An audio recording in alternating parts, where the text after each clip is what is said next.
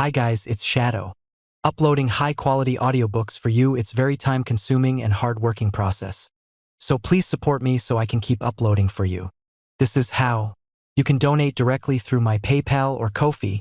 You will find links in the description. Or you can join our Telegram channel where you will find all paid audiobooks that we provide. Also, you can make requests and you will find proof of payments from our plus 200 paid members. If you can't support me financially, just like and subscribe our videos. Thank you guys, your support means a lot. And as always, enjoy Shadow. Chapter 801 Stuttering. How does that mean we can purify the murky crystal? Nothing so good, sadly. Chief Dakin regretfully shook his head. When we put the murky crystal close to the god crystal, the two began to react, but not in a good way.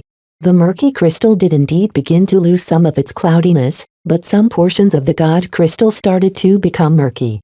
We had to separate the two crystals immediately before this reaction ruined our god crystal. In other words, it was like mixing hot water with cold water. If you mixed them together, what resulted was two portions of lukewarm water.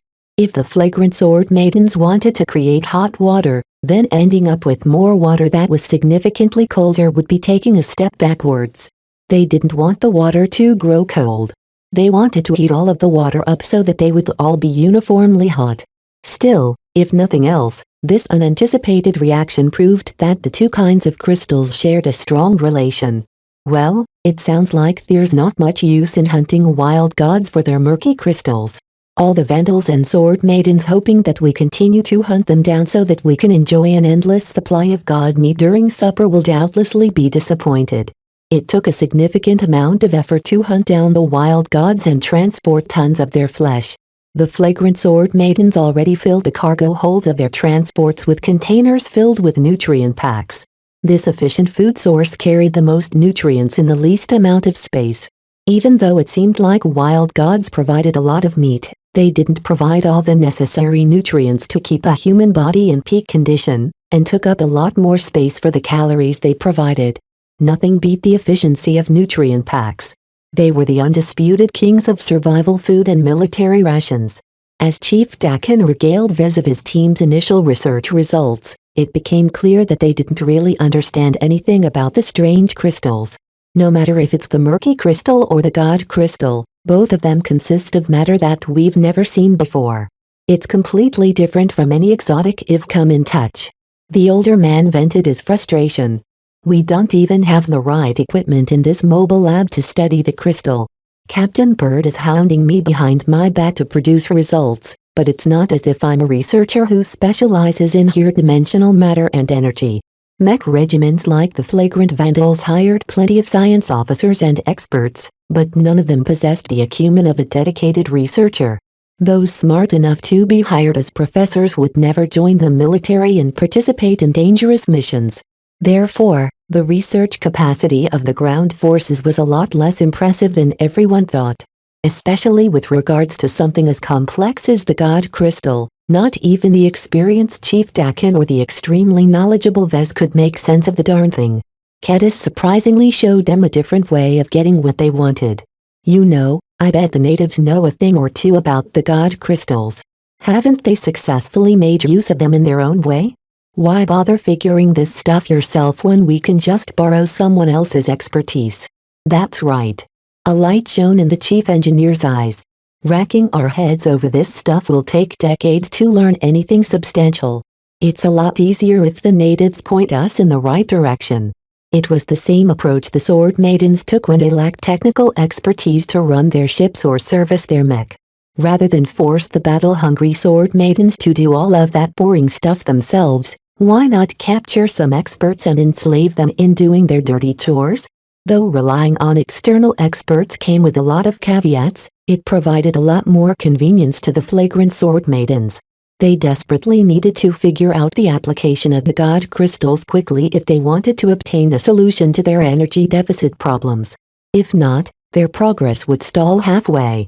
As they traveled closer and closer to the starlight megalodon, the space-time distortion in the skies above grew stronger, eventually cutting the ground forces off from their vital supply line to the fleet in orbit. By then, if they hadn't come up with a solution, The flagrant sword maidens would have to rely on their meager generators to replenish their energy cells, all of which would only provide them with enough energy to progress just 10 kilometers a day or something. We should bring up this course of action to Captain Bird and Commander Lydia if they haven't already thought of it. Vez suggested. According to our route, our next stop is to brush past the ancient city of Samar. Good idea. We've already used up our goodwill with Mulek. As long as we impress the natives at Samar, we'll be able to rip them off the same way. One of the pieces of lore the flagrant sword maidens obtained from Mulek was a very badly drawn map of the nearby Iranian cities. The map showed obvious disparities with the footage captured from orbit, but at least it let the ground forces identify the cities in the vicinity. The ancient city of Samar sat in the middle of a much more fertile region. Larger and more prosperous than Mulek, the city also used to function as a center of industry. Though the natives of Mulek believe that none of the old factories and machines worked anymore, the flagrant sword maidens didn't entirely believe that claim. Perhaps the technological decline had struck Mulek the most because it was only meant to serve as a resource extraction hub. If any city understood the importance of technology, then Samar should definitely be one of the enlightened places on the planet. On the other hand, if the level of technology at Samar resembled the general ignorance of Mulek, then this phenomenon could no longer be explained by natural means. Such a large-scale decline and stagnation simply didn't fit with the human drive for progress.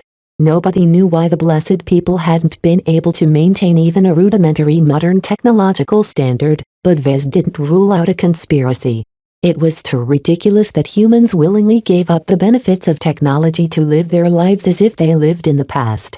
Vez and Kedis left the mobile lab and returned to a heavy transport that had been fashioned into an extremely cramped mech workshop. While none of the mech technicians found it easy to service a mech on a moving platform, they had no other choice.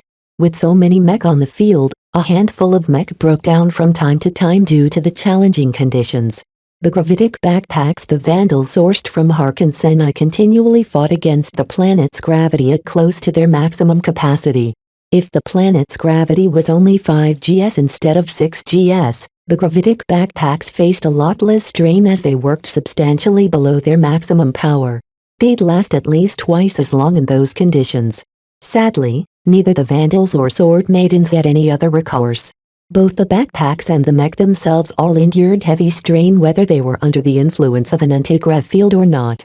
Even at rest, the heavy gravity continued to pull at the more vulnerable components. Even their transports and some of the goods they carried within suffered from the adverse effects of heavy gravity. Though Chief Dakin did his best to make the heavy transports as rugged as possible, nothing could prevent them from suffering minor breakdowns that nonetheless forced the transport to halt in order to fix the issue. If this is what all machines have to go through, no wonder the natives abandoned technology. Kedis complained as their supply caravan forcefully halted yet again. Captain Bird didn't dare to leave a broken transport behind. The amount of breakdowns that is happening ever since we landed on this planet is far too much. How can anyone tolerate these conditions? Due to the overly frequent breakdowns, Chief Dakin diverted some of his valuable time by trying to figure out the root of the problems. He found out that most of the breakdowns involved moving parts. During an emergency meeting with Captain Bird and a number of engineers and experts, the chief engineer announced the cause of the problem. The root issue of our mechanical problems is the space-time distortion that we're subjected to. He stated with certainty. The astral winds that are blowing above our heads aren't entirely uniform. It's just like wind in that way. It curls, it weakens, it strengthens, it curls up on itself and more. This turbulence in turn affects the space-time distortion on the surface of 7. How bad is the effects of this turbulence? Vez asked, already frowning because mech involved a significant amount of moving parts. Though the tolerance of most of their landbound mech should be quite good, a large deviation might cause a mech to destroy its own leg during a routine march. Chief Dakin didn't have good news for the people present in the meeting. At the micro level, time might speed up or slow down by a couple of milliseconds. Space might stretch or shrink by a couple of millimeters. If it happens once in a while, then our machines can still handle the deviations. However, once the astral winds above our heads become exceptionally turbulent or violent, the chance of breakdowns increases by as much as 5,000%. Such a humongous increase basically meant that it was assured that one of their mech or transports would suffer a malfunction at least once every standard day. Fixing these issues slowed down their forward progress and consumed their supplies dedicated for repairs. For all of their sakes, they better find a solution quickly or be driven mad by an increasing number of breakdowns. After all, once something broke down, it never regained its peak condition. Each time something broke, it became that much easier to suffer the same malfunction in the future. This was also one of the reasons why mech generally never lasted more than 5 years of intensive combat, or 10 years of moderate use. They suffered so much battle damage and underwent so many field repairs and sloppy fixes that their battle efficiency eventually dropped by more than half. At that point, it was better to sell the mech and use the gains to help purchase a new one. As for the old mech, refurbishers and repair shops usually subjected them to an extensive overhaul before selling them on as second-hand mech. However, even a relatively complete overhaul never really renewed the life expectancy of a second-hand mech. This was why many people in the industry looked down on the practice of selling second-hand mech. As weapons of war, mech pilots needed to rely on their mech through thick and thin. Vez witnessed plenty of second-hand mech giving up the ghost too soon, particularly with the old Walters whalers. Some of their ramshackle mech deactivated in the middle of the battlefield after suffering moderate damage that they should have been able to endure. Right now, both the Vandals and the Sword Maidens worried about suffering from the same problem merely by moving around on the planet. This situation is unacceptable, Captain Bird stated with evident dissatisfaction on her face. Our current rate of attrition is far too high. By the time we reach the Starlight Megalodon, we might have already lost half our mech and transports due to farting winds. What are our solutions? Chief Dakin stepped up again. Mom, while we aren't able to shield our machines from the effects of turbulence, we can still mitigate the problem. We can keep the astral winds over our heads under observation. Whenever it becomes exceptionally violent, we can force our expedition to halt. As long as none of our mech and transports move, the turbulent space-time distortion won't be able to trip them up. How often do we have to halt if we do so? At least 10 hours for every standard day. We'll also have to pause for at least 20 times a day, Mom. That's too much. Chapter 802 True Savages. The flagrant Sword Maidens unwillingly adjusted to an irregular schedule. Due to the frequent turbulence in the astral winds, the ground forces risked accelerating the wear and tear of all of their machines. Vez suspected this ever since he heard about the effects of turbulence. After the meeting, he raced straight to one of the mobile workshops and inspected the damage every mech had incurred every time they set foot. Damn it. His fears came true. Even if the machines didn't immediately break down, the minor faults that resulted from the additional strain eventually built up to a future catastrophe. For better or worse, if the flagrant Sword Maidens didn't wish to reach the Starlight Megalodon with hardly any intact mech or transport, then they needed to stop and hunker down each time the here-dimensional particles started to burp. The irregular breaks only lasted 5 to 15 minutes, but they seriously started to grate on the men. Everyone's moods declined because nobody could predict when they had to stop. By the expedition stopped to let the mech pilots sleep, they all dropped dead in their temporary bunks due to the restlessness in their minds. Worse yet, even if the ground forces halted entirely, the turbulent space-time distortion still left their mark on the machines. Though the effect was much less severe than if they kept moving, it still accelerated the overall wear and tear of their machines. By now, the theory that Kedis casually spouted to Vez somehow spread to all the Vandals and Sword Maidens. With such awful environmental conditions, it was no wonder the natives gave up on technology. At the very least, it became unfeasible to operate mech for any significant stretch of time. Vez made some calculations and predicted that even if a mech stood still all the time, it would still become inoperable after a span of a decade. Even if it did nothing at all, the mere fact that it had come under the influence of thousands of minute variations in the space-time distortion already simulated the effects of moderate wear and tear. Frustration mounted with the people in charge of keeping the expedition moving. Now that they realized the full extent of the destructive effects of the turbulence, they all cursed it as the astral winds. Why couldn't the wind blow in an even pattern like the wind blown from a simple fan? Even Vez started to buy into the idea that the natives adjusted to a life without any advanced technology because every machine they made would break down eventually. The only way for anyone to block the destructive effects of turbulence was if they brought a dimensional smoother like the ones used in the Glowing Planet campaign. However, even those amazing devices wouldn't be able to withstand the power of the astral winds. Activating a dimensional smoother would turn their local area into a space-time aberration that directly fought against the might of the astral winds directly in front of it. Like a boat in a storm, the area under the influence of the dimensional smoother would directly capsize. Various science officers, engineers and other experts proposed various solutions, but if the descendants of the crew of the CFA couldn't figure anything out, then who could? Everyone started to become resigned to the idea of operating under a state of frequent breakdowns and accelerated wear and tear. Perhaps the ancient city of Samar may have developed a solution of the problem, but from all accounts it didn't appear too likely at this moment. Maybe we should start taming wild gods, Kedis suggested to Vez. Though she often spouted fanciful ideas, under these dire circumstances her suggestion made a lot more sense than usual. Hear me out. Everything mechanical is in trouble, right? I don't see the native wildlife suffering from the same problems. So why not go ahead and try and tame them? They're so big and heavy that they can probably carry a couple of containers on their backs. Vez smiled sardonically at her. I hate to rain on your parade, Kedis, but we'd have to tame 100 wild gods or more to carry the same amount of supplies we are bringing with us right now. If we have that much wild gods, what do we need mech for? They're slow and they don't have any ranged attacks. Then we'll just mount our guns on their backs.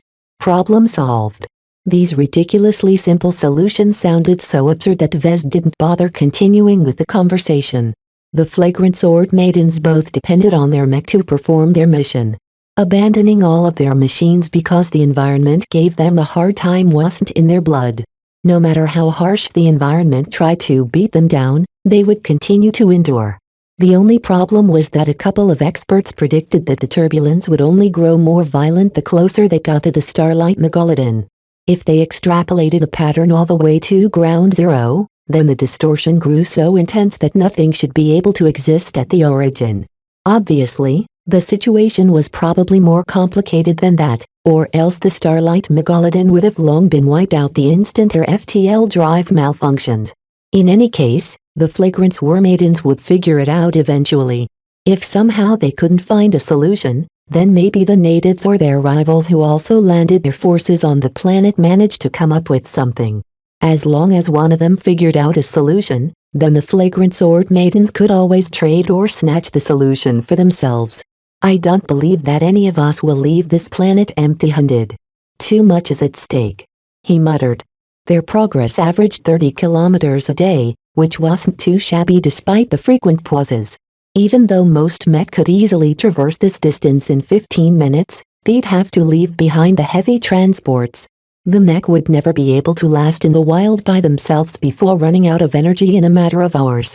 Still, even if the planners expected the expedition to move at such an agonizingly slow pace didn't mean that the men and women enjoyed it.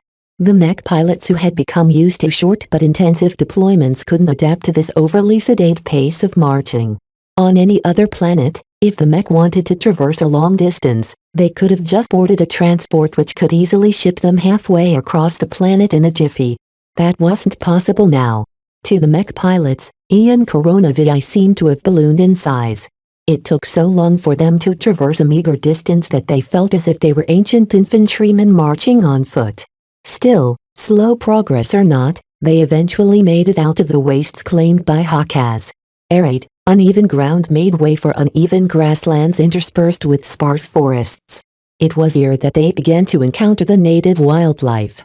Large packs of predators stalked the vast herds of herbivores. Due to the high nutritional level of the grass and plants, the land sustained a lot of animals. For some reason, the dumb beasts didn't behave too vigilantly in front of the walking train of mech and transports. The mech had to scare the witless creatures off before they blocked the path of their transports. The flagrant sword maidens even spotted their second wild god. This one consisted of a different subrace. Older by the last one by at least 2 centuries, this larger beast looked a lot more formidable.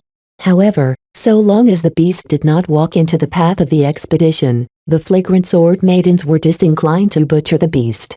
It was at this time one of the scouts encountered the first tribe of wildlings.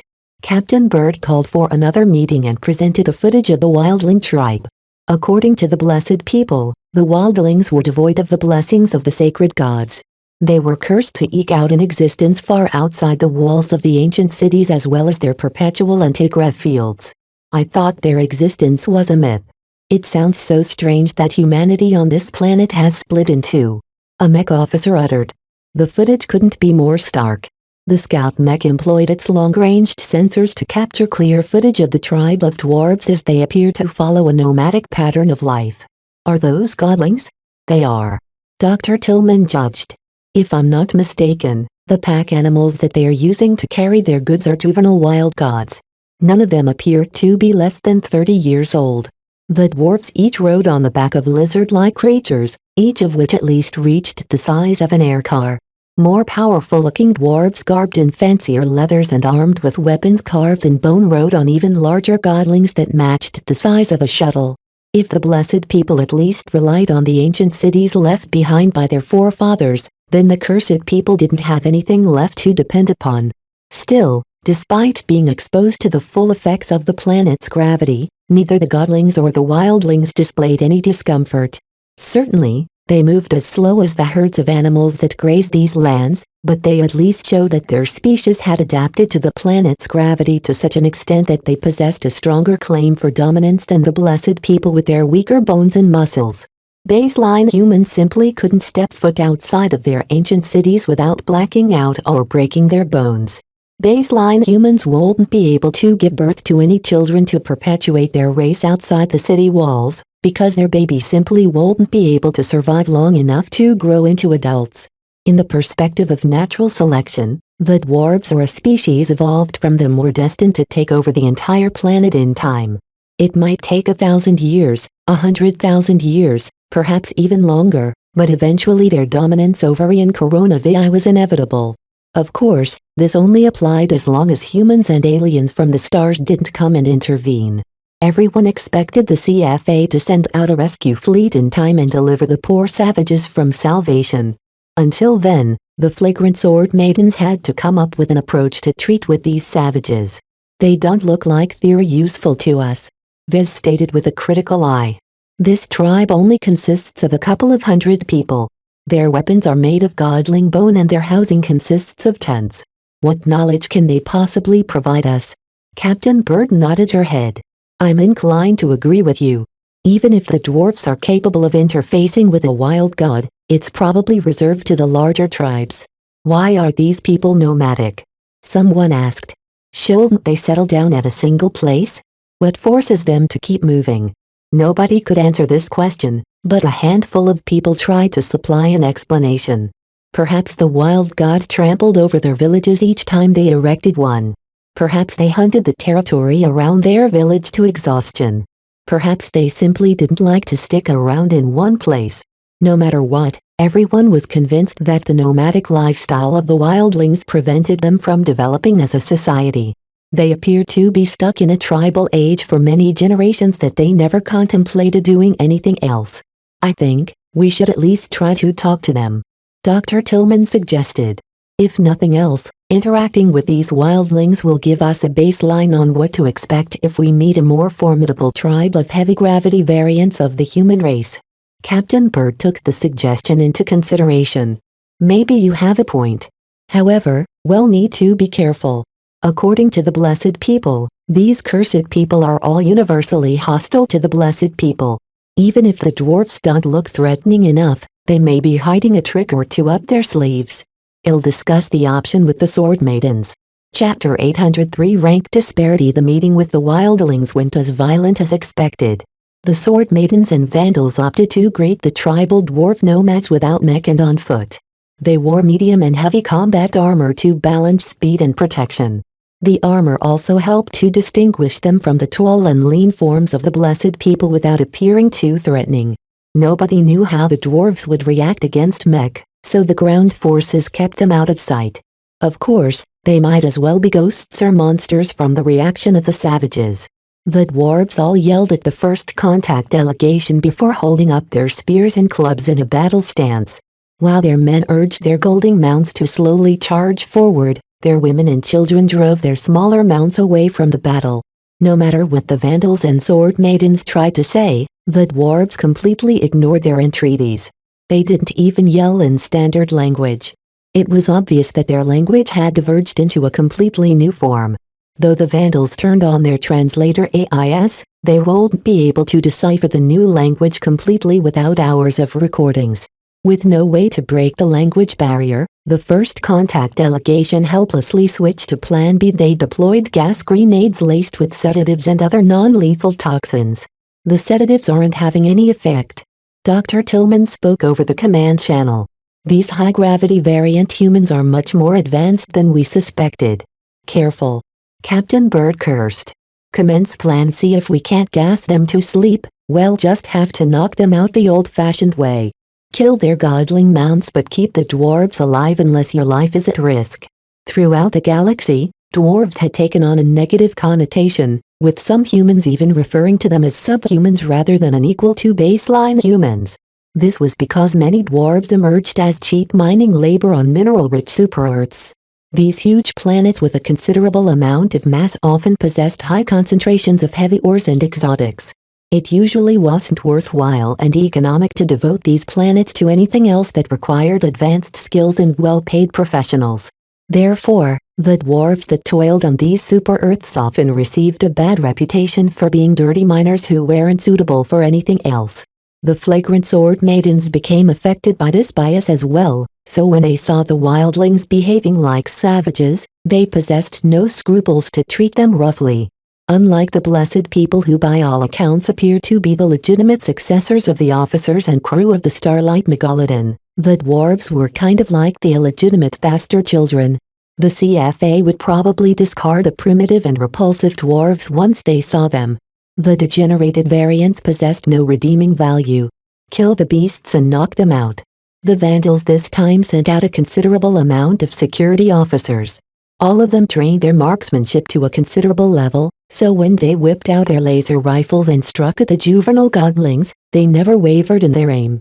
A flurry of laser beams struck the heads and other vulnerable parts of the lizard-like beasts the dwarves used as their mounts and pack animals. Due to their heavy gravity adaptation, they moved as fast as a human walking forward in a sedate pace under a normal pace. If a trained security officer missed their mark under these circumstances, they should be ashamed of themselves. Their laser rifles heated up relatively quickly, but the straight beams made aiming them very simple. The charging godlings might as well be stationary targets due to how slow they actually trod forward. For all the damage these potentially future wild gods received, the creatures proved to be surprisingly resilient against infantry-grade laser weapons. Their thick mass and resilient scales made it a bit more challenging to get past their protective layer. No matter. The Vandals enjoyed all the time in the world. Maintain distance. Each time the godling mounts plodded forward, the Vandals took a couple of steps backwards. Under the influence of their gravitic backpacks, they move as easily as if they walked on a normal planet. They could even sprint and run if they had to with the help of their servos incorporated their combat armor. Some of the savage dwarf warriors let out a frustrated cry as their trusty steeds succumbed to the lethal lasers. With smoking holes burned through their skulls, the creatures stood no chance at all. As the dwarf warriors brandished their bone weapons and attempted to close the distance on their thick, stubby legs, it became obvious why they spent so much effort on taming a godling herd. They're so slow. As melee warriors, the sword maidens went into action at this time. Their Integrav-enhanced combat armor sprung into action, closing the distance with rapid speed. Though they unsheathed their great swords, they refrained from using their edges to slice the dwarves. Instead, the sword maidens smacked the savage dwarves with the flat end of the blade. The clumsy dwarves, used to pounding at each other by raiding their weapons and chopping them down with considerable force with the help of gravity, simply couldn't cope with the nimble movements of the sword maidens. The two forces played by different rules, and the sword maidens that possessed an absolute advantage in speed never got hit. In fact, One of the more adventurous sword maidens even decided to stand still and let a dwarf smack her armor with a club. Though the force exerted by the dwarf was strong enough to cause it to dent, that was the entire extent of the damage. Unless the dwarves managed to trip a sword maiden up and gang up on her, they had no chance at all at felling the women. The dwarves possessed thick muscles and a very resilient head for their size. Their intelligence may have taken a slide backwards, but their physical strength and endurance more than made up for it. The sword maidens took a lot longer than they thought to knock the dwarf warriors senseless. "All right, that's enough." Captain Bird spoke over the comm. "Restrain 5 of them and take them away. Oh, and secure a godling beast mount as well." A while later, Viz, Captain Bird, Chief Dakin and a couple of other experts entered the biolab. The exobiologists descended upon the dwarves with considerable interest. They scanned and studied the unconscious dwarves, even cutting in a couple of them to study them down to the core. "What are the results of your investigation, Doc?" Dr. Tillman achieved greater prominence ever since they made landfall. Since so many strange forms of life dominated this planet, it became essential to understand their traits. The wildling tribe they encountered might not amount to anything, but the blessed people obviously dreaded them. Before the flagrant sword maidens encountered the larger tribes that managed to tame an adult wild god, it became important for them to figure out the origin of the dwarves. "Our studies have been fruitful," the doctor began. "The results are surprising. First, they are definitely descended from the crew of the CFA. However, before I go in on their attributes, I would first like to state that we've discovered an important difference when we compare the genes of the blessed people with the genes of the cursed people." "Oh." Captain Bird raised one of her eyebrows. "Do tell." It's common knowledge that the Common Fleet Alliance provides standardized gene treatments to their own people. These gene treatments generally don't blend in alien genes, but are mostly meant to optimize the genes of baseline humans so that they are able to achieve their peak potential. Even then, there are different degrees of gene treatments, with the more advanced ones requiring more expensive reagents over multiple treatments. Chief Dakin nodded. A lowly ship rating only qualifies for a basic gene treatment, while the officers enjoy increasingly generous ones. By the time a CFA officer is promoted to captain, they've practically become superhuman in almost every aspect. The MTA maintained their own regime of gene treatments. Though the Big Two discouraged unscrupulous genetic modification, they weren't above using it to their own advantage. The biggest difference with other organizations was that they stressed human purity. Every gene treatment had to transform its recipient into a more perfect human. After the horrors that happened at the Age of Conquest, the Big Two were determined not to repeat the mistakes of the past. The CFA in particular also wanted to disassociate themselves from the insane admirals who unscrupulously abused their power and engaged in genocide on a whim. Each genetic treatment leaves behind the characteristic marking that is inheritable by their offspring. Dr. Tillman continued. While we don't have the latest versions of these markers in our local database, we do have a fairly complete library of markers that used to be common 300 years ago. When we matched the genes of the blessed and cursed people with the markers, we've identified a clear class difference. Viz smelled where this was going. Let me guess. The blessed people are the descendants of the officers and experts of the Starlight Megalodon, while the cursed people are the descendants of the riffraff. That is so. Dr. Tillman glowered a bit at Viz for ruining her big reveal. Served her right for building up too much to this revelation. The genes of the wildlings have experienced much more radical changes compared to the genes of the blessed people. The exobiologists and geneticists have been much less restrained when it comes to the dwarves. Nobody quite knew what to make of this revelation. Had the relations between the ranks broken down for some reason? Why turn the offspring of the enlisted personnel into squat, dumb and ugly dwarves? Why maintain the blessed people in their weak, mostly baseline human form? The exobiologists in the employ of the Vandals touched upon the history of what had happened after the Starlight Megalodon crash landed on 7. Perhaps a desperate struggle for survival and continuity broke out at some point between the leaders and their subordinates. It was difficult to imagine what had happened thousands of years ago under the influence of the space-time distortion of the astral winds. The accelerated time on the surface of the planet only allowed the flagrant sword maidens to touch upon the consequences of the events that happened in the past. What about the dwarves themselves? Captain Bird asked. You mentioned during first contact that the dwarves aren't regular examples of a high-gravity variant. Dr. Tillman glanced at the dwarves beyond the observation window. A handful of exobiologists buzzed over an unconscious dwarf. Much like there is diversity among mech, there is diversity among gene templates, Mom. Even though the dwarves throughout the galaxy are mostly derived from a single dominant high-gravity variant, there are in fact more comprehensive ones that touch upon certain taboos. Unfortunately, the wildlings are the product of an illegal template, the so-called dark dwarf template. Nobody recognized the significance of that term. Is that why their skin is uniformly darker? The dwarves all possessed skin and hair as black as gorillas. It's more than that. The dark dwarf template takes the idea of dwarfs as low-class labor to its logical extreme. The genes of this variant of humans is even further strengthened at the cost of their longevity. While their maturity is slightly stretched, they will never grow old and feeble because their genes will shut their bodies down as soon as the first onset of old age arrives. This prevents their employers from having to provide for their retirement. The Vandals all began to look at the exobiologist in horror. That's barbaric. Dwarves are always treated badly, but at least they still share in the dignity of the human race. This change is literally geared towards treating them as slaves. Dr. Tillman sighed again. It's worse than that. The dark dwarf template deliberately affects their brain chemistry and development. Their intelligence is permanently underdeveloped and stuck in a juvenile and impressionable stage. They simply aren't able to learn any advanced knowledge, so it's impossible for them to become managers, scientists, lawyers and the like. The best they can achieve with their underdeveloped brains is to become foremen of the mining operations their slave species are designed to work for the entirety of their lives. Vez picked out an important detail in her speech. You say ordinarily. I take it the wildlings we kidnapped aren't the same? That's very astute of you, Mr. Alarkinson. In truth, the exobiologists have modified the dark dwarf template by adding alien genes. To be more precise, they've added the genes of God's species into their DNA. God's species genes. Everyone looked stunned at that revelation. Even Vez hadn't anticipated such a crazy thing.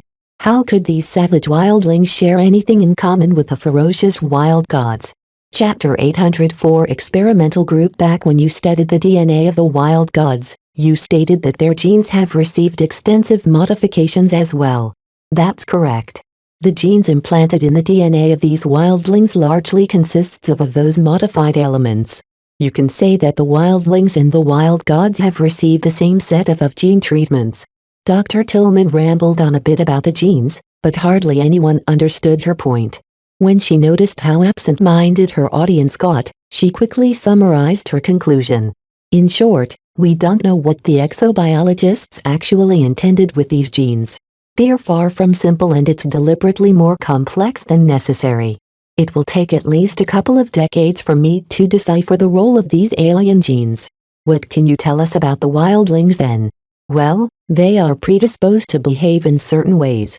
While their brain structure has been altered, mostly to cope with the heavy gravity, what we did find out is that their intelligence hasn't actually been curtailed. Instead, certain instincts are strengthened while other behavior is suppressed. I won't be surprised if these wildlings are completely incapable of developing their civilization like normal humans. Forget about developing to the point where they can launch satellites into orbit. They aren't even capable of constructing anything more complicated than a house. Do the blessed people suffer from the same kind of brain altering? Surprisingly, no. The exobiologist shook her head. While their genes have undergone some tailoring as well, they still remain better versions of baseline humans. The few modifications that are different from the officer-grade gene treatments all pertain to adaptation to this planet. For example, their strengthened hearts and bloodstream ensures that they won't black out as fast when subjected to heavy gravity. This kind of looks like a mad scientist's experiment to me, Vez stated as he narrowed his eyes a bit. For some reason, he started to think of the weird organisms on the planet as a massive testing ground. If the goal of some or all of the exobiologists and geneticists is to develop a strain of humanity that can best survive the harsh conditions of this planet, then they might have pursued an extreme solution with the wildlings, but left the blessed people in the cities as a control group. In the perspective of exobiologists, the blessed people with their frail baseline human constitutions simply won't be able to last on the planet. Though they somehow manage to perpetuate their existence by developing a means to generate antigrav fields without technology, these stagnant people have never expanded beyond the remnant cities laid down by their forefathers.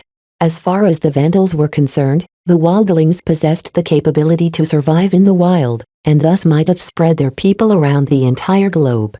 Over time, their numbers would unceasingly rise, and despite their curtailed intelligence would probably become more cunning and inventive over time, though that might take millions of years to effect. There is one other detail about the wildlings that you should know.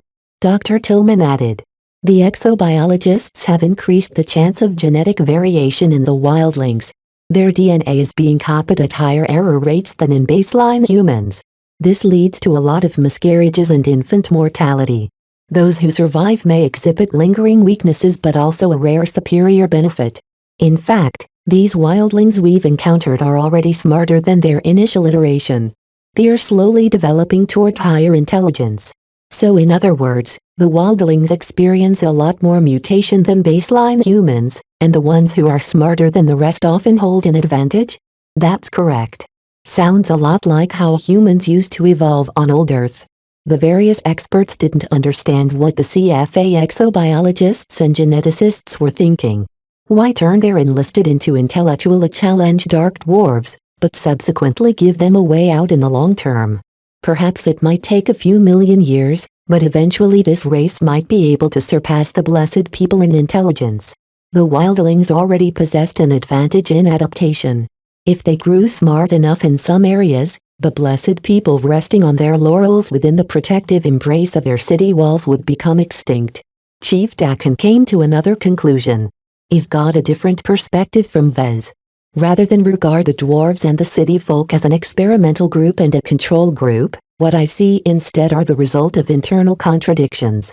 What if the survivors split up for some reason? What if they got into an argument, and the enlisted personnel lost? I doubt they want to turn themselves into these dark dwarves. What about the propensity for mutation? Maybe there is a dissident in the team of geneticists and exobiologists. One of them didn't agree to the plan to turn all the enlisted personnel into a slave species, so he or she put in a sneaky long-term bomb into the genetic code. Doctor, how obvious is this change? It's not very obvious at the start. Dr. Tillman replied. There isn't a single geneticist or exobiologist who can read an entire genetic code. So even if one of their members attempts to pervert a section of genes, the malfeasance won't necessarily be noticed. We've only been able to detect the change in genetic variation because hundreds of generations have already produced a diverse variety of minor mutations. This didn't necessarily confirm Chief Dakin's theory, but it did make it a bit more likely to be true. Whatever the case, the entire gene structure of the wildlings was so complex and incorporated so many modifications that perhaps no one really knew what came out of it. Even though they looked like dark dwarves, they possessed a considerable amount of depth. The Vandals only came across the tip of the iceberg. What truly happened with these wildlings required much more extensive studies. The exobiologists already had their hands full with studying the wild gods. Adding wildlings to their plate only burdened them further. For now, the wildlings don't appear to be threatening to us. Captain Bird stated at the end. Dr. Tillman, continue to prioritize the study into the god species. The wild gods and the sacred gods are the only entities we've encountered so far that can threaten our mech. Understood, Mom? Compared to studying variant humans, the study of the exobeasts interested the exobiologists a lot more. Nobody expressed much interest in figuring out the truth behind the degenerated dwarves. The ground expedition proceeded onwards to the ancient city of Samar. The flagrant sword maidens passed the wildling tribe they decimated and continued to traverse the increasingly more fertile plains. Even greater herds of animals sometimes blocked their way. And where herds of animals existed, so did their predators. The flagrant sword maidens encountered several scattered tribes of wildlings and even a wild god or two. The wildling tribes all went mad and attempted to run when they sighted the flood of mech and legged transports. The slow stampede amused some of the vandal and sword maiden mech pilots, so sometimes they deliberate strolled over to elicit panic in the dwarves. Vez shook his head at this banal behavior. The stress and the unfamiliar environment led to a lot of unruliness. The professionalism ingrained within the bones of the servicemen had already started to erode. Even the disciplined sword maidens started to become more impulse. The savages didn't understand what the mech represented. The metallic giants moved faster and much more fluid than any of the native wildlife. It didn't help that the stature of the mech resembled the stature of the blessed people. When confronted by the mech, due to the acquired hostility against the blessed people, some wildlings berserk and charge at the tall machines. Some mech pilots let the silly dwarves approach their feet, giving every mech pilot witnessing the futile charge a good laugh. The dumb dwarves hit the exterior of the mech with their thick bone clubs or sharpened bone axes, only to leave no mark at all. As for their godling mounts, their claws and teeth couldn't even scratch the coating of the mech.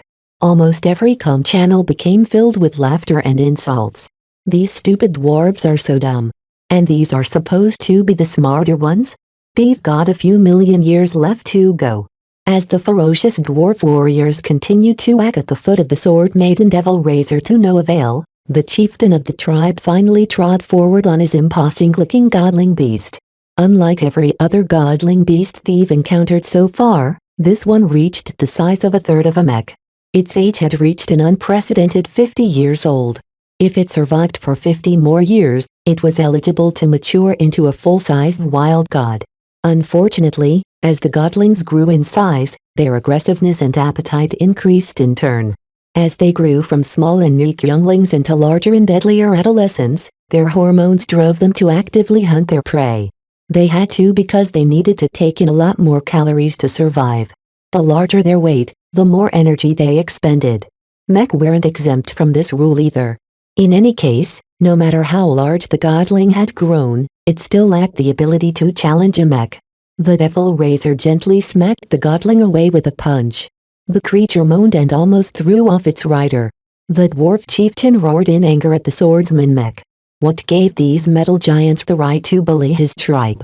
Of course, the mech pilots continued to laugh and jeer at the impotent dwarves. Look at that big fellow roar.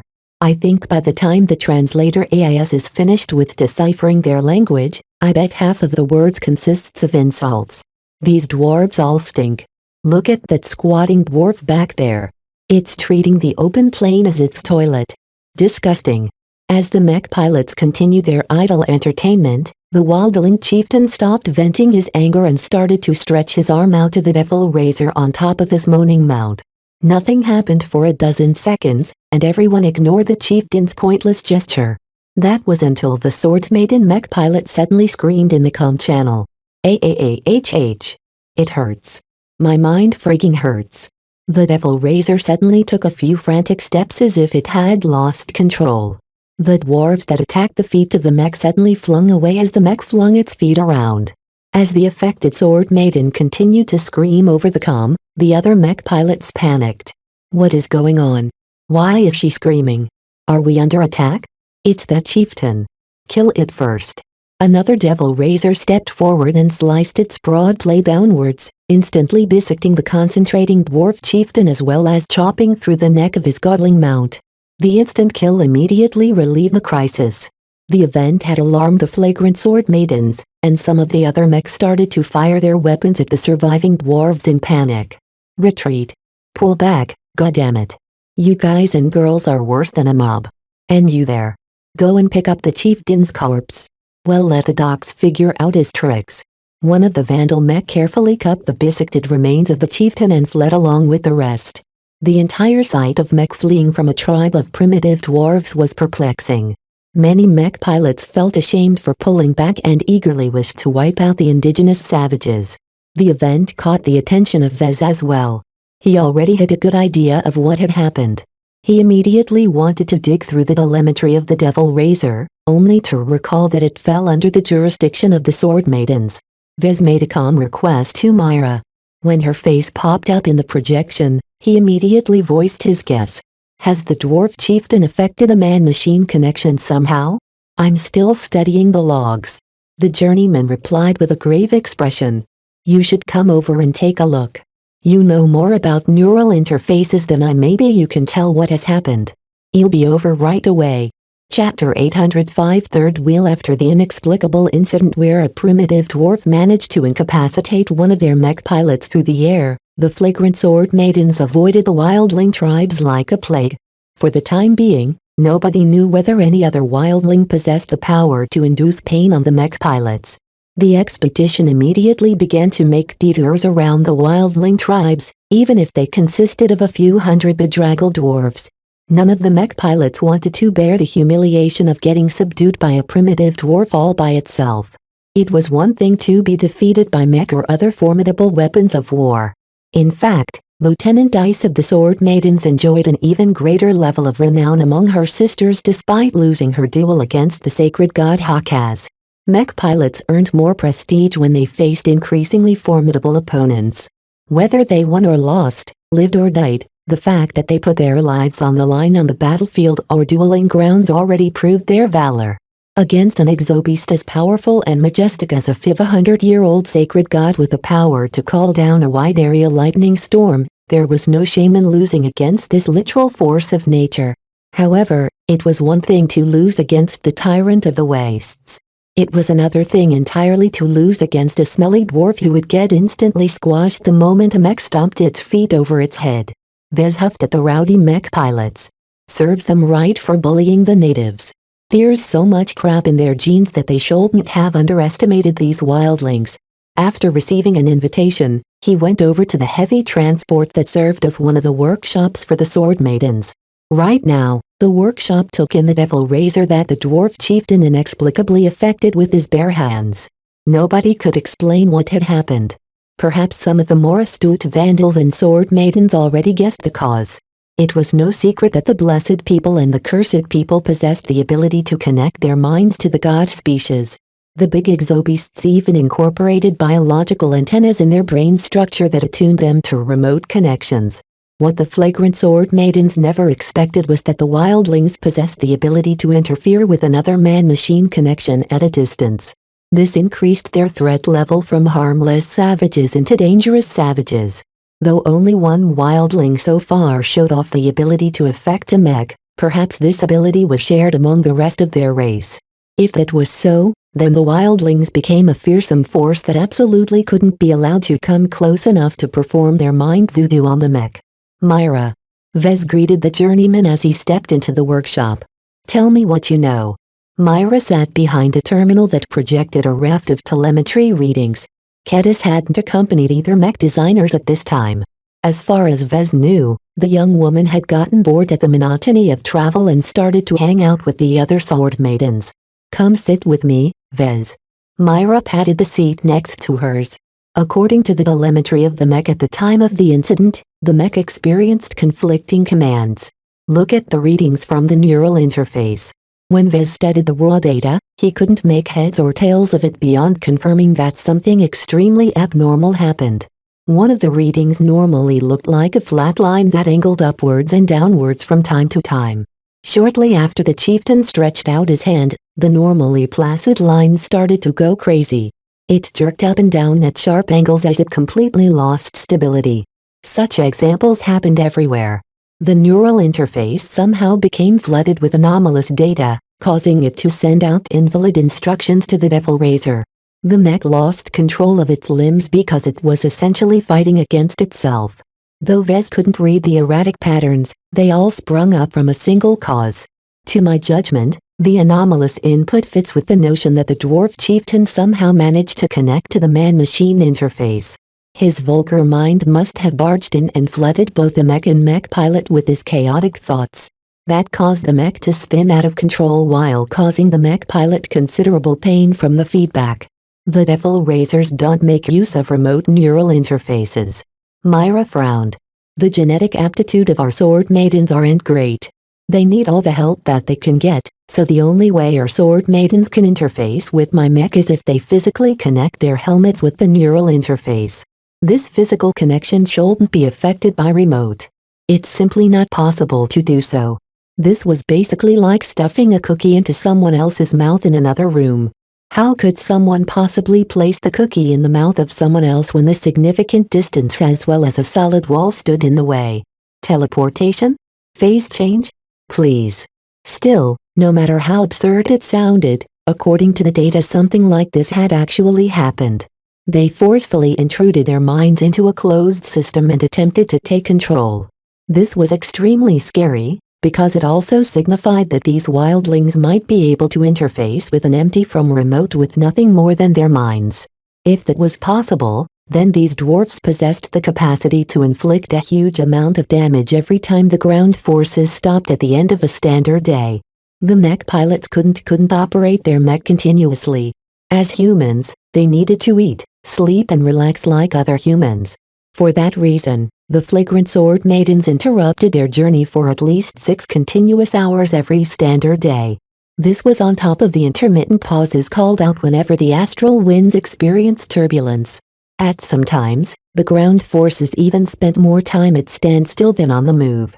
The astral winds were fickle and capricious in their patterns. Vez spent several hours in trying to make sense of the data. He consulted with some of the Vandal doctors, but he hadn't managed to find out much.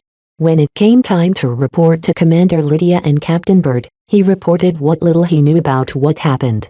I'm not sure how, but the dwarf chieftain managed to intrude on the man-machine connection facilitated by a closed neural interface loop that can only be accessed through physical touch. I can't explain how the dwarf managed to do so, but I can tell what effect this has accomplished. Simply put, it turned a two-way exchange of data into a three-way exchange. However, the neural interface isn't designed to accommodate a third wheel. Right now, the Sword Maiden mech pilot was still trying to recover in the infirmary. Her brain swelled up from the sudden impact of junk data flooding her mind. She hadn't been able to process the input at all. Vez and some people surmised that the junk data actually consisted of the thoughts of the dwarf chieftain, but in an incompatible form. It was like the mech pilots communicated with their mech and vice versa in language A. Suddenly a dwarf chieftain ran up to the pair and crashed into their conversation by speaking language B. Do you believe this is the dwarf chieftain's method of interfacing with a wild god at work? Commander Lydia asked. A lot of evidence so far suggests that's the case, Commander. Vez replied. In fact, he pretty much bought into this theory, but he still needed to be careful with his assumptions. The anomalous input or neural interface has captured presumably comes from the dwarf chieftain. The data we've received is completely incompatible with the neural interfaces of our mech. The neural interface won't be able to translate this data into concrete instructions for the mech. They won't be able to hijack our mech anytime soon.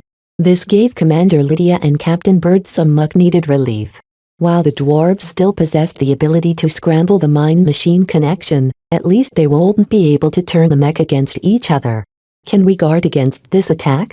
Captain Bird asked. She was much more interested in a solution. It's possible that we will meet more formidable tribes along our route. According to the Blessed People, the wildling tribes become more formidable in lusher areas, and they become increasingly more formidable the closer we get to the Starlight Megalodon. We can't afford to put our melee mech out of action each time we clash against these wildling tribes. Commander Lydia looked at Vez with imploring eyes. She echoed Captain Bird's concerns. The Sword Maidens truly favored melee mech over ranged mech, so they became the most affected by this phenomenon. Vez had to be careful about his answer. There's no other way to shield against a third influence than to modify the neural interfaces of our mech. While I have some ideas on how to block this third influence from intruding in an existing man-machine connection, each change involves the neural interface in some way. With my shallow expertise, any change is exceedingly dangerous. Any mistake I make might result in an improper connection which might quickly lead to permanent brain damage. This was no joke. Even his previous attempt at tampering the neural interfaces of Venerable Zei's mech wasn't as dangerous as this. No matter how Vez managed to block out a third influence, he couldn't go around modifying the neural interface system itself. Both leaders frowned. Captain Bird looked at Commander Lydia before turning to Myra, who was sitting quietly beside Vez. Miss Myra, do you concur with Vez? I'm not an expert at all in neural interfaces. Myra calmly replied. Vez isn't either. The difference between us is that he received an initiation in this field through unconventional means. He is more knowledgeable than I in this area, but that hardly amounts to anything.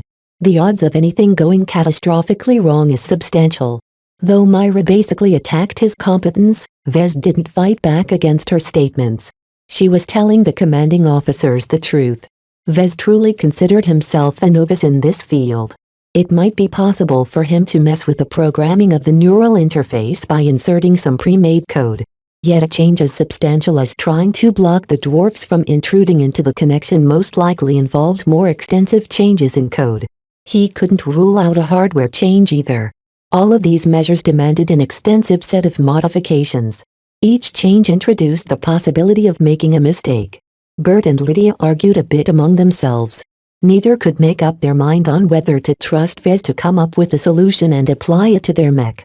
It was way too risky to subject the neural interfaces of their mech to the inexpert hands of Vez, but the alternative was to keep this vulnerability out in the open for any wildling chieftain to exploit. Eventually, they decided to tiptoe their way into the water instead of diving in straight away. Go research the matter. Captain Bird finally ordered. When you've developed a solution, well, test it out with 1 or 2 mech. As long as there are no adverse effects, well, slowly expand the changes among our melee mech. In any case, their ranged mech should never come close enough to the dwarfs for them to work their mind magic on them. Only the melee mech needed to get close in order to hack them with their swords and spears. Understood. I'll try and come up with a solution. However, it will take some time before I manage to do so. Take your time, Mr. Larkinson, but be sure it is safe. Our mech pilots many need to put their lives on the line. Vez gulped. I'll never let them down, Mom. Chapter 806 Research Proposal. The new assignment Vez received from the commanding officers burdened him immensely. Not only did he have to supervise the periodic breakdowns because the fickle astral winds decided to have a hissy fit, but he also had to touch upon a taboo. Kedis didn't quite understand his dilemma. What's the big deal? I know that messing with neural interfaces is dangerous and all, but it's for a good cause, right? Besides, we're so far away from the big bad MTA that they won't mind a little thing like this. Why do you still care for their rules? This isn't as simple as it sounds. Vez grimaced at her as he sat behind a terminal in the mobile workshop. The projector currently displayed the design schematic of a standard neural interface. Anything we do here will go on record. Once the flagrant vandals eventually return to civilized space, they'll file the records over to the Mech Corps, which means the Bright Republic knows. And if the Bright Republic knows, the Mech Trade Association will surely find out soon after. Everyone believed the Big Two inserted their spies in every government and every major mercenary corps. The MTA in particular liked to take responsibility for maintaining internal order within human space. While the CFA generally took care of matters outside the borders, the MTA kept tabs on every organization that fielded mech. According to the rumors, only the first-rate superstates possessed enough might contend against these spies. Some even fantasized about a shadow war taking place between the Big Two and the first-rate superstates. Of course, out here on the galactic rim, none of the states that settled in this expanse possessed the power to resist such sophisticated infiltration. Not only the Big Two, but other powerful transgalactic organizations sometimes extended their tentacles towards the rim. Sadly, Kedis never witnessed the power of these mighty organizations in person. To her, the MTA and CFA had always been silent and distant. I still don't see the big deal. They never had to deal with these mind-controlling dwarves that can hijack the man-machine connection. Right now, if you don't do something about it, every native will be able to disable our mech once they find out what they can do. This was the scariest part about the natives. The genetic modifications applied to the cursed people had changed their brains beyond recognition, yet the blessed people weren't exempt from some of these changes either. Both the blessed and the cursed people possessed the ability to interface their minds with the god species.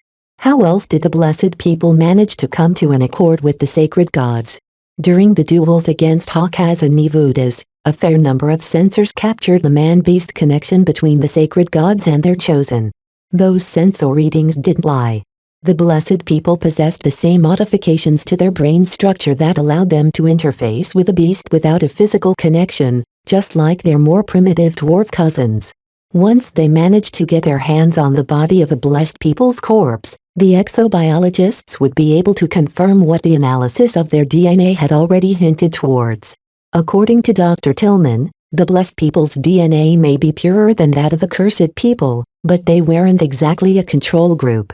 They were actually a second experimental group, one that tested their adaptability to the planet with less extreme modifications.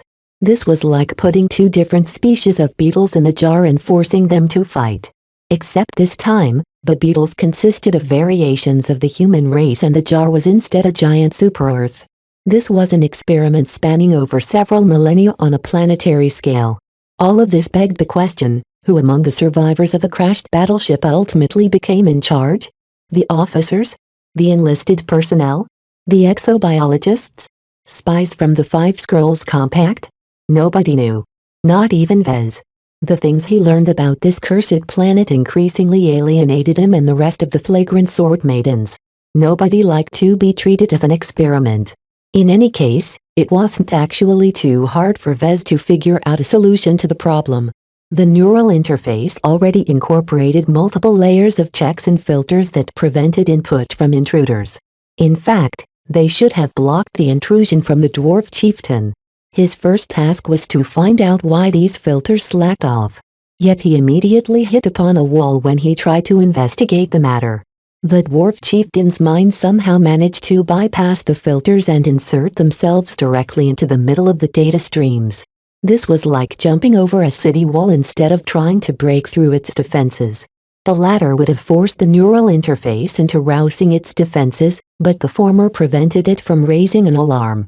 The more Vez investigated the methods of the dwarf chieftain's intrusion, the more he became scared of what he saw. "What's wrong, Vez?" Kedis asked. While she didn't possess a clue about neural interfaces, she was still useful in studying the effects of the loss of control of the mech. "Whoever engineered these wildlings is a genius," he whispered with a tone that carried both dread and awe. "Crazy, but genius. If every wildling potentate is capable of interfacing with the mech or beast in this manner, then that makes them natural-born mech pilots. Don't you see?" "What?" "But they're stupid savages. That's not the point. Whoever managed to engineer these dwarves can just as well apply the same modifications to other strains of humanity. In fact, I think the blessed people may be the second iteration of an experiment to design the perfect mech pilot. If I'm reading this right, then this dwarf chieftain's mental prowess is a match to a mech pilot with an A-grade genetic aptitude." "That's impossible," Kedis burst out. "Those smelly stinking dwarves are supposed to be a slave species, right? How can they be better mech pilots than us?" Although Vez only possessed a single example, when he extrapolated it to the rest of the population of dwarves, the numbers threatened to boggle his mind. How many supremalitalent potentates had been born among the dwarves? What the flagrant sword maidens had bumped into earlier only consisted of a small tribe of a couple of hundred dwarves. What of more powerful tribes? What of the tribes that managed to domesticate a wild god? Perhaps thousands of dwarf potentates with an A-grade genetic aptitude roamed the surface of Ian Coronavi right now. This is only the dwarves. I bet the blessed people have the same talented potentates as well. This entire planet is an elite mech breeding ground. Kedis still had trouble following his train of thought. That doesn't make any sense. These natives are descended from people who used to serve the CFA. What does a bunch of hardcore spaceborne ship lover have to do with mech? Anything mechanical doesn't work on this planet barring special circumstances. Didn't you propose that theory in the first place? Vez pointed out. It may be that they engineered their offspring and the wild gods as replacements for mech pilots and mech. For what reason, I don't know, but the ones responsible are definitely pursuing an overarching vision. As a mech designer, Vez was keenly sensitive towards actions that pursuing a specific vision. Many professions used the methodology that Vez adopted in his design process, because it applied to any instance of creation. To create something, you either let your whims take control, or you set a firm goalpost in the distance and try to reach it. Right now, Vez sensed that the exobiologists and geneticists who messed with the genes of every living organism on this planet pursued a specific goal. They hadn't been messing about at random. I still think we should try and tame our own wild gods. Kedis humphed. Since it's such a big deal, why not try it ourselves?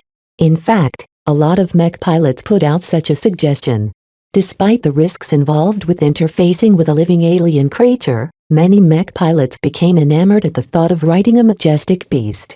Unfortunately, neither Commander Lydia nor Captain Bird entertained these fanciful notions. Their strength lay firmly in mech. They had confidence that they could finish the mission and extract from this planet before their mech and transports all broke down. Chief Dakin even simulated their rate of breakdowns and pronounced that it would take about 2 standard years for them to lose the bulk of their mech. In any case, Vez wrote a quick report of what he found out and passed them on to Myra, Dr. Tillman and Captain Bird. Right now, his job wasn't to dig out the truth behind the planet, but to harden the defenses of their mech against mental intrusion from the indigenous people. Vez contemplated his direction. He could choose to modify the filters by adjusting their software, but that won't be very useful. The dwarf chieftain already showed off the ability to jump over the city walls. No matter how fancy or strong he made those walls, as long as the natives jumped high enough, they could continue to disregard these filters. He'll have to come up with a hardware solution, then. However, Vez encountered another set of difficulties here. He didn't know the mechanics behind the dwarf chieftain's ability to remotely interface with the mech or wild god. After an hour of ineffectual puzzling with the design of a random neural interface, Vez recognized that he was completely out of his depth. He lacked the theoretical foundation to modify the hardware of a neural interface to better shield itself against a remote connection. Vez came to the conclusion that he couldn't solve this problem through design work. However, there was another way to solve this problem that didn't necessarily require a deep foundation in the complicated fields of neural interfaces and neurology. I can experiment through trial and error. Many researchers that explored the cutting edge of science didn't necessarily know what they were doing exactly. However, that didn't deter them from their research. Through trial and error, they formulated rules and confirmed or disproved their hypotheses. In general, mech designers like Vez preferred to apply existing knowledge to design their mech, but they weren't above performing their own research, especially when it concerned their core design philosophies. Because they were attempting to tread a path into the unknown mists, they often didn't know which path led to a dead end. This was why journeymen and senior mech designers tended to perform many experiments. Through trial and error, they learned which paths would be safe to tread and which paths led to a dead end or a bottomless pit. Vez concluded he needed to take the same approach to this problem in order to cope with his lack of theoretical foundation. He presented his research proposal to Captain Bird, who read through it with a slightly bewildered expression. If I understand this proposal correctly, you want us to kidnap some dwarf chieftains or other natives with a high genetic aptitude, so you can perform live experiments on them. Do you know how unethical this sounds? Vez let out an awkward laugh. It's not as awful as you think. I'm not about to cut these dwarf chieftains open or anything. Look, you told me to find a way to shield our mech from their mind voodoo. While I'm somewhat familiar with neural interfaces, it's not my core specialty, and I'm pretty much the most knowledgeable mech designer in this field. So the only way for me to solve this problem is to create a lot of variations of the standard neural interface and let the dwarf potentates go to town with them. Eventually, one of the variants will stick. This was a rather stupid way of coming up with a solution, but Vez was at his wit's end. While Captain Bird didn't seem enthused at the thought of kidnapping the dwarfs and treating them as their lab rats, Vez didn't leave her with an alternative. Either they did it, or they would have to be resigned with leaving their mech vulnerable to mental hijacking. Fine. She grumbled with tired eyes. Leading this expedition had taken a toll on her mind. I'll get you your dwarf prisoners. You won't regret it, Mom. Vez smiled. The lab rats will be in good hands, don't you worry. It's for a good cause. Chapter 807 Trial and Error. Once Captain Bird approved his research proposal, the Vandals moved quickly. They stopped avoiding the tribes and instead tried to seek them out. The only challenge was trying to identify which wildling possessed the power to interfere with the operation of Mech. Was every wildling that rode atop a godling a potentate? Besides offering up their Mech, the Vandals weren't quite sure. In the end, they decided to kidnap the most formidable-looking dwarf and let someone else sort out the problem. Of course, the Vandals declined to use their Mech to kidnap the dwarves. Not only was it massive overkill, none of the Mech pilots wanted to experience the same humiliation of being defeated by a dirty savage on foot. The security officers went into action this time. It would have been ideal if they could tranquilize the dwarves and pick up their unconscious bodies, but unfortunately their unnaturally strong physiques made it difficult to sedate them without causing their bodies to fail and die. Instead, the Vandal armorers fabricated electro rods and net launchers to stun and capture the dwarves. In addition, the engineers developed a robotic crawler that could pick up the immobilized dwarves and place them in the cage on its back. Armed with all of this gear and aided by the large and formidable-looking crawler, the security officers captured about 15 ferocious dwarves from several small-scale tribes. Though the remaining dwarves howled in anger or grieved at the loss of their strongest warriors, the Vandals didn't show any sympathy. The dwarves were savages. Most Vandals and sword maidens didn't even consider them human anymore. This was a significant change, because humanity had been brought up with the belief that the human race possessed its own dignity. This belief initially emerged during the Age of Space when the nascent humanity became pressed on all sides by arrogant, old alien civilizations. It became ingrained in their race once they brutally expanded among the stars during the Age of Conquest. Their constant victories against supposedly superior alien races and their rapid expansion until their race ruled over the largest territory held by any single alien species cemented this manifest destiny. Humanity was destined to conquer the Milky Way galaxy. Technically, no matter how much the genes of the wildlings had diverged from the genes of a baseline human, they should still be counted in the same group. Though it sounded disgusting, these primitive dwarves possessed the ability to interbreed with both the blessed people and any other strains of humanity, including the Vandals and sword maidens. Of course, no one seriously entertained this incredibly repellent act. Right now, the ground expedition made good progress towards the city of Samar. 50 kilometers away from the city, the flagrant sword maidens decided to stop and set up another temporary camp at a defensive position. This also allowed Vez to divert some engineers construct a temporary testing facility. Due to dangers involved with this experiment, the planners placed the testing facility at a fair distance from the main camp. Mech received clear instructions to avoid the vicinity, which the Mech pilots scrupulously obeyed. No one wanted to lose control over their Mech all of a sudden. Once the construction bots finished piecing together the prefab testing facility, Vez and Kedis entered the lab. The interior of the lab incorporated a decent amount of sensors and scanners.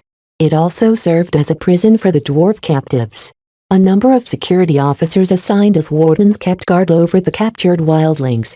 The wardens made sure the dwarf were fed and watered and prevented them from fighting among themselves. The Vandals had to separate the captives in their own holding cells in order to stop them from beating each other up. As Vez and Kedis stepped into the section housing the holding cells, they came into clear view of the prisoners. The savage dwarves yelled aggressively at their armored forms and spoke in a different incomprehensible language that differed drastically from the tribes they met before. Each tribe constantly developed their own languages. The dwarves never recorded their knowledge into words, and so their languages remained unmoored. Every 100 years, the language of a tribe shifted so drastically that different generations of tribesmen might not be able to understand each other anymore. All of the variations made life hell for the translator AIS and prevented Vez from understanding what they said. He didn't need to, though. Their angry scowls and their fierce shouting already made it abundantly clear how much they hated their captors. They look kind of pitiful, Kedis said. While she didn't sympathize with the captives, even she thought Vez was going a little too far with his experiment. Don't you feel sorry for them sometimes? Human or not, these dwarves are a threat. So long as they are a threat, I can do whatever I want with these prisoners, he replied. The dumb dwarves still hadn't learned how to use a toilet. The wardens constantly had to send out cleaning bots in order to clean up after their messes. Worse yet, the dwarves always treated the bots as hostiles and tried to attack them every chance they got, so the only way to clean their cells was to restrain them first. Still, despite their awful behavior and ugly appearances, these dwarves possessed far more potential than the beautiful but stagnant blessed people who hold themselves up in their cities all the time. Vez needed to remind himself not to hold these dwarves in contempt.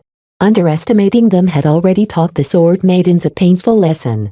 Once he became satisfied with the testing facility, he immediately began his first tests. Vez designed and constructed a facsimile of a mech cockpit that was more than just a simulator pod. The neural interfaces incorporated in a cockpit and a simulator pod differ drastically. In order to obtain the best results, Vez had to replicate the circumstances of piloting a mech as closely as possible. However, Captain Bird forbid him from using a live mech for his experiments, because if a talented dwarf potentate somehow managed to wrest full control over a mech, then that would be a disaster for them all. However, a cockpit without a mech wouldn't do. Without a way to communicate with the dwarves, how would Vez be able to encourage them to use their mind voodoo? As Vez struggled to come up with a solution to this problem, Kedis came to the rescue with another one of her stupid but genius suggestions. "They're used to bonding with their godling mounts, right?" she said one day. "Why not create a mech that looks like one of those big lizards and put the test cockpit inside its belly?" Vez was tempted to smack his face with his gauntlet. "I should have thought of that. These dwarves may not know what to do when presented with a cockpit or a mech, but they grew up alongside their godling mounts for generations." Vez quickly designed a godling-like mech that was large enough to accommodate the test cockpit. It didn't have to be a fully functional mech. In fact, Vez crippled most of its functions to save time and to prevent anyone controlling it from doing any damage. He incorporated some hardware safeties. When these safeties engaged, the mech pilot wouldn't be able to move the mech at all. In order to make the fake godling appear more convincing to the dwarf, he even fabricated a fake scaly hide to cover up the test mech metallic surface. Now, besides its unnaturally immobile state, the godling mech looked like a decent copy of the real thing. "We can begin the experiment now." Vez grinned. While the rest of the Vandals and the Sword Maidens spent their energy on establishing first contact with the ancient city of Samar, Vez holed himself up inside the testing facility. He first designed a couple of variants of the most common model of neural interfaces utilized by the Vandals. Over the past few days, Vez had developed many possible solutions, but he lacked the confidence and theoretical backing to know for sure whether they would work. Vez applied each possible solution to different variants and fabricated them personally in a jiffy. He then installed them in the cockpit of the godling mech and tested out their integrity. Vez didn't know whether these neural interfaces were still safe to use. So before he brought in the dwarfs, he first needed to find out whether the normal two-way man-machine connection would still be stable. At this stage, Vez required a test pilot. Understandably, not a single mech pilot wanted to volunteer themselves as his guinea pig. "Are you crazy? Do you know how dangerous it is to mess with these neural interfaces?" Something like a third of all former mech pilots retired because their cockpits got damaged and screwed up their brains. In fact, the actual statistics swung wildly from state to state and from one generation to another. Overall, as cockpits became increasingly more sophisticated in terms of safeguarding their pilots, the rate of forceful retirements due to a loss in neural connectivity steadily decreased. It still happened a lot. So much so that many mech pilots dreaded the thought of being forced into retirement due to suffering from a faulty neural interface. To mech pilots, losing their piloting ability in this manner was as awful as if they were men suffering from castration. Still, Vez needed test pilots to get his experiments going, so Captain Bird came up with a clever solution. Whoever slacks off the most or received the worst performance reviews has to volunteer for testing duty. This immediately made most of the dutiful Vandals sigh in relief. Only the worst of the Vandal mech pilots cried and protested, but no one cared about the slackers.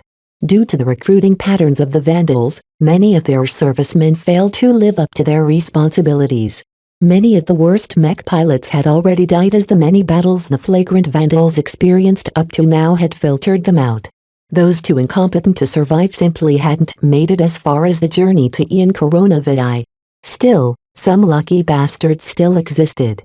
These cowardly mech pilots that excelled in nothing but saving their own lives finally needed to make their own contribution to the cause.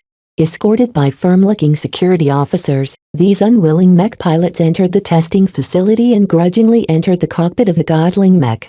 Standing behind a control panel in an observation room looking over the testing chamber, Vez began to commence the initial tests. First, he tested out the standard neural interfaces that received no modifications at all. The test pilot didn't experience anything abnormal. Once he confirmed that the godling mech worked, Vez proceeded to insert the modified neural interfaces into the cockpit.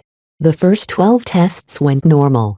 Vez deliberately designed the cockpit in a way that made it fast and easy for him to switch out the neural interfaces, so he quickly ran through a score of different neural interfaces. Something finally went wrong with the 13th test. Ahhh. This friggin' hurts. The test pilot immediately slammed his fist against the button that caused the experiment to halt. Vez initially didn't want to give the test pilots the option to stop the test on their own initiative, but Captain Bird forced him to do so. Vez frowned inside the observation room. The telemetry of the cockpit spiked a bit, but he couldn't make sense of what had happened. The only way to find out was to ask. He opened a channel to the cockpit. What happened? What went wrong? You crazy mech designer. You should be arrested and tried for war crimes. My head is broken. IT hurts. Vez switched off the comm channel. Okay. Seems like this one is a bust. He amended his logs and disqualified the 13th modified neural interface. Whatever he did to this iteration somehow caused an adverse reaction. The worst thing about it was that Vez didn't know why. He shrugged. That's the nature of trial and error. You'll just have to discover what's safe and what's not by trying them all out. As a couple of bots brought the mentally injured mech pilot out of the testing facility onto a stretcher, the next test pilot looked at the pained form of his comrade and gulped. Okay, send in the next test pilot. The second test pilot began to cry. Chapter 808 Nightmare of the MTA. For some reason, mech pilots started to avoid Vez whenever he walked across the camp. Even mechs striding in his path started to turn back and take a detour rather than risk coming close to him. Not a single vandal wanted to catch his attention.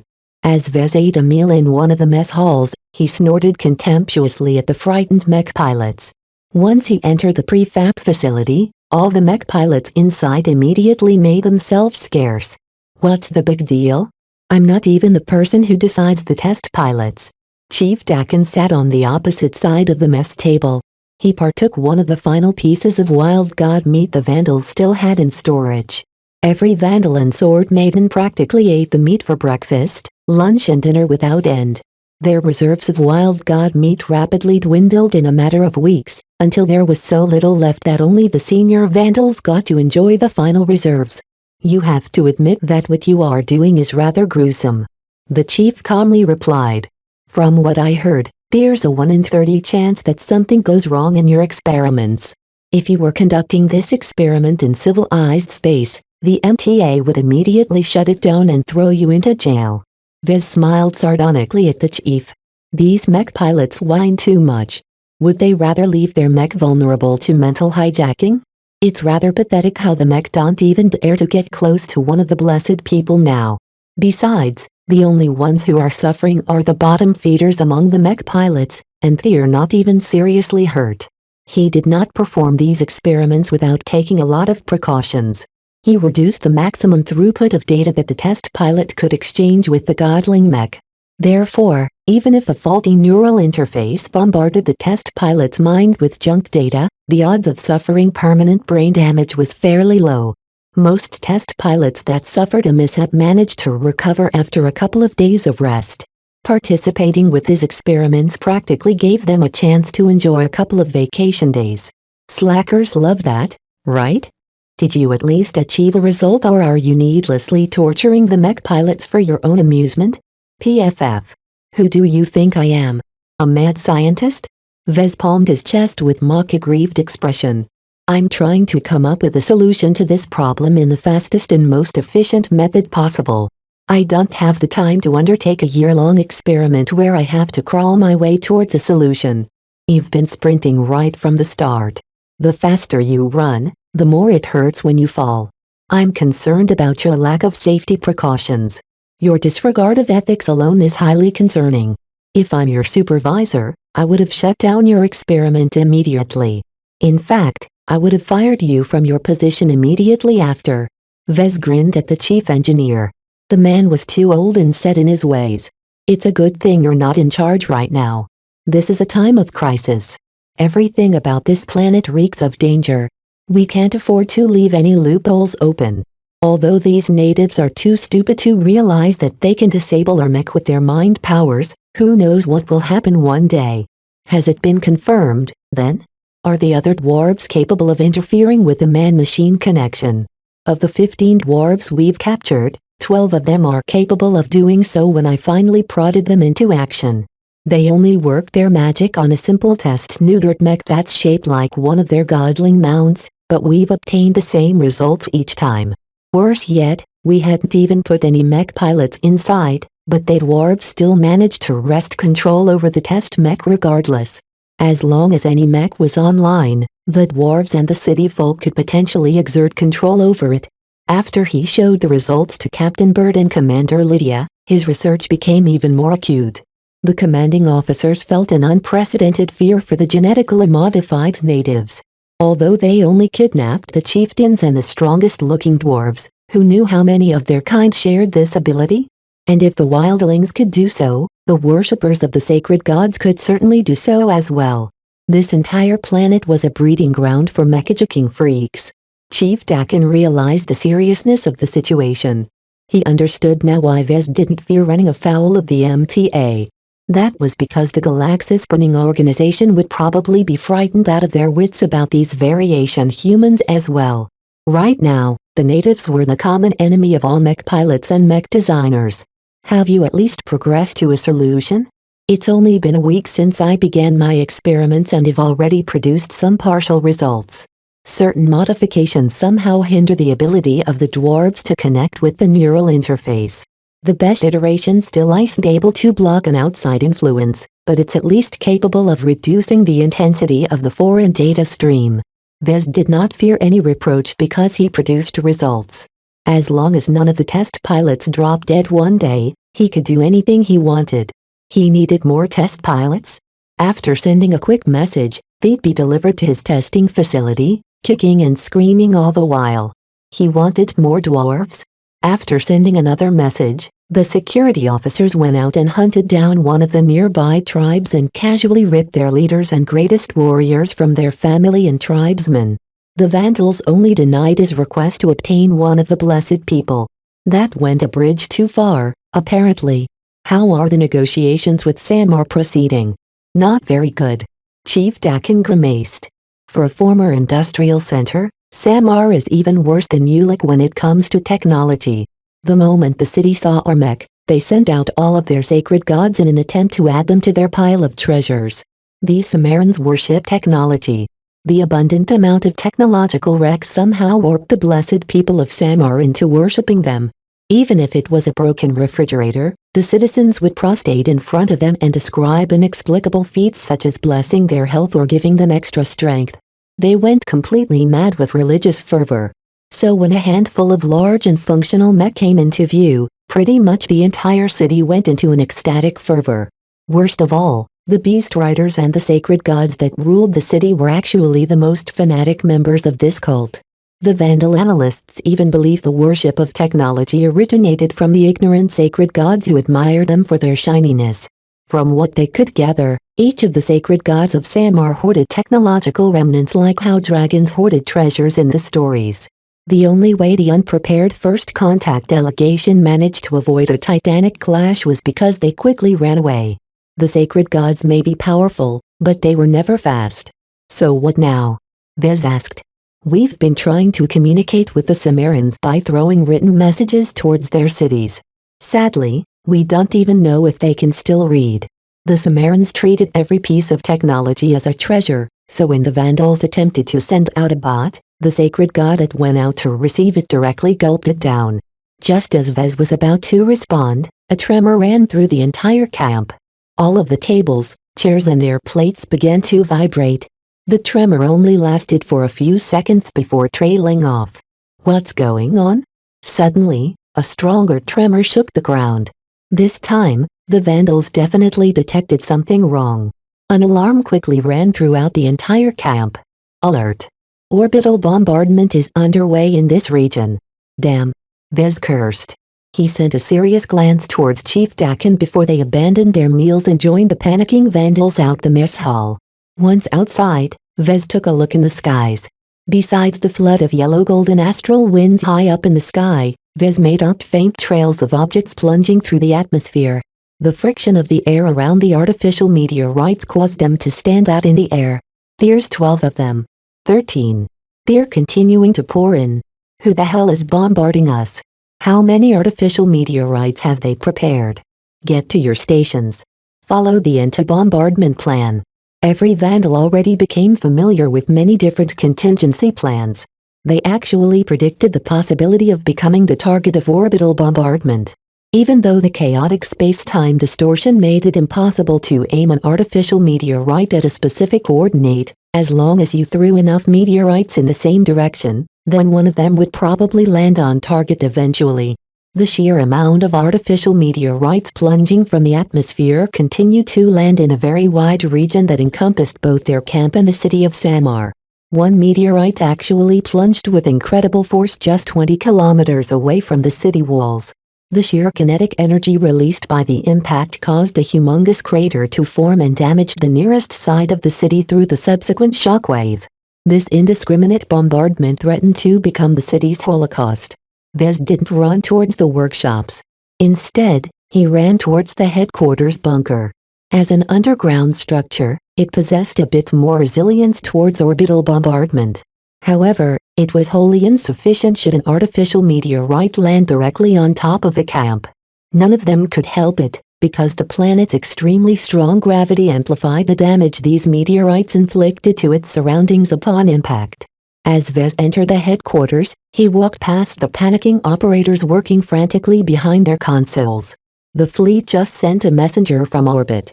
They're informing us that the pirate fleet consisting of the Caged and the Red Tongues are bombarding us right now. They've prepared an estimated 200 artificial meteorites. 200 meteorites? That's enough to devastate this entire region. Every Vandal within earshot scowled or grimaced. They defeated the Caged before, and actually spared them in favor of crushing the Masters of Combat. Instead of feeling grateful for the Vandals for sparing them, the Caged instead traded their old partner for a new one and paid back the Vandals by throwing giant metallic rocks at them. And not just a couple, but 200 at once. Due to the fickle astral winds, the meteorites all flew off course as they plunged down from the skies. Some zigged, others zagged, but the most dangerous ones were those who zigged of course but then zagged back on course. Neither the Vandals or the Sword Maidens attempted to shoot at the artificial meteorites. There was no point. Neither of them brought any ballistic or kinetic weapons because the planet's gravity would simply pull them down to the ground too soon. As for their considerable amount of laser armament, while they could deal a considerable amount of damage, they possessed one fatal flaw. Laser weapons couldn't knock an artificial meteorite of course. In fact, all the laser cannons of their Akara mech didn't even possess enough kinetic energy to open a door. While they inflicted more than enough heat damage to melt or vaporize any door straight away, but when it came to pushing solid objects, even a 3-year-old toddler hit harder. This was simple physics, and only more advanced or exotic energy weapons generated enough kinetic energy to knock a solid object of course. Therefore, the contingency plan basically consisted of a simple principle. Spread out and hunker down. Perhaps in civilized space, a force would show some scruples about bombarding a planet with artificial meteorites. It happened every now and then, but only enough to take out a particularly hardened target. Anyone who unscrupulously flung artificial meteorites towards a population planet quickly earned the ire of the MTA. Unfortunately, the Ian Corona system was as far away from civilized space as ever.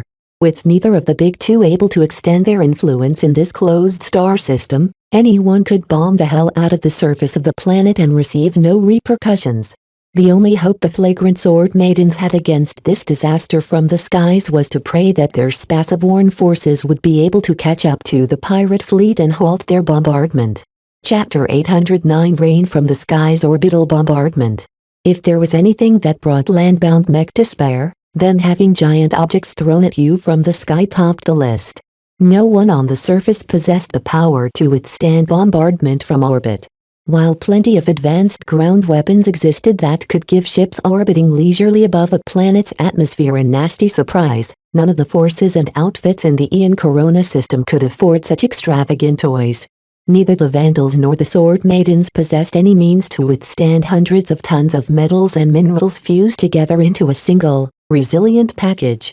Perhaps if they threw everything at a single artificial meteorite, they might be able to fracture it and cause it to crumble into smaller pieces.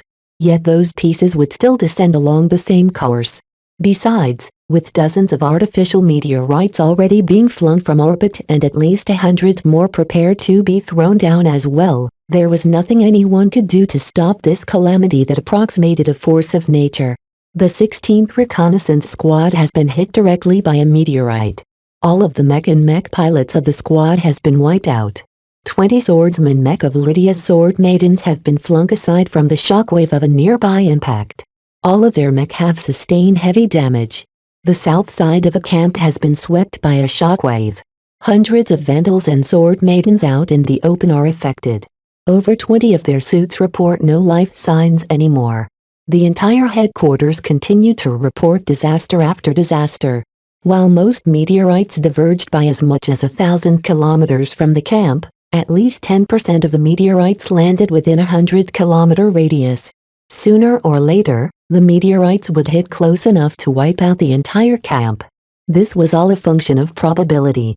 The chance of a single direct hit might be low, but the Caged and the Red Tongs compensated for that by preparing an abundant amount of artificial meteorites.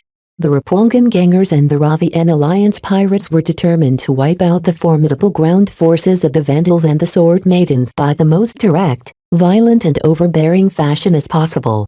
Ordinarily, the flagrant Sword Maidens in orbit should have covered the forces on the ground, but their preoccupation with their mining activities on one of the 5 moons had diverted them from their guard duties too much. The pirates and the Visions that managed to enter the Ian Corona system all competed for the moons, and the fleet under the leadership of Major Verrill had directly monopolized the most mineral-rich moon. This caused the flagrant Sword Maidens to divert too much of their spaceborne assets to the moon, leaving their orbital presence a little too bare. Now they paid for it as the pirates somehow managed to discover the trail of the flagrant Sword Maiden ground forces. During times like these, Vez felt very small. No matter if he wore his customized C-22 Earth and no matter if he was armed with the Catasis and the Amistandira. No matter if he possessed a pair of high-powered gadgets that lent itself well to spycraft. He suddenly realized that none of that mattered in the face of this disaster that approached an extinction event. This disaster actually didn't affect the flagrant Sword Maidens so much as the natives and the wildlife in this entire region. Hundreds of thousands of animal herds got wiped out entirely by the impact or by the shockwaves that followed after. Even a wild god that got hit directly by an artificial meteorite got pounded out of existence, with barely a scrap of its meat and bone left intact to tell the creature once existed. The wildling tribes all screeched towards the sky and either panicked or bent down in worship at the unprecedented sight. As for the blessed people, 2 sides of the wall around Samar crumbled entirely. Those walls were up to 15 meters thick and consisted of solid alloy. However, in the face of death from the vault of the gods, no one was exempt from suffering. Of course, none of the Vandals cared about the blessed and cursed people now. All they cared about was tiding over this crisis. As long as they survived, they could recover. Vez hunkered down next to a couple of other experts in an out-of-the-way compartment inside the bunker. He held very little confidence that the fragile prefab bunker would be able to hold out if an artificial meteorite landed within 5 to 10 kilometers of the camp. Each artificial meteorite landed with enough force to wipe out an entire city. They were even more destructive than tactical nuclear weapons in that regard, especially when the planet's gravity pulled them down with greater force. "What is our fleet doing?" someone hissed. "We're dying out here." The ground continually rumbled as meteorites landed close or far away. Even an impact hundreds of kilometers away found a way to shake their location. This only highlighted the threat of any single meteorite. The Caged and the Tongs invested a lot of time and effort into fashioning these artificial meteorites together. They probably wanted to wipe out the ground forces of the Flagrant Sword Maidens in one fell swoop. Just as Vez didn't think it could get any worse, a huge earthquake suddenly shook the bunker. A flash of heat and energy ran through his body, and for a moment he thought that a meteorite slammed directly in the camp. What happened? We've detected an antimatter explosion in orbit. The estimated yield of the explosion has reached approximately 300 to 900 megatons. Antimatter explosion. None of the Vandals could stay calm when they heard that. Antimatter bombs was one of the superweapons of the past, able to crack a continent at their weakest or blow up an entire planet at their worst. The fury of the explosion in orbit surpassed the dreadful impacts of the artificial meteorites cratering the surface of the planet. Every Vandal had grown numb. Nobody knew where the antimatter explosion came from, but if another somehow landed in their camp, the entire region would cease to exist. As the numbness faded, so did the meteorite impacts. However, smaller impacts continued to rain down from the sky in a much higher frequency. Half an hour passed as the Vandals quietly discovered that no more meteorites rained down. So far, only about 50 of them fell from the skies, of which only a small proportion landed close enough to damage the Flagrant Sword Maidens. Had they survived? Why did it stop? Vez left the bunker along with a couple of other people. When they moved outside, they looked above their heads and saw nothing at all except for the astral winds encompassing the entire sky like clouds. What had happened beyond those winds? It took some time for a shuttle from the fleet to descend from orbit and reach the camp. It brought news from the fleet. The first revelation it brought was that the Spaceborne mech and ships of the Caged and the Red Tongs were wiped out to the last mech before they could drop all of their artificial meteorites. The second revelation was that the reason why they were wiped out was because an antimatter torpedo homed in on their fleet and blasted them all to bits in a huge, all-encompassing explosion. Nothing survived.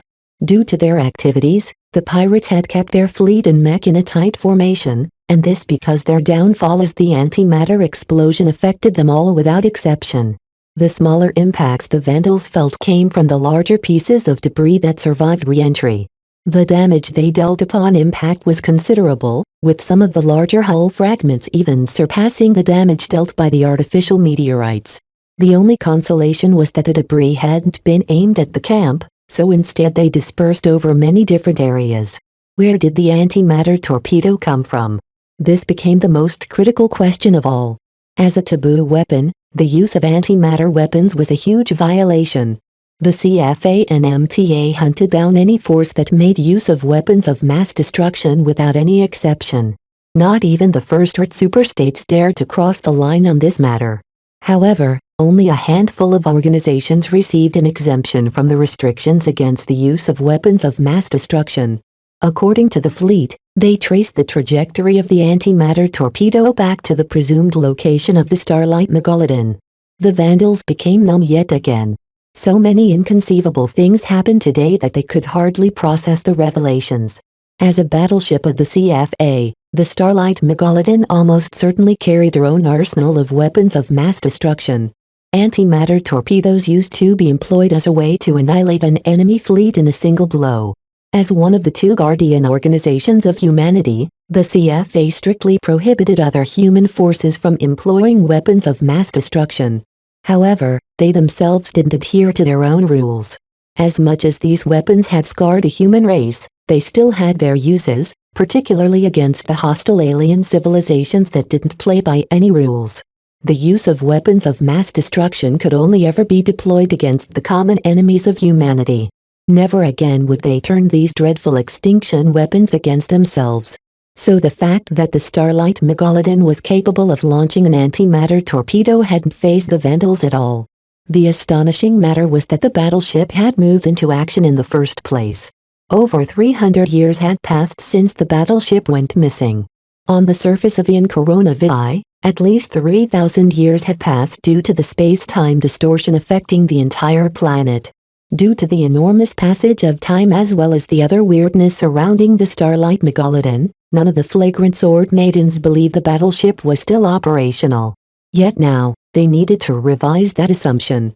Even if the Starlight Megalodon experienced several millennia, she somehow managed to retain enough functionality to detect the activities of the caged and the red tongs and launch an antimatter torpedo towards their fleet to put a stop to their destructive activities. She's still alive. How is that possible? Who is crewing that battleship? It's impossible to run a capital ship without tens of thousands of personnel. Perhaps the original crew still clung to life somehow and maintained the operations of the Starlight Megalodon. Perhaps they raised a proper strain of descendants and ensured these people would be able to inherit their functions over generations. What mattered was that if the Starlight Megalodon could launch a single antimatter torpedo, she could easily launch another. Battleships never carried only one torpedo. Vez had no time to think about that, though. Now that the rain from the skies had stopped, the Vandals and the Sword Maidens each needed to recover. During the orbital bombardment, most mech had been stationed at some distance outside the camp. They went on patrol or scouted the terrain ahead. Once the crisis hit, the mech all split up and tried to disperse as much as possible. There was no point in concentrating their mech. The more the mech dispersed, the lower the chance of losing a bunch of them at once if an artificial meteorite happened to land on top of them. Only the camp remained vulnerable, but they couldn't do anything about that. Dismantling the camp and moving out their heavy transports required at least several hours of preparation time. When the damage figures finally poured in, Vez found out that at least 9 Vandal mech and mech pilots were lost without any hope of recovery. About 40 mech received severe damage that required a significant amount of time to fix. The camp also received significant shockwave damage, injuring and killing numerous Vandals who hadn't made it to a shelter in time. The Sword Maidens suffered an equivalent amount of damage. All in all, the orbital bombardment significantly impacted overall strength of the ground forces. If not for the Starlight Megalodon's retaliation, the damage could have been much more worse. Chapter 810. After the rain, the infirmaries of both the Vandals and the Sword Maidens filled up with their injured. The bodies of scores of servicemen, pirates and slaves temporarily piled up in a freezing container. Throughout the chaotic, dust-laden camp, heavy transports conveyed several scarred and deformed mech to the prefab workshops. Life must go on. The mission stayed the same. No matter how awful the events of yesterday impacted the ground forces, the survivors had to clench their teeth and do their best to pick up their duties. Not much news arrived from the fleet after the initial status update. The flagrant Sword Maidens in orbit remained as ignorant as those on the ground. Except for figuring out that the Starlight Megalodon likely launched the torpedo as a reaction against the indiscriminate orbital bombardment, they couldn't figure out much else. The dense concentration of astral winds made observation from orbit impossible. Vez suspended his experiments in order to supervise the repair process in person. None of the other mech designers but him could draft up a repair plan for each damaged mech that wasted the least amount of resources. Having done this many times before, he only needed to spend a half hour at most to go over the state of each damaged mech and point out which parts needed to be replaced and which parts could be restored. With the limited stockpile of resources at hand, the Vandals couldn't afford to replace every broken part that could still be restored. Most of the damage actually consisted of dented armor plating and deformed parts. Many of the mech lost their anti-grav field when they became affected by their proximity to a meteorite impact. This exacerbated their fall damage and gave the mech technicians a lot of headaches. It's too wasteful to replace these armor plating with new ones. Just pound them back into shape. Mech armor plating was made up of highly advanced alloys that couldn't easily be recycled with field equipment. Only their logistics ships up in orbit possessed the capacity to recycle damaged armor plating down to their base materials. After that, it might take several hours to fabricate a completely new plate from those recovered materials. If the Vandals made use of the formidable capabilities of the logistics ships, then the damaged mech would easily be able to regain their peak strength. It took way too much time and effort to do so, though. The damaged mech didn't need to be restored to a near-perfect state. Vez was fine with straightening out the dents and deformities. Even though the bending and unbending weakened the structure of the armor plating, the Vandals really couldn't afford to spend too much time in one place. They still needed to move. Therefore, Vez prioritized the repair of the internal components over the armor plating because restoring the former directly restored the battle capabilities of the mech while the latter only increased its level of protection. Hopefully the ancient city of Samar won't do anything crazy during this time. The disaster destroyed half the city walls and even knocked down some of the resilient metal structures in the outer districts of the city. Thousands of blessed people lost their lives, and tens of thousands sustained various injuries. The flagrant sword maidens saw an opportunity in this. They possessed vastly superior medical technology. When they began to offer to help out with treating the injured, the tech-crazy fanatics finally showed some clarity. Collecting technological baubles may be fine and dandy, but saving the lives of their citizens mattered more. However, a new threat began to emerge from the city. The more aggressive sacred gods of Samar are angry. Kedis told him as he finalized the repair plan of the last damaged mech under his purview. The exobeasts aren't as sympathetic to their injured subjects. The blessed people are servants to them. If a bunch of them die, they only need to wait a couple of decades for them to replenish their numbers. What are they angry about, then? Vez asked. They're angry about the orbital bombardment. The sacred gods don't believe it's a coincidence that they became the victim of it shortly after we've arrived to attempt to trade with their city. Both our arrivals happen to coincide together that they can't help but draw a connection between us and the rocks that almost pulverized their domain. Vez grimaced. We didn't do it. Even our camp suffered under the same bombardment. You know that, I know that, every vandal and sword maiden knows that. Yet to the natives, everything that's foreign and comes from beyond the vault of the gods are connected. So what are they plotting at this moment? There's a split between the sacred gods. The aggressive faction is trying to drum up support for an attack. They want to take the offensive and attack our camp. That caused Vez to pause. An attack would be really bad for them for several reasons. How many sacred gods does Samar have? 12. That's not all. Their sacred gods are older and better fed. The area around Samar isn't as barren as the wastelands around Mulek. If one of the sacred gods want to enjoy a feast, they could easily lumber out of the city and slowly catch up to one of the animal herds. That's also why the sacred gods are pissed. The meteorites probably wiped out a lot of the beast herds in the wild. Vez began to imagine the result of 12 sacred gods assaulting the camp at the same time. The distance between the camp and the city wasn't very far. Depending on how fast the sacred gods moved, they could reach the camp within half a day or less. That wasn't enough time to evacuate the camp, especially when around 80 damaged mech weighed down the vandals and sword maidens.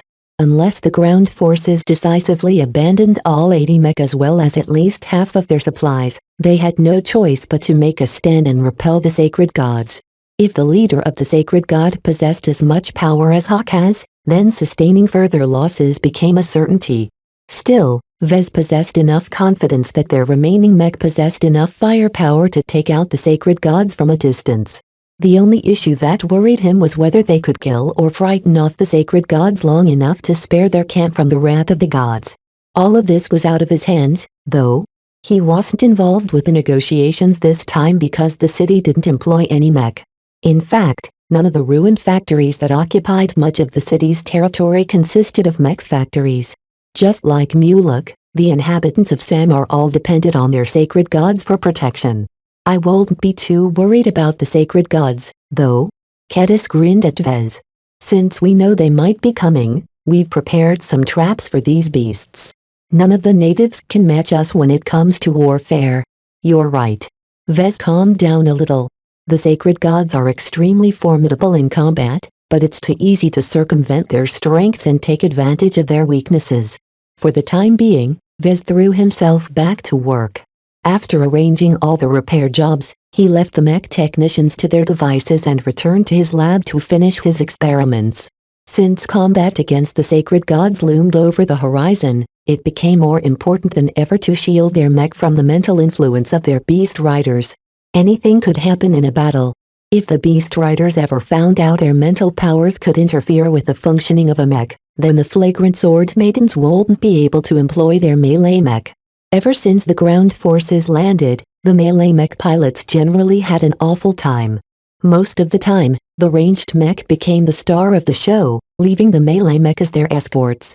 Their awkward circumstances on this planet caused a lot of dissatisfaction. Many times, they grumbled about mixing up with the natives, Captain Orphan most of all. As far as she was concerned, attempting to trade with the ancient cities was a giant distraction from their mission. They should have just continued onwards towards the Starlight Megalodon. Of course, she conveniently neglected their energy budget deficit. Without enough juice to propel their mech and transports, they won't even make it through halfway. A couple of days passed by as the Vandals and the Sword Maidens did their best to fix up their damaged mech and restore their capabilities. Vez poured into the experiments, putting greater emphasis on speed at the cost of safety. He even caught some flack from Captain Bird because his reckless experiments sent more and more mech pilots to the infirmary with awful headaches. He had to simply reply to her concerns. Now that we're in the process of repairing all of those damaged mech, many of our mech pilots are out of mech. Since they have nothing to do right now, they might as well be useful in my lab. She couldn't argue with his logic. Though his breakneck pace of research caused a lot of mech pilots to curse him behind his back, his progress accelerated equally as fast. As mech pilots continued to be brought out of the testing facility on stretchers and clutching their heads, Vez became ever closer to developing an effective configuration for the neural interfaces. Over the span of a few days, Vez managed to reduce the influence of foreign connections from 50% to 80%. However, his quick progress stalled at that point. He already exhausted his bag of tricks at this time. If Vez wanted to make further progress, he needed to incorporate more drastic changes to the neural interface. That was risky. Vez didn't fully comprehend the construction of a neural interface. Making basic modifications was within his limit, but going further drastically increased the risk. Vez had to make a judgment call here. Should he increase the danger of his experiments and try to come up with a more perfect solution, or should he call it a day and be satisfied with what he had? Right now, an 80% reduction in the intensity of the foreign connection meant that mech pilots possessed the ability to fight back and repel any foreign influences. They retained enough strength to maintain control over their mech and shield their minds from external attacks, though they couldn't keep up their guard for long. It was a partial solution, but at least it gave the mech pilots a fighting chance. Vez looked on as a captured dwarf chieftain extended his hand towards the test mech camouflaged as a godling mech. This time, Vez had disengaged all the safeties. The mech was a fully functional machine which moved as fast and heavy as a real godling. It could even destroy the entire testing facility if it went out of control. Of course, Vez also incorporated a kill switch inside the test mech. As this wasn't a real mech anyway, he didn't feel any burden about adding that feature to the test machine. The dwarf chieftain began to work his magic. After hundreds of repetitions, Vez unintentionally trained the captured dwarves like Pavlov's dogs. Each time they exerted their remote interfacing abilities, they received a sumptuous nutrient pack. For some reason, the dwarves absolutely loved to eat the contents of a nutrient pack. Fruit flavors happened to be their favorite. Vez chuckled at how easy it was to manipulate these dwarves. It took a lot of beatings for them to become docile enough to cooperate with his experiments. He still hadn't managed to teach them to use the toilet, but he couldn't have everything. Ah, it hurts. My head is pounding. The test pilot yelled over the comm channel. Why isn't the experiment stopping? I pressed the button. I pressed the friggin' button. Tough it up, pilot. Vez replied. This experiment needs to go on for at least 10 minutes straight, but you test pilots always shut it down within the first minute. That's why I disabled the emergency shutdown button. You've got 9 minutes left to go, so don't be a pansy and endure. You heartless bastard. Chapter 811 Mental Resilience. Despite the violent cursing of the test pilots, they largely managed to survive the endurance tests. Some mech pilots failed. Some mech pilots succeeded. Vez recognized that the determining factor for success was genetic aptitude and willpower. Those whose minds adapted better to their mech and possessed firmer wills tended to be more resilient against outside interference. The polluting thoughts of the dwarves was like a virus. They only posed a serious threat to the mech pilots if their minds were brittle. Unfortunately, many Vandal and Sword Maiden mech pilots didn't possess much promise in their genetic aptitudes. The rank and file mostly exhibited a lower-than-average genetic aptitude, so the vast majority of them couldn't rely on their piloting talent to withstand any intrusions in their man-machine connection. As for willpower, perhaps only 10% of the Vandal mech pilots possessed strong enough minds to endure for 10 whole minutes. Vez didn't expect a mind struggle to last that long on the battlefield. It was already good enough if a mech pilot could withstand the foreign pressure long enough to kill the source or move out of range from the attack. The Sword Maidens are probably best at bearing through the pain. To confirm his guess that willpower was the decisive factor, he borrowed a couple of Sword Maiden test pilots. The women didn't come willingly, having heard all the horror stories of what went on in his lab. That didn't matter, though. Commander Lydia agreed with the test and figured her Sword Maidens could use some toughening up. Indeed, the results matched his expectations. Even the weakest-minded Sword Maidens performed better than the average Vandal mech pilot. Their rigorous training and discipline allowed them to bear the foreign thoughts sent out by the dwarf captives with hardly any impact on their performance. When Vez laid out all the results in a conference meeting, Captain Bird looked at the mech pilots in the room and shook her head. The mech pilots all appeared subdued when Vez gave his report. They still wanted to avoid him like the plague. You say that your best achievement so far is an 80% reduction in intensity, Captain Bird said. Is there no way to provide our mech pilots with complete immunity against this attack? Vez grimaced. He hated to leave a job undone, but his inability left him with little choice. Unlikely. I'm already working out of my depth here, hence all the trial and error attempts. Now that I've applied all the basic solutions I can come up with, I'll have to take an undue amount of risks in search of an even better solution. Suffering permanent brain damage won't be out of the question anymore if I do so. All the mech pilots showed some panic once he mentioned the possibility. None of them wanted his experiments to go on. Enough is enough. Captain Orphan yelled. 80% is enough. We're strong enough to shoulder the rest, isn't that right, guys? I agree with you, Mom. Yeah. It's our own fault if we lose control of our mech then. Vez looked at the mech officers and grinned a little bit. He silently discounted at least half of them. From what he gathered from his tests, it took a focused and strong-willed mind to endure the influence of a third mind in the man-machine connection. That meant someone like Captain Orphan would actually be able to bear the strain. She had confidence in spades. As for the other mech pilots and mech officers, Vez held much less expectations. Some of them were rather decent while others didn't possess the right mindset to excel in their profession. One of the major deficiencies of the flagrant Vandals had always been their lack of skilled and talented personnel. The Sword Maidens suffered from the same problem, but the difference was that Commander Lydia selected promising gems from the frontier and brutally trained them until they shaped up to be elites among pirates. In terms of willpower, confidence and projection of strength, the Sword Maidens actually beat the servicemen in this regard. Vez found that to be rather pathetic. As members of a military mech regiment, the Vandals didn't conform to standards. Their unconventional esprit de corps may be able to bind them together, but it didn't actually make a serious attempt at uniting their minds as one. As for the Sword Maidens, much of their individuality had been drilled out of their bones out in order to fit them in the same mold. They were Sword Maidens first, and individuals second. As for the Vandals, they were self-serving bastards first, and Vandal bastards second. The things he learned about willpower through his experiments gave him a lot of insights in the nature of mech pilots. The contrast between the bastard Vandals and the disciplined Sword Maidens taught him that willpower wasn't an intrinsic quality. It could be trained. Vez guessed that may be why expert pilots overwhelmingly tended to emerge from the willpower. Only rarely did they pop up among mercenary of pirate outfits.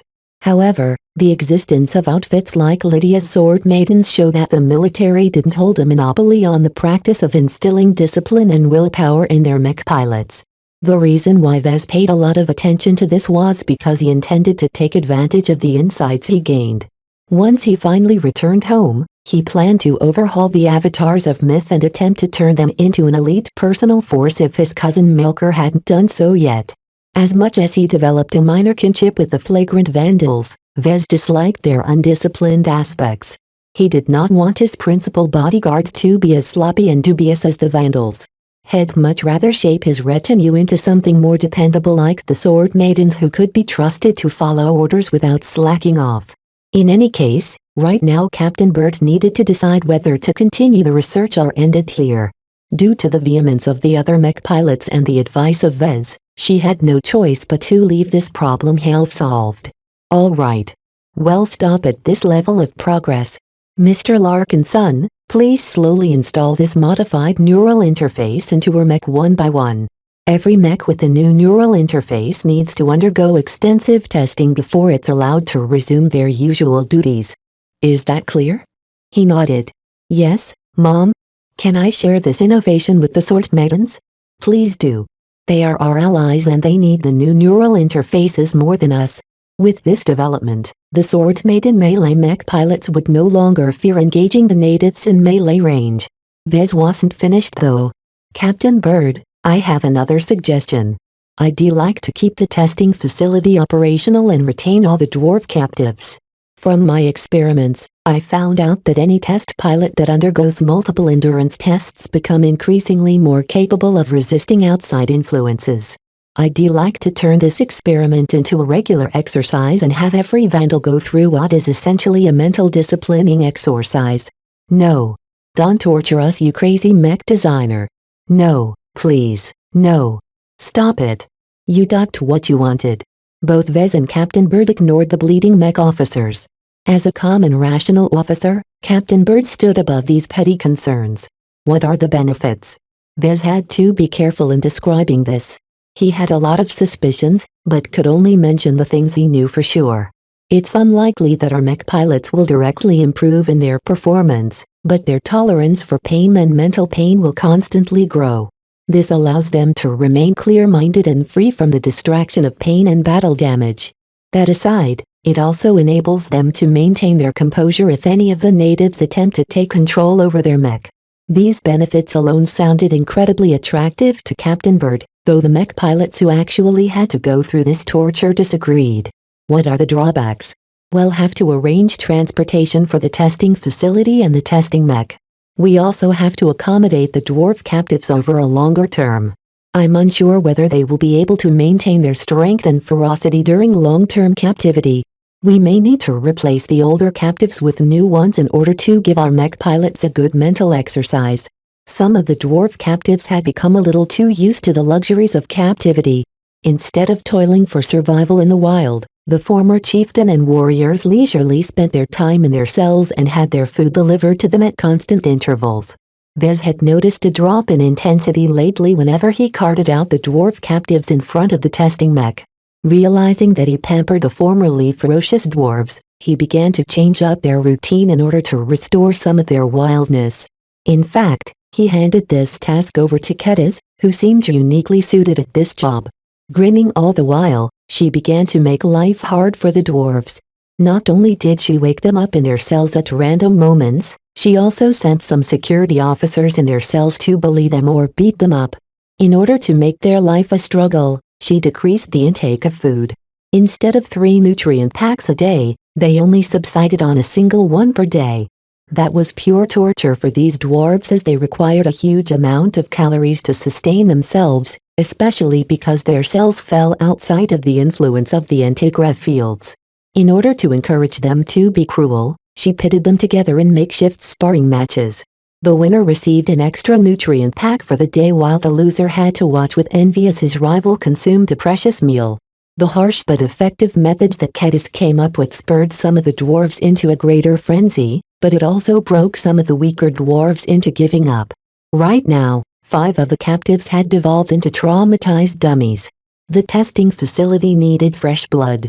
If you think it is feasible and safe to do so, then they'll approve it. Captain Bird finally decided over pretty much everyone's objections. She became so annoying by their blathering that she finally snapped. Shut up. Are you vandals or are you chickens? Don't you realize that this is a rare opportunity to exercise your minds? We need to be as strong as possible for when we finally encounter the other forces at the Starlight Megalodon, and this is one of the only ways we can strengthen ourselves. But Captain, this is torture. Our nerves will wear out if we go through this barbaric practice. Vez spoke up. Technically, there's a high chance your nerves will undergo a lot of strain and be overburdened for a time, particularly if you undergo this exercise too often. However, It's just like exercising your muscles. Train too hard and your body will break. Train too little and your body won't be stimulated to improve. Right now, we've hit a sweet spot where the intensity is a bit high but not to the point of risking permanent brain damage. According to who? According to me. You told us yourself that you're not an expert in this field. You're a mech designer, not a doctor. What do you know about brains? All the doctors I've consulted have concluded that the test pilots that have participated in my experiments are fine. That should be sufficient proof. Naturally, the mech officers remained highly opposed, but their objections didn't matter. They all had to follow orders. If Captain Bird told them to go through with the exercise, then they had no choice but to do it, because they were servicemen. Just like Vez, she knew that most of them were rather lacking in terms of firmness and willpower. If the Vandals could polish up the mental resilience of their mech pilots through these unconventional means, then their odds of success would definitely increase. In fact, part of the reason why Vez wanted to continue with this activity was because he suspected that it might even be useful in disciplining his own forces. If he could simulate the unique and all-encompassing mental strain imposed on the mech pilots by the dwarf captives through artificial means, then he'd be able to develop the perfect training machine to increase the mental resilience of the mech pilots under his service. With such a training method, his avatars of myth would be able to match the sword maidens in mental resilience without necessarily having to undergo a decade of intensive training. Of course, this was a very stupid and mindless way of training mental resilience. It only increased mech pilots' tolerance for mental pain. It did not discipline their minds, increase their belonging to their units or bring any other benefits. The avatars of myth still needed to undergo an intensive training regime, but with this extra training method, they would have an edge over most private outfits. Chapter 812 Training Regime. Once Captain Bird approved of the mental resilience training, Vez returned to the testing facility and converted it to an exercise facility. In order to save the Vandals the trouble of assembling and disassembling the exercise facility each time they set up camp elsewhere, Vez began to move the cells and the exercise equipment to the cargo space of a heavy transport. He reduced the amount of space it took to conduct the exercises by decommissioning many old testing equipment. In order to save space and increase the throughput, Vez dismantled the testing mech and stripped it down to the cockpit. He also fabricated another cockpit so that 2 mech pilots would be able to enjoy their training session at the same time. This also allowed him to offer his services to the sword maidens.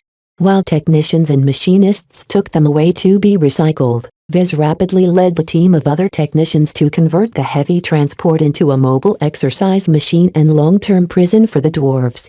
The cells for the dwarf captives became even smaller, leaving them with much less space to sleep, exercise and do anything else for that matter. By now, Vez pretty much wrote them off as humans, so he no longer concerned himself about treating them in a humane manner. Kedis. They still haven't learned how to use the toilet. I'm doing the best I can. The trouble is these dwarves are so used to doing their business anywhere they please that they don't see the point of toilets. No matter how much Kedis whipped and tormented the captive dwarves, they were so dim-witted that they could only ever learn simple patterns of behavior.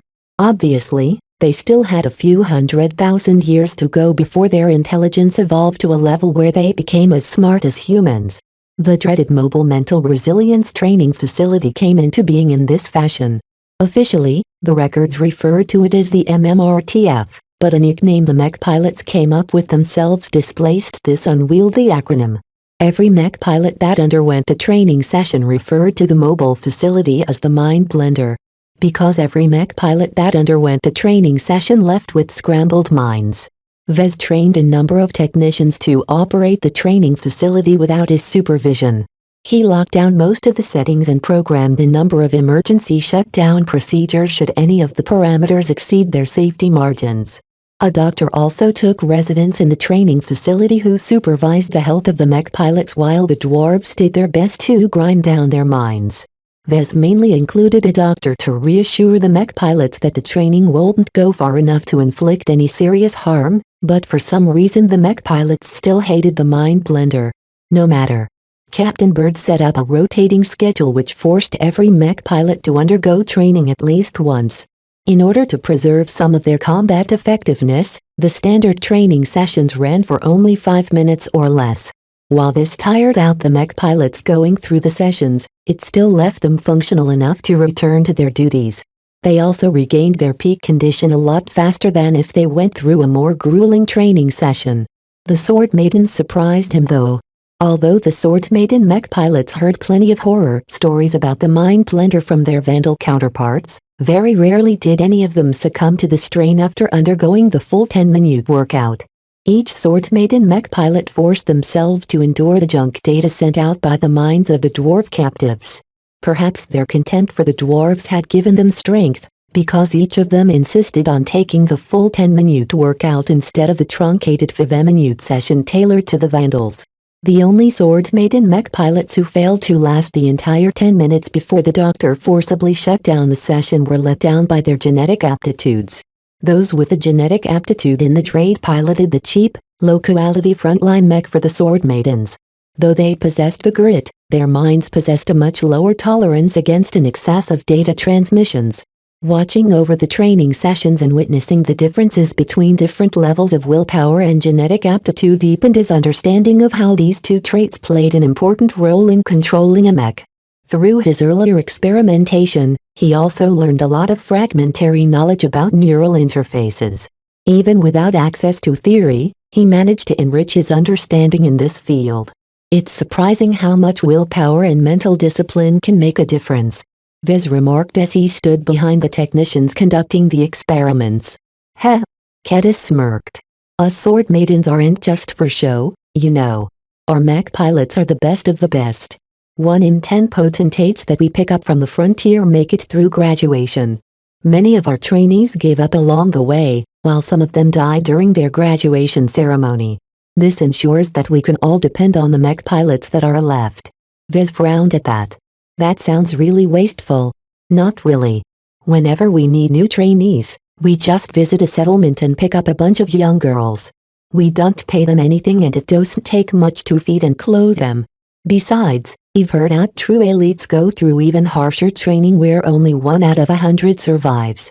It wasn't actually hard to train a fully fledged mech pilot, though it always took a lot of time. The greater challenge was to draw out their potential and extract the maximum amount of benefit out of their abilities. Right now, the 2 cockpits each contained a Sword Maiden and Vandal mech pilot. They both started the training session at the same time, but the Vandal succumbed just 3 minutes in while the Sword Maiden clenched her teeth and made it all the way to 10 minutes without becoming incapacitated. Just like Vez trained some technicians to take over operations, Kedis trained the security officers assigned to guard the dwarf captives into keeping them on their toes. There was an art to keeping the dwarves riled up. Treat them too gently, and they quickly became docile. Treat them too harshly, and they broke to the point where they had given up on their lives. Perhaps a lot of human rights advocates would be horrified to see the security officers beating up the dwarves on a regular basis or disturb their sleep at irregular moments. Fortunately, the few of those types among the Vandals had no say in the matter. Dr. Tillman and some of the other exobiologists regularly visited the dwarves to study their physiques and brain structure in order to understand them better. They even injected the dwarves with various substances, treating them as their guinea pigs which they could poke and prod however they wanted. Right now, the training sessions hadn't produced any improvements as of yet, but Vez expected that to change as time went on. Just like any exercise, it took repeated attempts to notice a difference. The Vandal mech pilots already stopped most of their whining. Vez deliberately scheduled the training session so that the Vandals undertook the training at the same time as the Sword Maidens. When a Vandal mech pilot barely made it through a 5-minute training session and watched on as a Sword Maiden lasted for 10 entire minutes pretty much affected their self-esteem. I can't believe these women are stronger than us. They're pirates. How can they beat us in this area? The lackluster performance of the Vandals when compared to the Sword Maidens shamed them all.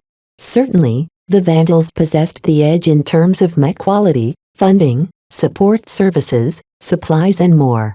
Yet their training emphasized coordination and formation combat, while the Sword Maidens each focused on their individual prowess. To Vez, the Sword Maidens were warriors, while the Vandals were soldiers. The two forces pursued different forms of strength. The Sword Maiden methods adopted the customs of the frontier, which highly emphasized individual combat prowess. Each Sword Maiden dreamed of becoming a mech champion like Lieutenant Dice. However, coordination became something of a challenge to these warriors. Once they let loose, even Commander Lydia found it difficult to pull them back. It was different for the Vandals. One or two mech may not be more skilled than their Sword Maiden counterparts, but the equation changed when they formed in larger numbers. Their versatility, coordination and initiative gave them a distinct superiority over less coordinated forces. Their clever use of formation and sophisticated tactics allowed them to win against many different opponents. Vez wondered if it was possible to unify the training methods of the Sword Maidens and the Vandals and form a set of best practices that led to an even stronger mech force. Perhaps this is the kind of training regime that produces elites among mech pilots. Ever since he developed the Mental Resilience Training Program, he began to contemplate on how to design a mech pilot. Because that was what a training regime essentially tried to accomplish. It's always senior mech pilots who compose these training regimes. And for good reason. Mech pilots respected other mech pilots, and only those who underwent the same struggles and survived many battles knew best what skills the new recruits had to master to survive the battles to come. Having freed himself from most responsibilities by delegating them to others, Vez mostly spent his time on supervising the ongoing repair efforts. He only visited the Mind Blender to check up on the progress of the mech pilots and to gain some inspiration for his future direction. Vez visited the dwarf prison on a whim. Due to the lack of space aboard the heavy transport and their need for more captives to keep the training sessions running, each dwarf only had enough room to lie down on their cots.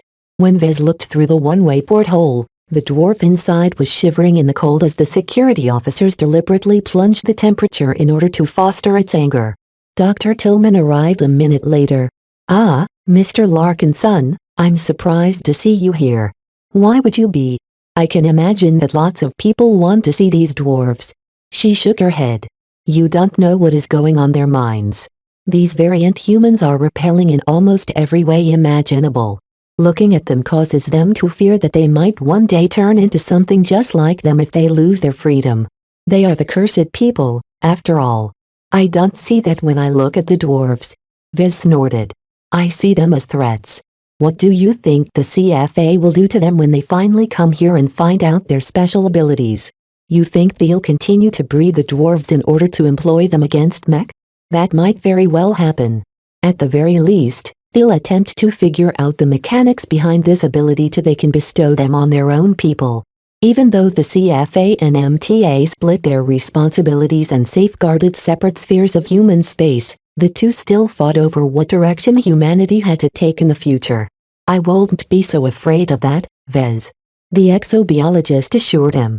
"Our studies into the brain structure of the dwarves have shown us that they have incorporated a minute amount of intermediary matter, of the same kind as the murky crystals found in the head of a wild god. Through a process of elimination, we found that there is no other part of their bodies can that affect a remote connection besides this intermediary matter. As far as we know, only the unique circumstances of this planet allows the natives to accumulate this matter. In other words, once the starlight megalodon stopped spewing here dimensional particles everywhere, everything that made this planet special would cease to develop." Vez hadn't thought that far yet. He realized their intervention may cause the coronavirus to undergo drastic changes, destroying the existing order. If the starlight megalodon truly stopped releasing the astral winds, then there would be no more beast riders, no more wild gods, no more sacred gods and no more isolation from the rest of the galaxy. Would the natives regard this change as deliverance or punishment? Chapter 813 Schism in Samar. As the training sessions started to pick up steam, the Vandals and the Sword Maidens also made good progress in repairing their damaged mech.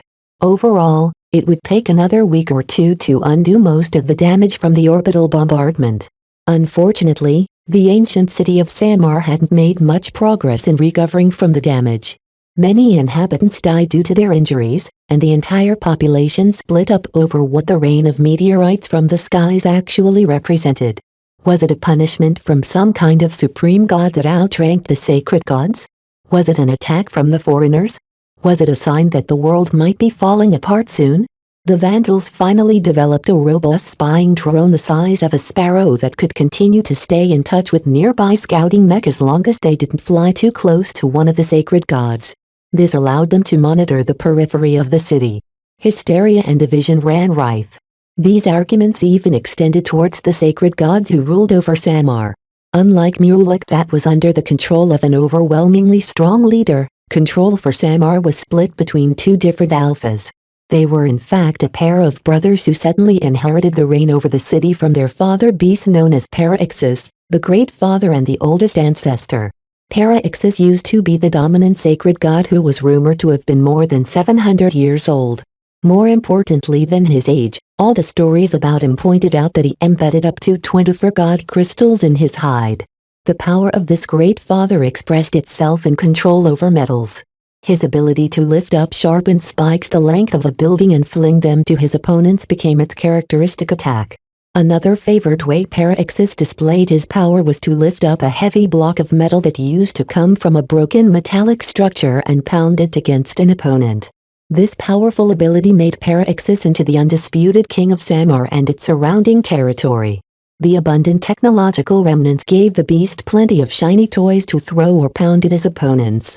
The creature's love for shiny metallic objects likely fostered a worship of these objects among the blessed people that lived in the city.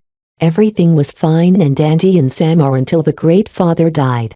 The Great Father mated with many sacred gods and even wild gods whenever he found them in the wild. Many of his godling offspring amounted to nothing, but the Great Father saw promise in two of them for some reason and brought them under his wing, embedding with as much god crystals their young bodies could bear. The oldest son Palanin inherited the Great Father's telekinesis power over metal in his greenish-purple coloring.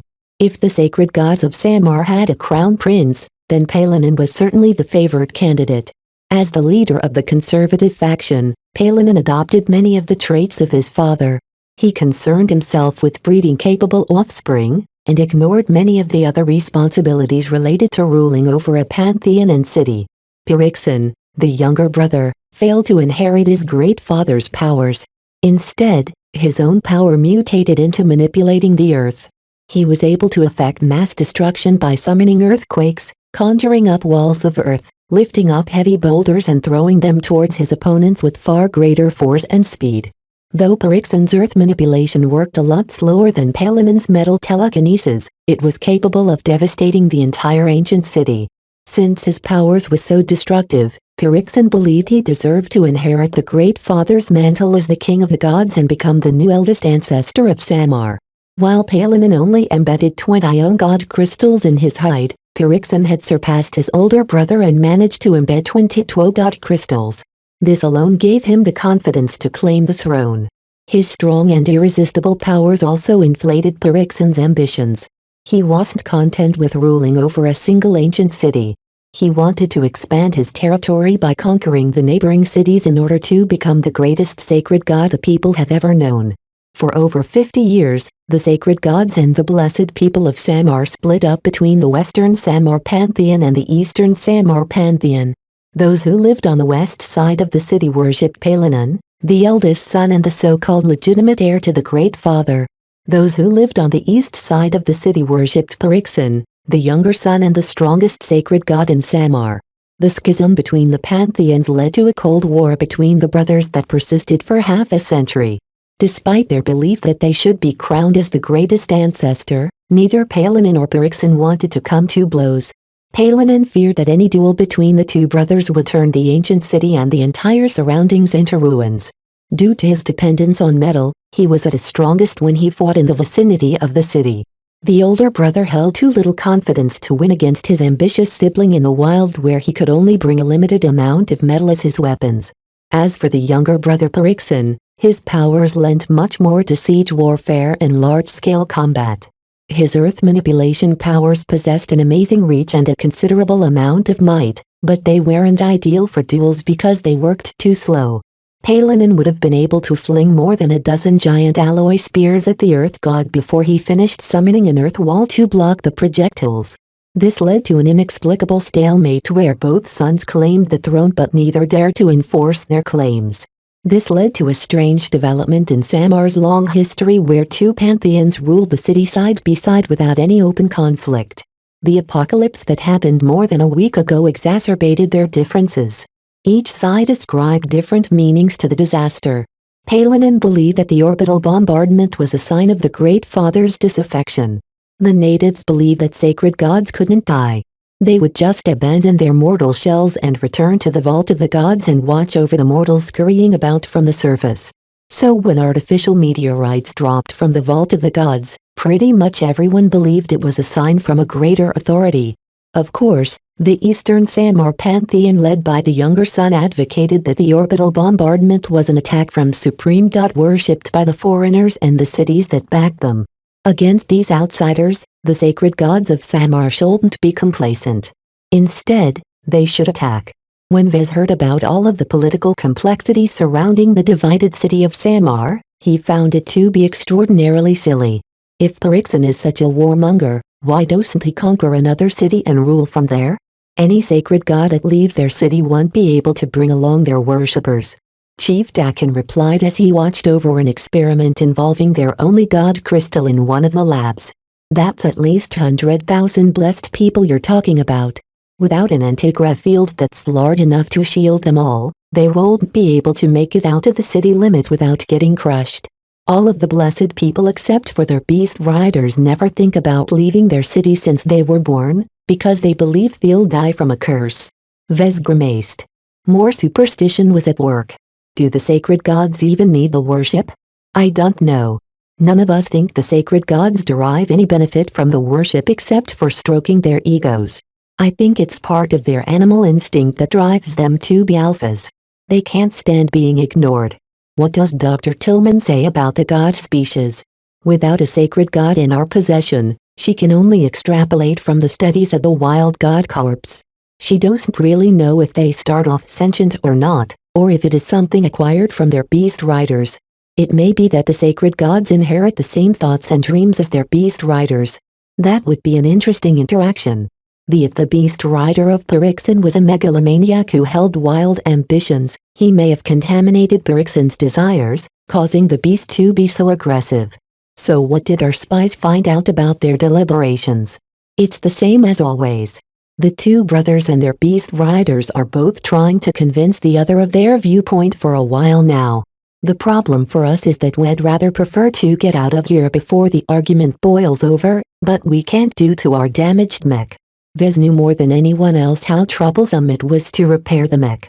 The ground forces really didn't have the transportation capacity to spare to carry away their damaged and immobilized mech. While it was possible for mech to lift up other mech and carry them elsewhere during an emergency, it always made things worse even during standard gravity. Some of the Vandals didn't think it would be a bad idea to stand their ground, though. Defeating the sacred gods allowed them to plunder their god crystals and other goods without any scruples. Killing or capturing one of them would enable the exobiologists to study their mystical bodies, learning more about these beasts and pinpoint their weaknesses. When Vez thought about the frightening lightning powers of Hakaz, he considered it foolish to force a confrontation with the sacred gods. Nonetheless, the Vandals and the Sword Maidens started to gear up for war. Ever since they collected some intelligence on the powers of the sacred gods, the Vandals started cooking up some preparations. Whether they faced Parixen alone or with his older brother in tow, it was clear that the flagrant Sword Maidens needed to take out the Earth Manipulator instantly. As long as he came close enough, he'd be able to wreck the entire camp with earthquakes, demolishing and anything in the affected area. I've even heard of talk of trying to assassinate Parixen's beast rider. Dakin mentioned after he tweaked the ongoing experiment. They think that the big beast won't be as powerful without a human intelligence guiding its actions. It won't work. Vez shook his head. Didn't we already figure out that most of the power that comes from the man-beast connection is from the beast? As an exobeast with a power that is likely as destructive as that of an ace mech, it has always possessed this might. The beast rider is much less important and doesn't even need to be the equivalent of an expert pilot. This was the advantage of a living beast. It possessed its own intelligence and could call upon its powers by themselves. The wild gods already proved they could summon their powers without a rider, so why would a sacred god be any different? That said, The blessed people all believe that pairing the sacred gods with their chosen enabled them to wield their powers in greater and more sophisticated ways. I think right now that some of us are planning to pin the death of Perixen's beast rider to the other faction. We don't know if the inhabitants of Samar will buy into it, though. If they have at least some brains, then they'll know that an internal division will only benefit us instead of them. We also don't know how Perixen will lash out. He might vent his anger on the entire city. If something like that happened, the estimated 200,000 inhabitants of Samar would all be devastated due to the actions of a third party. Worse yet, Perixen might turn his anger on the flagrant sword maidens next. Vez snorted. Yeah, I don't think that's a good idea. I agree. We're strong enough to beat the sacred gods in a straight battle. Chapter 814 Perixen's War. In the end, the eastern side of the city of Samar prepared to go on the warpath. Perixen became tired of trying to convince his older brother Palanin to join him in his attack aimed at the strangers. The aggressive sacred god fully believed the flagrant sword maidens sent down the bombardment from the skies, and most of his worshippers bought into his claims. The Western Samar pantheon stubbornly refused to join Perixen's crusade. Palanin remained so opposed of moving to attack that Perixen decided to launch the attack with just himself and 5 of his subordinate sacred gods. That meant that 6 sacred gods in total planned to move out to attack the flagrant sword maidens. What are the odds that Palanin will change his mind? That metallic controlling beast may be able to crumple our mech or fling them around if it gets close. The good news is that Palanin is unlikely to join his younger brother if he gets into trouble, Mom, a Vandal analyst reported in an emergency meeting. The Eastern Samar pantheon planned to move out within hours, which left the Vandals and the Sword Maidens with little time to make their final preparations. The older brother will effectively be able to take control over Samar if Perixen fails in his attack. What if Perixen wins? We've heard that Palanin doesn't have a low opinion of us and our mech. He likely believes that Perixen will have a tough fight on his hands regardless if he wins or loses. If Perixen loses too much strength, it's not out of the question that Palanin will immediately push for a final confrontation between the brothers. Vez had the misconception that the power struggle in Samar resembled the power struggles that always took place in monarchical states. Even the sacred gods had learned how to scheme against each other like humans. During the emergency meeting, every important person gave a final heads up for everyone. Chief Dakin in particular suspended his experiments on the God Crystal and Murky Crystal in order to fabricate simple but powerful auxiliary weapons. Against the might of Perixen and the Eastern Samar pantheon, they could never be too underprepared.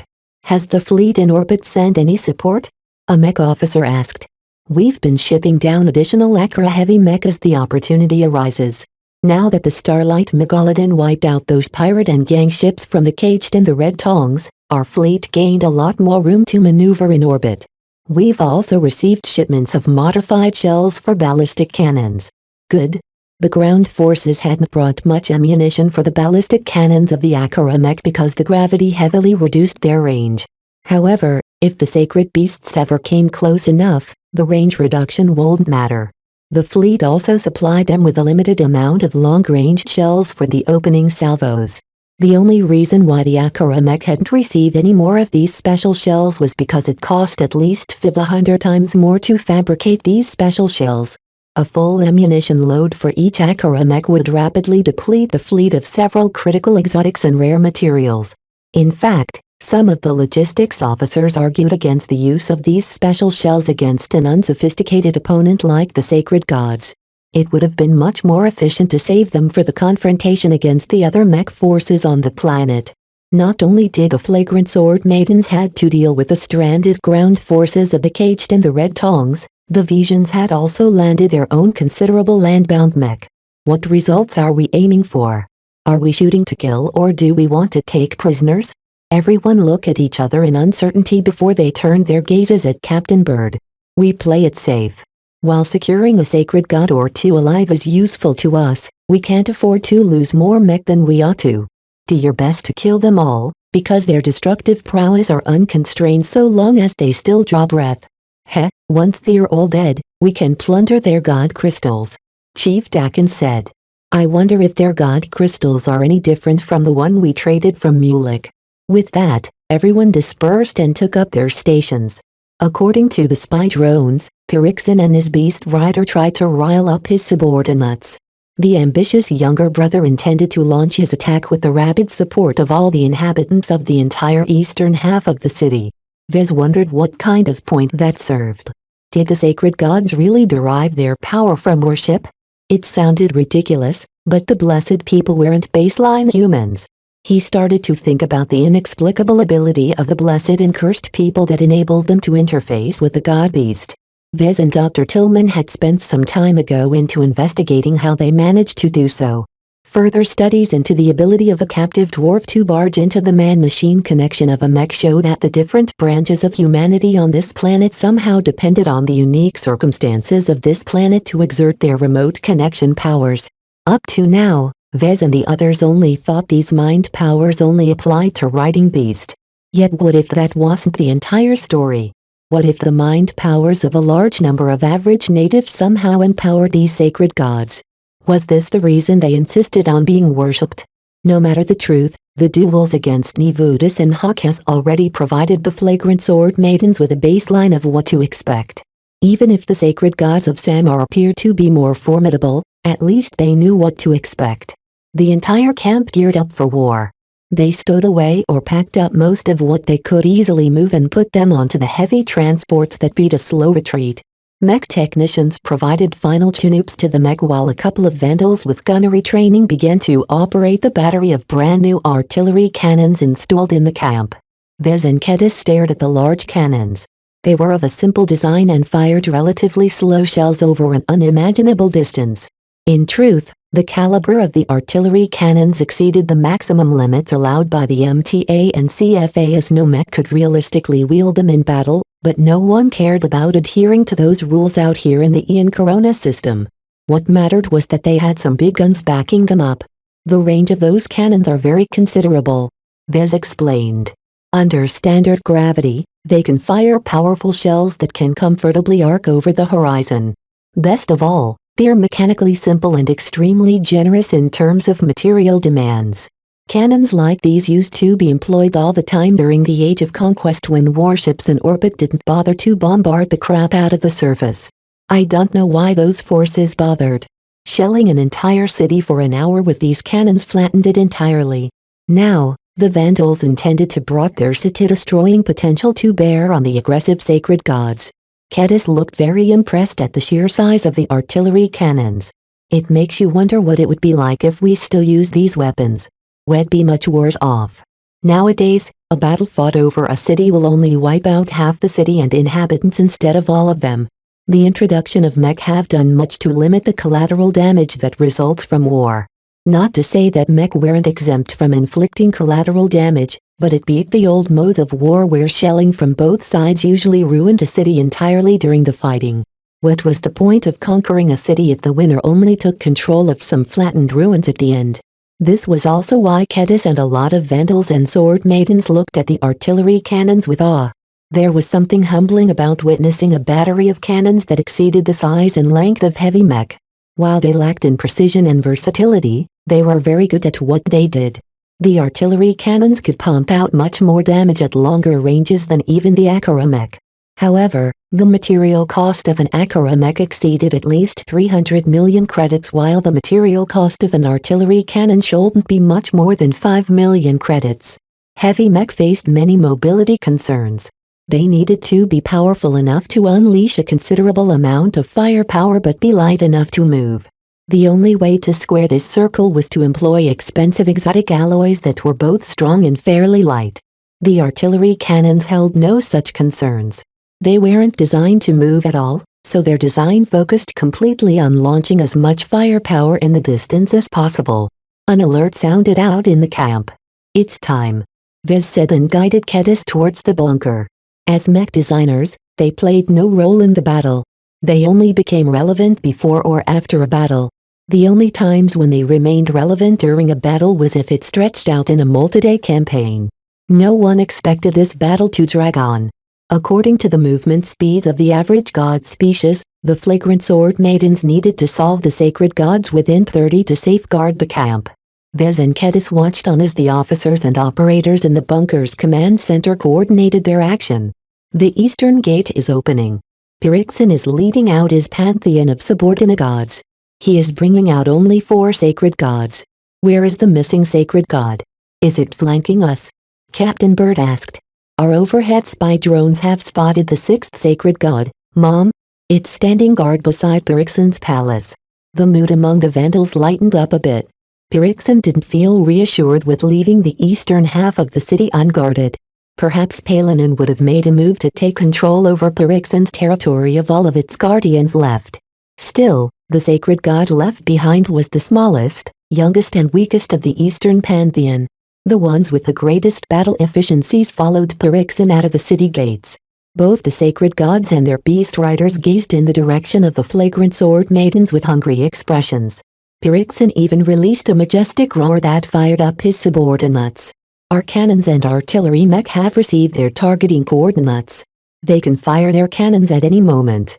Our laser riflemen mech are standing by at their designated positions. All of them have clear firing lines of the enemy beasts and are maintaining a constant distance. Both the Vandals and the Sword Maidens lived and breathed war. They inherited a long line of military tradition and advancement that stretched for multiple ages spanning tens of thousands of years. The human race had always engaged in war in one form or another. Compared to the natives who had forgotten pretty much every modern war tradition, their offensive fell short by so many points that even Vez felt embarrassed by their naivety. Pyrrhixon's force hasn't sent out any scouts. The sacred beasts are grouped up tightly with Pyrrhixon in the lead. The enemy force has yet to show any awareness that they are being observed. However, even though the enemy consisted of just 5 god beasts, each of them possessed the potential destructiveness of an expert mech. As for Pyrrhixon himself, his powers of the earth could instantly wipe out all of the ground forces if he fully let loose. The overarching priority of the flagrant Vandals was to take out this living engine of destruction at the very start. The longer he lived, the higher the chance had called down an earthquake. No one wanted to find out how much power Pyrrhixon really held. Wait until the enemy gods are at least 2 kilometers from the city walls. We don't want our explosive shells to land inside the city by mistake. That might provoke Palanin and the Western Samar Pantheon into action. Though it rankled a bit for the flagrant sword maidens to give the enemy time to trudge closer, they really couldn't afford to drag the metal-controlling sacred god into the battle. Pyrrhixon may have the edge in terms of widespread destruction, but Palanin's power of metal turned him into one of a nightmare for any mech force arrayed against him. No one truly knew how far the range of his powers extended. The enemy force has reached 2 kilometers away from the city walls. Commence the plan. Artillery, open fire. Chapter 815 Kalanxo. The artillery battery boomed at the same time as the Akara mech fired their ballistic cannons loaded with long-range shells. Multiple deep booms thrummed throughout the camp at the same time, causing the very ground to shake and deafening sounds to assault everyone's ears. If everyone hadn't already unfolded their helmets in order to protect their ears, they would have turned half deaf already. A short time later, the pinpoint-targeted artillery shells landed in the midst of the sacred gods, with multiple shells impacting directly against Pyrrhixon's considerable bulk. As the artillery cannons reloaded, the dust and smoke that obscured the sacred gods slowly blew away. Energy levels are spiking among the sacred gods. Multiple energy tornadoes are forming. As the effects of the initial salvo stopped blocking the vision of their long-ranged sensors, the flagrant sword maidens saw to their astonishment that the sacred gods and beast riders survived the bombardment with nary a scratch. When Captain Bird rewinded the footage to an instant just before the artillery shells hit, a huge energy barrier extended over the tightly grouped sacred gods. Kalanx's energy barrier blocked the artillery shells. Damn it, they fooled us. Pyrrhixon's mate Kalanxo already activated her power the moment the sacred gods left the city. As the second god of the Eastern Samar Pantheon, she earned a very high position solely due to the fact that she excelled in defensive barriers. Kalanx's defensive specialization made up for Pyrrhixon's deficiency in this area. While he could manipulate the earth to shield himself from enemy attacks, his powers took far too long to take effect. In contrast, Kalanxo could call up shaped barriers with just an instant of thought. Captain Bird placed a lot of importance on the Vandal artillery mech and cannons. Their ability to fire at the sacred gods beyond viewing distance gave them the chance to inflict serious damage on Pyrrhixon before the enemy put up their guard. They had hoped to kill or inflict serious damage on the ambitious younger son of the Great Father before Kalanxo thought to active her renowned defensive barriers. There are limits to their protective energy fields and barriers. Artillery, proceed to coordinate your fire on Pyrrhixon. Laser rifleman mech, open fire. Don't let them accumulate energy in peace. As the sacred gods each call down energy tornadoes on their forms with the help of their god crystals, shells and lasers started to bombard their position with unrelenting fury. Continuous booms and impacts sounded out at both the camp and the battlefield. The destructive firepower of the artillery mech and cannons should have been enough to sweep away half a city, yet after 4 intensive salvos Kalanx's energy barrier still held strong. What does it take to crack open Kalanx's shell? The beast riders sitting in their saddles on top of the beasts yelled in the fury at the explosions rocking the giant energy barrier. Rather than weakening, the barrier grew stronger as the energy tornado called down by Kalanxo started to infuse her god crystal's energy reservoir with an abundance of energy. She possessed 16 god crystals, which was one less than Hawk has. Although Kalanxo was a lot younger than the Tyrant of the Wastes, her raw energy capacity didn't lose out too much. Her powers and energy capacity firmly propelled a female sacred god in the ranks of Ace Mech. Vez looked over the shoulders of the sensor operators and read the energy readings of Kalanx's energy barrier. The level of protection it offered for a given amount of energy far surpassed the efficiency of energy screens employed by most of humanity. Even the hundreds of laser beams that struck specific points in the energy barrier failed to penetrate its defenses. Reading through the data, Vez quickly figured out why the energy barrier remained so impervious. Kalanx's barriers aren't purely based on converting energy into a barrier that can block damage. They are manipulating space. The intelligence gathered by the spy drones failed to ferret out this important detail. This was the problem of relying on hearsay from the local city dwellers. Their own ignorance and lack of understanding towards the powers of the god had misled the Vandal analysts. In any case, an energy barrier based on energy differed remarkably from a barrier formed out of solidified space. Captain Bird gritted her teeth. Stick to the plan. Maintain a coordinated rate of fire and keep up the pressure. I don't believe Kalanxo can maintain her energy barrier forever. Nonetheless, after being struck by 10 more artillery salvos and thousands of laser beams, the energy barrier held strong. During this time, the sacred gods all supplemented their god crystals with the help of the energy tornadoes. None of the shelling and laser bombardment managed to halt their charging process. The sacred gods and their beast riders roared their defiance at the attackers in the distance as they continued to proceed forward. After they slowly crawled 3 kilometers forward, Pyrrhixon abruptly halted. The beast roared towards the ground as his god crystals glowed a little brighter. Suddenly, a vast stretch of ground before him began to explode as the soil beneath started to shift under his influence. All of our mines in the vicinity prematurely detonated or got crushed by abnormal soil movements. Damn, this exobeast is a sharp one. He's able to detect our mines underneath the soil. The raft of explosions from the extensive minefield covertly placed beforehand threw the entire terrain into a crater-filled wasteland. The Vandals dug huge amounts of ordnance underneath the soil. Even if the sacred gods won't sustain significant damage from the explosions, at least it should have slowed them down by destabilizing their footing. However, Pyrrhixon showed his control over the earth by forcibly exerting his efforts towards the ground, flattening out the uneven terrain and hardening its surface so that it could bear the sacred gods within, causing their limbs to sink. It barely took 2 minutes to straighten out a couple of square kilometers of affected terrain.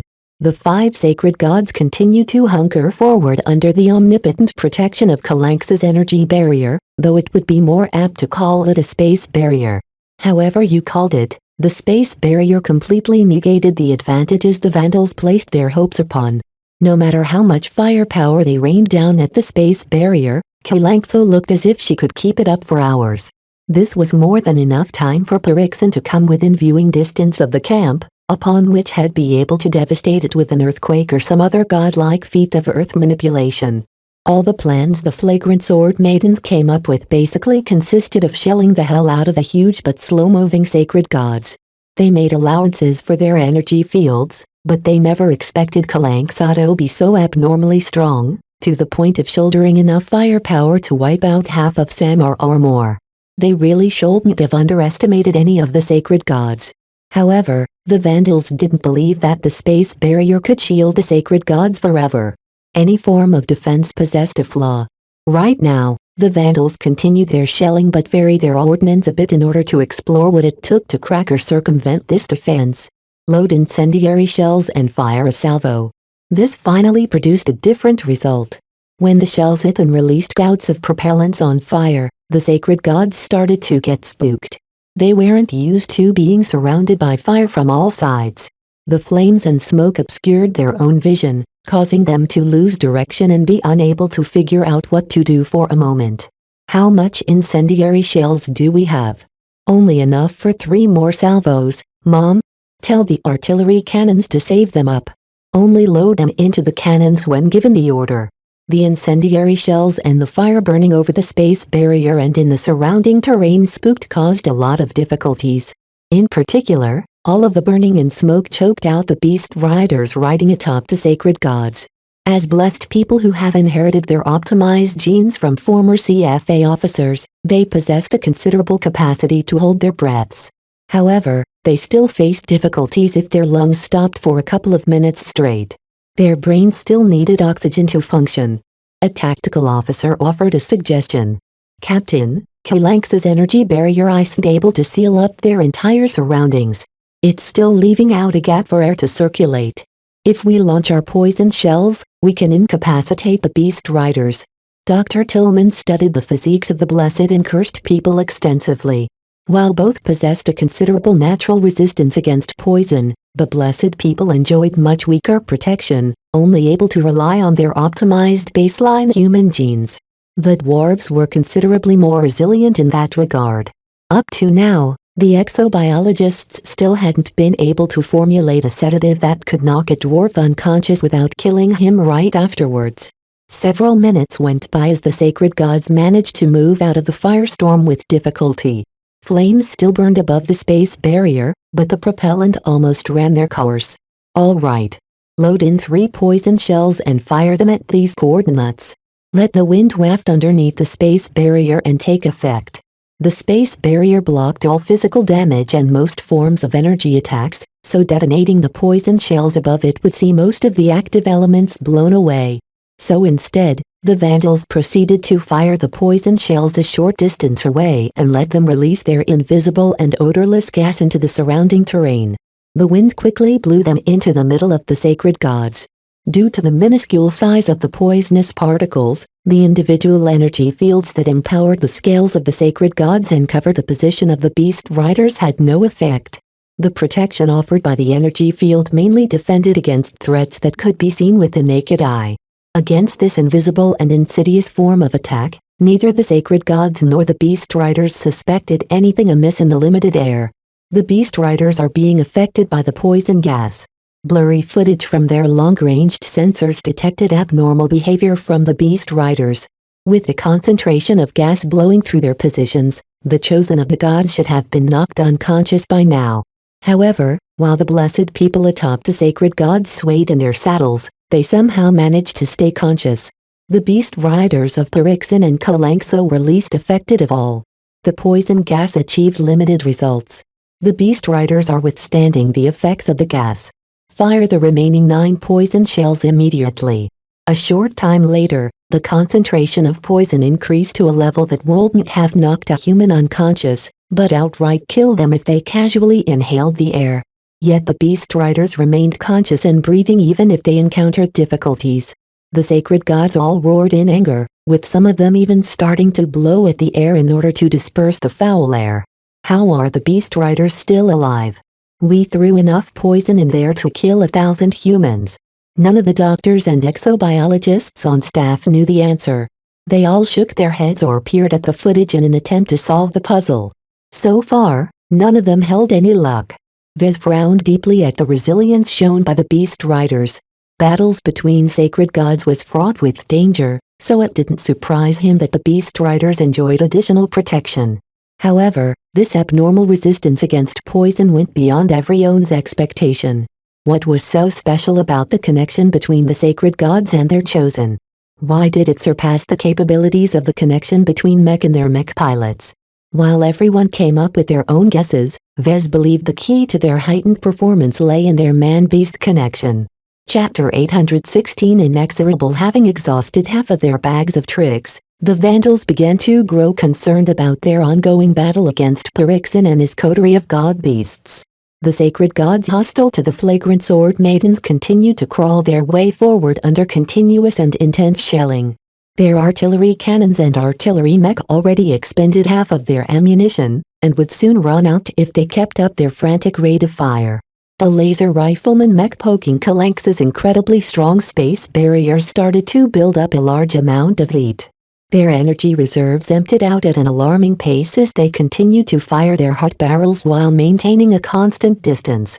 Their heavy gravity backpacks also groaned under the extensive amount of time they remained active. What the flagrant sword maidens needed was some way to break through the space barrier shielding the entire attacking force from attacks fired from afar. The Vandals and sword maidens each unfolded gimmick after gimmick, but nothing seemed to faze Pyrrhixin and his subordinates. They tried to blast their ears and deafen the Beast Riders by launching incredibly loud noise generators near their positions. Pyrrhixin caused the entire terrain to submerge the noise grenades and stifle them beneath layers of soil. They tried to displace the oxygen in the air by launching subsequent waves of incendiary shells. The Beast Riders managed to hold their breath for up to 10 minutes until the sacred gods took care of the fires. The exobiologists outright broke a taboo and quickly synthesized a lethal airborne poison so deadly that it might wipe out a quarter of the population of Samar if released into the city. Yet deploying such a highly concentrated poison didn't appear to affect the Beast Riders in any substantial way. It was as if they were just as tough as the incredible sacred gods they rode upon. Each time the flagrant sword maidens failed to take out the sacred gods or their chosen, the attackers became more determined that they would win. Their morale soared. As for the flagrant sword maidens, while their morale hadn't plummeted to rock bottom due to their discipline and experience, none of them held out any hope of winning an easy victory anymore. The enemy force possessed considerably more defenses than anyone had anticipated. In their first proper clash against an organized force of sacred gods, the flagrant sword maidens learned that their previous duels against Hawkaz and Niduvis weren't indicative of their actual battle performance. Just like how a mech force grew stronger than the sum of its parts by leveraging the synergies between the different classifications of mech, so did the Eastern Pantheon achieve greater results. In truth, out of the 4 subordinate sacred gods who followed their leader, 3 of them outright didn't matter. They were so young and weak and their powers were so unimpressive that they were only a little stronger than a wild god. Only Pyrrhixin and Kalanxo mattered, as their combined defensive and offensive power was enough to wipe out the flagrant sword maidens if they came into range. Though every mech scrupulously maintained a constant distance, the same couldn't be said for the artillery cannons and the camp. It had been a mistake to camp out so close to the ancient city of Samar. Nothing the flagrant sword maidens came up with worked. The sacred gods continued their slow but inexorable march to the camp. Pyrrhixin would soon come close enough to see the camp and all of its artillery cannons. Though some of the heavy salvos caused the procession of exobeasts to slow down or halt, they never incurred any actual battle damage. Both Commander Lydia and Captain Bird fell into a heated argument as the shelling which came predominantly from the Vandals failed to achieve any effect. The sword maidens didn't fear the sacred gods. Perhaps the ranged attacks might not have achieved any effect, but melee combat was another story altogether. If hundreds of sword maiden mechs stormed the sacred gods, would Kalanx's energy field still hold up? The 2 commanding officers argued whether to unleash their melee mech or not. Captain Bird felt very apprehensive about this course of action because they couldn't predict whether Pyrrhixin would have the time to bury them all in a landslide or an earthquake. It's too risky. We have already tried every other solution. Commander Lydia retorted over the comm. Many opponents that pretend to be invincible always fall short as long as you confront them with overwhelming numbers and might. We aren't as adept in ranged combat as you, but we know how to slaughter exobeasts up close. We've been hunting all kinds of beasts for decades. These aren't your average exobeasts. I hate to admit it, but calling them gods isn't entirely undeserved. Once a sacred god grew old enough and embedded enough god crystals into their hides, they became as formidable as expert mech or ace mech. It took more than 100 regular mech to defeat a single expert mech, though the exact outcome differed widely depending on various factors. Still, this loose rule of thumb applied just as well against sacred gods. And the flagrant sword maidens weren't just facing one of them, but 5 of them at the same time. Even though only 2 out of the 5 really mattered, the synergy they displayed so far countered everything they threw at them without any signs of faltering. Kalanx's energy reserves have halved. Someone reported. That's too slow. Captain Bird barked. She was starting to lose her composure as the pressure of the battle got to her. We need to intensify the damage and exhaust our energy reserves before the sacred gods get into range. That is the only way we can win this battle without sending our melee mech into a suicidal charge against Pyrrhixon. The formidable earth manipulation powers gave Pyrrhixon an unprecedented amount of control over the surrounding terrain. Engaging it in melee gave the sacred god the perfect opportunity to devastate all of the melee mech at once. Some of the Vandals held out hope that Venerable Z could reverse the battle situation. So far, the Vandals held him out in reserve, as his accuracy mattered more than the marginal amount of firepower he could contribute to the ongoing one-sided firefight. Vez knew that the expert pilot wouldn't be able to do anything. The Pale Dancer had been designed as a skirmishing ranged mech meant to run rings around other mech. Not to mention that the Vandals fielded the Pale Dancer with a laser rifle instead of its ballistic rifle. Most of Venerable Z's resonance powers became invalid as soon as his mech switched weapon types. While the Pale Dancer and its mech pilot still retained its incredible level of accuracy, particularly while on the move, this dueling capability didn't matter against the sacred gods that relied on brute force and sheer might to overwhelm their opponents. Vez couldn't hold himself back any longer. He stepped forward. Captain, I have a couple of suggestions. Since every other method of incapacitating the sacred gods and their riders have failed, the only way to defeat them is to exhaust Kalanx's energy reserves. We are already doing so. Quickly get to the point. While our shelling is inflicting a great amount of damage, it is not the greatest damage source that we have in our possession. The captain frowned. Are you referring to our expert mech? I'm afraid I don't believe his intervention at this time will make much of a difference. No, not that. Rather, I'm thinking about employing our largest power generators. What if we overload them in proximity to the sacred gods? The sheer amount of energy unleashed will rival the power of a large tactical nuclear weapon. That's a war crime. It's not as if we skirted some of the other taboos already. Vez shrugged nonchalantly. Even if we can overload our power generators, it's too late to bring them forward. Is it? If I recall, one of the flying transports of the fleet has recently landed to supply our artillery cannons with shells. It has more than enough cargo space to drop the power generators on top of the sacred gods. This time, Captain Bird and some of the Vandals looked thoughtful. If they were willing to sacrifice their power generators by inducing them to critical levels, then the amount of damage they could do would be enough to blast an entire area with hot, explosive fury. Since time was short, Captain Bird didn't hesitate for long. She opened up a comm channel and filled in the chief engineer. Let us execute Mr. Larkinson's plan. Chief Deacon, please select the most easily movable power generators in our camp and bring them up to the flying transport with haste. It will take time to enact this harebrained scheme. The chief complained over the comm. I can't unmoor those power generators with the snap of my fingers. The technical challenges to keeping the power generators running with all of its safeties disengaged were considerable. The engineers and technicians needed to perform so many procedures because power generators simply weren't meant to blow up. Even if they incurred fatal damage, it was rare for them to actually blow up and wipe out an entire base because they consisted almost entirely of safety features. The actual components responsible for generating energy out of the reactants only consisted of a relatively small portion of the construction. In short, the flagrant sword maidens needed to stall the march of the sacred gods. I have another suggestion. Vez spoke up. We can slow them down by perplexing them. The sacred gods don't know we are trying to buy some time. And how do you suggest we do that? Come forward and try to engage them in a dialogue? Anyone who walked to the sacred gods would be going out on a limb. Nobody knew if the sacred gods would stop and talk, but there was a very large chance that Berikson would grow angry and toss a boulder at the poor fellow. Vez grinned underneath his helmet. We don't necessarily have to send out one of our own. Remember the dwarves we imprisoned at the Mind Blender? I think the Cimmerians will be very astonished to encounter a bunch of wildlings in the way. While they may kill them out of hand, they might also grow curious enough to halt their march. Well, follow both suggestions. Captain Bird commanded. Fetch the dwarves and throw them onto a fast transport. Send in a diplomat as well.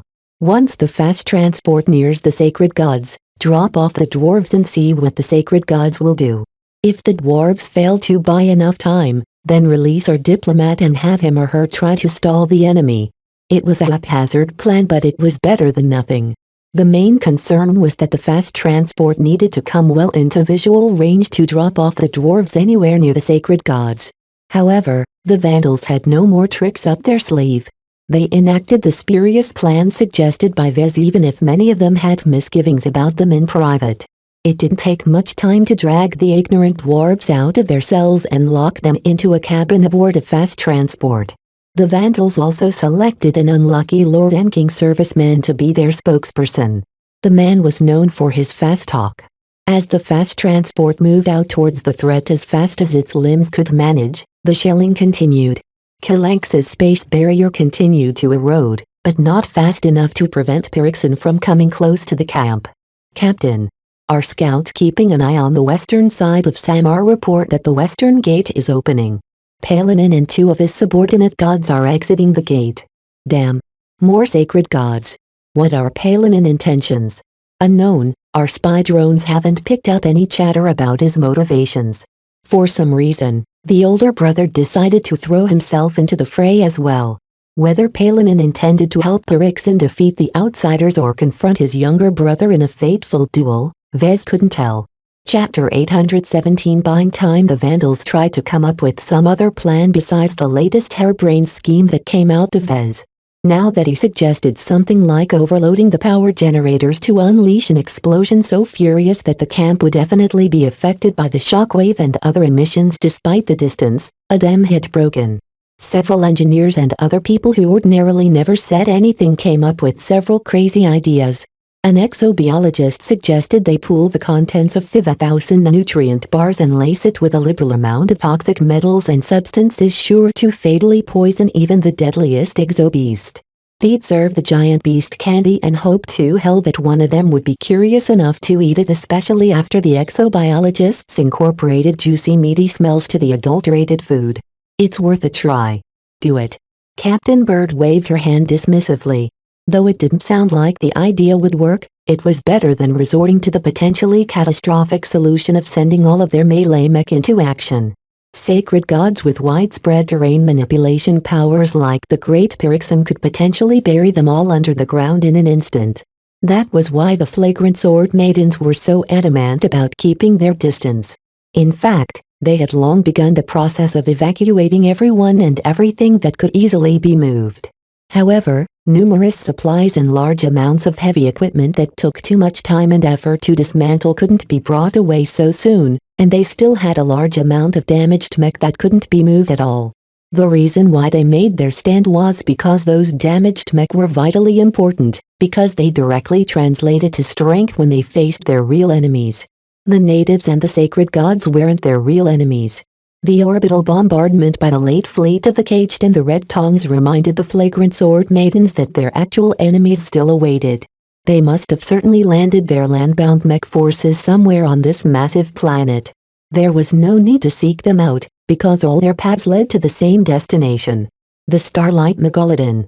The battleship that everyone thought was dormant but proved them all wrong. The fact that the unscrupulous orbital bombardment provoked a reaction from the Starlight Megalodon hinted that those running the ship still took the CFA's mission seriously. Widespread use of weapons of mass destruction at 7 to the point of devastating an entire region might cause them to launch another antimatter torpedo at the offenders. This was also why the Vandals felt uneasy about the suggestion of overloading a power generator. Technically, doing so deliberately in order to cause mass destruction definitely went against the rules upheld by the CFA. Vez could only shrug at their hesitation and opposition. I think the reason why the Starlight Megalodon moved into action was because the orbital bombardment threatened to depopulate an entire region of life. If 7 is an experimental ground as some of us have speculated, then those who are running the experiments don't want them to be ruined by an outsider. What we are doing will only devastate a small area at most and kill a bunch of sacred gods. Samar still has Palanin and the rest of the Western Samar pantheon to take charge. Speaking of Palanin, the older brother exited the Western Gate with 2 subordinate sacred gods a while ago. What is the status of Palanin? Is he approaching our direction? Palanin's group has halted, Mom. Someone who kept an eye on Palanin through spy drones and scout mech reported. They are maintaining their distance. No one knew why Palanin exited the city and stalked in the direction of Pyrrhixin and the Flagrant Sword Maidens. One thing was for sure. The Flagrant Sword Maidens likely won't be able to handle both the older and younger brothers at the same time. I think he's waiting. If Pyrrhixin wins easily, Palanin won't go in or even help him clean us up. If Pyrrhixin is facing more opposition than expected, then Palanin may help us do his younger brother in. He's being opportunistic. Is there a way to draw Palanin on our side? No one could come up with an answer to that besides letting a scout mech approach the volatile sacred god. However, according to past behavior and all the stories they heard so far, the metal controller might very well take control over the mech and treat it as his toy. By now, the fast transport carrying the dwarves and diplomatic envoy dropped off the dwarves somewhere close to the sacred gods before beating away as fast as its legs could carry. Though it appeared that Pyrrhixin wanted to stop the big shiny transport, several changes happened that caused him to pause. The Flagrant Sword Maidens also stopped their shelling and laser discharges all of a sudden. This sudden change threw the besieged sacred gods and beast riders off guard. What was happening? Why did the attacks stop hammering their defenses? Despite the temporary respite, Kilankso studiously maintained her barrier up despite the continued drain on her energy reserves. She remained vigilant against sneak attacks like the initial opening salvo of the artillery cannons. Their opponents didn't play by the rules as their species had fought for generations. What are the sacred gods doing? I think they're befuddled by the dwarves because they came out of one of our fast transports. They can't equate the dwarves having any relations with functional machines. Do you mean they think that they are mistaking us as the cursed people? Who knows? It certainly sounded weird. When the Flagrant Sword Maidens initially tried to open dialogue with the sacred gods of Samar, they only showed up in giant mech. The outsiders never showed their human forms inside their mech. Vez tried to imagine what it would be like if the dwarves took the place of the Vandals and the Sword Maidens. They might be able to gain control over the mech if they adopt the right thinking pattern, though succeeding in interfacing with the mech didn't gain them any mastery in the fundamental skills required to pilot a mech. Any 10-year-old tested for genetic aptitude possessed the ability to interface with any mech. In theory. However, any who did so immediately caused their mech to trip or perform some other calamitous maneuver. It would be like a random person gaining complete control over the helm of a starship. If the dummy mode hadn't been engaged, the ship might overload her reactor or collide into a space station because the person at the helm didn't have any clue what to do. It took 10 to 15 years of training for most mech pilots to qualify to pilot something as complex as a mech. The dwarves, for all of their inborn abilities to interface with both mech and exobeasts, could never make up for at least a decade of dedicated training. The dwarves won't be able to fulfill any of the support services as well. Never mind operating the machines or maintaining the mech, they won't even know how to operate the kitchen. The absurd thought distracted Vez from the initial interaction between the dwarf captives and the sacred gods. It's working. The dwarves are buying time for us. To some of their amazement, the sacred gods and their beast riders fell into an internal discussion after the dwarves showed up out of the blue. As for the captives, a handful of them noticed that they were free from their cells and instantly tried to make off. The sight of the dwarves running away with their stubby legs amused the sacred gods. Pyrrhixin applied his power over the earth and caused the area around the dwarves to be ringed with a round earthen wall. The dwarves were too short to climb over the smooth walls. That's a lot of precision. Some of the dwarves mindlessly continued their attempts at climbing over the walls, while the other ones had gone senseless at the sight of several sacred gods. Pyrrhixon continued to move closer, forcing the other sacred gods to move with him in order to stay under Kalanx's umbrella. A few minutes passed as the beasts roared with each other and their riders chiming in. Vez got the sense that they were trying to make sense of the sudden appearance of the dwarves. One of the riders even yelled something at the dwarves, though he didn't receive any response. Suddenly, Pyrrhixon decided he had enough. He extended his dragon-like head and snapped 9 Clocelagrup dwarves into his gullet. The remaining dwarves yelled and tried to climb over the earth walls, to no avail. Pyrrhixon dove in again and continuously chomped on the remaining dwarves with rapt pleasure. Evidently, dwarf meat tasted good for the sacred gods. Well, at least the captives bought us some time. Even if a minute delay helped them out a lot. Chief Dakin and the engineers rushed to unmoor the power generators while keeping them running with all of the safeties disengaged. This was exceptionally hard to do in a short amount of time because the power generators were designed to shut down as safely as possible if anything went wrong. What the engineers essentially tried to do was to hack the power generators into doing the exact thing that all of their programming and hardware tried their best to prevent. Checking on the progress of the engineers, Vez realized that they still needed some time. With a heavy voice, Captain Bird issued the next order.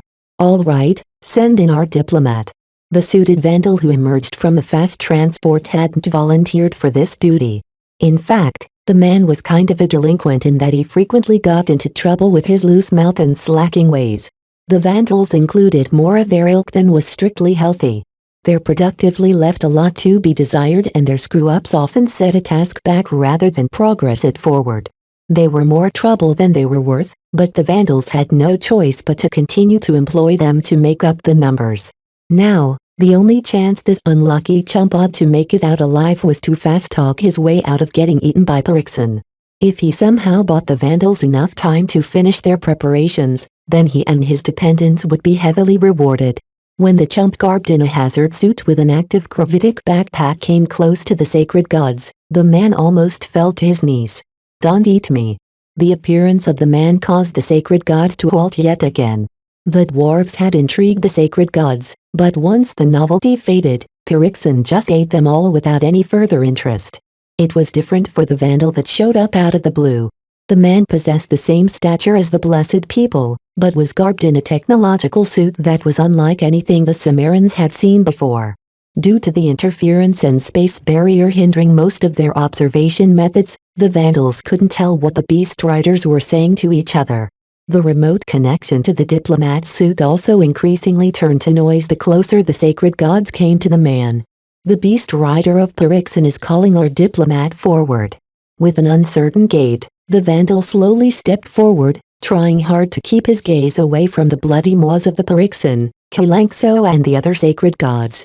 Once he walked underneath Kalanx's space barrier, the vandals lost connection to the man's suit.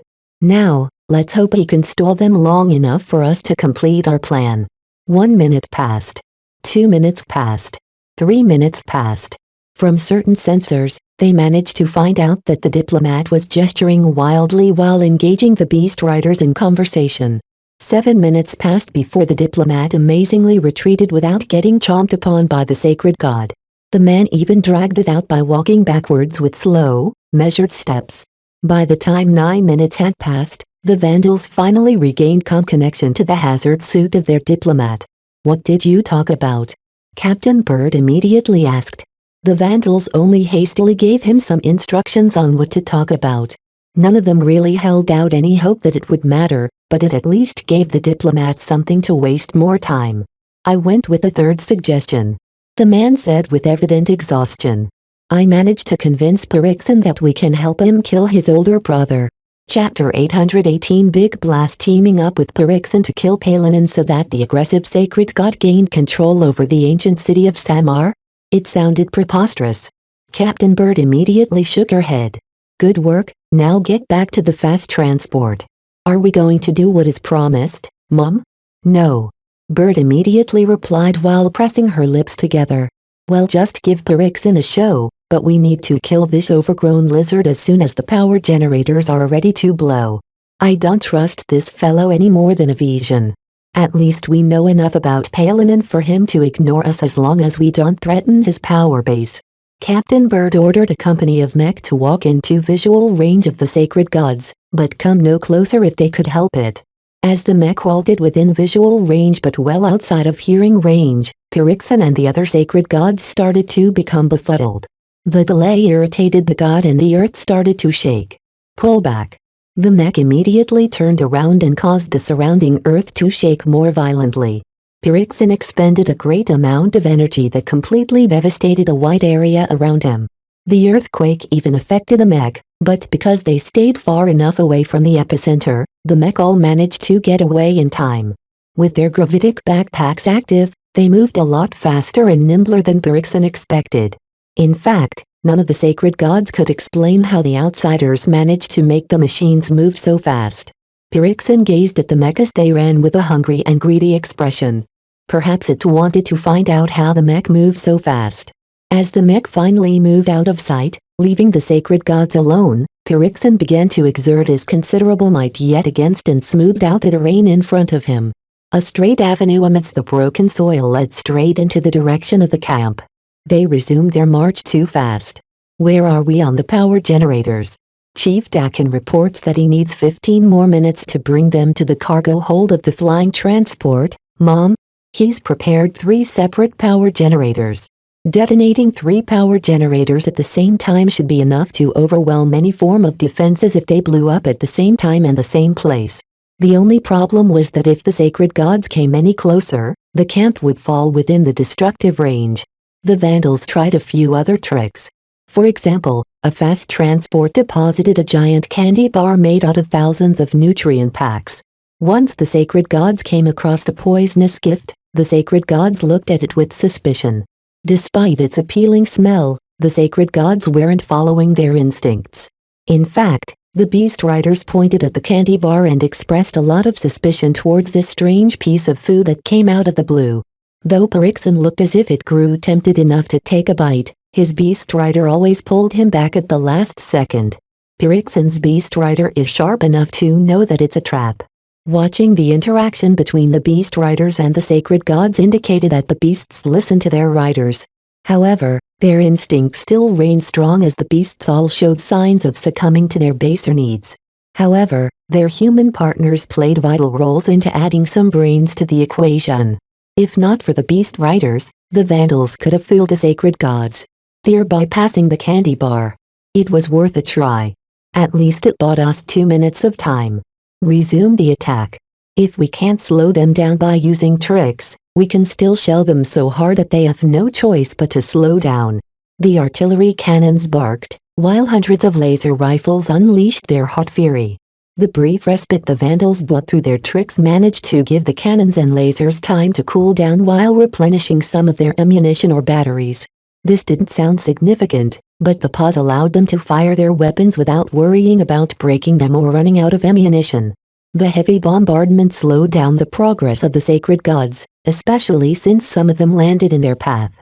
On the advice of a tactical officer, the heavy cannons began to deform the ground up ahead, causing Pyrrhixon to waste valuable time and energy smoothing out the ground and reinforcing it to withstand the repeated impacts. All of this only slowed down the sacred gods just a fraction, but that already helped them out a lot. The engineers have finished loading the power generators in the transport. Lift off immediately. Engineers continued to babysit the power generators as they became increasingly less stable inside the flying transport. If nothing happened, they would eventually melt down or blow up, causing the entire camp to be engulfed with an instantaneous release of energy. Therefore, the transport immediately climbed into the air with no hesitation. Though the heavy gravity did its best to pull it down to the ground, the transport had been modified to endure the increased strain. As one of the rare transports modified to deal with the heavy pull of the soil, the transport climbed higher and higher in the air with great difficulty. The transport moved fast. Faster than any of the legged transports or mech. The only reason why the flagrant sword maidens relied on landbound transports instead for their ground forces was because the flying transports wouldn't be able to operate as they came within a certain range of the Starlight Megalodon. For now though, the flagrant sword maidens were only at the start of their journey. They could still receive aid from the fleet. Everyone held their breaths as the flying transport slowly climbed higher and higher while approaching the location of the sacred gods. The transport slowed down once it hovered over the sacred gods. It flew high enough in the sky that the sacred gods hadn't noticed the object in the air. The space barrier projected over the exobeasts also blocked their view from what was lurking from above. As far as any of the natives and sacred gods were concerned, nothing could fly. Their limited worldview didn't incorporate flying objects. In fact, not a single bird made up part of the planet's artificial ecosystem. The transport is prepared to drop the power generators onto the projected path of the sacred gods. Mom? The engineers aboard the transport are awaiting your orders. Captain Bird faced a difficult decision. Once they did this, they might suffer unintentional consequences. The sheer energy released from detonating 3 power generators at a time would deal a lot of damage to the environment. In addition, losing those 3 power generators meant that the ground forces wouldn't be able to generate as much energy to replenish their energy. This created an even greater deficit in their energy budget that would be very hard to make up unless they figured out the secrets behind the god crystals that the natives used to call down an energy tornado. Is the camp at risk at this point?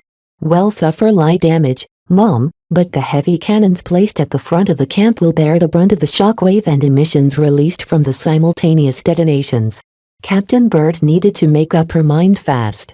If the sacred gods got any closer, the detonations would inflict increasingly serious damage to the camp.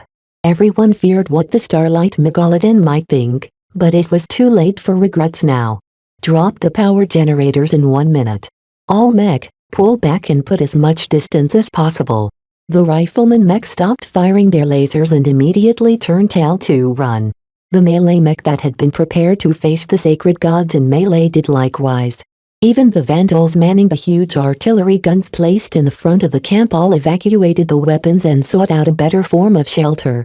A power generator deliberately induced to blow up at their maximum strength was no joke.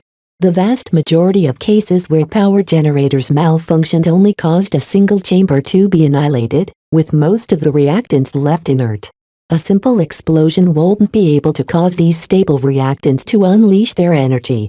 However, if manipulated in special circumstances, the reactants could be induced to unleash the majority of their energy at a single instant. This was exactly what the engineers had done, and that was why every mech tried to get the hell away from the range of the impending detonations. 5, 4, 3, 2, 1, the power generators are dropping. 3 objects fell out of the cargo hold in quick succession. The engineers placed each of the power generators into a makeshift aerodynamic shell in order to steer their fall a bit. Right now, they were dropping right into the path of the sacred gods. Seconds passed as they kept falling and falling. They dropped at such a height to buy the flying transport enough time to escape the area. Everyone, brace yourselves. Boom! A humongous explosion that combined the fury of 3 power generators detonated at the same took place in close proximity over the space barrier of the sacred gods. All of the sensors the vandals pointed towards the explosion temporarily went blind as a flood of light and heat and other emissions momentarily blinded them. The entire bunker shook horribly as the explosion also shook the surrounding terrain. The energy released by the explosion was incredibly violent and had certainly scoured the entire area. The camp wasn't exempt from the damage as most of the artillery cannons slightly became deformed and sustained other forms of damage. They paid for the cheap construction by being susceptible to damage. The Akara mech fared much better as their superior alloys easily endured the repercussions of the explosion. The camp itself consisted of solid prefab structures that were designed to withstand a certain level of shock, so none of the buildings toppled over, though they did sustain some form of damage on the side facing the explosion. As the worst of the blast slowly faded away, the smoke, heat and debris released from the blast formed into a mushroom cloud. What is the status of the targets? We're unable to tell. Our sensors can't penetrate the cloud of heat and smoke. They needed to wait several more minutes until all of the debris and smoke and fire in the air finally faded away to allow the vandals to see the result of their reckless action. The space barrier has disappeared. The sacred gods all show visible signs of injury. Pyrrhixin and Kalanxo are still alive and conscious. All of the beast riders are gone. They've likely been burned or vaporized from the blast. Both beasts look terrible. The 3 smaller sacred gods didn't show any signs of life. All 5 beasts bore scorched and broken scales. Some of the damage dug deep into their flesh and charred it extensively. The most important detail was that none of the beasts were projecting any forms of defense. Their god crystals had grown dim as defending their bodies from the incredibly powerful blast had overcome the formidable defenses of Kalanx's space barrier and their personal defense fields. We're detecting strong seismic activity. Pyrrhixin is expending his final reserves of energy. Don't let the beast pull off his final move. All mech, get back into range and open fire on Pyrrhixin. The Akara mech opened fire first.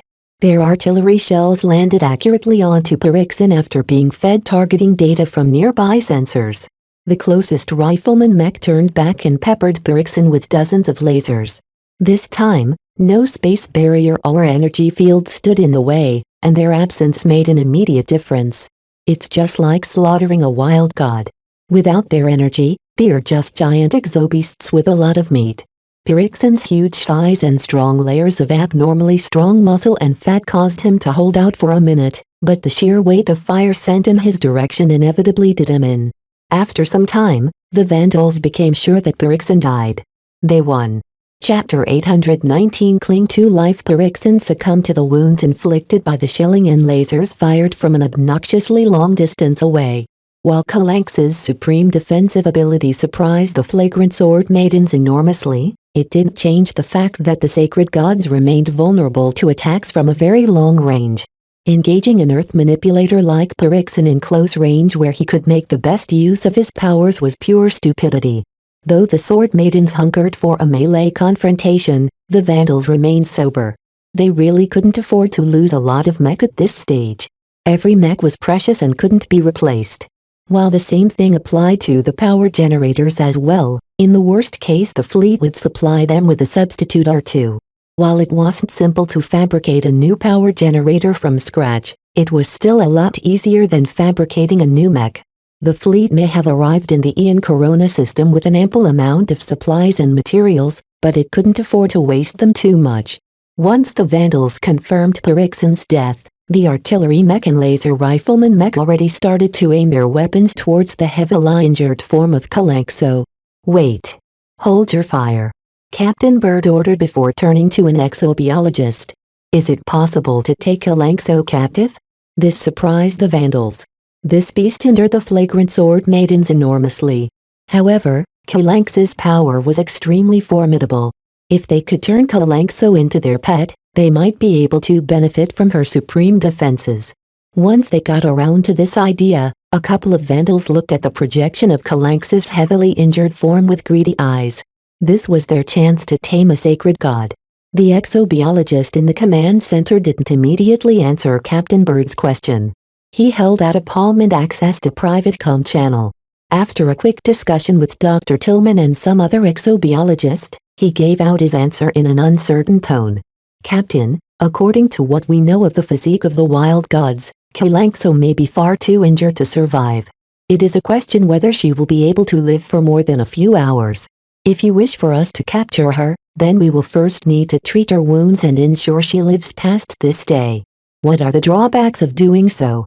We will need to draw upon a large amount of medical supplies. Some are easily reproduced, but some of the medicines can only be sourced from the pharmaceutical companies. If we expend more medicine on making sure that Kalanxo can survive, we'll have less to draw upon once our own men sustain injuries. In fact, it is not certain yet if our intervention will be sufficient enough to save Kalanx's life. This decision required some consideration. After Captain Bird received a document that contained an estimate on how many medical supplies would be expended in an attempt to save Kalanx's life, she fell into a brief dilemma. Mom, we just lost 3 power generators.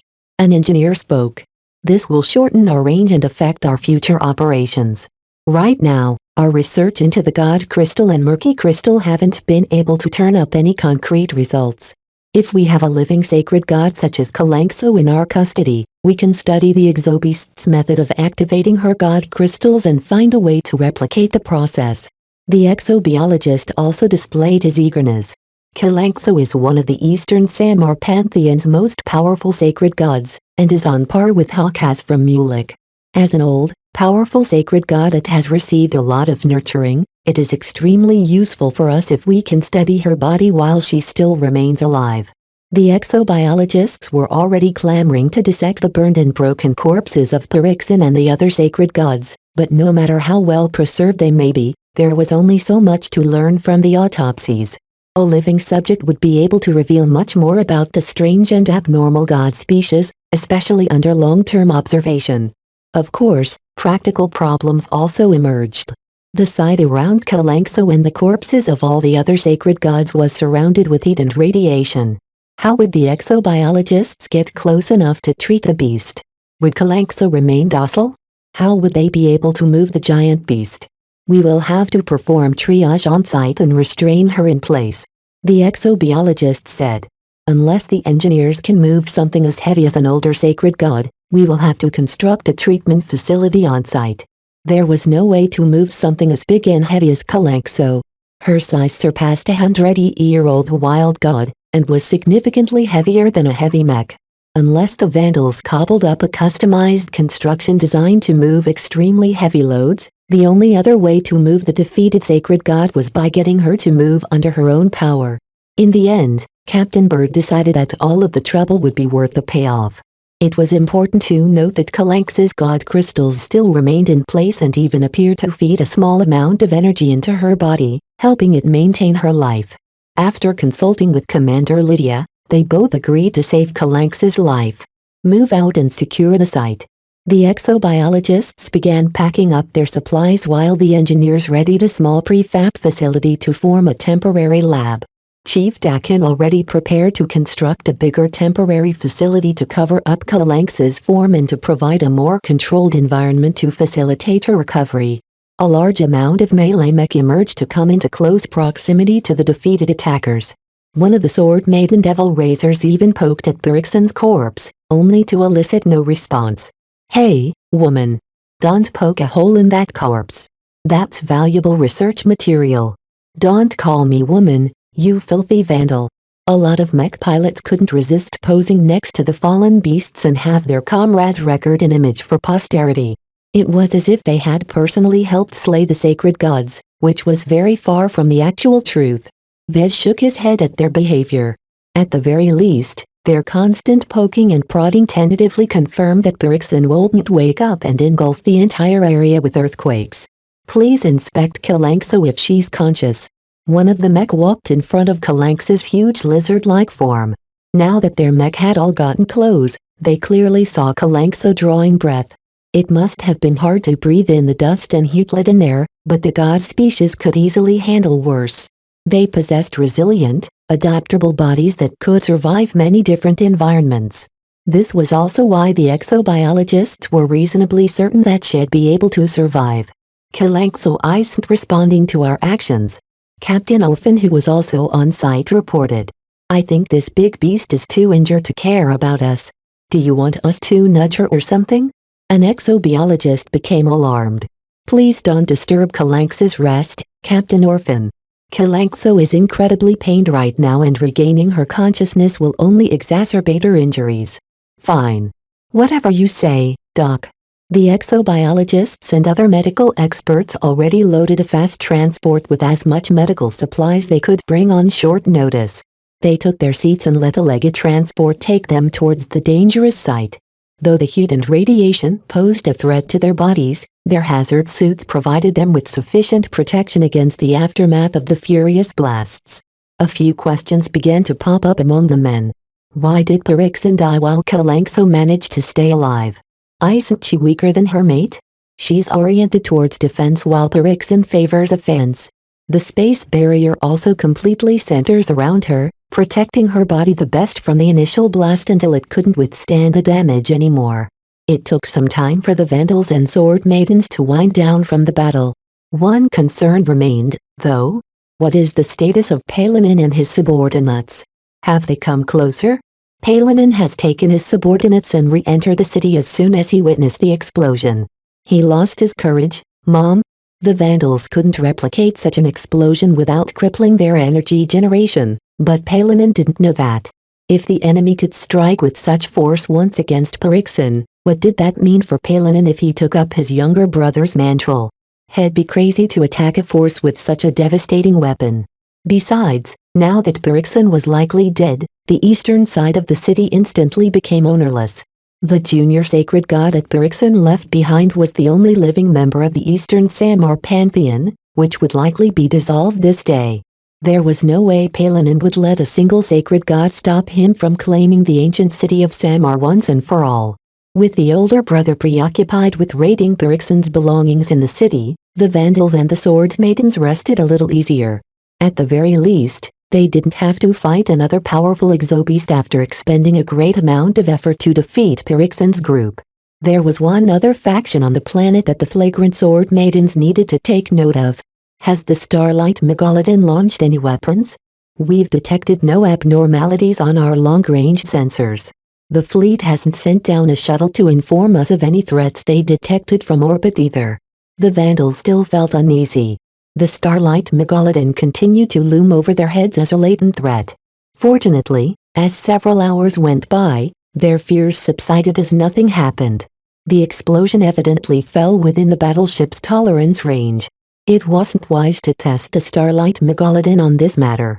Hopefully, their next encounter with the natives won't be so fraught as what happened today.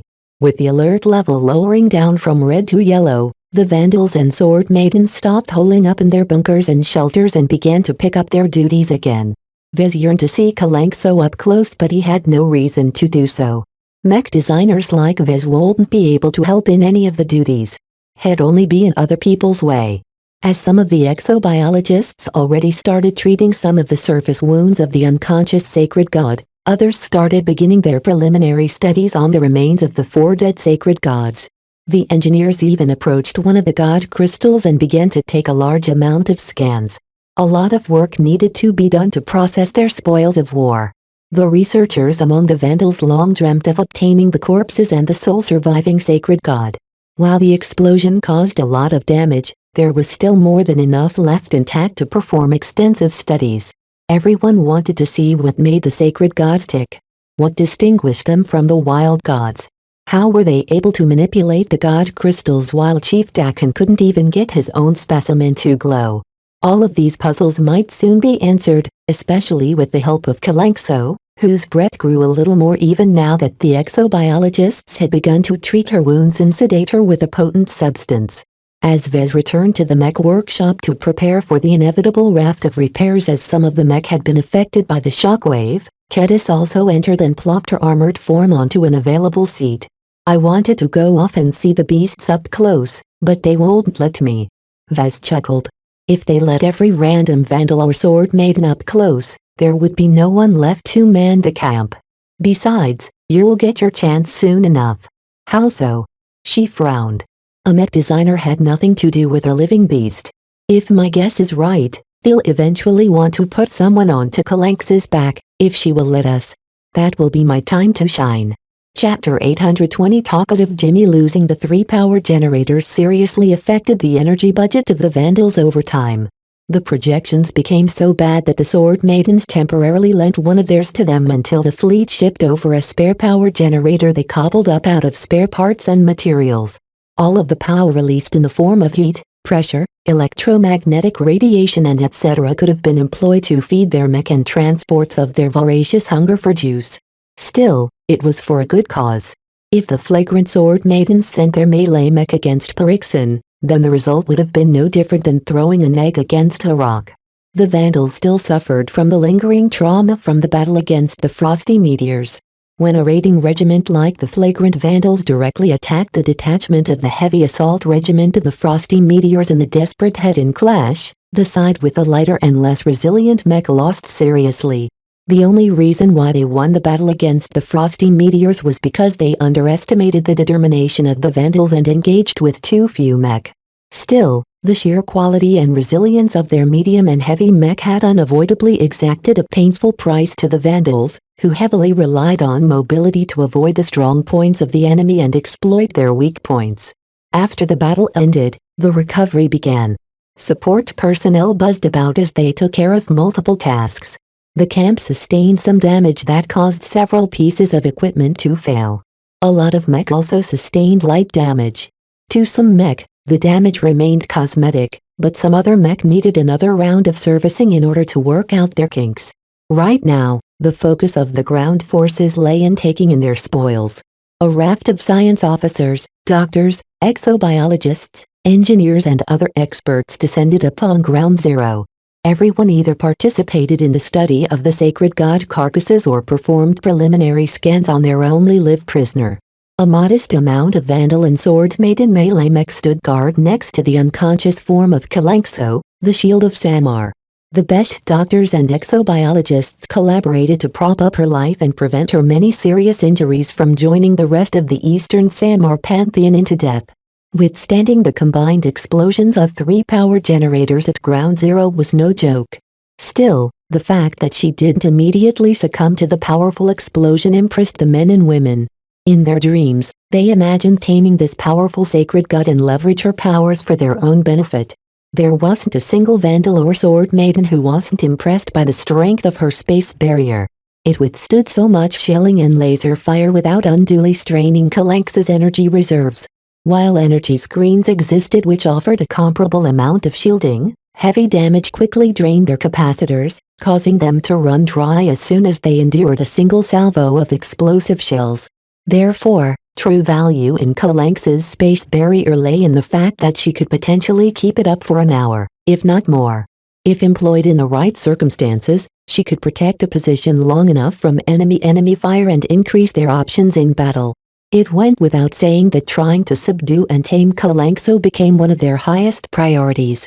Of course, studying the other sacred gods also needed to be done.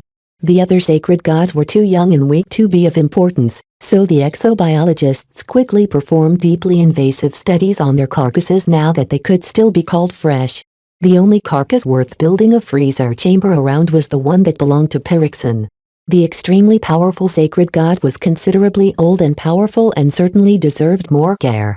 The engineers in particular wanted to decipher how Perixon managed to draw power from his plentiful god crystals and if they could somehow replicate this ability. In the meantime, the flagrant sword maidens kept a wary eye on the ancient city of Samar. Fortunately, it appeared Palanin mainly preoccupied himself with taking over the eastern side of the city. Now that his younger brother bit off more than he could chew, the older brother had the entire city for himself. Palanin isn't showing any signs of taking revenge. A well-informed Vandal told him one day during mealtime. Talkative Jimmy earned himself a reputation among the Vandals for being a well-informed gossip, though he had an unfortunate habit of embellishing his stories sometimes. All talk of going out to confront us in battle is being stifled by Palanin's supplicants. Half the city is afraid of us, while the other half is afraid of the only remaining heir to the Great Father. I imagine that our continued presence here next to the city is giving Palanin a lot of pressure. Vez remarked as he consumed a simple meal reconstituted out of nutrient packs. Despite all the demands, the cooks weren't allowed to process the sacred god meat yet. The meat had been laced with too much radiation. All the anti-radiation treatments they had on hand was being spent on helping Kalanxo recover. The doctors had no spare antirids left to clean up the carcasses to satisfy the men's voracious hunger for sacred god meat. The allure of eating the flesh that many natives worshipped as gods still held a perverse attraction to the Vandals and Sword Maidens. If they wanted to eat more god meat, they'd just have to hunt down another wild god. Talkative Jimmy smiled in a lazy manner. Now that we bagged ourselves some sacred gods, we don't need to trade with Samar anymore. We've harvested so many god crystals that there's no use trying to trade for more. In fact, I heard that Captain Bird intends to ignore all the ancient cities from now on. As soon as we finish our repairs and reign in Kalanxo, she intends for us to head straight to the Starlight Megalodon. The flagrant sword maidens lingered long enough near their starting point. A long trek awaited the ground expedition. It would take months or a year to reach the Starlight Megalodon, but they weren't alone. If they didn't move out soon enough, their rivals might reach the battleship first. The only reasons why Vez didn't worry about getting overtaken by others was because the race to the Starlight Megalodon was a marathon, not a sprint. The incredible distance and the difficult circumstances strained the logistical capabilities of any mech force on the ground. Vez predicted that the pirates may not have been as well prepared as they thought. Perhaps only the Visions brought sufficient supplies to make it all the way to the battleship on their own. As for the rest, the underprepared pirates and other scum would probably resort to the only solution they always fell back on. Vez figured they would attempt to plunder others to get to what they needed, be it the ancient cities or their rivals. What do the Vandals think of Captain Bird's leadership so far? She's okay for a commanding officer. Captain Bird is kind of like Colonel Lowenfield, in a way. Jimmy carefully said. Obviously, he didn't want to say anything about the captain. They are both meticulous to the point of slowing us all down, but they both do right by us. Still, not everyone is satisfied with how she's taking her time with matters. Is Captain Orphan agitating the men? Oh, she grumbles all the time, but everyone is used to her. She always runs her mouth when she isn't satisfied, but she has no chance of changing anything as long as Captain Bird is calling the shots. Then who else is dissatisfied? Talkative Jimmy gazed at Fizz with a shifty expression. He leaned in to whisper, which was completely useless as the auditory sensors in the mess hall recorded every possible sound no matter how soft they spoke. Vez could have activated his signal jammer to ensure privacy, but he didn't bother as they were just engaging in idle gossip right now. A few mech pilots are beginning to hang out with Venerable Z. Jimmy whispered. Did he even know that he might as well talk normally? Our new expert pilot isn't a big of a snob as Venerable O'Callahan. Our old expert pilot never mingled with the rank and file, but it's completely different with Venerable Z. He's welcomed a small number of mech pilots in his circle. Hearing this made his stomach drop. Vez suddenly lost his appetite. He hadn't put his likely failed attempt at brainwashing the expert pilot on his mind lately due to recent events, but the matter with the foreigner-turned Vandal continued to tick like a bomb in their very midst. What is Venerable Z doing with these mech pilots? I heard he's taking them under his wing. That man can pilot almost any mech and is good at a lot of different things. There's not a single mech pilot who he can't help. Venerable Z only started his tutoring very recently and he already earned a rabid fanbase. Even the Swords Maidens want a piece of the action. What talkative Jimmy described to Vez sounded like a prelude to building up his own faction. The problem was that expert pilots enjoyed such a high status and their piloting skills were so good that almost no mech pilot would be able to resist the temptation. This was an opportunity to receive tutoring from an expert pilot. Compared to Venerable O'Callahan's unfriendliness and disdain towards the Vandals, the new expert pilot uncharacteristically engaged with lowly mortals. That's not normal. Vez stated. An expert's time is precious. They're always training or preparing for the next battle to come. While it's not unusual for experts to offer some tips to mech pilots, it's not an efficient use of their time. This especially went for Carol Z, who long stalled in his growth to greater heights. As someone who had entered the realm of experts long ago and only made it up to 8 layers of resonance strength, he had a long way to go. Instead of trying to work hard to improve his somewhat meager strength among experts, he bewilderingly opted to act as a nanny to other mech pilots. There was no other reason to do so except to gain a deeper foothold within the Vandals. It might not sound like much right now, but if he continued to draw in others, then Captain Bird's authority would be undermined. Worst of all, Captain Bird lacked the power and standing to prevent Venerable Z from doing whatever he wanted. Even if she was aware of what the expert pilot might be up to, she could not go against the will of the mech pilots in this regard. Not many expert pilots actually chose to exercise their authority. The few that did often became extremely powerful. Among Larkin's son's own family, his uncle Ark, who presided over Citadel Haven's ward, was one of the most brilliant examples of this. As demigods, they naturally commanded respect, which empowered their leadership abilities. Talkative Jimmy kept glancing at Fizz as if he anticipated some reaction. You don't much like Venerable Z, do you? Vez tried to figure out Jimmy's motives. Whose camp was he in? His intuition told him that while Jimmy showed some hero worship towards the expert pilot, it hadn't reached a point of no return. Perhaps he could make use of Jimmy. He'd have to be careful though. Vez did not want to draw any ire upon himself. Expert pilots are expert pilots. Yet they are humans as well.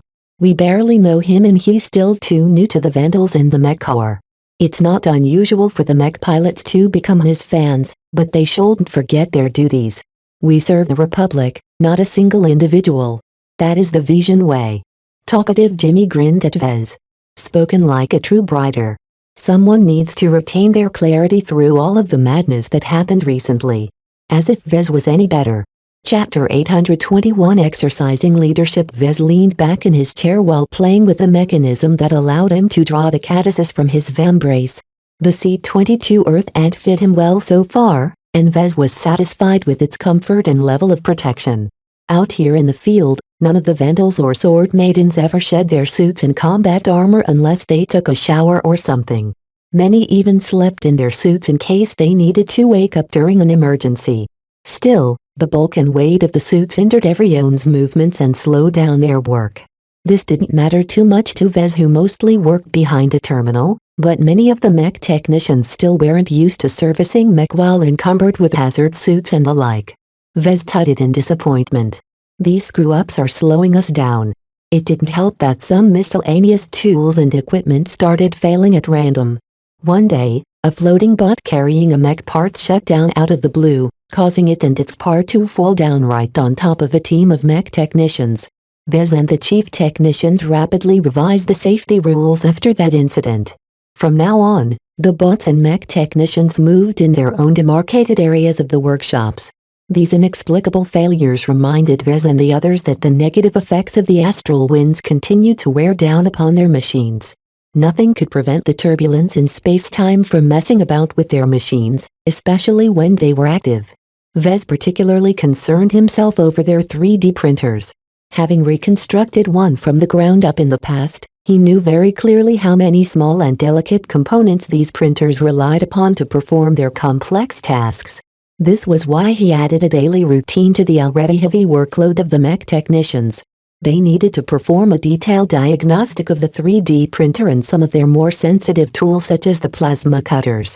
It would be catastrophic if the plasma cutters lost containment and spilled over all of that hot plasma over the hazard suit of the mech technician using the tool.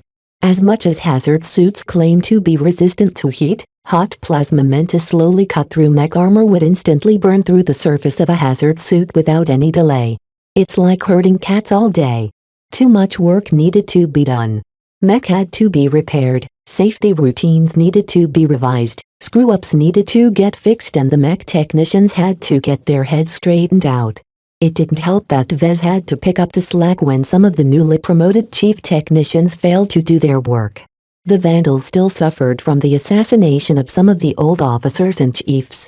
While it did help him exercise his leadership abilities and make him more adept at commanding the men and women, Vez quickly became annoyed at how many fires he had to put out every day.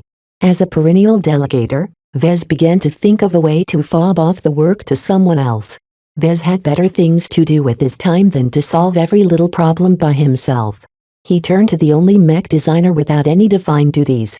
Catasis. Yes, Vez? The young woman turned to Vez with a clueless expression. I think it's time for you to learn how to supervise the mech technicians. No thanks. I'm fine with letting them do their own thing. You're not a real mech designer until you take control over your own workshop. Come on, Catasis, it's for your own good.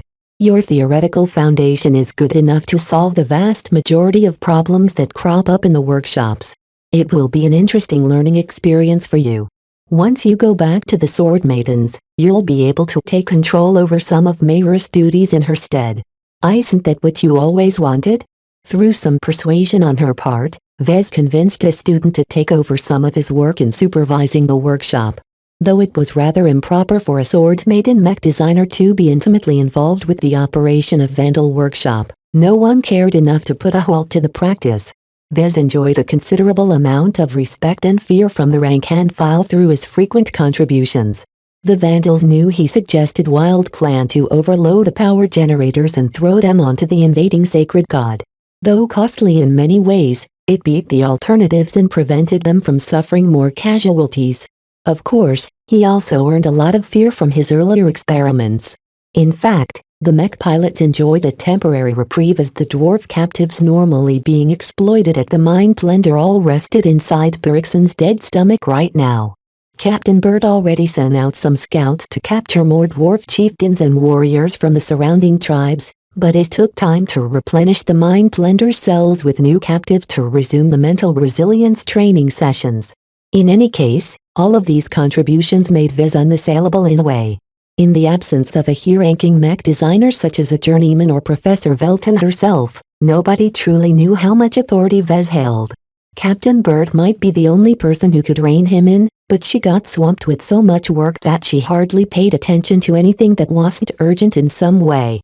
Therefore, the Vandal mech technicians started to become accustomed to taking orders from a sword maiden. The good news was that the mech technicians assigned to the ground expedition hadn't formed a negative impression of Kedis.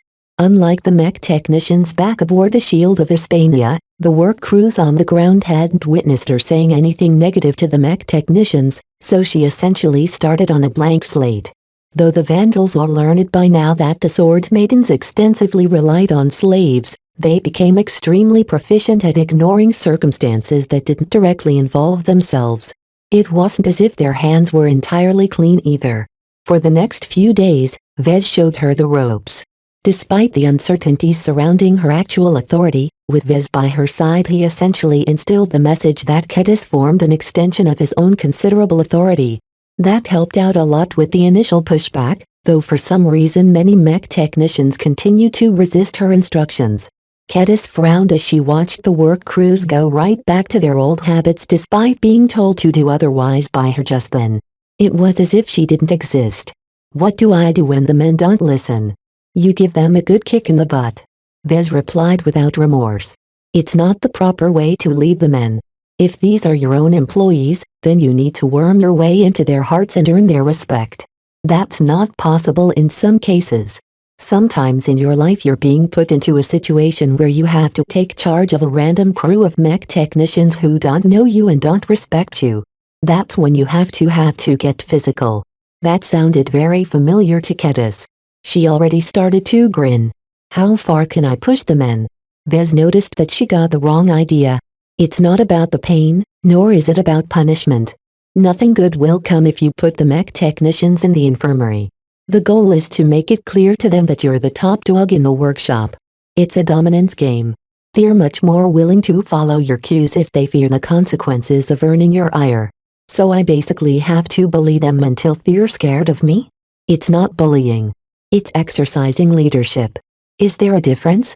Sometimes, there isn't, Vez admitted. Bullying your way into authority is a short-term solution when time is short and you don't have anything better to rely upon. The true challenge is to transition into a more dependable form of leadership. You can't keep bullying the mech technicians and expect them to work hard and with passion. So I have to make them like me? She frowned. I don't see how I can do that when they see me as a bully. Vez smirked. There is a thing called Stockholm Syndrome. People's mentalities can be remarkably pliable when you exert the right pressure on them. The key is to use both kindness and harshness to indoctrinate them into following your orders blindly. When they no longer question you whenever you tell them to do something, that's when you've succeeded in turning them into your lackeys. Through his hard work and continuous efforts, Vez had long reached this stage among the Vandals. Kedis had a long way to go in comparison, but by keeping tabs on her progress, Vez might learn a thing or two himself about taking charge. Having observed how people like Captain Orphan, Captain Bird and Major Verla exercised their leadership continued to enrich his own understanding of this critical skill. Following his students' evolution on this area allowed him to confirm some of his theories and refine his future approach. Once he finished his instructions, he pushed Kedis onwards, who walked menacingly towards the lackadaisical mech technicians. In her heavy combat armor, she made for an intimidating sight and slightly towered over the mech technicians who predominantly wore hazard suits. "All right, you lazy bums, since you're so thick-headed that you think you know better than me, it's time for a lesson from your great auntie Kedis. Get over here, you sad excuses of mech technicians." In the following 10 minutes, she essentially browbeat the mech technicians into acknowledging her dominance. The chief technician who attempted to intervene got smacked into the ground by Kedis, instantly imprinting the image into the memories of everyone who was present. She no longer brooked any nonsense from the ineffective chief technicians. Sometimes, the one with the biggest fist had the most say. The Sword Maidens already ingrained this rule into their bones, but the Vandals weren't entirely accustomed to this brutish method of asserting authority. The presence of Vez at the sidelines any attempts at calling for higher authority to stop the bullying. His implicit permission and approval for Kedis to do her own thing was already a silent message in itself. Besides, it wasn't as if she actually asked for much. Kedis did not let her power over the mech technicians inflate her mind. She kept her priorities straight and focused on correcting mistakes and compelling the mech technicians to do their work properly instead of abusing her power for petty power games. After a few days of hand-holding, Vez became reassured that Kedis knew how to push the mech technicians into action, to the point where he felt his presence wouldn't be needed anymore. "I'm very proud of you, Kedis." He unabashedly praised his student. "Your Sword Maiden methods may not be all that appropriate, but you dialed them back sufficiently so that the men won't hate you that much." She smirked contemptuously at the mech technicians. "They're not that different from our slaves back at the Sword Maidens. They're all sheep. These ones just forgot that and needed a firm reminder." Vez wasn't entirely sure it was healthy to look at the mech technicians in that light. There is more to leading the mech technicians than making sure they comply with your instructions. True leadership goes beyond that, and attempts to motivate them into working harder on their own accord. A true leader would be able to draw out their latent potential and increase their performance beyond the norm. Like Commander Lydia? That's a very good example. Vez smiled. Think about how Commander Lydia built a strong pirate outfit out of nothing in the span of a couple of decades. It takes more than terrorizing her Sword Maidens to grow to this point. Do you think you can be the next Commander Lydia? Kedis looked uncertain of herself. Filling the shoes of a legendary pirate commander took a lot of guts. "You can do it, Kedis. You're destined for more. I believe in you." She finally let out a relieved smile. "Thanks." Chapter 822. At a loss now that Vez successfully delegated his supervision duties to Kedis, his schedule finally freed up a lot. He felt bad about pushing all of the repetitive, banal and routine work to his student, but the problems that constantly popped up should provide her with plenty of practice in solving mildly complicated technical issues. Some of the other Vandal mech designers felt that Vez bypassed them entirely for no reason. He didn't care. He was in charge and they were not. Vez didn't trust any of them to wield their powers responsibly. Trust, competence, power. All of these intertwined at multiple levels among the ground expedition. At the very top, the co-leadership of Captain Bird and Commander Lydia led to a harmonious relationship so far, but how long would that last? The Sword Maidens had their own way of doing things, and Commander Lydia's authority was equal to Major Varel's. Captain Bird only held the upper hand so far because the Vandals possessed many more capabilities the Sword Maidens lacked. The Vandals not only brought more supplies, but they also retained many experts and science-minded support staff that continuously helped them with the natives. Without the continued efforts of the exobiologists, the flagrant Sword Maidens wouldn't have been able to figure out the wild gods and demystify their capabilities. Hundreds of experts helped with studying the remains of Parixin and the other dead sacred gods right now. In particular, they collected all of their god crystals after studying how the surrounding flesh interacted with these foreign objects and tried to study their internal structure to see how they managed to influence the astral winds. Other experts including Dr. Tillman succeeded in nursing Kalanxo back to life after several close brushes with death. While she remained heavily injured, the giant exobeast no longer worsened in health. The continuous efforts of these experts gave the Vandals a lot of prominence over the Sword Maidens who only knew how to chop their enemies with their swords. Their time hadn't come yet. Once the ground expedition collided with the mech forces sent down by their rivals, then that would be their time to shine. Vez figured that Commander Lydia was biding her time right now. She kept a low profile and allowed the Vandals to take the limelight so far. The Sword Maidens rigorously adhered to their existing routines and always trained for the next fight where they might actually be of use.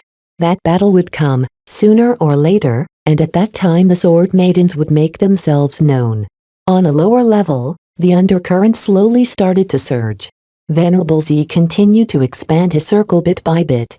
Though many mech pilots wanted to receive his tutoring, he focused most of his efforts into empowering his first fans and his most loyal core. To Vez, it seemed as if Venerable Z was biding his time as well. Just like Commander Lydia, he refused to set off waves and instead attempted to work below most people's radar. Vez himself actually enjoyed no official authority over the Vandal mech technicians, yet no one drew any attention to this technicality. The responsibilities he claimed for himself went far beyond the strictly advisory capacity he was supposed to fulfill. His high degree of competence alone convinced every mech technician that putting him in charge would be the best for all of them. They may not like him personally, but they would rather have him in charge than someone else. Too bad they got Kedis instead of Vez the last few days. Compared to Vez, she lacked the competence to solve all the technical challenges that came up during their repairs. Her inexperience even led her to provide deeply flawed solutions to some of the more challenging problems.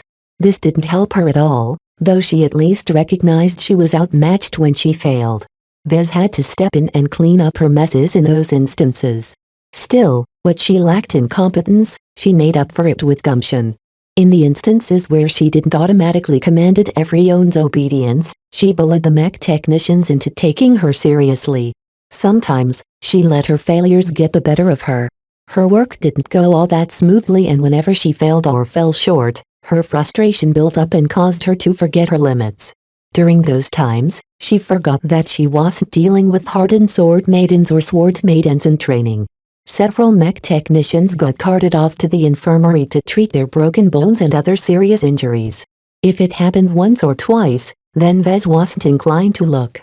Now that such incidents happened 5 times over several days, Vez could no longer stay on the sidelines. "Didn't I tell you it's not about hurting the men?" Vez took Kedis aside one day. "Injuring the mech technicians is a means to an end that comes at a price. You need to be more stingy with how much violence you dole out. I'm sorry, Vez, but I'm not as good as you. These stupid problems continue to annoy the hell out of me. How could they screw up so often?" She cried out her frustration. This is the hardest part to supervising a workshop where a lot of complex repairs are taking place. It may look difficult at first, but once you deal with the problems for a month, you'll slowly find out that they aren't so different from each other. You don't have to rack your brains all the time to develop a new solution when an old one suffices. Vez basically told her to stick with her job despite her initial setbacks because the experiences she went through now would help her out enormously later on. Knowing how mech broke and failed enabled mech designers to develop new machines that avoided the mistakes of other designs. Though she didn't see the value yet, Kedis reluctantly continued to perform her duties, but with a more mindful touch this time. If Vez wanted Kedis to take over some of his work, then he needed to make sure she didn't drop the ball too much. Otherwise he'd be forced to resume those duties. Vez didn't opt to delegate his most tedious work duties because he wanted to sit back and relax. No. If Vez wanted to buy some time for himself, he always had a goal in mind. Vez turned his attention to Kalanxo. To be more precise, her ability to interface with the mind of the natives. He received a standing invitation from Dr. Tillman to help her out with a difficult project. He moved over to Ground Zero of the explosion that wiped out much of the Eastern Samar Pantheon. 1 full week after the battle, the Vandals cleaned up the battlefield. They chopped up and moved away the remains of Parixin and the other sacred gods and studied them elsewhere under more controlled conditions. In the meantime, they built a makeshift prison around Kalanxo, though no restraints could ever be strong enough to stop her from thrashing it if she exerted her strength.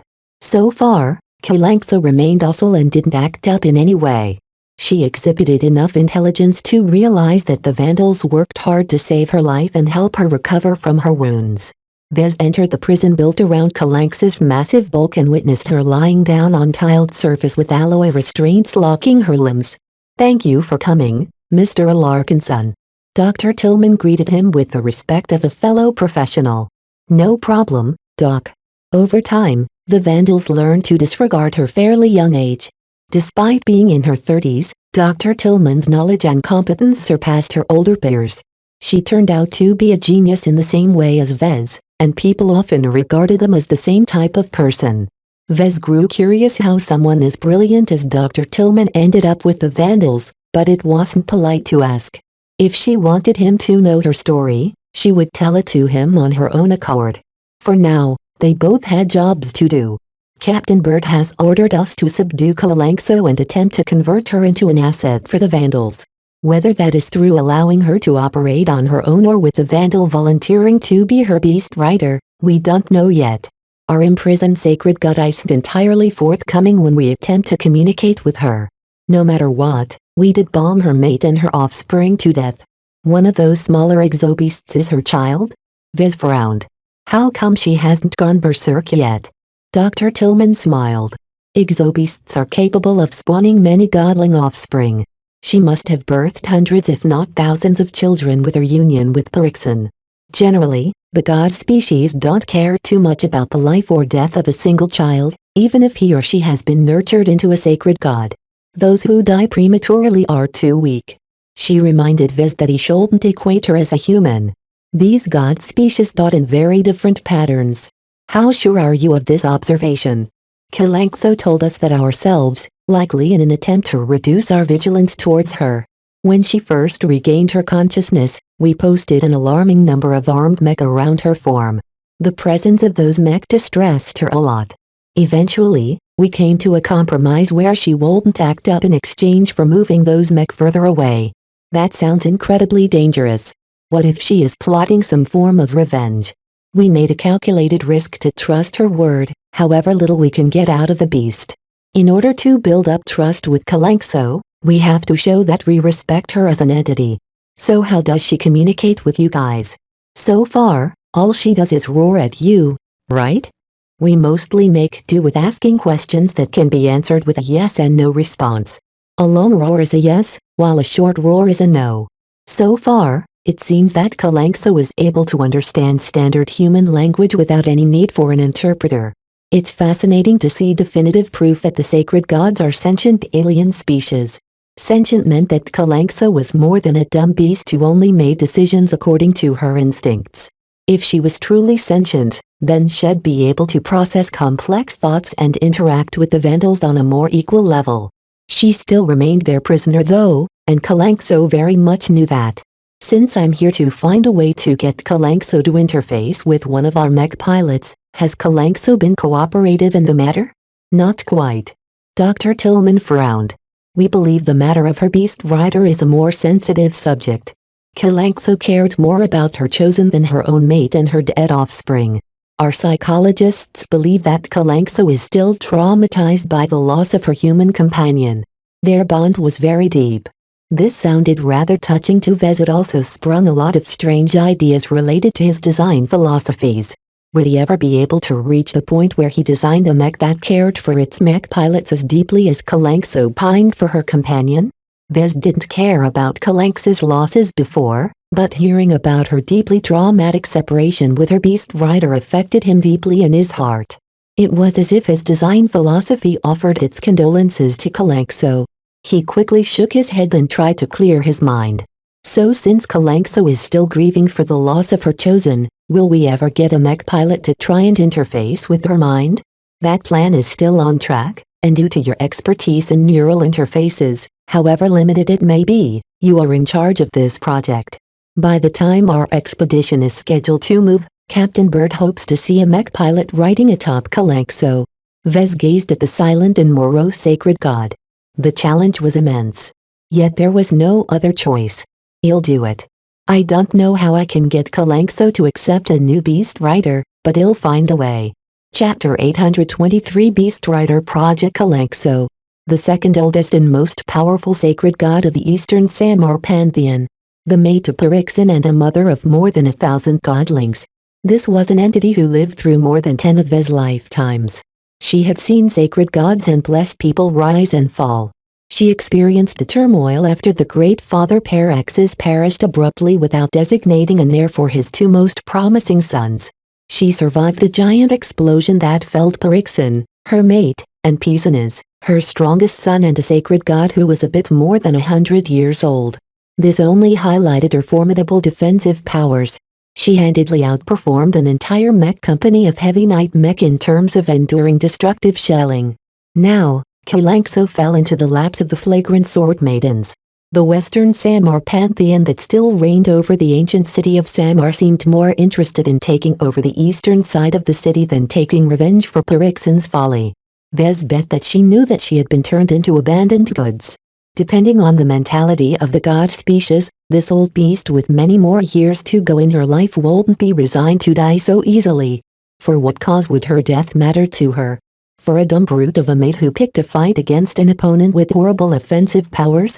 For a sacred god who never outgrew to be his own god? While Kalanxo hadn't really communicated all that much with her captors, the psychologists and exobiologists composed a detailed report of her personality. Vez patiently read through all the documents concerning her willingness to cooperate. He also browsed the documents related to the body structure of the sacred gods. Compared to the wild gods, the growth of the sacred gods diverged despite essentially belonging to the same species. The main changes revolved around the miraculous god crystals, whom the scientists still puzzled over their use despite collecting a bunch of them from the carcasses of the dead sacred gods. Very likely, the only way the engineers could figure out how to activate the god crystals and use them as replacement power generators was to gain Kalanx's cooperation. Through some unknown procedure, 19 god crystals rested against her hide, half of them buried into her flesh while the other half remained exposed to the air. These god crystals allowed Kalanxo to call down an energy tornado and fill up her energy reservoirs to fuel her defensive powers. Maintaining her space barrier drained a large amount of energy, so much so that they could easily fuel the operation of the entire ground expedition for a day, if not more. That didn't sound so impressive, but in fact this represented an incredible amount of energy. More than that, the sacred god made use of the energy with unparalleled efficiency, wasting relatively low amounts of waste heat for all the energy she expended. To Vez, everything about Kalanxo seemed to be a well-engineered sacred god. Even among ace mech piloted by seasoned ace pilots who possessed comparable powers, Kalanxo ranked on the upper end of the scale. The major problem right now that Kalanxo appeared to grieve for her fallen beast rider, her chosen. All the Vandals knew was that her human companion was a woman from their footage of the battle. They hadn't been able to figure out anything else as Kalanxo obviously couldn't talk. The spy drones hovering in the outskirts of Samar also didn't really find out anything pertinent. The mortal citizens all kept a healthy distance from the sacred gods. Besides, with Palinin in charge, no one dared to speak about worshipping the old gods anymore. The lack of information concerning her former beast rider inconvenienced Vez in his new assignment. Had been put in charge of the project meant to pair Kalanxo up with a new beast rider. He had no clue where to start. Fortunately, the Vandals assigned some random exobiologists and other experts to his project, though they appeared they would rather join the other, more interesting projects that studied the physiology of these god species. These chums got the short end of the stick.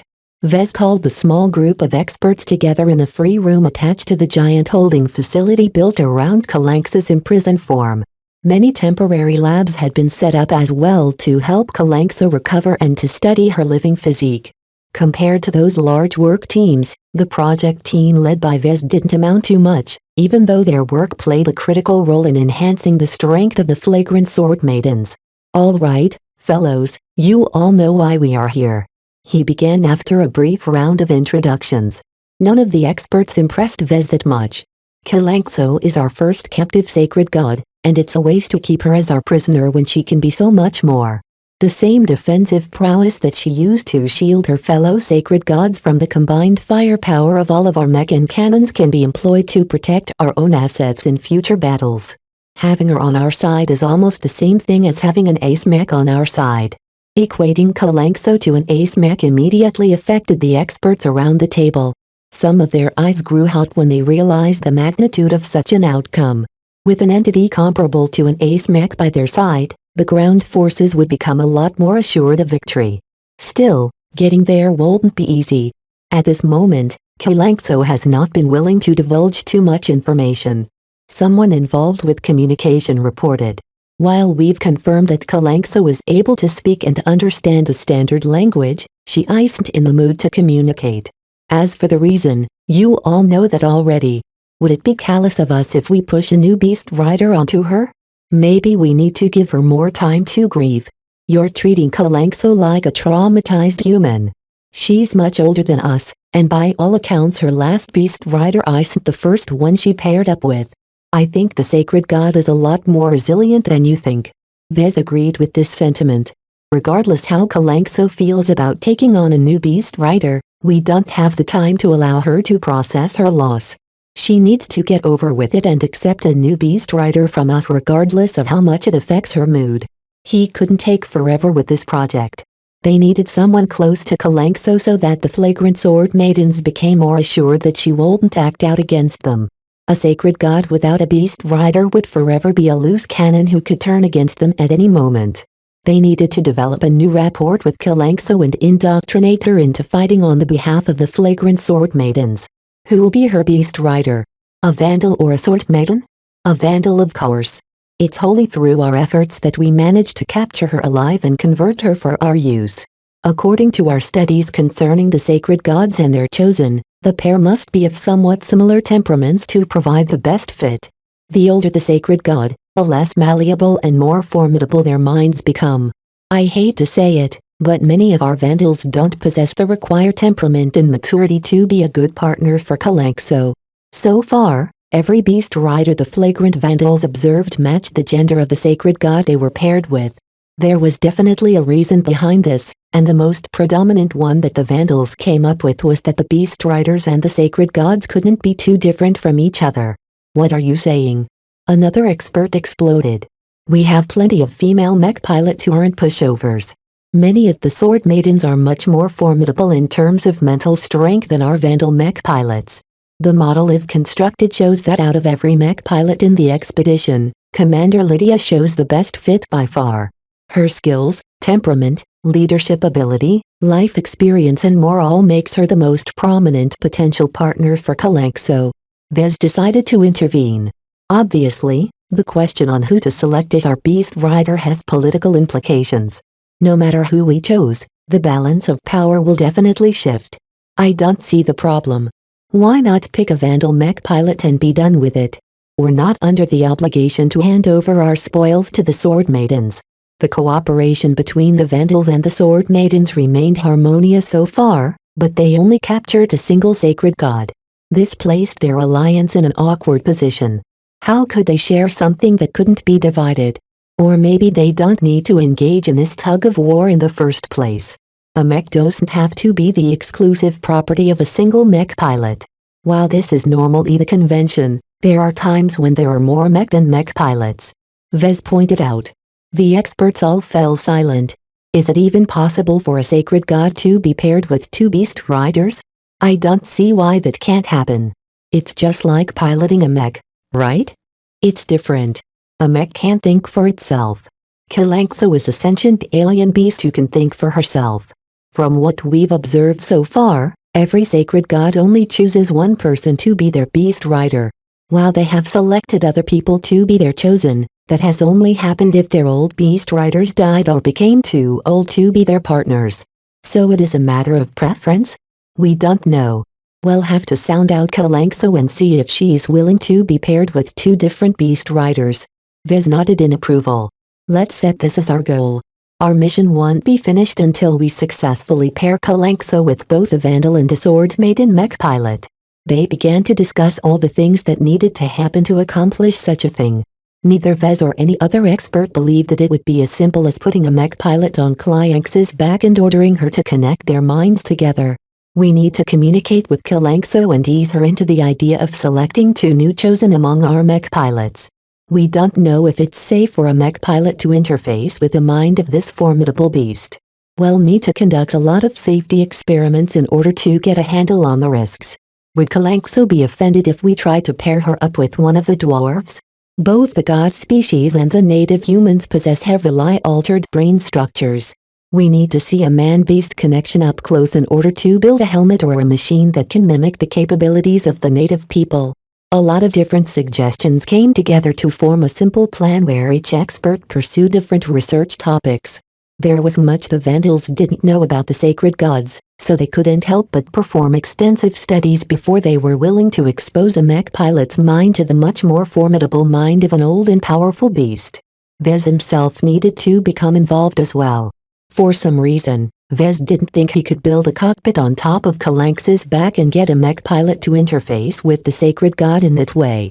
He needed to work with both flesh and machine to enable the man-beast connection to happen with their own mech pilots. The risks were high and the chance of screw-ups might cause irreparable harm to the mech pilots hoping to interface with Kalanx's mind.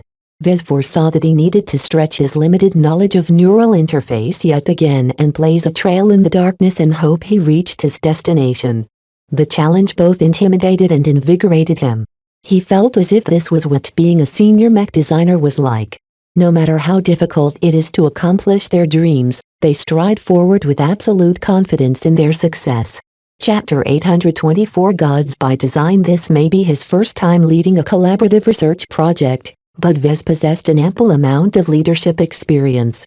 He didn't feel out of depth and the other experts had no problems complying with his orders as he asserted himself as the man in charge. Most of the experts in his team knew what burden he shouldered and didn't wish to take his place. If anything went wrong, all the blame would be laid at his feet. On the other hand, if their project achieved success, Vez expected to earn most of the credit, with the other experts only able to remain on the sidelines due to their hesitation. Every decision came at a cost. As the experts dispersed to pursue their own research, Vez decided he wanted to get close to Kalanxo and try to interact with the beast. As a mech designer, Vez always tried to gain an understanding of the essence of the mech he worked with. Sometimes their designers created the mech with a clear vision in mind. Other times, the designers didn't even know what their end product might look like and only stumbled on the final form by chance. Vez considered the sacred gods to be products of engineering rather than nature. The reports from the Vandal experts made it abundantly clear that while they hadn't incorporated many foreign genes, they all changed critical aspects of their biology. For all intents and purposes, the exobiologists from the Starlight Megalodon designed the god species for a very precise purpose.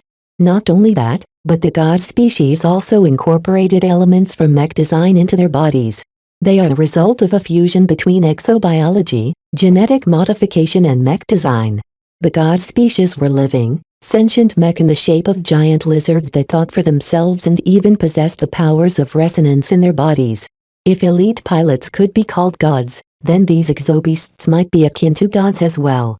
The natives called them gods out of ignorance, but they were not entirely wrong to do so. Both the wild gods and the sacred gods possessed power far beyond the realm of mortal men and women. When Vez received permission to approach Kalanxo, he calmly walked up to the large and ominous lizard. Kalanxo possessed a predominantly gray-blue coloring interspersed with red striped patterns.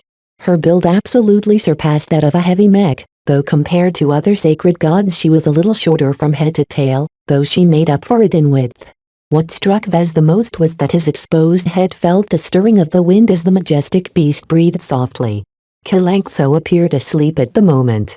Her eyes closed with weariness as her deep, scorched wound slowly regenerated with the assistance of the Vandal exobiologists and doctors. Her recovery was still an ongoing concern as her huge bulk needed to regenerate a lot of dead and burned flesh. She still suffered the consequences of surviving the devastating explosion that racked her form and killed the other sacred gods. As Vez came within 20 paces of the lizard's tooth-filled maw, he did not dare to approach any closer. A primal part of his mind rebelled at the thought of willingly coming close to this huge and dangerous beast that could snap his body in half despite wearing a C-22 Earth and those jaws looked strong enough to snap a light mech in half. Kalanxo, are you? My name is Vez Clarkinson. I'm a mech designer. That means that I'm in charge of all of those large metal human-like machines. These machines are piloted by humans called mech pilots. Would you like a mech pilot to become your new chosen? While it may not compensate for your loss, a new partner represents a new beginning. Both the flagrant Vandals and Lydia's sword maidens would feel much more reassured of your cooperation if you accept one of us as your chosen. He might as well be talking to a wall. Kalanxo kept her eyes closed and Vez didn't even know if she was really sleeping or simply didn't deign to hear the words of a mortal. Vez didn't give up yet and started to ramble for 5 more minutes. He addressed many different topics such as where they came from, what was beyond the vault of the stars, the greatness of mech, the training mech pilots went through and more. None of these topics triggered her interest. For all intents and purposes, she resembled a big dumb exobeast, even though she was anything but those creatures. Even the majestic hexapod kings back in groaning ivy failed to measure up to a sacred god. They thought. They surpassed their beastly instincts and gained a measure of sentience. From what the exobiologists gathered about the god species, the wild gods free in the wild lacked this quality. Evidence continued to mount that the act of interfacing with a blessed or cursed human allowed the god species to develop their sentience. In a way, these sacred gods possessed a symbiotic relationship with the native humans. To reach their full potential, they couldn't do without the help and cooperation of a human beast rider. Wasn't that any different from the relationship between a mech and a mech pilot? Certainly, autonomous controlled by AIS mech existed, but they could never match the ingenuity and intuition of a real mech pilot. Let alone that, but AIS had never once achieved resonance with an expert mech. All of the rare and expensive materials incorporated into an expert mech wouldn't be able to bring any benefits so long the mech didn't come paired with a matching expert pilot. This was where the god species differed from mech. As living, thinking entities, they somehow managed to produce effects akin to resonance all on their own. Dr. Tillman and the other exobiologists believed that the unique circumstances of the planet played an essential role in this process. The higher-dimensional particles released into the planet and the star system possessed a lot more properties than distorting the surrounding space-time. Minute amounts of these particles enter the bodies of the local wildlife and the largest creatures of them all accumulated a considerable amount of higher-dimensional energy or matter, though usually in a derived form. Even Kalanxo possessed a huge murky crystal in the center of her brains according to the deep scans. A sacred god like Kalanxo possessed an inestimable advantage over mech in that they could take actions just fine without an accompanying human partner. For some reason though, the sacred gods still insisted on selecting people to be their chosen partners. There must be a benefit involved somehow. Perhaps the sacred gods continually grew smarter over repeated interfacing. Perhaps they would be able to control their powers even better if paired with a talented potentate with great data processing capabilities. These theories serve to explain a sacred god's continued symbiosis with their beast rider. An even more daring theory stated that the benefits didn't flow in a single direction. The beast rider enjoyed huge benefits as well. The battle against Pyrrhixant showed that despite throwing lethal poison and other dangers at the humans riding atop the sacred gods, the beast riders withstood the toxic air as if someone merely let out a fart. The long-ranged sensors definitely observed that the beast riders needed to breathe, yet their human bodies somehow experienced huge changes. Their body quality even surpassed the body quality of the sword maidens, who combined rigorous training with extensive genetic modification to strengthen their close combat prowess beyond the level of ordinary humans. Not even the exobiologists could completely explain how this could happen. Once the beast rider projected began their selection process to pair Kalanxo up with a couple of mech pilots, Vez predicted that they'd be overrun with applications. Vez already anticipated a lot of headaches in the future. Well, that's in the future. First, the Beast Rider project needed to gain Kalanx's cooperation. Vez tried to talk to her for so long, but the creature didn't even deign to pay attention to him.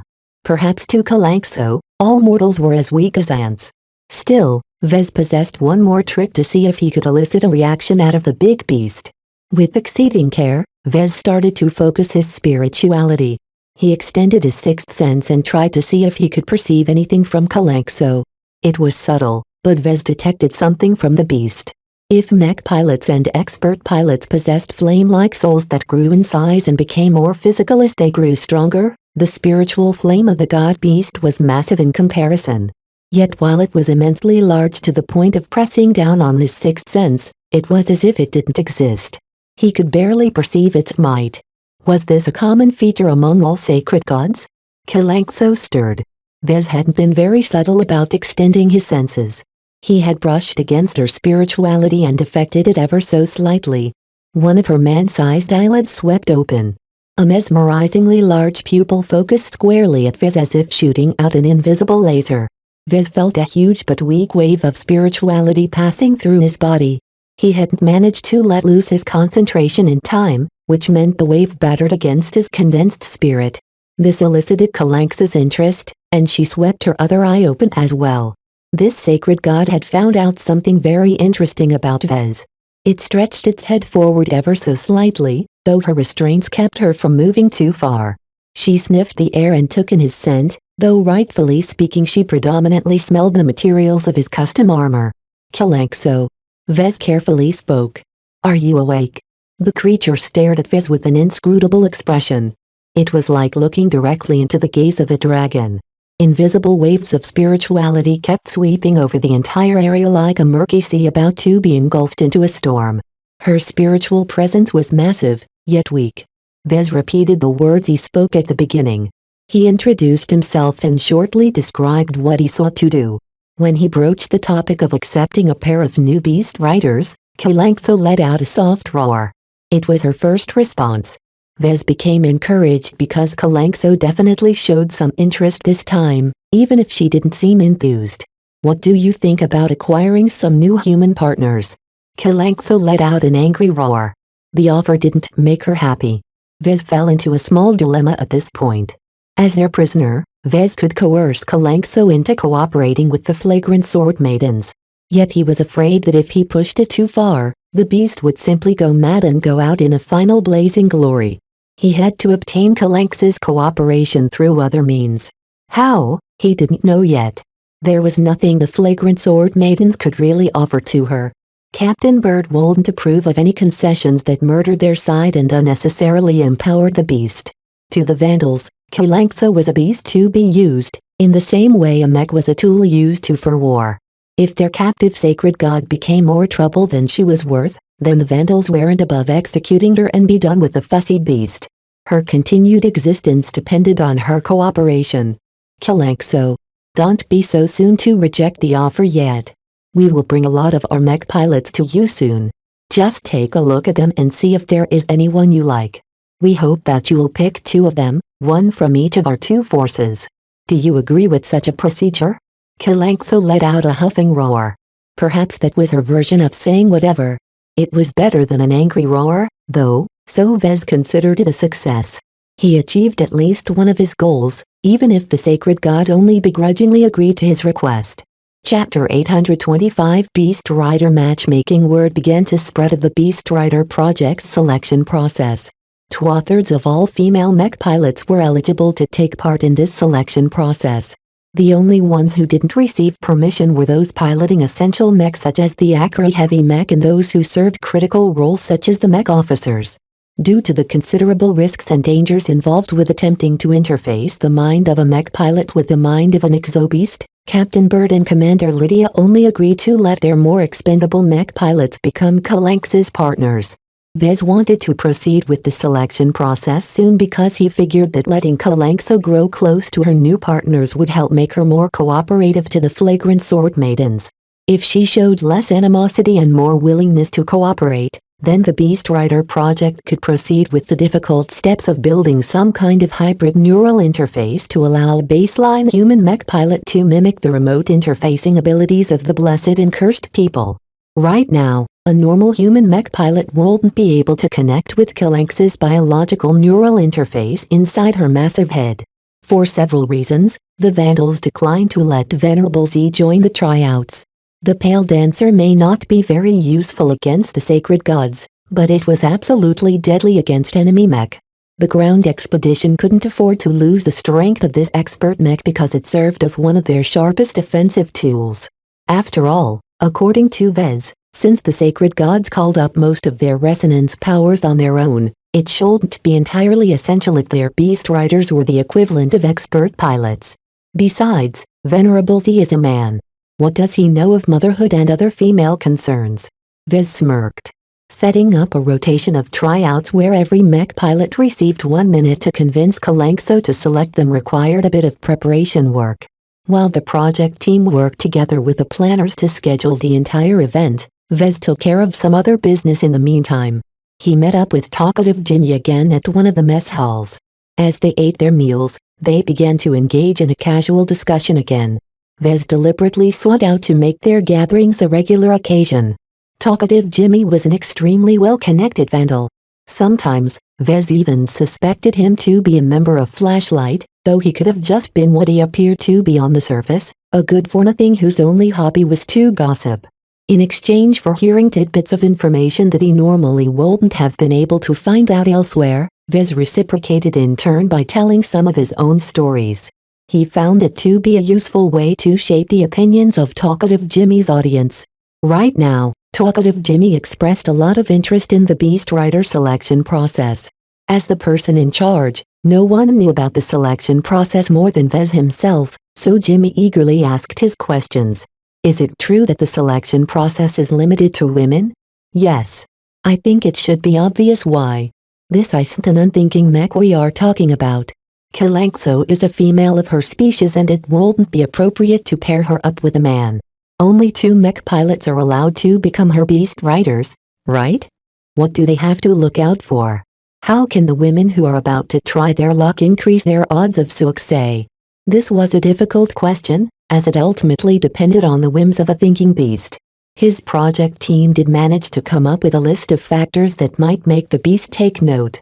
It helps to understand her species first. The exobiologists compiled a basic book on the properties and life cycle of the god species. Mech pilots ought to be familiar with the basics, such as our admittedly unproven theory that the personalities of the sacred gods take after their previous beast riders.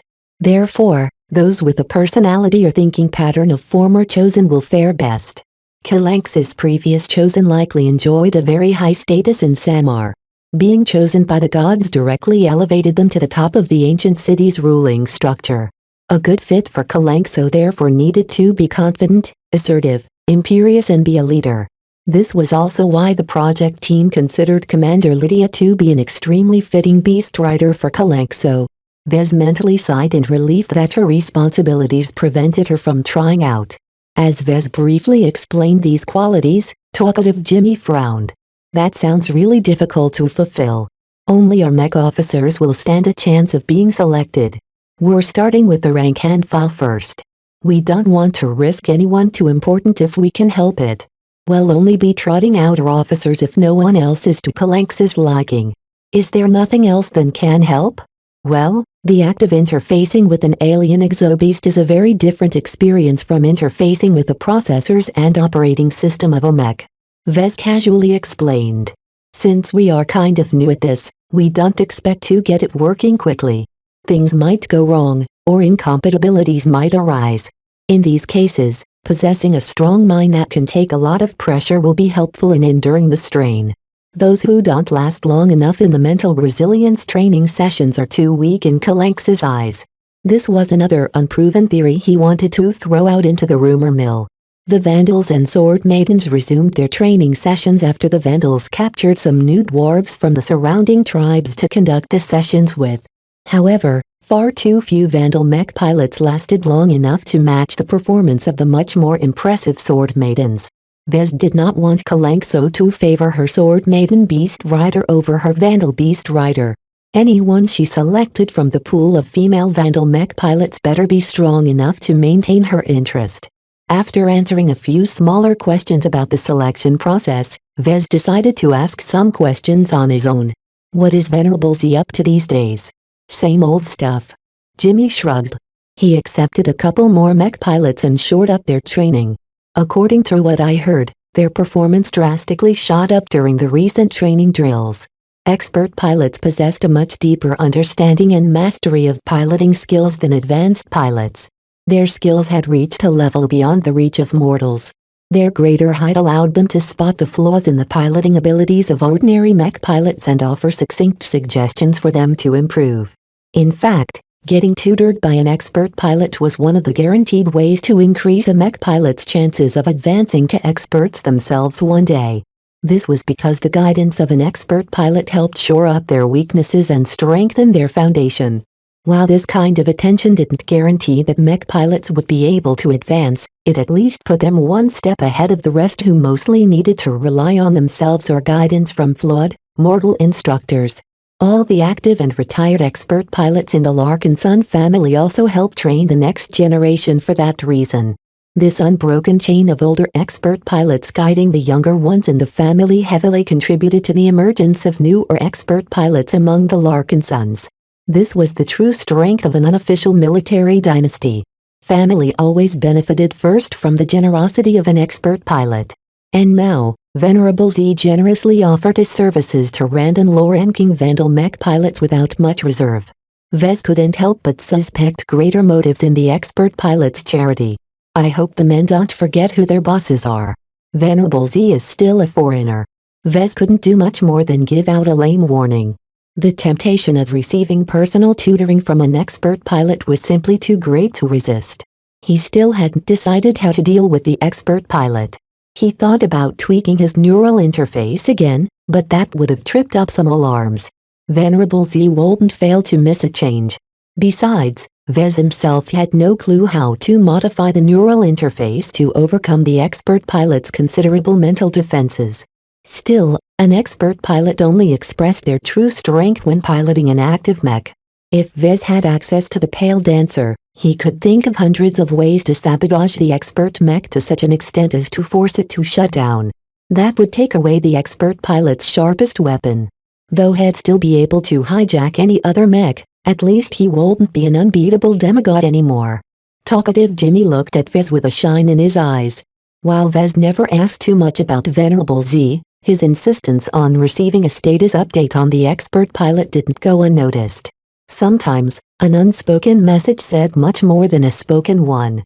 By the way, Jimmy said, the mech technicians are beginning to boil over. They're not very satisfied with Kedis looming over their shoulders. I think the chief technicians even went behind your back and complained to Captain Bird. Vez never heard of this. Did anything come out of that meeting? Nothing happened, so I guess not. The chief technicians hate your sword-maiden guest designer though.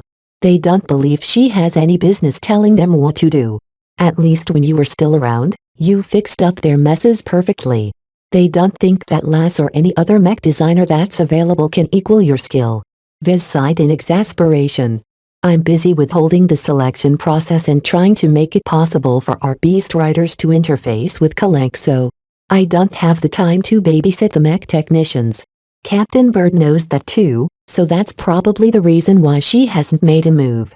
If you ever see one of the mech technicians or their chiefs, tell them that they need to learn how to fix their own messes instead of crying to mommy all the time. The techs won't like that. Are you sure you want them to hear you talk about them like that? I'm sure. It's your funeral. He believed that over time, Kedis would fit in better in her new role as supervisor. Only a short time had passed and she still needed to solve a lot more problems before she fully adjusted to this line of work. This was also why Vez dared to speak dismissively about their complaints. Their little talk quickly came to an end after they finished their meal. Talkative Jimmy had a lot more people to gossip with and Vez needed to get back to work. One day later, the selection process commenced. Over the course of a standard day, off-duty mech pilots showed up at a specific time and stepped forward to Kalanxo. This time, a lot more experts watched by the side behind an array of terminals and control panels. They set up several scanners and sensors that measured the mech pilot and Kalanx's life signs such as their breathing rhythms, heartbeats, body temperature and more. Not a lot of experts dared to come close enough to be within biting range of the sacred god, but Vez courageously stood close. He looked at a clock set up nearby and called up the next female mech pilot. You're up. The Vandal mech pilot walked forward with some signs of trepidation.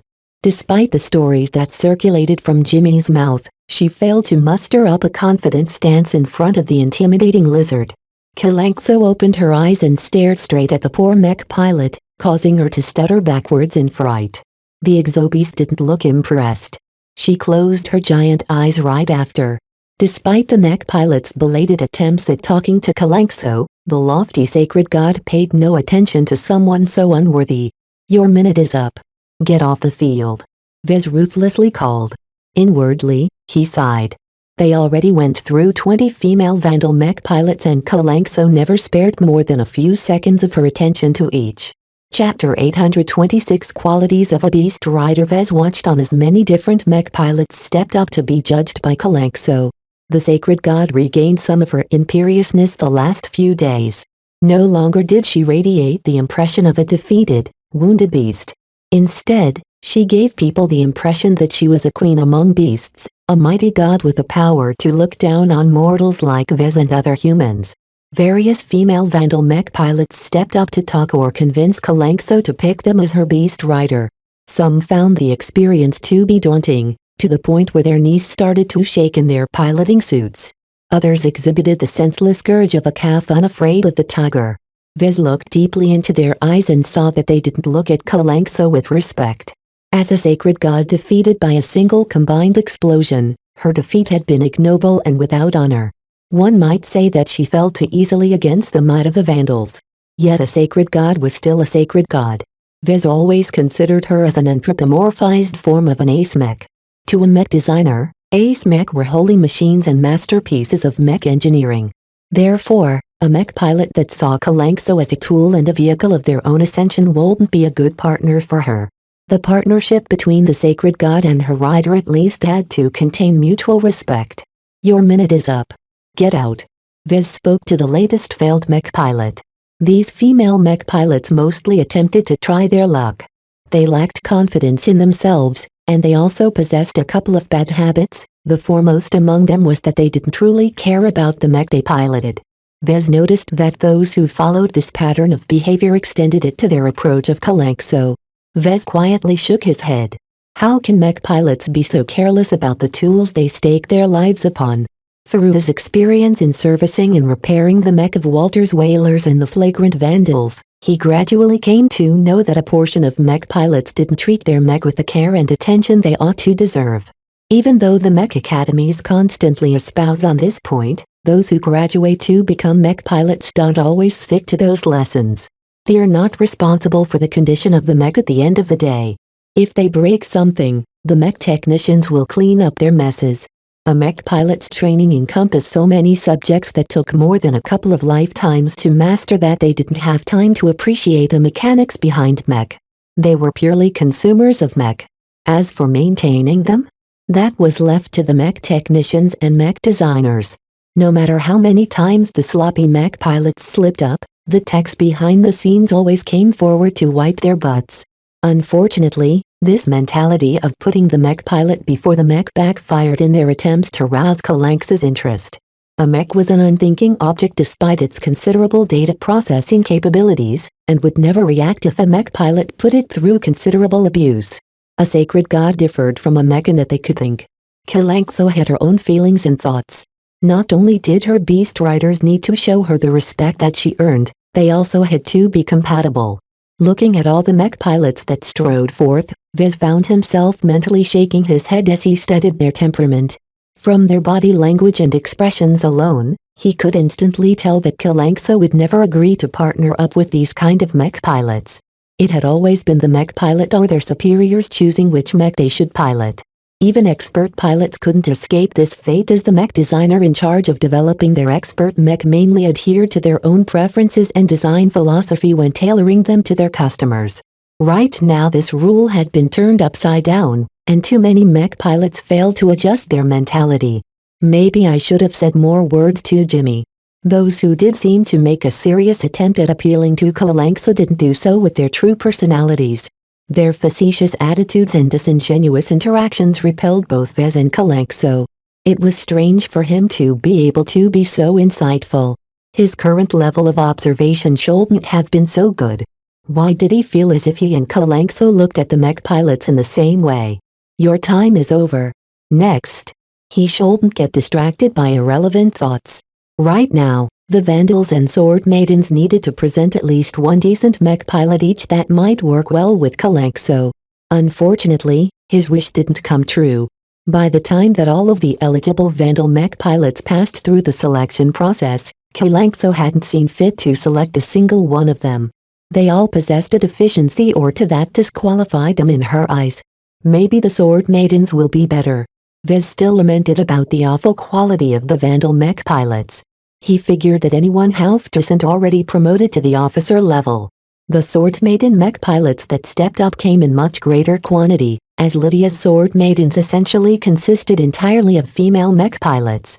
In a profession skewed towards men, this gave the pirate outfit a lot more chances to succeed. Step forward and make your appeals. You have 1 minute, just like the Vandals. If you haven't earned Calanx's interest in the time, you'll never be able to it no matter how much time is allotted to you. The first Sword Maiden strode forward with confidence. Vez could have read a brief profile of her with the datapad in his gasp, but his unusually perceptive eyes already took in her personality. Firm. Unyielding. Disciplined. Hardworking. Courageous. Every Sword Maiden mech pilot possessed these traits. As women who survived a harsh elite training regime, they had all been ingrained with solid values from their trainers. The martial culture of the Sword Maidens also became ingrained within their bones. Whenever the Vandals encountered a Sword Maiden mech pilot, they unconsciously felt as if they met a warrior to the core. They lived and breathed combat in their every waking moment. Yet, the indoctrination they went through also molded them into a single form. A training regime meant to produce the perfect warrior stripped out many parts of their individuality that didn't contribute to their combat strength. These Sword Maidens were strong. Yet what they gained in strength, they lost in other areas. Naturally, the Sword Maidens showed no awareness of the traits they lost. Perhaps half the Sword Maidens didn't possess any hobbies other than practicing their piloting and swordsmanship skills. That was far too unidimensional in the eyes of Vez. A worthy partner for Calanxo had to be more than a simple brute who only knew how to fight and train. Time is up. Get off the stage. Some of the Sword Maidens couldn't believe that they failed in attracting Calanx's interest. They were so confident of their chances and thought themselves so highly that they couldn't conceive of a reason why the big beast only opened its eyelids for a few seconds before shutting them off. When the next one stepped up, this one appeared a bit more different. This Sword Maiden gazed at Calanxo as if she was itching to draw out her great sword for a duel. A hunter.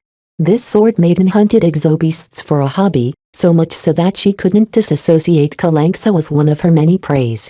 Vez could already tell that Calanxo wouldn't be pleased with partnering up with a human who saw her as an animal to be butchered during a ritual hunt. 1 minute is up. Make way for the next mech pilot. All the subsequent Sword Maiden mech pilots that strode up fell into a limited set of boxes. The Sword Maidens truly had much to be proud of, but a great mech pilot didn't necessarily make for a great beast rider. A mech couldn't think for itself in ordinary circumstances. An exobeast was wholly different. If only the Sword Maidens weren't so stiff, then they'd be able to present a much more attractive to Calanxo. That's enough time. Best let your fellow sisters have a try. I refuse. One of the Sword Maidens surprisingly burst out. I'm not afraid of this big lizard. I've eaten plenty of god meat. This beast needs to be taught a lesson. Vez threw his mind out of his idle speculations and looked at the Sword Maiden mech pilot with a critical expression. Calanxo doesn't care. You better step away before she gets mad. I'm not responsible for what happens if you do something to provoke the sacred god. Whose side are you on? I'm trying to save your life. This is a sacred god you're challenging? Are you insane? Fear is an impediment. The Sword Maiden cried and unsheathed her great sword from her floating scabbard. If talking doesn't work, then have a taste of my sword. As much as Vez wanted to see this arrogant Sword Maiden getting munched between Calanx's jaws, the flagrant Sword Maidens couldn't afford to lose a mech pilot. Every one of them was precious, and if they died, they should at least perish on the battlefield. As the Sword Maiden idiotically stepped forward with her menacing sword raised upright, Vez simply drew out his backup laser pistol and fired on the deck just before her feet. Halt.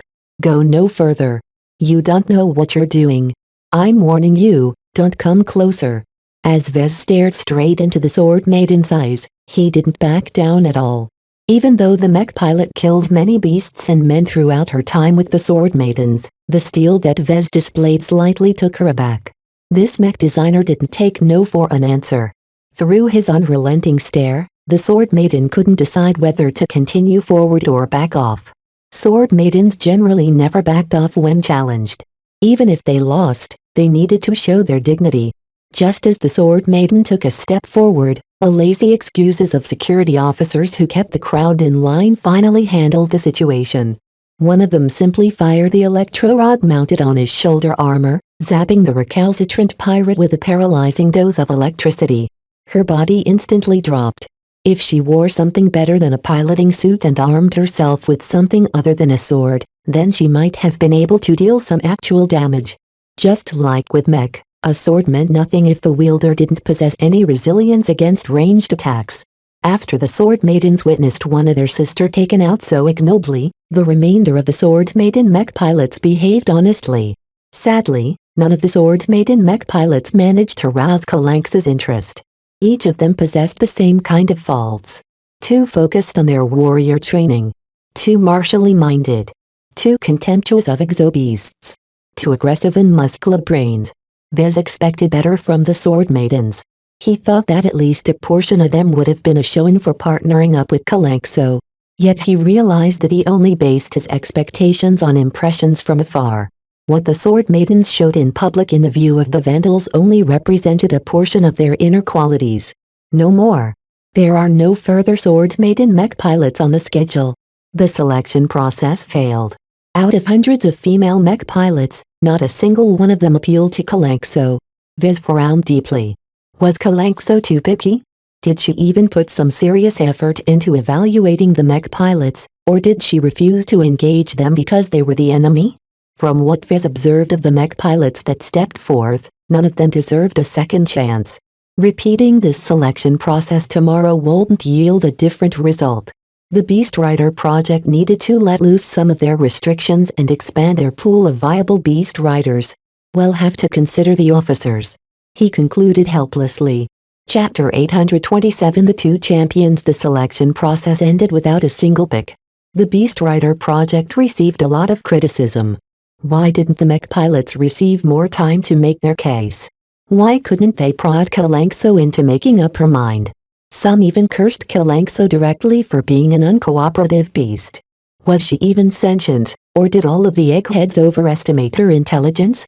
The giant chamber built around Kalanxo seemed much emptier now that the mech pilots and most of the researcher left. The few people around mainly consisted of exobiologists in charge of studying Kalanx's body properties and helping her heal her wounds. While grievous, her wounds made remarkable strides in recovering. Much of her recovery came through her own body's remarkable capacity for recovery. Any god species underwent numerous battles for dominance and survival as they grew for hundreds of years. If they couldn't recover from a difficult battle, then none of the god species would have been able to make it past 100 years. The most the Vandal exobiologists accomplished at this stage was to accelerate her healing by a small amount. They treated infections, cut out diseased portions of flesh and treated irradiated portions with anti-irid treatments. The more Kalanxo improved in health, the less irritable she became. She remained awake for quite a bit longer, though she usually spent her time staring at the walls and the humans buzzing about her giant form. I'm sorry none of our mech pilots appeal to you. I didn't expect their quality to be so bad. He apologized to Kalanxo. He felt no apprehension at talking to a formidable sacred god. Instead, he felt just as exasperated. I'll find better candidates for you. There are better Vandals and Sword Maidens among us. You don't have to be lonely for long. Kalanxo released a soft roar in response. Despite the unintelligible nature of the roar, Vez made an educated guess about the meaning behind the sound. Don't be like that. Commander Lydia and Captain Bird won't feel reassured if you are left without partners who can understand what is going on in your mind. We'll chop you up for god meat hamburgers if you remain too stubborn, you know. This time, Kalanxo released an aggressive roar at Vez. It came so ferociously that Vez almost bowled over due to the wind and the awful smell released from her maw. Some of the researchers even became alarmed, thinking that the exobeast might snap from some provocation. Nothing's wrong, guys. Go back to work. Vez called back to the gawking onlookers. He ignored their attention and turned back to the sacred god. As for you, don't give me that attitude.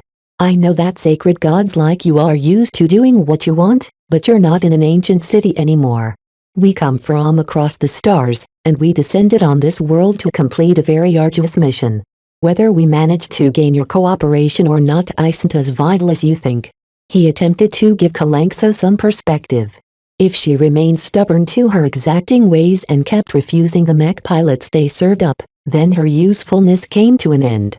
No matter how much her defensive powers assisted the Vandals, if the flagrant sword maidens couldn't control her, then they might be inviting disaster upon themselves.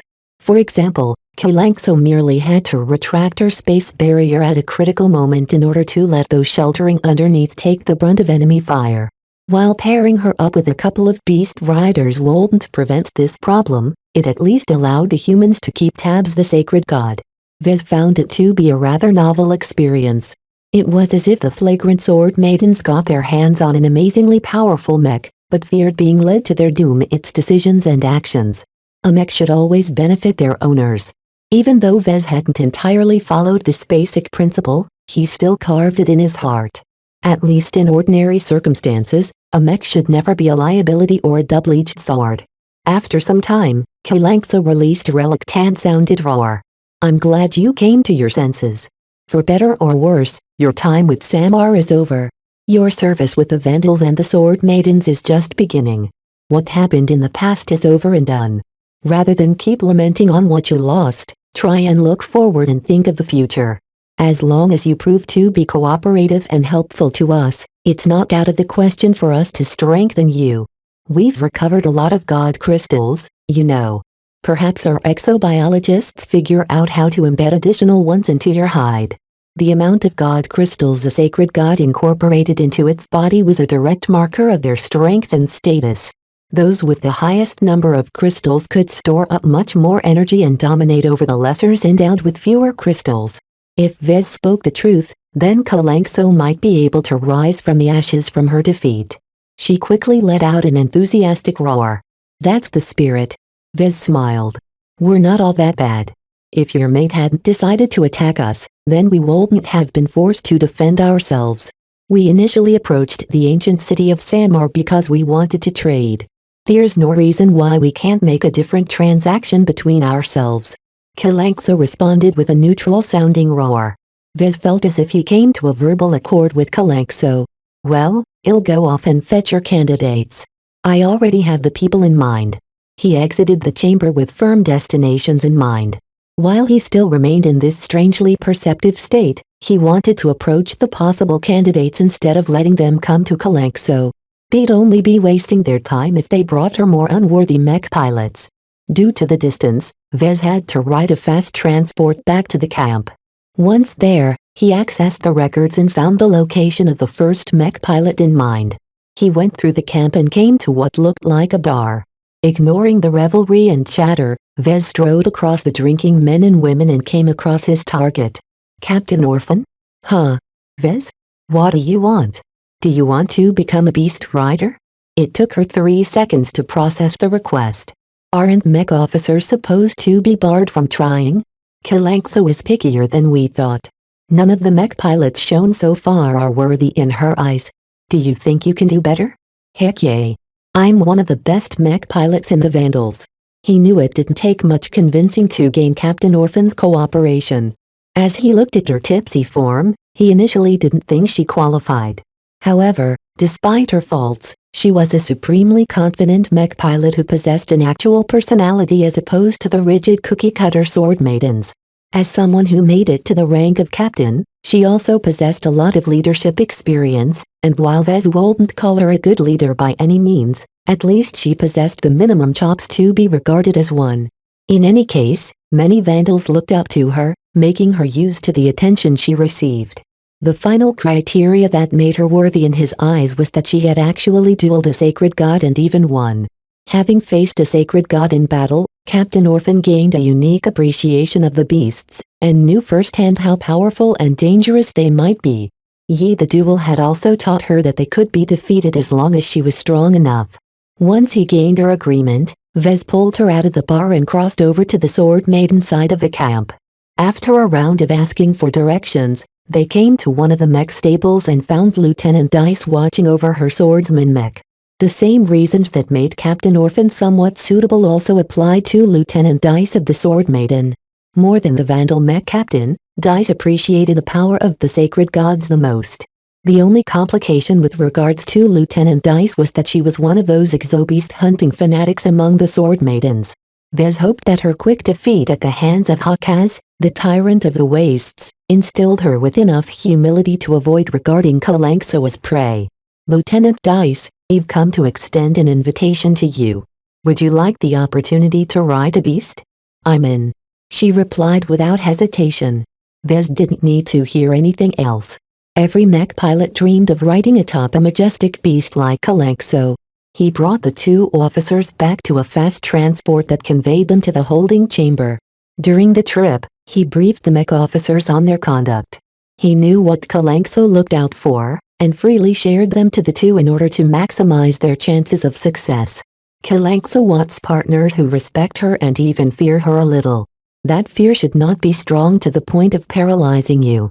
She wants to maintain a relationship of mutual respect, but with her as the senior partner and you two as the juniors.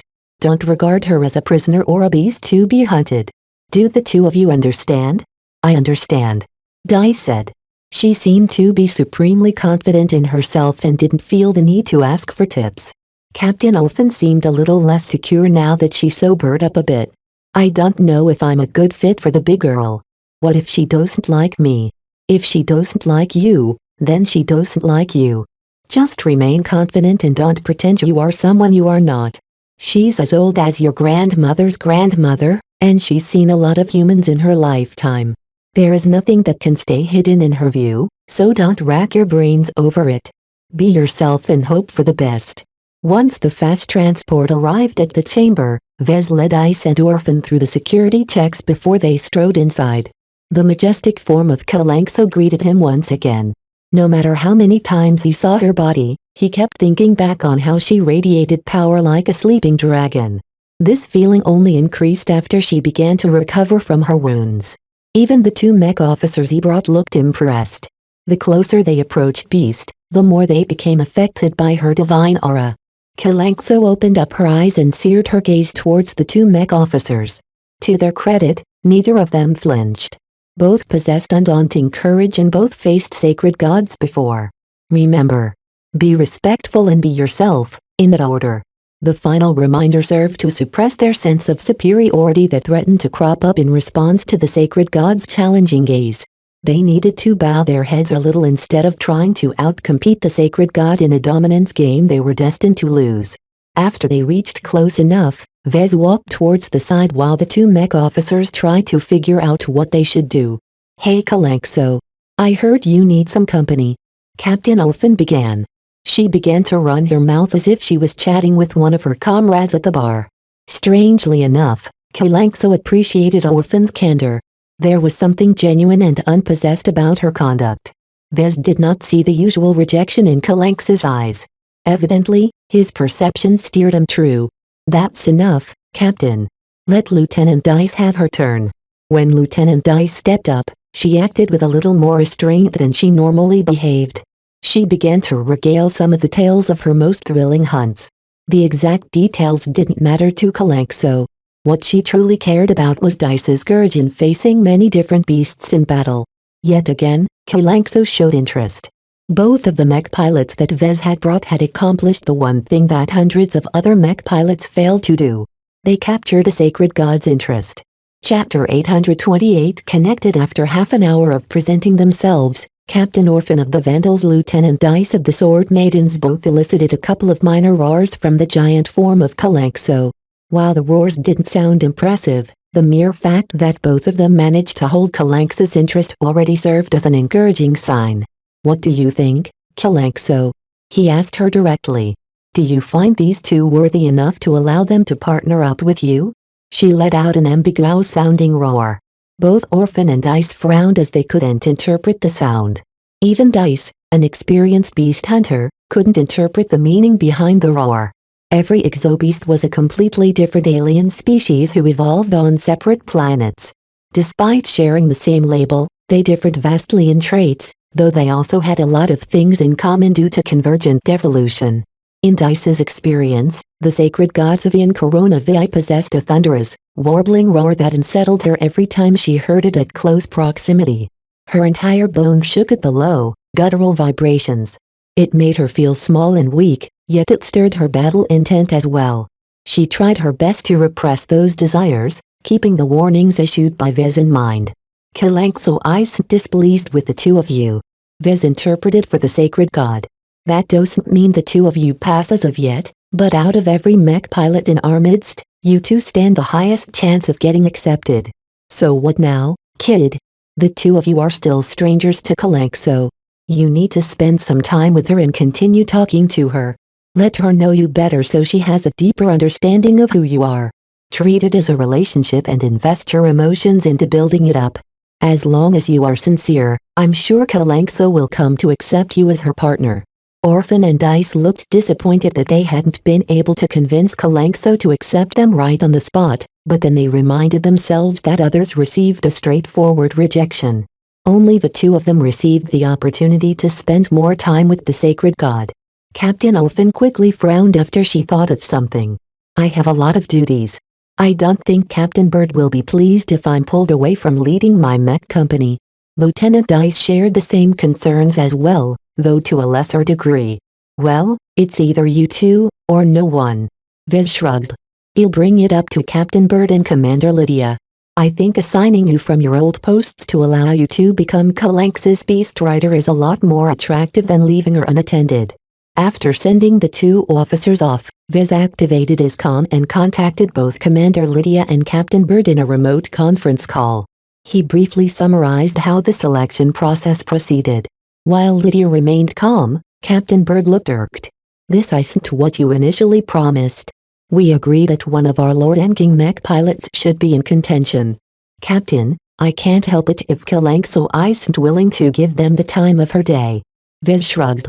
She's not a mech that willingly lets everyone who enters her cockpit pilot her like a puppet. She only accepts those who are worthy of the honor to bond with her. As a proud sacred god and second strongest of her old pantheon, do you really think she'd be content with accepting an average mech pilot? Still, there are better choices than Captain Orphan. Did Bird dislike the fact that Orphan scored such a significant opportunity? It was no secret that the two Vandal mech captains disliked each other.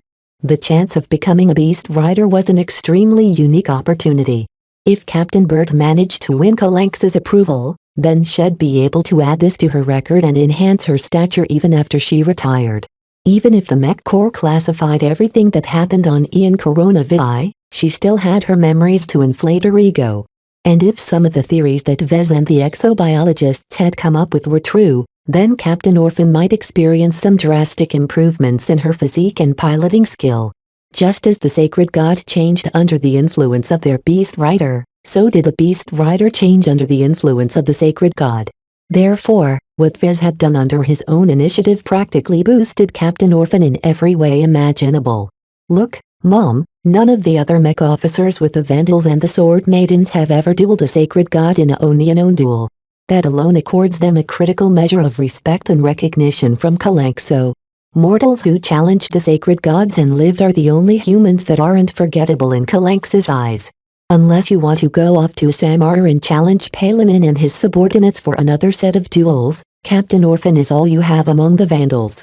Commander Lydia nodded her head. As someone deeply steeped in the warrior culture, she instinctively understood Kalanx's lofty position. Captain Bird, any success is to be celebrated.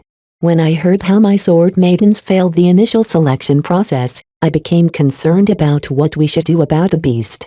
Now that we found a pair of compatible riders, we should be grateful that we don't have to consider less palatable alternatives. All the other options were worse, so Captain Bird could only surrender to the circumstances. Proceed with attempting to get those two accustomed to directing Kalanxo what to do. We are almost finished with repairs.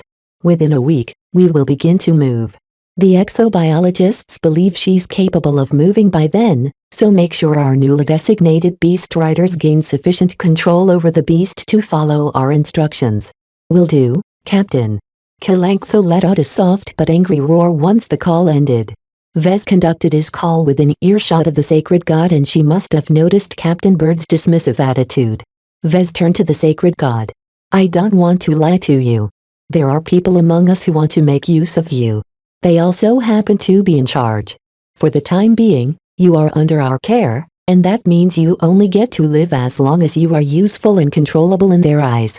Kalanxo let out a much louder roar now, so much so that Vez was forced to take a step backwards.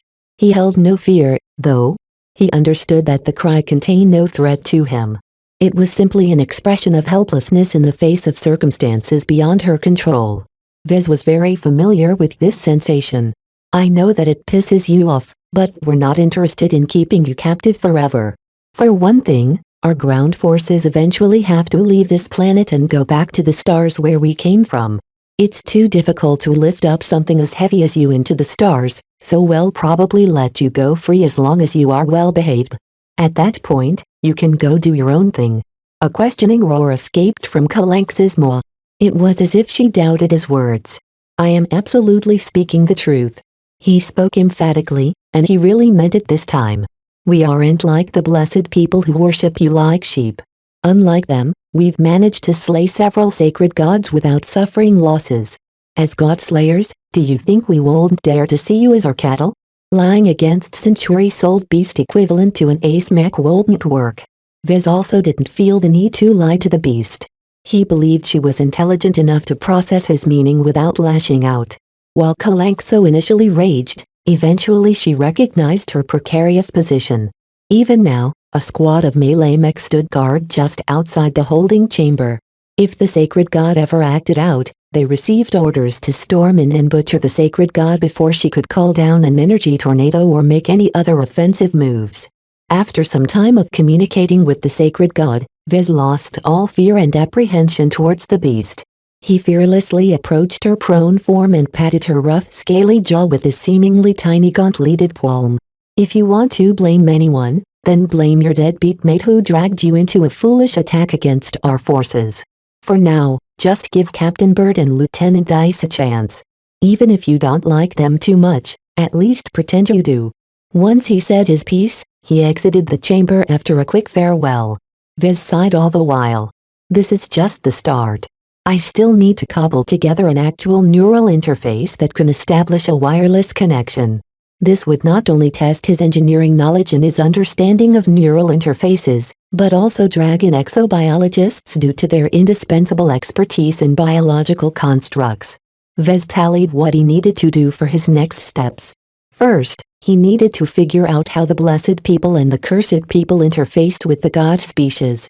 Second, he had to apply this knowledge into constructing an interface that operated in a similar fashion by translating the thinking patterns of the two new beast riders to the thinking patterns of the natives. That is the key to this project. Building a wireless neural interface wasn't as hard as it sounded. The true uncertainties came when Vez attempted to match the thinking patterns of a mech pilot to an exobeast. From his ample experiments involving the dwarf captives, he already knew that the natives thought in a drastically different manner. Their thoughts were passionate, chaotic, wild and unstructured.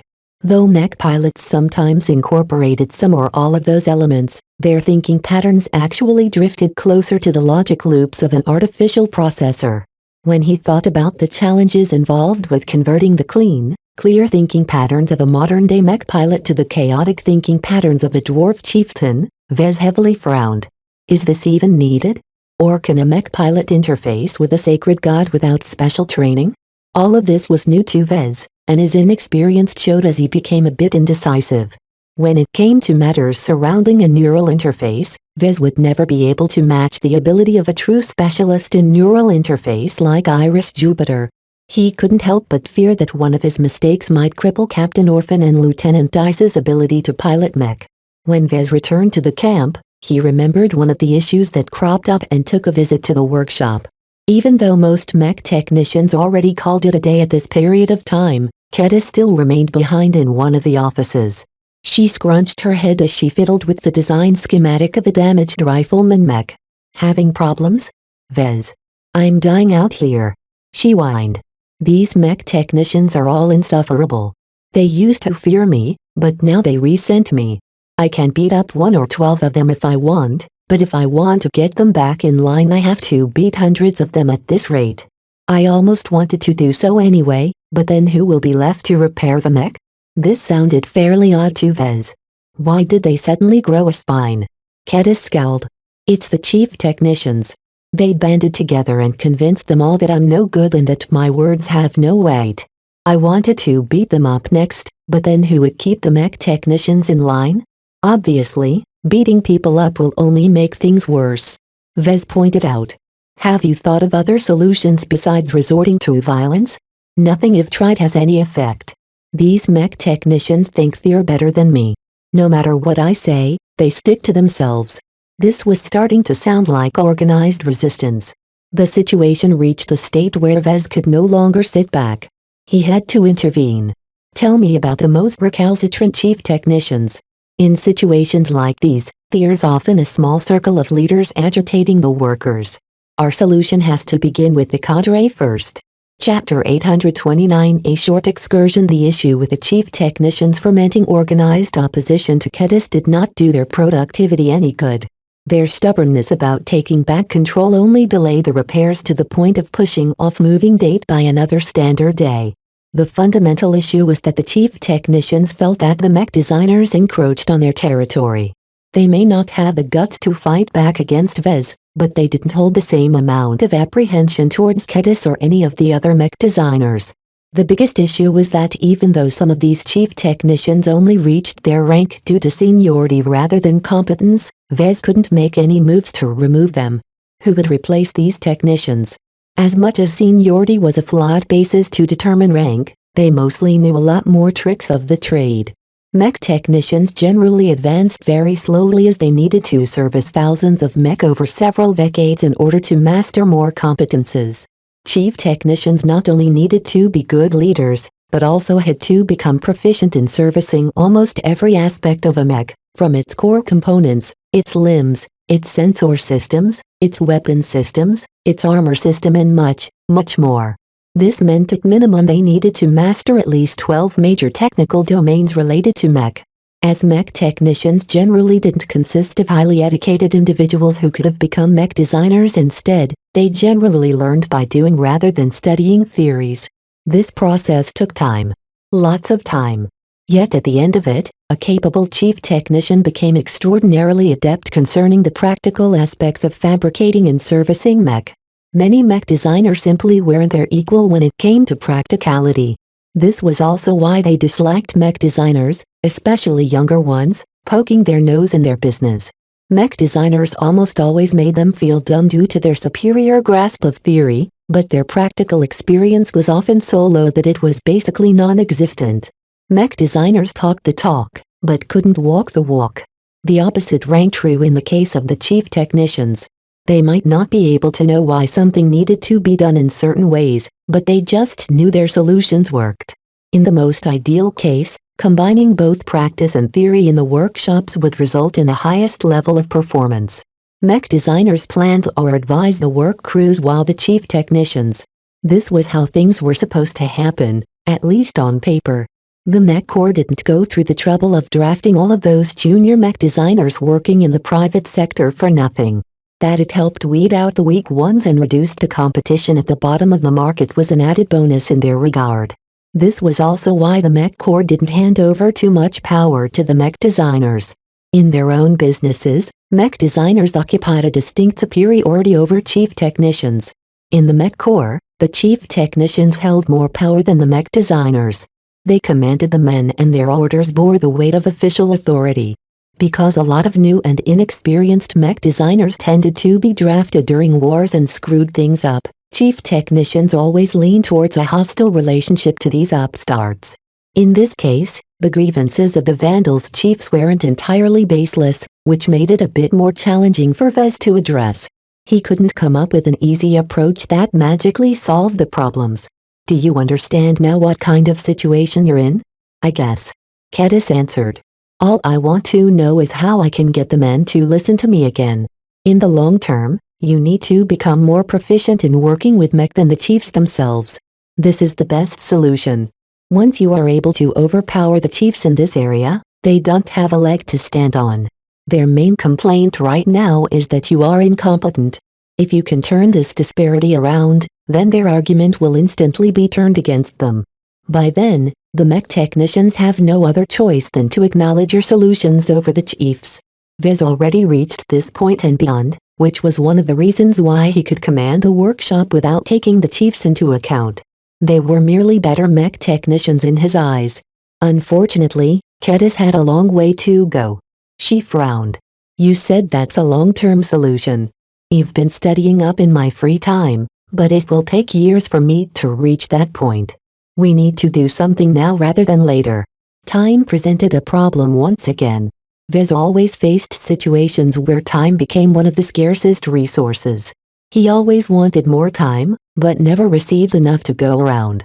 With a sufficient amount of time, Vez would have the leisure to pursue a perfect solution. Sadly, time waited for no one, so he always became forced to take a step back and resort to an imperfect solution. Right now, we have to break the resistance, Vez concluded. And do so in a way that doesn't take out too many chief technicians and mech technicians. Are we going to beat some people up? She grinned. Not quite. Vandals are a rowdy bunch and they're not unaccustomed to brawls in the workplace. Fists aren't as intimidating to them as you think. Then how are you going to break the resistance? By resorting to other means. After he spoke those ominous words, Vez began to invite the chiefs to his office one by one. While they could have ignored his command if they really wanted to, his prestige was so high that it would only lead to worse outcomes if they dared to defy him. So the chiefs unwillingly filed inside his office. The first chief entered with a disgruntled face. You want something from me, Mr. Alarkinson? Please sit down. Once the chief sat down, Vez began his spiel. I've invited you here to mediate your differences with Kedis. That sword maiden gal? Puh. She doesn't belong in a vandal workshop. She doesn't belong in any workshop at all. I don't mean no disrespect, but putting her in charge over us is a big fat mistake. I disagree. Vez smiled. And I intend to convince you of that fact. With what? Sicking her on me? If you dare to do something to me, the mech technicians will riot, I will guarantee you. The chiefs weren't stupid and they already fomented some rumors.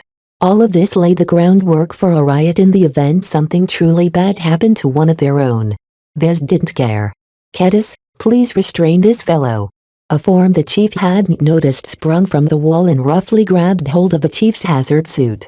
She proficiently restrained the older man with the help of her heavy combat armor. The chief stood no chance. What's the meaning of this? The mech technicians won't stand for this? I'm not going to hurt you, chief. I only want to bring you along to a little field trip. Let's go. Vez, Kedis and her restrained prisoner exited the office and walked across the camp to board a fast transport. A regular transit channel already emerged where fast transports went back and forth between the camp and Kalanx's holding chamber every half hour. Once the fast transport arrived at the holding chamber, the three went past the security checkpoint without any fuss due to Vez and walked all the way up to Kalanxo. Currently, the two candidate beast riders set up a rotation where they spent at least 6 hours in Kalanx's company. Their superiors relieved most of their former duties in order to make time for these lengthy bonding sessions. Mostly, these sessions consisted of Captain Orphan or Lieutenant Dice regaling the curious sacred god of their many exploits among the stars. Kalanxo eagerly listened to any stories that took place on very different worlds and star systems. Right now, Lieutenant Dice regaled the beast with some of the many sights she witnessed roaming through the frontier with the sword maidens. She quickly halted when she noted the newcomers. Mr. Larkinson. Kedis. Who is this? Just a chump that needs a lesson. Kedis grinned back. What are you doing? Why are you taking me to this animal? I don't want to be here. This is illegal. Despite all the yelling and moaning, nobody stepped forward to stop them because of Vez. Anything he got involved in usually helped out the vandals. Though they didn't understand why he brought an unwilling person to the holding chamber, they didn't particularly see the need to intervene. This is my good friend Kalanxo. She's a sacred god and our newest ally. Vez regaled the chief. She's also the reason why I can't preside over the workshops anymore. Researching the man-beast connection and trying to replicate this feat takes up all of my time. What does that have to do with bringing me to this beast? Don't address Kalanxo like she's a herd animal. She's a sacred god. Even if the title is false, she is still an infinitely greater organism than a little stain like you. We're humans. We're better than beasts. In my perspective, "You're a cockroach in front of her," Vez coolly stated. "You aren't even worthy of standing before this sacred god." "What are you doing?" "Wait. Don't bring me closer." When Vez commanded Kedis to bring the chief closer, she roughly dragged him forward and threw him into Kalanx's waiting maw. Kedis threw him with enough forward momentum to fly between the gap of Kalanx's massive razor-sharp teeth, but not enough to cause him to slide down through the sacred god's throat. The chief panicked. There was something very frightening and traumatic about being thrown inside the maw of a giant exobeast. The man practically broke down as fears of being chewed into half by Kalanx's teeth or being swallowed down into her stomach, never to return, occupied his thoughts. Vez let the chief stew inside Kalanx's maw for a single minute before speaking up. "That's enough, Kalanxo. Please bring the poor man out." Kalanxo lazily lifted an eye towards Vez, as if she resented that he brought her a meal but didn't allow her to gulp it down. Nevertheless, her massive tongue lifted up and out of her widening maw. With a light flick, her tongue threw the unstable chief against the ground, forcing his wet and saliva-ridden hazard suit to absorb the impact. His helmet had already unfolded in order to protect them against the highly potent substances inside Kalanx's spit. "Kedis, please bring the chief to decontamination to clean up his hazard suit. We'll be returning to camp as soon as that's done." "Okay." Kedis roughly lifted up the prone and insentient chief and carried him towards decontamination.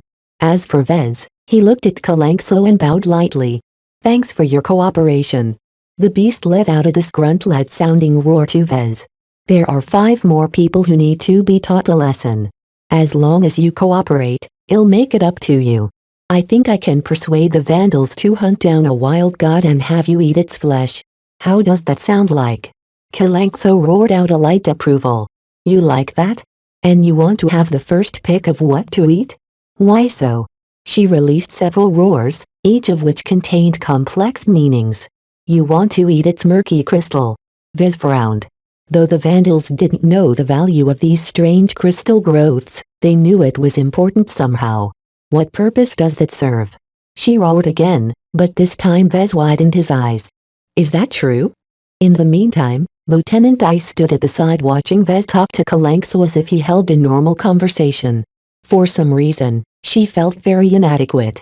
Chapter 830 Crunchy Snack. Vez repeated a short excursion with each recalcitrant chief technician. Each time, he commanded Kedis to throw them into Kalanx's maw, who spat out the panicking fellows after a minute of imagining all sorts of horrors.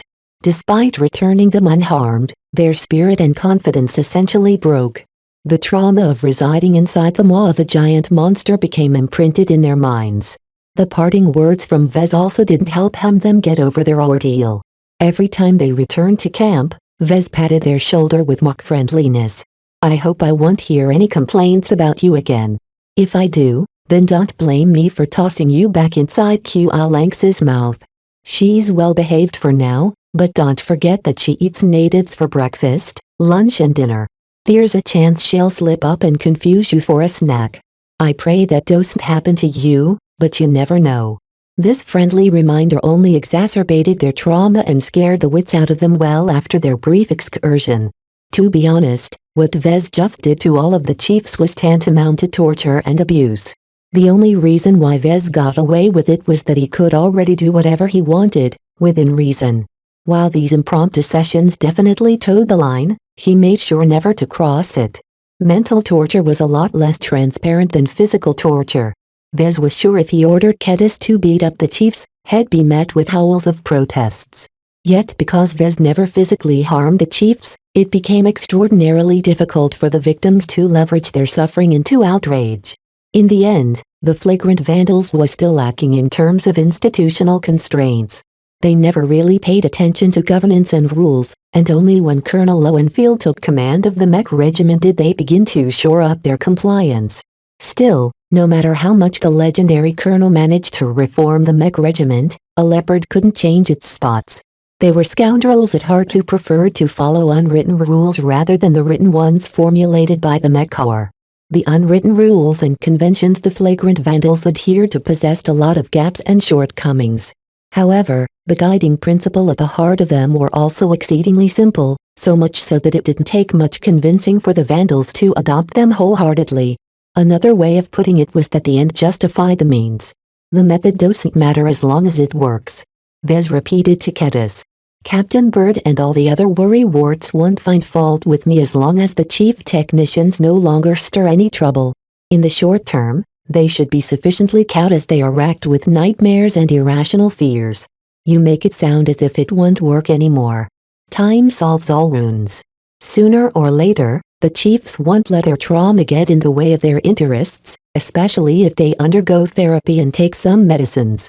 This is also good, because I don't want these experienced mech technicians to be incapacitated forever. Even if they are bastards, they still possess vital skills. So what if they recover and go back to their old ways? Kedis frowned. Do we toss them inside Kalanx's mouth again? Hopefully not. I think that by the time their mental wounds fade, you've gained enough experience and studied a sufficient amount of supplementary textbooks that you know your way around the workshops by then. Remember what I said last time. As long as you can out-technician a chief technician, the entire basis of their complaints no longer exists. Essentially, Vez bought Kedis a month or two of time to grow into her role. After the mech technicians heard what happened to their chiefs, they no longer stuck out their necks and obediently performed their duties without any fuss. Though the mech technicians didn't show much motivation in their work, at least their productivity went back to normal. With that problem solved for the time being, Vez returned to his old duties. He began the difficult process of trying to figure out how to build a neural interface that connected the mind of a human to the mind of a beast. It quickly became clear that while he didn't have to make too many complicated changes to the hardware, the programming needed to be changed. Having studied the way the dwarf captives interfaced with mech, it became clear that the natives used a different thought protocol to baseline humans. Though Vez never measured the data patterns emerging from one of the blessed people's beast riders, he bet that they probably followed the same thought patterns when they interfaced with their sacred gods. Essentially, the natives communicated with the god species in an entirely different language from what normal mech pilots used when interfacing with their mech. Why complicate matters and resort to a different language? One of the experts in the Beast Rider project expressed her puzzlement. If the natives and the god species are engineered to be compatible with each other, why not take the simple route and make use of the existing mental languages of mech pilots? It's not entirely correct to refer to the thought patterns as a language. That is simply a metaphor to describe something more complex. Vez warned. As for the reason why, I think it has to do with the neural receptor inside the heads of the god species. Every wild god and sacred god grew out an organic neural interface, but functioned substantially different from mechanical neural interfaces. Study into these structures continued, but the exobiologists lacked crucial knowledge needed to decipher their greater functions. The organic neural interface incorporated both mech designer and exobiologist expertise. In the face of these difficulties, Vez could only fumble forward and hope they managed to get it correct. All of this took huge amounts of research, involving not only Kalanxo, but also the dwarf captives. When Vez brought one of their dwarf captives to Kalanxo one day, the beast grew angry. It stared at the unkempt diminutive figure held in place by a pair of security officers with heated eyes. She considered the cursed people to be her enemy. Vez attempted to explain why he brought forth the dwarf. We need to perform some experiments. We don't know how we can get your new chosen to interface with your minds, as they lack the genetic modification to do so by themselves. We can only try and emulate the way this dwarf interfaces with your mind. The readings we accumulate will help us enormously. Are you willing to cooperate? Kalanxo widened her maw and released an angry roar. The sheer air released by the sacred god bowled Vez over and caused the security officers to lean backwards a bit. Faster than anyone could recover, Kalanxo yanked forward with her head and pulled against her restraints. She slithered out her tongue, which stretched much farther than anyone suspected, and somehow managed to hook onto the dwarf. The tongue pulled the unlucky dwarf out of the grips of the security officers before landing squarely inside Kalanx's mouth. This time, she didn't hold back her restraint. Her teeth slammed shut, causing gouts of blood to spill to the sides. With a couple of brutal chewing motions, Kalanxo mercilessly mangled the dead dwarf's corpse before she swallowed it down to her stomach. The security officers all became alarmed while the researchers nearby all took a lot of healthy steps back. Some of them had been in range of that tongue. If Kalanxo ever felt like it, she could have snapped them all up as a snack. "Calm down. Calm down," Vez yelled, trying to prevent the vandals from doing anything extreme. She had a bad response against the dwarf, but we're different. It took some time to calm down people's tempers and shut off all the alerts. Kalanxo regained her peace after eating the dwarf the vandals had the temerity to present in front of her august presence.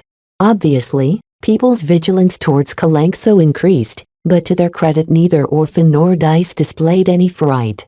"The big girl here is okay with us," Captain Orphan said.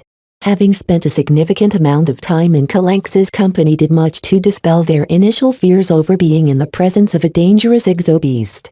Even though she was large enough to snap them with her maw, she was also a very intelligent creature. That fascinated the mech officers, and helped them bond with her. It was kind of like bonding with a pet dog, though perhaps 100 times bigger. The inability of them to directly put a dwarf into contact with Kalanxo set back the Beast Rider project.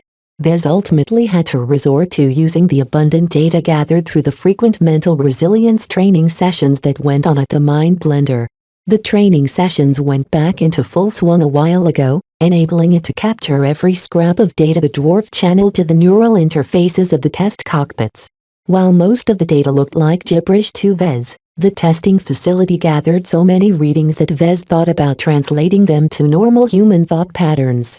If I can translate this gibberish, I can incorporate a conversion filter into the neural interface of the Beast Riders, Vez surmised. Each interaction between Beast Rider and the Sacred God goes through the filter that essentially performs real-time translations. Vez initially wanted to translate the gibberish by having the dwarf interface directly with Kalanxo and have her describe the meanings. Unfortunately, Kalanxo very much opposed that plan.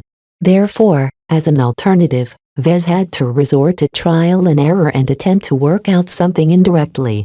All of this was very complicated, but it basically amounted to a lot of data crunching, improvisation, educated guesswork and dangerous experimentation. That sounds right up my alley. Vez ruefully grinned. While Vez slowly started with the data gathered from the Mind Blender and cobbled together a heavily modified neural interface, several days passed by. Eventually, the mech technicians from both the Vandals and the Sword Maidens managed to fix up the mech that sustained varying amounts of damage from the orbital bombardment and the attack by the Sacred Gods. While the repairs only fixed the essentials and left many problems untouched, the mech at least regained their mobility. As long as they could keep pace with the ground expedition as it moved, the mech technicians could always perform the repairs during the lengthy rest stops. Of course, the frequent unscheduled halts due to turbulence from the astral winds also resumed, much to everyone's irritations. One of the biggest changes to the expedition was the addition of Kalanxo. With their mech mounted on heavy transports, both Beast Rider candidates spent much of their time in Kalanx's company, attempting to make sure she followed after the column of fast and heavy transports. In order to make sure she kept to the route, a rotating squad of melee mech constantly surrounded her humongous body. With the presence of these mech, Kalanxo had no choice but to move in the designated direction. Erg. That stinks. The main reason why the ground expedition placed Kalanxo at the rear was due to her enormous toilet breaks. The flagrant Sword Maidens already diverted mech into hunting the surrounding wildlife in order to keep the voracious Sacred God fed. At the start of the resumption of their trek, Kalanxo frequently took forlorn glances in the direction of the ancient city of Samar. Wherever the foreigners from beyond the stars took her, she might never be able to go back to the city she resided at for hundreds of years. Fortunately, the constant company of the candidate Beast Riders kept her company and prevented her from growing too lonely. Don't worry, big girl. Everyone needs to leave their home. Captain Orphan soothed the melancholic Sacred God. Think about all the new things you get to see. There's an entire planet for you to explore. Chapter 831 Long Trek. The flagrant Sword Maidens began their lengthy march across 7. It took around 2 months to reach the turbulent hemisphere. This was the side of the globe that centered around the Starlight Megalodon's crash site. Once they crossed into this storm-racked region, the ground expedition could no longer receive any shipments from the fleet up in orbit. Not even the sturdiest transports would be able to make it through the roiling astral winds alive. While that hadn't stopped the Starlight Megalodon from launching an antimatter torpedo through those very same turbulent dimensional particles, the visitors didn't possess the same advanced technologies. During the lengthy journey, the men and women had plenty of work to do. Not only did mechanical breakdowns occur several times more frequently despite all their precautions, a lot of research also needed to be done. The two major research projects occupied most people's attention. The most critical project by far consisted of unlocking the potential of the God crystals. The Vandals gathered an entire pile of them when they took them off the dead bodies of Pyrrhixon and his subordinate gods. Despite the many attempts by the engineers and other specialists to elicit a reaction out of these mysterious God crystals, they stubbornly remained inert. Chief Engineer Dakin tried everything from whacking them with force, zapping them with electricity, exposing them to different forms of electromagnetic radiation, cooking them or freezing them with different levels of temperature. Nothing worked. Not even touching them with their bodies helped. They missed an essential link. Without this essential link, their attempts to create a local power source that could draw their energy from the astral winds stalled horribly. Rather than resume their fruitless guessing and experimentation, the God Crystal Project started to cast hopeful eyes at the Beast Rider Project. "Vez, my boy," Chief Dakin said with a familiar tone to Vez as he sat behind a terminal. "When are you going to let the big girl do her thing?" Exasperated at being interrupted from his difficult and tedious attempt at programming the translation filter for his Beast Rider neural interface, Vez turned around in his chair. "That's not up to me. It's up to Kalanxo herself to decide when she wants to demonstrate her powers to us. You know she's still wounded, right? Any exertion at this point will delay her recovery. She's practically healthy in my view. Surely these beasts are capable of drawing upon their powers when wounded, right? What's stopping Kalanxo from doing her tricks?" Vez couldn't answer that question. He only knew that Kalanxo refused to call down an energy tornado or demonstrate her space barrier powers when asked. As for the reason why, Kalanxo refused to go into it. Privately, the experts in the research believed she still suffered from some lingering trauma due to barely surviving the explosion that defeated her mate. In any case, neither Vez nor the candidate Beast Riders thought it would be a good idea to push Kalanxo. It already chafed her to be a virtual prisoner amidst the flagrant sword maidens. Menacing Mech continued to keep an eye on her, ready to spring into action if she ever rebelled from her captivity. The change from being a god and ruler over hundreds of thousands of people to a lowly draft animal to a strange group of outsider humans already affected her mood. Vez basically banked on time and daily interaction by Captain Orphan and Lieutenant Dice to lessen her animosity and lower her objections towards cooperation. Pushing Kalanxo to demonstrate her powers needed to be done eventually, but moving too quickly while she was undergoing a change in mentality might harm their relationship irreparable. To be frank, Vez hoped to convert Kalanxo from a captive into a willing collaborator. If she was willing to let go of the grievances of the past, then they didn't have any reason to remain hostile. Over the last month, Kalanxo not only started to recover her old strength, but she healed many old wounds that had been left as mementos of her early life of conflict and struggle. Certain advanced supplements and treatments even enhanced her original body quality and invigorated her mind.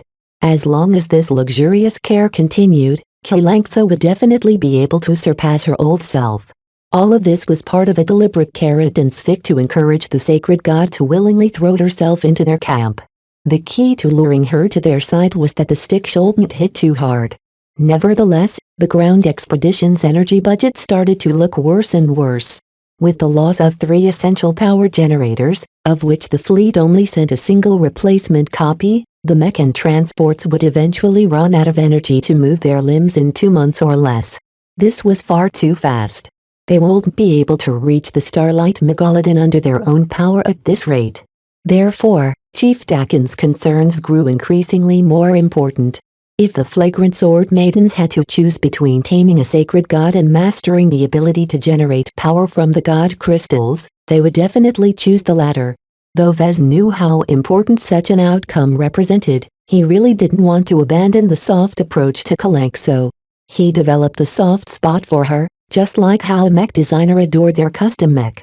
Put more cynically, he became obsessed into his attempt of trying to turn Kalanxo into a mech analog. As a mech designer, he couldn't stand leaving such a promising mech unfinished. Give me a time frame then, Vez. When do you think Kalanxo will be ready to show off her tricks? Before we cross over to the stormy side of 7 at the very least. 4 weeks. No more. Most of the exobiologists agree that Kalanxo reached a healthy state, though it would still take half a year for her to grow into her peak state. I'll hold you to that promise. You better get her ready in 4 weeks or less. The project I'm in charge of is basically without direction without this advancement. As the flagrant sword maidens continued to navigate across the planet, they came across many wondrous sights. Lush fields of grass that stretched unendingly. Herds consisting of hundreds of thousands of animals moving slowly in unison. Wild gods lazing underneath the astral winds, only waking once every half-month to gorge upon the nearest herds of animals. The terrain varied wildly as well. One day, they'd be traveling through sparse desert-like terrain. Other days, they forcefully felled the trees as they cut their way straight through an ancient forest.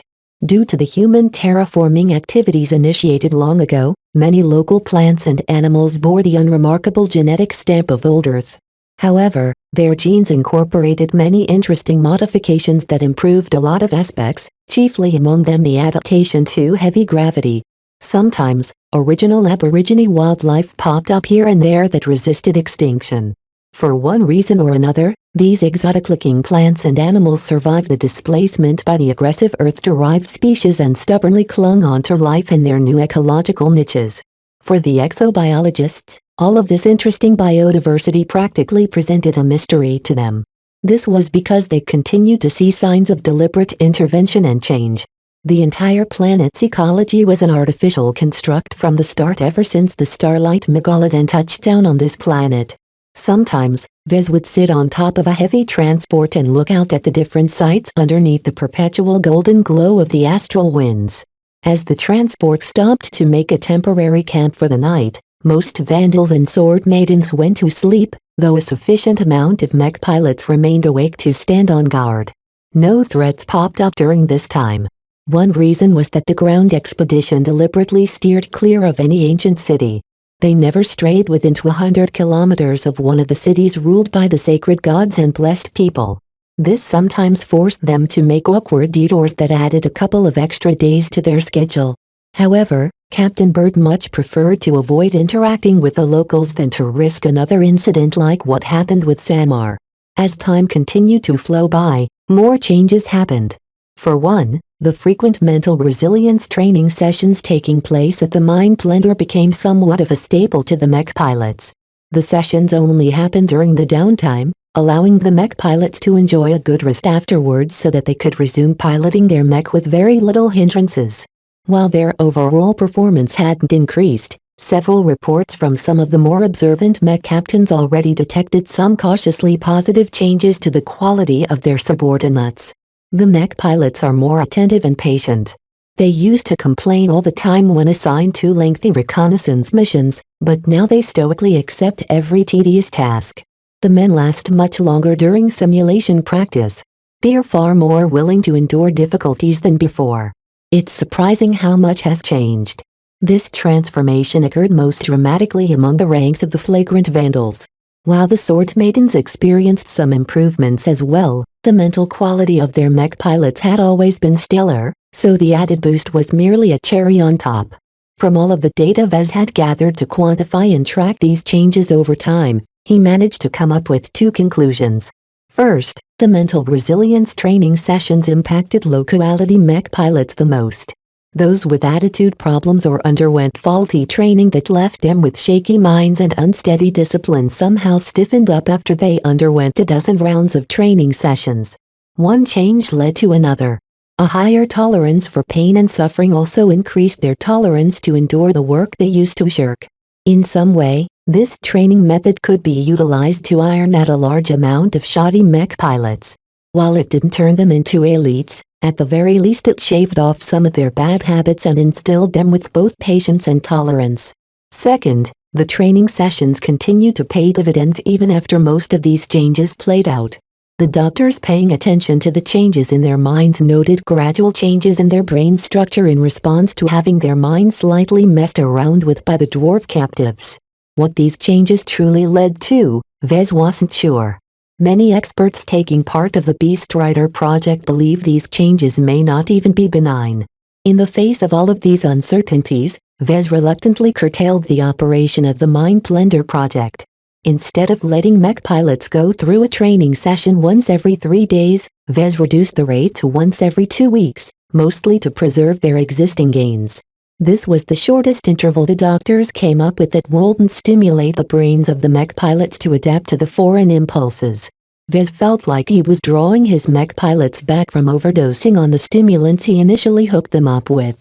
Once he announced reduction in training sessions, many vandals and sword maidens actually protested. "Why did you stop? I can't go without my fix. Let me in. Didn't you want us to train our minds? This is unfair. Who let you be in charge? My performance in the simulation shot up by 30%, and this isn't my limit." Already used to being jeered at by mech pilots, Vez readily ignored their howls. He found it funny that a few months ago, they cried about what a torture it was to enter the Mind Blender. Now, they actively fought against the reduction in training sessions. Nonetheless, Vez really feared what might happen if the dwarf captives continued to muck about in their minds through the neural interface of their test mech. Would they begin to take dwarf-like traits? Vez shuddered when he considered that possibility. Once every 2 weeks should be more than enough to maintain the mental health of the mech pilots. Let it not be said that if brainwashed our own mech pilots into becoming dwarf sympathizers. Speaking of the dwarves, they encountered many different tribes along their way. The Mind Blender frequently replaced their worn-out dwarf captives by kidnapping new ones from these inconsequential dwarves.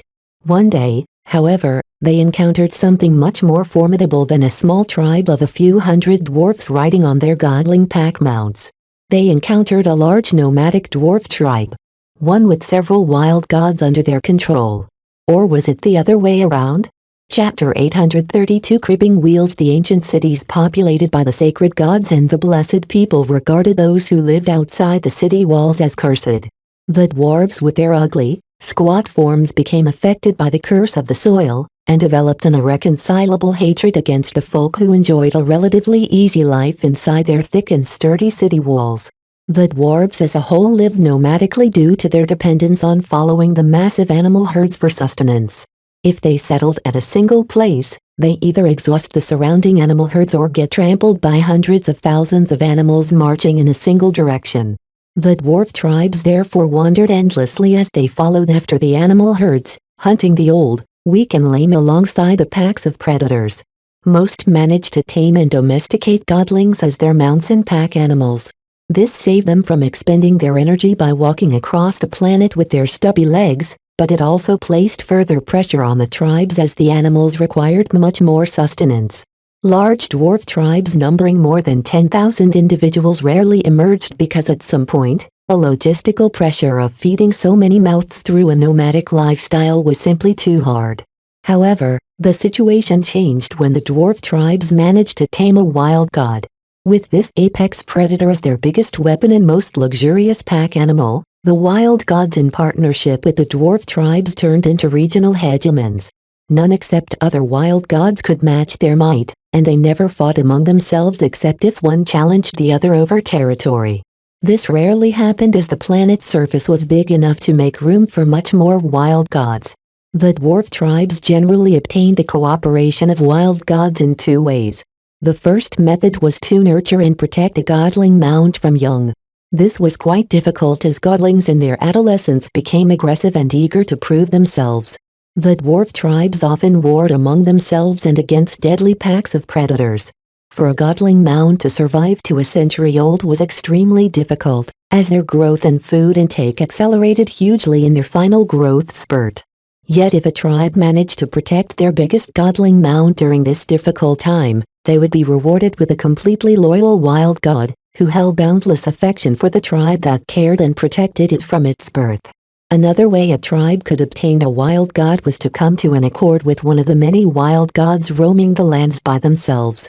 However, these free spirits ordinarily didn't accept the dwarves, as they lived blissful lives by themselves as regional overlords who reigned from the top of the food chain. Only under rare and exceptional circumstances would such tyrants agree to bond themselves with a dwarf tribe. These feral and unruly wild gods possessed a much more domineering spirit than their more docile cousins. These feral wild gods typically develop wild ambitions as more and more dwarves started to worship these magnificent exobeasts. Affected by the racial hatred and biases of the dwarves, these wild gods slowly adopted these same prejudices and began to hate the blessed people and the sacred gods as well. It was always these wild gods grew jealous of the city dwellers and attacked their ancient cities. Therefore, once the scout Mech reported sight of a large dwarf tribe led by 3 different wild gods, none of the flagrant sword maidens thought about approaching them with a hand of peace. We should steer clear of this tribe. There's no point in picking a fight with them, which they'll be sure to do once they see our forces and realize that we aren't dwarves. We should attack. There's a lot of research we can perform on those wild gods and their dwarf riders. They're different from the solitary lazy brutes that spend their time sleeping and eating without end. Most people in the expedition preferred to avoid any further trouble and delays. However, a small number of people thought the opposite. In particular, the experts of the Beast Rider project, including Vez, pushed to attack the dwarves. He presented the case in a small emergency meeting between the Vandal officers and chiefs. The Beast Rider project is progressing at a glacial pace right now because we have never gathered any detailed data on a man-beast connection in action. He began. The neural interface that we are developing is mostly propped up by guesswork rather than solid data and theory. There's a chance that it might work in connecting our candidate Beast Riders with Kalanx's bestial mind, but there is an even larger chance that it might fry their minds into a crisp. Many early attempts at interfacing the mind of a human to the mind of an animal never ended well for both. Neural interfaces became prohibited technology for a long time until the advent of Mech. Mech were non-living machines that thought in well-ordered machine logic and patterns. Mech pilots found it a lot easier to interface with Mech than with living animals that possessed chaotic thought patterns. While neural interface technology advanced by leaps and bounds ever since they became popular with Mech, Vez did not have access to the restricted knowledge concerning those fields. He basically found himself back in time where he needed to reinvent the wheel on his own. This was a daunting task, as neural interface technology only truly became safe to establish a man-beast connection after centuries of research performed by millions of specialist researchers. Vez may possess certain advantages, but had never be able to close that big of a gap by himself. Therefore, the only alternative to reinventing the wheel was to steal someone else's wheel and reverse engineer it to produce his own plagiarized wheel. It wasn't as if the dwarves or whoever originally engineered their genes could file a patent violation complaint to the MTA. He emphatically presented his case to the Vandals. We know that the cursed people can safely and successfully interface with their tribal wild gods. If we manage to secure this pairing alive, we can strap them with loads of sensors and point 1,000,000 scanners at them while they are forced to demonstrate their abilities to us. As long as we can get a few hours worth of data, I can virtually guarantee you that the modified neural interface for the Beast Riders will be absolutely safe. I dare say I can finish it within a week. I think we should give it a shot, Captain. Chief Dakin rose in support of the suggestion. The God Crystal Project has been waiting for the Beast Rider project to achieve a breakthrough. Once they manage to get their Beast Riders bonded to Kalanxo, it'll be much easier for us to ask her to demonstrate how she makes use of the God Crystals. Dr. Tillman also pitched in. Capturing a tribal wild god is also beneficial to the God Crystal Project. We've studied how Kalanx's existing God Crystals are embedded into her hide and flesh. If we can experiment with embedding one of our spare God Crystals into the hide of a captive wild god, particularly one that is bonded to a high-gravity variant human, we have hopes that we can perform the same procedure on Kalanxo. This not only furthered their understanding of the God Crystals, but also allowed them to dangle another carrot in front of Kalanxo. Every sacred god liked to collect more God Crystals. Still, the risks of attacking a large tribe of wildlings under the protection of 3 mature wild gods was not a trifling matter. Though they lacked the god crystals that allowed them to accumulate a huge amount of energy, their bodies naturally stored a decent amount of intermediate energy, enough to power a couple of strong expressions of metaphysical abilities. We'll have to attack them from long range. We still carry the scrap from the old artillery cannons. Let's just assemble them close to the projected route of the dwarf tribe and fire the guns once they come into range. The Vandals developed various attack plans. Having learned their lessons from Berixon's attack, they no longer underestimated any of the god species no matter how weak and underdeveloped they might seem. All of their heavy transports and most of their fast transports would be parked at least several days away. This put them well out of range of any counter-offensive and allowed them to maintain their distance against the hostile wildlings in the event of a pursuit, though the chances of that happening would be low because the wildlings shouldn't even be aware of the main convoy. The attacking forces solely consisted of fast-moving mech and disposable artillery cannons installed in place beforehand. If the artillery batteries ever came under attack, all of the personnel manning the cannons could easily board a fast transport and abandon the position without crying over the losses. The value of the artillery cannons was a fraction of the assets secured on the main convoy. However, as the mech officers bandied about more detailed offensive plans, Dr. Tillman suddenly made an unanticipated suggestion. Before we resort to direct combat, why not try to defeat them using a trick? During the last battle, we tried a number of hasty tricks. None of them worked, but back then we did not have a good understanding of physiology of the dwarves and the god species. It's different now. Over a span of 2 months, we've studied Kalanx's body and performed deep studies into the remains of the sacred god carcasses. Right now, I am reasonably confident that we can develop irresistible bait that when ingested could instantly knock out any wild god as long as they aren't too old and powerful. How confident are you of your chances of success? And why make another giant candy bar? I'm 80% confident that it will work as long as a wild god ingests or adulterated bait.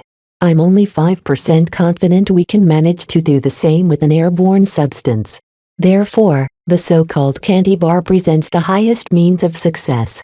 What about the dwarves? They are much easier to take care of. After performing extensive studies on dozens of wildling captives and numerous wildling corpses, we have managed to achieve several breakthroughs. Their physique is very robust, but the knockout gas that we've developed can sedate the vast majority high-gravity variant humans. However, this gas possesses such a high concentration of toxins that it is highly lethal to the blessed people and baseline humans such as us. Everyone has to wear an airtight suit if they want to enter a zone that's been affected by this gas. Both of these developments had the potential of simplifying the confrontation. Though the Vandals weren't afraid of picking a fight with the dwarf tribe, if they could lay them down by using a few inexpensive tricks, then it was worth pursuing. Please outline your plan and tell me what you need in a report. Captain Bird ordered. I'll go over it with Commander Lydia, and if we both think it's viable, we'll implement it first as Plan A. Not many mech officers held much faith in the plan. Previously, Berixon appeared tempted, but he recognized the trap for what it was and bypassed the giant candy bar made out of lots of nutrient packs. Would the wild gods possess the same level of vigilance? Vez privately expressed a bit more confidence. So long as the large dwarf tribe never encountered a force like the flagrant sword maidens before, then they shouldn't be on guard against unusual encounters. As the meeting ended and everyone started preparing their attack plans. This time the battle against natives shouldn't be a near disaster like last time. With an undeniable information advantage against the potentially dangerous dwarf tribe, the flagrant sword maidens completely held the initiative. They could attack when they wanted to and retreat out of sight whenever something didn't go their way. The wildling tribe and its wild gods won't know what hit them if everything went right.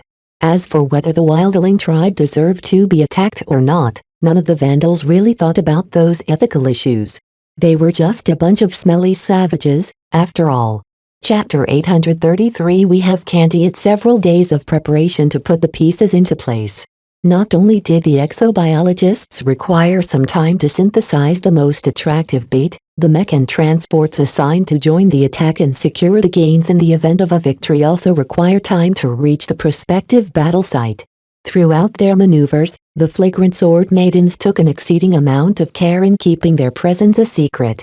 All of the scout mech keeping an eye on the large tribe followed them from behind in order to avoid revealing their presence through the footsteps that they helplessly left behind. They also tried to position themselves downwind whenever possible so that the wild gods with their sensitive noses wouldn't be able to sniff out the presence of large metallic objects. While it was likely that the wild gods would mistake a metallic smell with the blessed people and the sacred gods, it would nonetheless raise their guard and make it that much harder to pull off an ambush.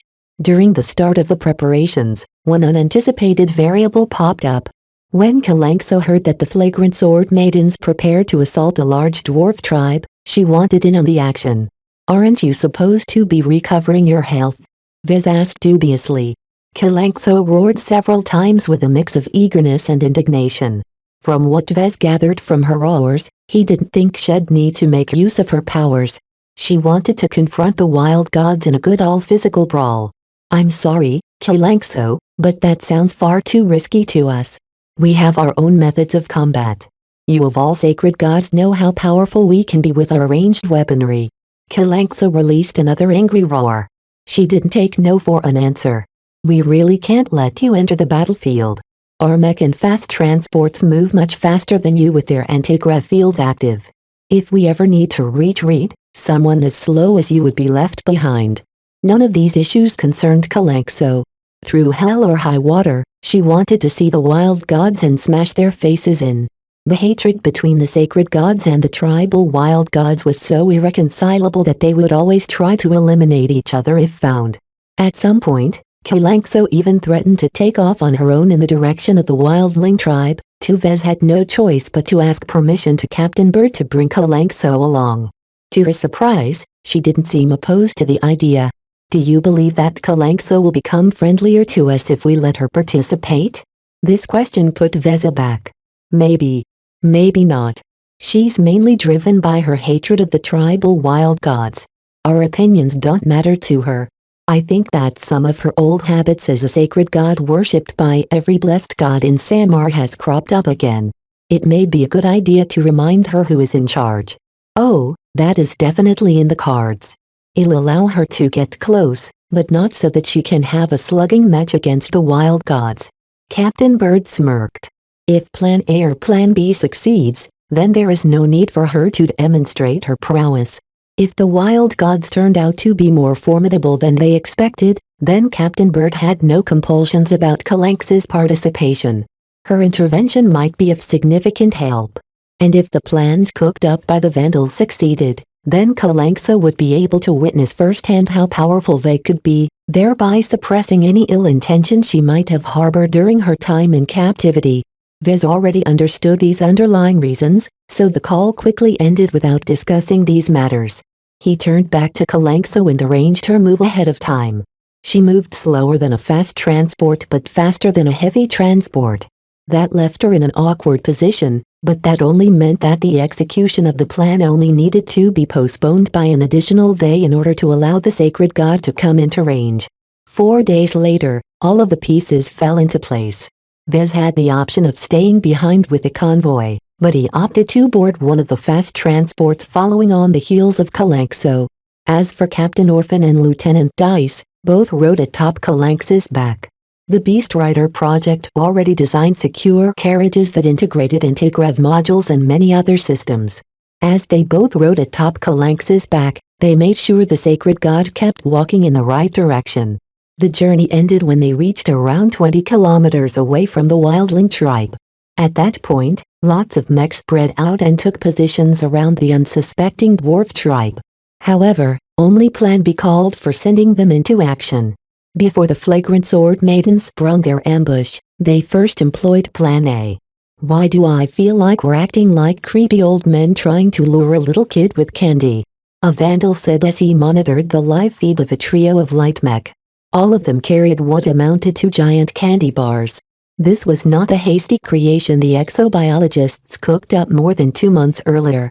With time and advancements on their side, they refined the latest versions of the candy bars to an unprecedented degree. Not only did the exobiologists synthesize the candy bars in an extremely nutritious form, They also enhanced their aroma to make them irresistible to the god species.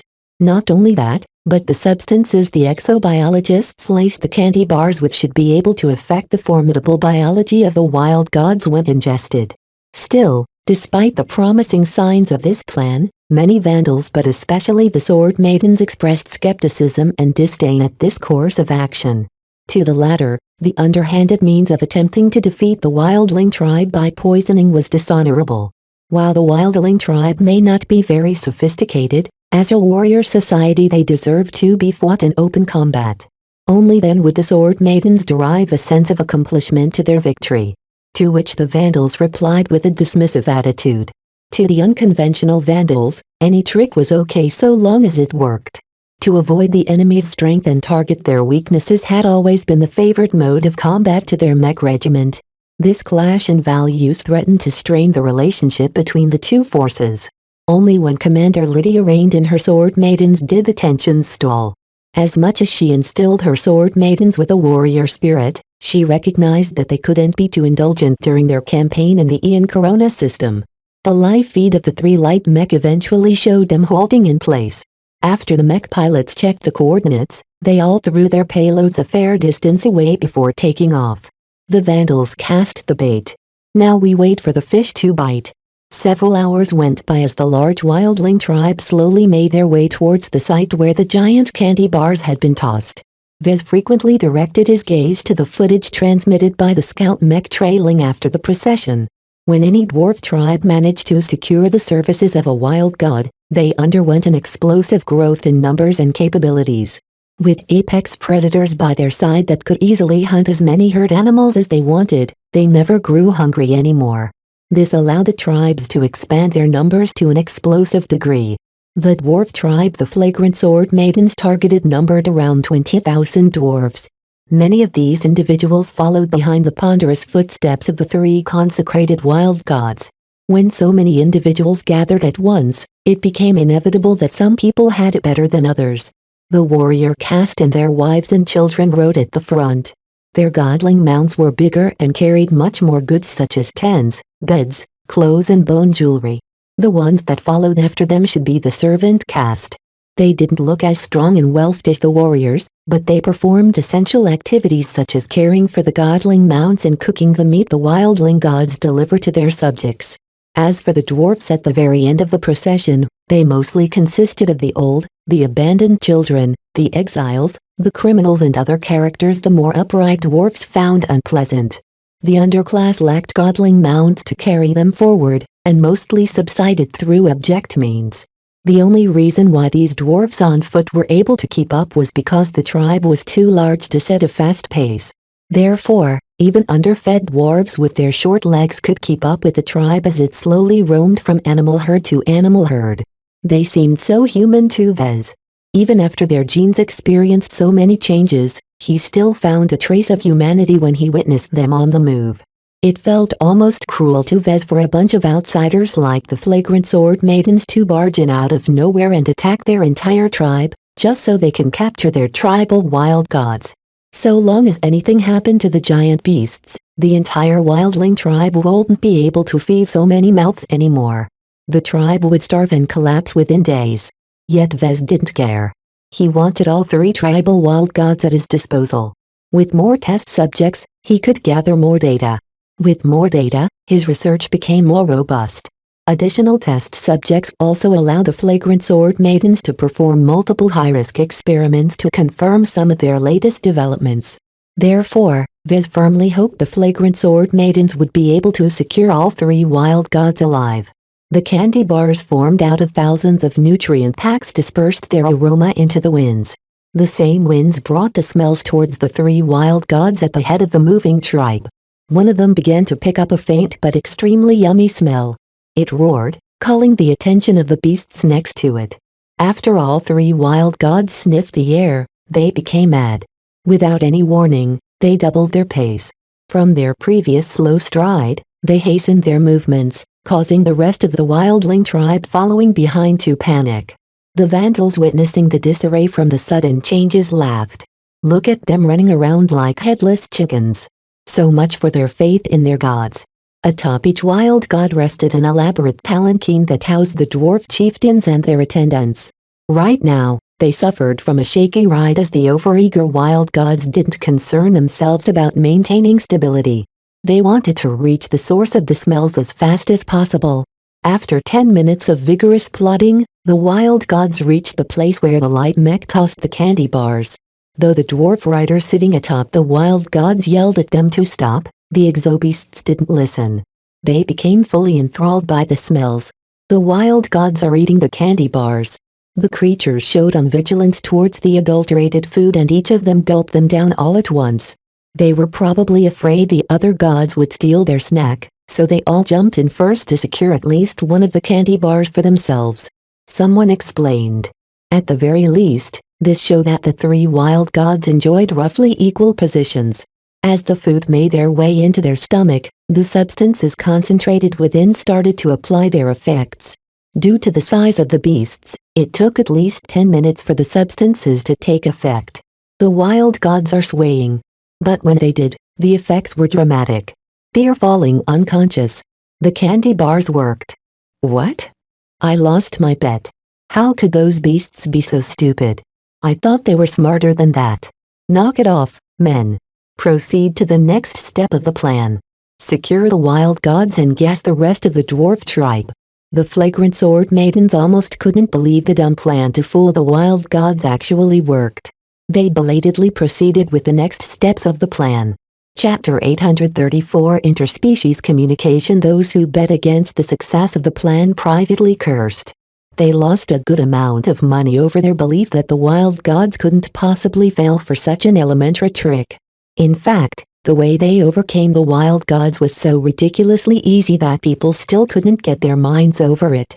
How gullible could the locals be to fall for such an obviously stupid trap?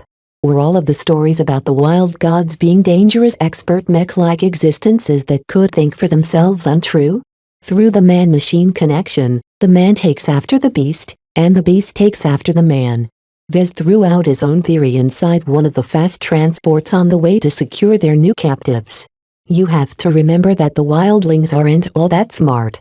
They're a few 100,000 years too early to develop baseline human-level intelligence. They've forgotten all of their former human heritage and the many ways people rip each other off. So the wild god the dwarf rider is connected to really doesn't get much smarter. The wild gods started feral, and their mental connections with the dwarf riders really didn't do too much to restrain their instincts. At most, they gained enough intelligence to express themselves, but their wild and unrestrained instincts still took precedence sometimes. Especially when the exobiologists cooked up some meals that smelled so good to their olfactory senses that they couldn't resist a bite. When the wild god fell for the initial trap, the rest of the Vandal and Sword Maiden mech went into action by throwing a bunch of hastilla-fabricated gas grenades into the midst of the dwarf tribe that ran after their befuddled gods.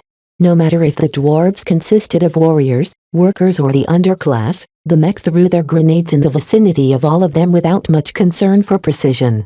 This sometimes led to unfortunate accidents as the cow-sized gas grenades splattered half a dozen dwarfs and godling mounts in the way. More than 100 dwarves died of accidents like this while others received severe injuries and bled out while the gas dispersing from the grenades started to work their magic. Within 20 minutes, every dwarf except for a couple of inconsequential stragglers succumbed to the intoxicating gas released by those grenades. All right, they're knocked out for at least half a day. Let's get to business. With the entire dwarf tribe neutralized, they posed no threat as the initial mech secured the site around the unconscious wild gods. They began to install makeshift restraints on the sleeping wild gods. Unlike with Kalanxo, the flagrant sword maidens did not intend to enter into a cooperation with these beasts. In addition to being driven by instincts, these beasts also weren't as strong as the sacred gods. It was too much trouble to accommodate them when they didn't offer much in return. As a couple of mech went around to poke at the directionless mounts and other possessions of the dwarves, 3 entire mech companies arrived to add further restraints to the wild gods. They buried the 3 exobeasts with so much junk that they couldn't even lift themselves to their feet if they wanted. All right, that's enough. Let's set up the site for the lab geeks. The fast transports carrying the first batch of exobiologists and lab gear came next. The exobiologists eagerly ran towards the unconscious wild gods and started to measure their physical state. Their primary job was to confirm the wild gods won't wake up anytime soon. Inject Subject 3 with a quarter dose of sedatives. His body is resisting the substances laced in the candy bar. As the exobiologists and researchers buzzed over their captives, the fast transport carrying Vez arrived as well. He stepped out and made way as a bunch of security officers headed to the restrained wild gods and climbed up into the palanquins to secure the vitally important dwarf riders and their retinue. Vez had a lot of uses for them all. Be sure to handle them carefully. Don't injure them. Be careful with the dwarf kids, they make for the best hostages. At some point, Kalanxo finally caught up after the fast transports. When her lumbering form emerged into view, she halted when she saw how much restraints the flagrant sword maidens piled up against the wild gods. She also looked around and saw no trace of fighting at all. Though Captain Orphan and Lieutenant Dice already told her that they managed to subdue the wild gods through a cheap trick, the sacred god simply couldn't believe it. The wild gods never conceded so easily. How could a piece of strange food subdue them at the same time? Vez leisurely strolled to Kalanxo and slapped her gaping maw with his gauntleted palm. Do you see now how we humans from beyond the vault of the stars wage war? We are far more advanced than the people and gods who are trapped on this underdeveloped planet. Do you believe us now? We are but a small extension of a vast, galaxy-spinning civilization. If not us, someone else will eventually stumble upon this planet and upend everyone who lives on it. It is not dishonorable that you have lost to us in battle, for we are invincible against any opponent except when it comes to ourselves. Even if Kalanxo didn't release any roars in response, Vez could keenly tell that her shock put her into an impressionable state. Her view of how the world worked completely turned upside down. Though she didn't think the flagrant sword maidens were all that formidable, this show of strength forced her to re-evaluate their strength. Vez left her side when he finished saying his piece. He felt confident his words wormed their way into her complex mind. After several months of regular visits, he knew that she was just as smart as any human. Her only deficiency was that, like all the natives on this planet, her perspective never reached beyond the astral winds. Nobody on this planet remembered their old heritage. Well, that's something to figure out later when we actually reach the damn Starlight Megalodon. First, we've got some studies to perform. He grinned. While the heavy transports and their escorts slowly made way to the capture site, the exobiologists already started implanting the wild gods with numerous scanners, sensors and other devices that monitored their body condition. Due to several uncertainties, Vez pushed to perform the first experiment as soon as possible. This way, the Beast Rider project would finally be able to gather concrete, relevant data that would help him design a safe and functional Beast Rider neural interface. Wake up Subject 3. He instructed the exobiologists. Make sure to wake him up gradually, and keep him weak. I don't want this beast to get ferocious. With that done, Vez boarded a small transport converted into a holding cell for dwarf captives. The dwarf chieftain and the two other dwarf riders each resided in their own cells. Their wives, children, bodyguards and other followers had been stuffed into the other cells. After inspecting the prisoners, Vez picked out Subject 3's dwarf rider as well as what appeared to be one of his children, a cute dwarf boy who was about 4 standard years old if the exobiologists judged correctly. Bring them both to the interrogation room. Make sure you restrain the dwarf rider with restraints strong enough to hold back an exoskeleton armor suit. These bonded riders may have gained a lot of physical enhancements from their wild god partners. Actually, their physiques are hardly different from a Welf dwarf warrior. One of the resident doctors in charge of monitoring the health of the prisoners remarked. Although we've only performed some cursory tests, their muscle density and other properties don't diverge at all from the norm. Vez frowned. Maybe it only happens when they are actively engaging their man-beast connection. Whatever the case, it's better to be safe than sorry. I want full precautions. When it comes to wild gods, you never know what shenanigans you might encounter. A pair of security officers roughly dragged the unconscious dwarf rider from his cell and bolted him down onto a custom bull chair. Various restraints bolted him down into his seat and left him completely unable to exert any strength. To be somewhat safe, he also ordered the dwarf child to be cuffed and restrained as well. "All right, Doc, wake them both."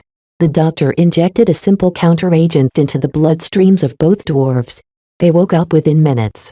After groggily trying to ascertain the situation, the dwarf rider finally noticed his precarious straits. His eyes widened as his savage mind rapidly made several observations. He woke up in a completely unknown metal chamber. Only the blessed people possessed such an abundant amount of worked metal. His wild god was nowhere to be found. When he stretched out his mind, he couldn't find the mind of his wild god anywhere in the vicinity. Tall figures garbed in completely foreign metal shells kept him under guard. One of them stood straight across the room holding his youngest son. His youngest son.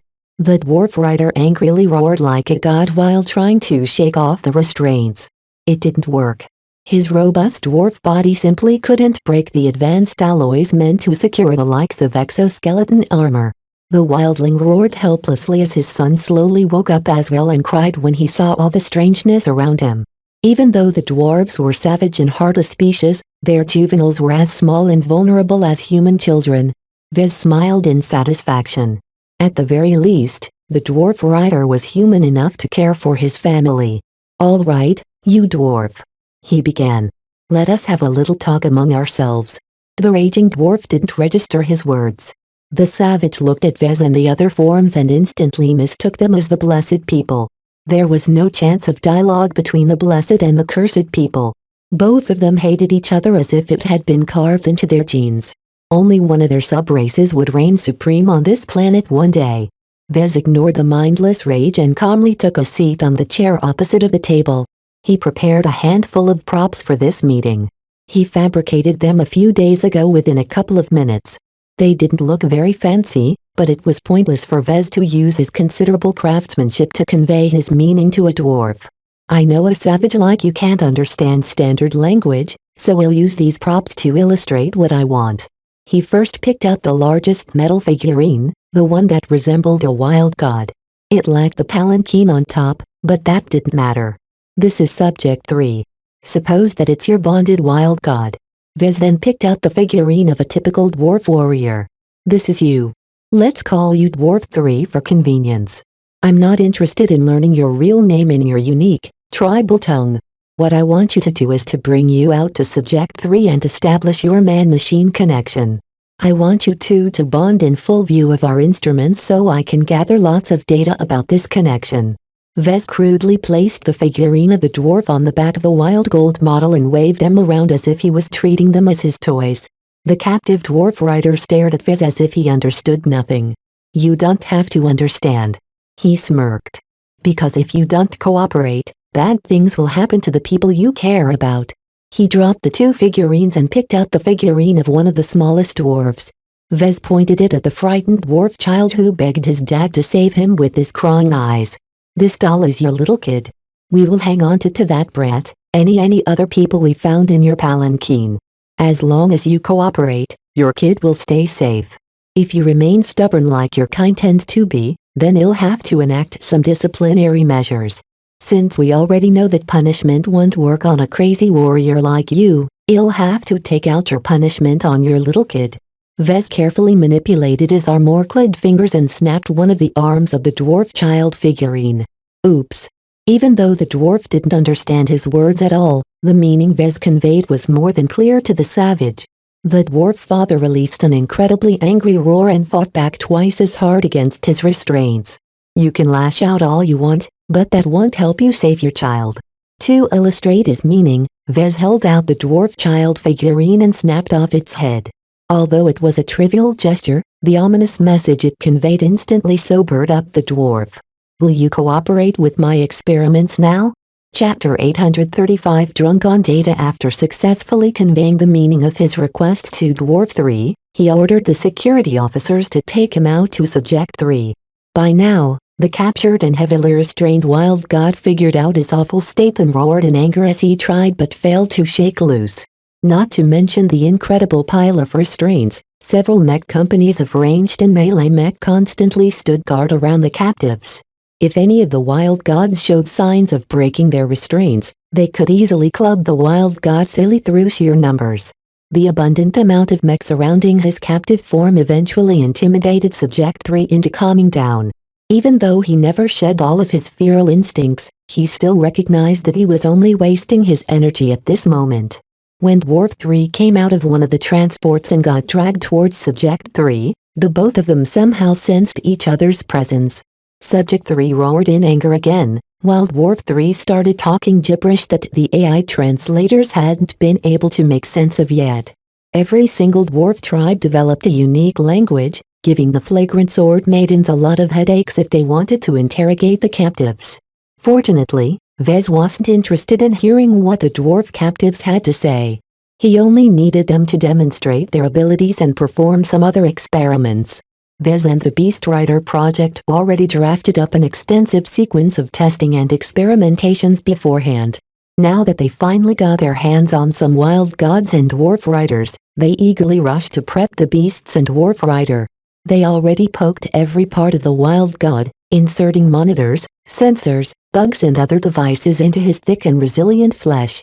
Nothing about the creature remained a secret after being stuffed with so many sensors. Dwarf 3 received the same treatment, though a bit more delicately as all of the foreign materials weren't exactly good for the captive's health. The captive didn't always cooperate, and the security officer sometimes had a hard time in trying to subdue the raging dwarf's motions as he resisted the insertion of all of the objects into his body. "Bear with it. This won't take long," Vez said to the side, though Dwarf 3 likely hadn't understand his words. It didn't matter. He lied anyway. Once Dwarf 3 got hooked up with all of the sensors, they forcefully placed him onto the back of the beast.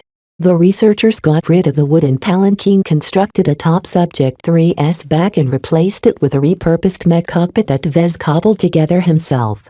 While it didn't carry a neural interface, he did manage to stuff it with even more sensors. There could never be too much sensors. With all the weird stuff surrounding the man-beast connection, Vez wanted to gather as much data as possible. Even the lack of any notable data was a data point in itself, as the absence of any abnormalities either signified that the phenomenon was too strange to be measured by their locality sensors, or they could rule out something of this nature happening.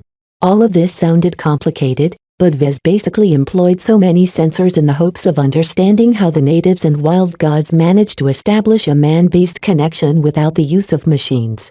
While it was possible to connect the minds of a mech pilot to a mech through a wireless connection, this could only be done through the use of a sophisticated neural interface designed for the purpose. There was no way the planet's organisms evolved this function naturally. Their abnormal brain structure somehow managed to replicate the functioning of advanced mech equipment, and Vez simply didn't know how. Vez may be a mech designer, but his knowledge on neural interfaces could only be described as shallow and patchy. As for the exobiologists who specialized in studying alien biology, none of them specialized in neurology or the study of brains. Therefore, these tests held an unprecedented amount of importance to the Beast Rider project. With actual data in their hands, they no longer had to work with educated guesswork. Begin the first test. They let the dwarf engage his remote connection with the wild god. Both of them became subdued all of a sudden when the connection established. Vez had retreated to a portable lab where the experts of the Beast Rider project all sat behind a bank of terminals and control panels. They monitored every incoming sensor readings. Already, some of them gained some insights, while others had their theories vindicated. This is incredible. The readings on the man-beast connection is functionally similar to the readings of a typical man-machine connection. They share a common root. This proves that at least one exobiologist from the Starlight Megalodon designed both the natives and the god species for this purpose in mind. And they collaborated with a mech designer to design this organic neural interface structure.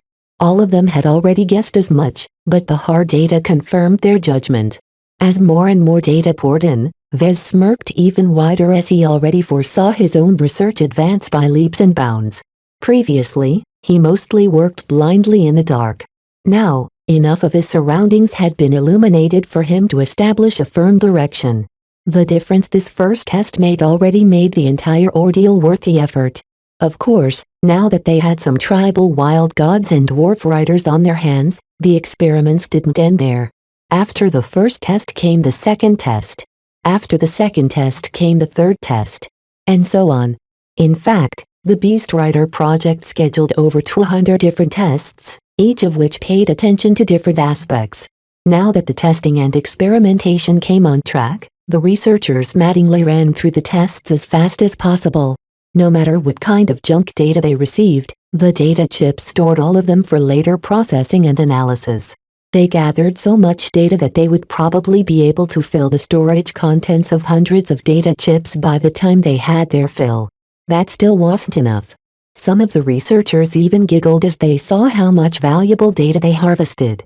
After more than 2 months of working on conjecture and vague clues derived from vague sensor readings, they now received a flood of precise, accurate and varied data, enough to drown their processors for a couple of months.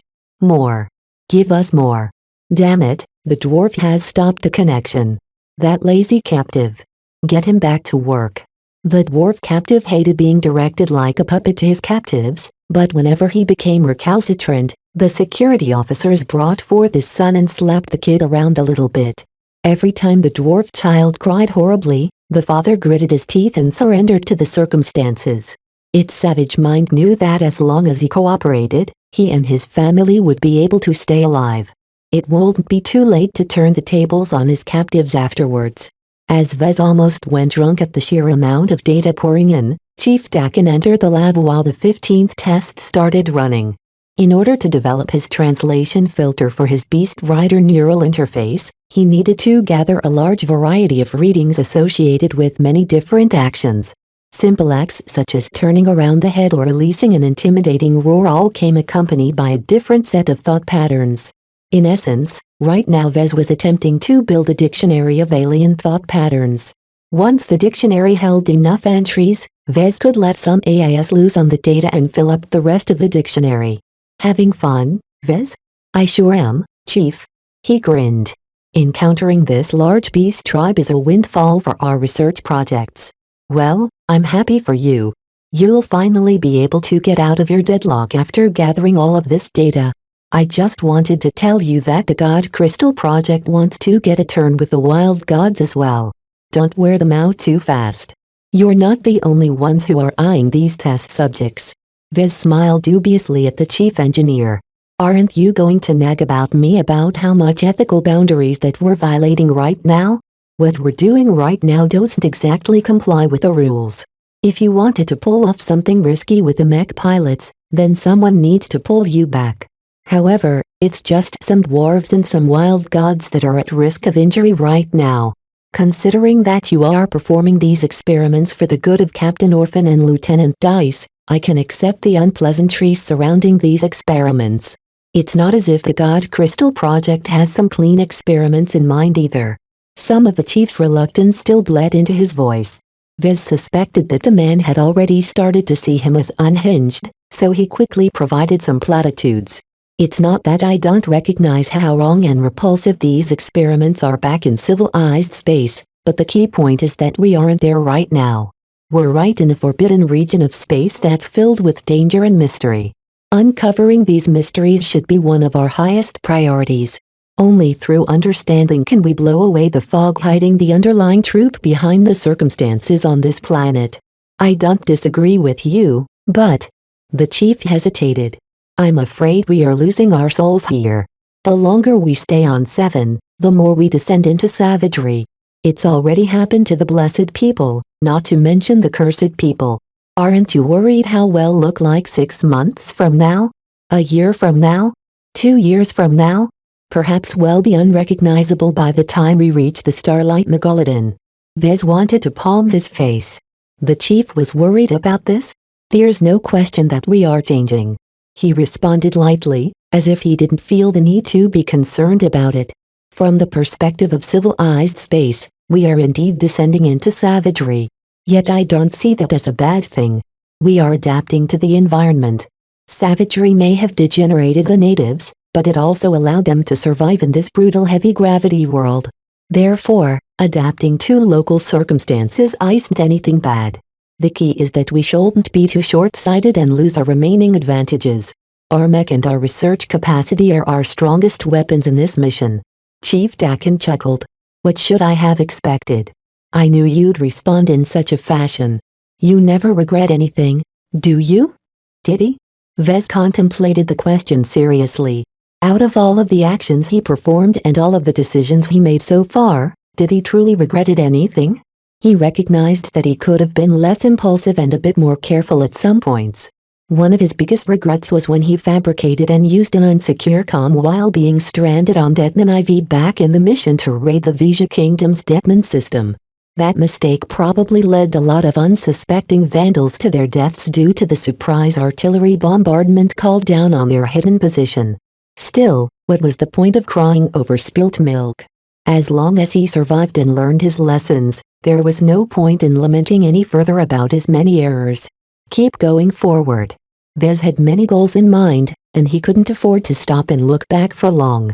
"All the things I do for a reason," he eventually remarked. "To regret is to imply that I want to turn back time to undo my mistakes. I don't want that. I don't want to turn back at all. Whatever mistakes I've made and sins I've incurred in the past, my future accomplishments will wash them all away. I'm certain of this belief."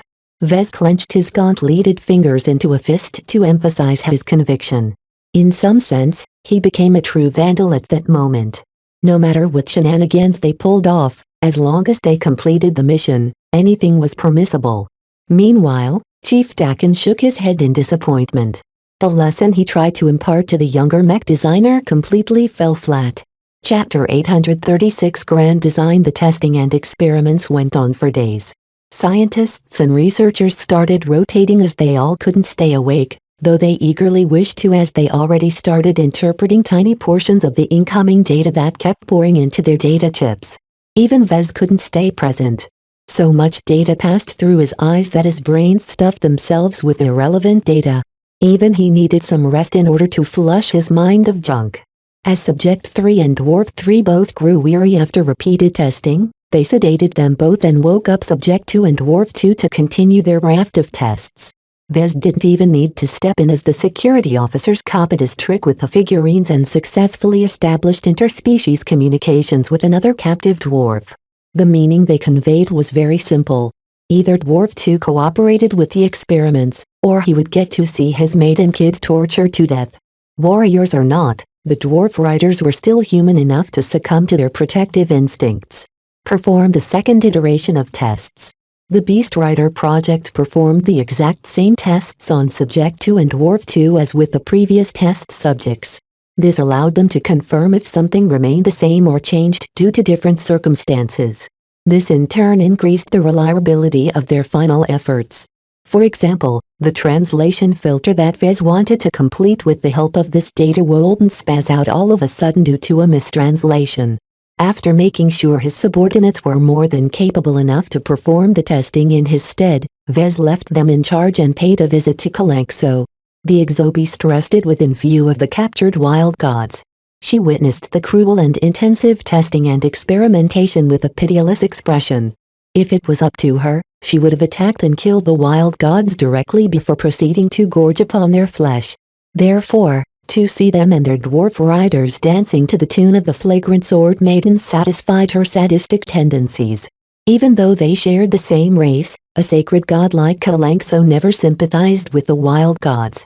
The two hated each other to such an extent that they would gleefully see each other extinct. This was despite the fact that most of the unremarkable offspring of the sacred gods tended to be godlings and wild gods themselves. Vez actually found Kalanx's callousness towards her wilder cousins to be rather strange. Why were the sacred gods so hostile to the wild gods and vice versa? Their conflict strangely paralleled the hostility between the blessed and cursed people. The only difference was that their power balance had been flipped upside down. The blessed people are weaker than the wildlings, who are naturally able to survive outside the cities due to their extreme genetic modifications. As for the god species, the sacred gods are notably stronger because they are able to derive energy directly from the astral winds, while the wild gods can only make do with what scraps are left from eating their prey. Despite the considerable strength of the sacred gods, Vez did not feel so optimistic about their future. The only reason the sacred gods held an edge was because the wild gods and the wildlings hadn't mastered the secret behind the god crystals. Once the dwarf tribes with bonded wild gods managed to crack the secret behind the god crystals, the power parity between the two divisions disappeared. The number of sacred gods and blessed people had always been constrained by the limited number of cities they controlled. The wild gods and the natives stranded out in the wilds faced no such population constraints. Eventually, the future of Ian Coronavirus belonged to the side with the greater numbers, as they adapted the best to the local environment. Though the intervention of outsiders likely derailed that outcome. The presence of the flagrant sword maidens already caused the societal development of every group of natives they came in touch with to diverge from their original paths. Even Kalanxo herself no longer believed she was an apex creature of the planet. She realized she set her sights too narrow. An entire galaxy existed beyond the vault of the gods. Sometimes I wonder who's the mastermind behind setting up this planet in this fashion. He casually remarked to Kalanxo. It's like Ian Coronavirus is like a giant playground. The experiments we're performing on our captives at the moment is nothing compared to the massive effort that's been put into engineering everything alive on this planet to conform to an unknown grand design. The more Vez learned about this super Earth, the more he recognized it as a grand design. He did not use the phrase grand design lightly. The mere addition of the word grand evoked a sense of majesty and weight. Very rarely did mech designers describe their own products as grand designs. Normally, only station designers and shipwrights who designed capital ships had the right to describe their products as grand. The only notable instance where mech designers deliberately drew on this phrase was when the Rubarthans developed the massive Juggernaut mech. Even then, most industry insiders considered the Juggernauts to be a failed invention. Though their might was considerable, they also painted a massive target on their slow-moving backs. Any ship from orbit could throw down a couple of artificial meteorites and completely obliterate the sitting duck of a Juggernaut with ease under normal circumstances. The story of the Juggernaut mech reminded Vez that not all grand designs succeeded in their goals. The question that lingered on his mind was whether Ian Coronavirus' engineered ecosystem served its purpose or not. What was the point of engineering the god species as organic mech and turning the natives into organic mech pilots with built-in organic neural interface functionality? Kalanxo turned her gaze from the wild god to Vez, who stood in front of her without fear and roared a series of sounds. You're not afraid of the changes that might come from our intervention? You think that life goes on regardless of what disaster might happen? Kalanxo thumped the ground with her tail, startling a few of the surrounding vandals and sword maidens. Vez chuckled, however. Seems like you are much wiser than I. He continued to babble with her about esoteric subjects. It didn't matter what he talked about. He enjoyed spending time with Kalanxo. As an older sacred god, she was both wise and naive. She never resorted to lies or deception, and that made her a refreshing conversation partner. If he spoke to any human, no matter if it was Kedis, Talkative Jimmy, Chief Dakin or Captain Bird, he always had to craft his words carefully. It was different with Kalanxo. Vez liked to view her like a talking mech, but in truth he treated her as something much greater. What kind of exobiologist managed to engineer a creature like Kalanxo? If the rest of the galaxy ever learned of what kind of exobeasts and natives dwelled on Ian Coronavirus, they'd go mad. The explosive implications of the grand design that the flagrant sword maiden slowly uncovered might even lead to a tussle between the MTA and the CFA. If such an epic clash occurred, where did that leave the natives? It's too bad you're too heavy to be lifted out of planet. If we could, we would have wanted to bring you out as a companion. Kalanxo roared lightly. This was her home. She would never agree to leaving it. Humans like Vez already ruled the stars. A sacred god like her would only be an interloper in human space. He spent an hour in Kalanx's company. Even if the topics he talked with her weren't very profound, he still felt as if he cleansed his mind somehow. It said something about him that he felt the most comfortable with Kalanxo. That reminds me, I should check up Kedis as well. By now, the heavy transports arrived in the vicinity and made camp. Many vandals became occupied with getting a handle on the dwarf tribe the mech subdued with the gas grenades. Out of a lingering sense of humanity, The flagrant sword maidens decided to corral them into makeshift holding pens instead of killing them outright. This drew many vandals and sword maidens from their routine jobs, making the camp seem much emptier than usual. Vez didn't take too much notice of the quiet and headed towards the workshops. He entered one of them and managed to track down Kedis. 2 months earlier, she always adopted a stressed and weary expression. Getting a handle on the vandal mech technicians proved to be as difficult and painful as pulling out her own tooth. Nowadays, her posture and expression betrayed a sense of ease. It was as if everything that happened in the workshops fell under her complete control. Nothing happened without her permission. "How is it going here, Kedis? Having any trouble lately?" She shrugged. "Nothing but the usual is going on. Most of the breakdowns we're seeing lately don't require much expertise to repair. All I'm doing right now is making sure the mech technicians don't slack off. Are the chiefs fermenting any opposition lately?" "Nah. Those lessons you taught a while ago still haunt them to this day. They're not really intimidated by me anymore. Instead, they're deadly afraid of crossing you. They think that if they do something that forces you to respond, they might not survive the next time they're tossed inside Kalanx's maw." Vez laughed. "I may have gone overboard there. I'm glad they still take it to heart. It's damn troublesome, you know." Kedis puffed. "Some of the chiefs are so traumatized they've basically turned into good-for-nothings. They're hardly doing their jobs as chief technicians. How did you deal with the problem?" I pointed my finger at some of the brighter mech technicians and promoted them to unofficial deputy chief technicians. I hadn't been able to convince the vandal pencil pushers to confirm the ranks, but all the crew know who to listen to whenever they need instructions. "This can't go on," Vez said. "Either the chiefs need to sober up, or the replacements you've designated have to fill in their shoes. The problem is that the deputy chiefs don't match the criteria to be promoted to chiefs.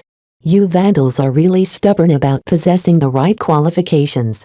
It's much simpler over at the Sword Maidens. You're either the best or not. Even if you fall short, as long as there's no one better, you're still able to land the job."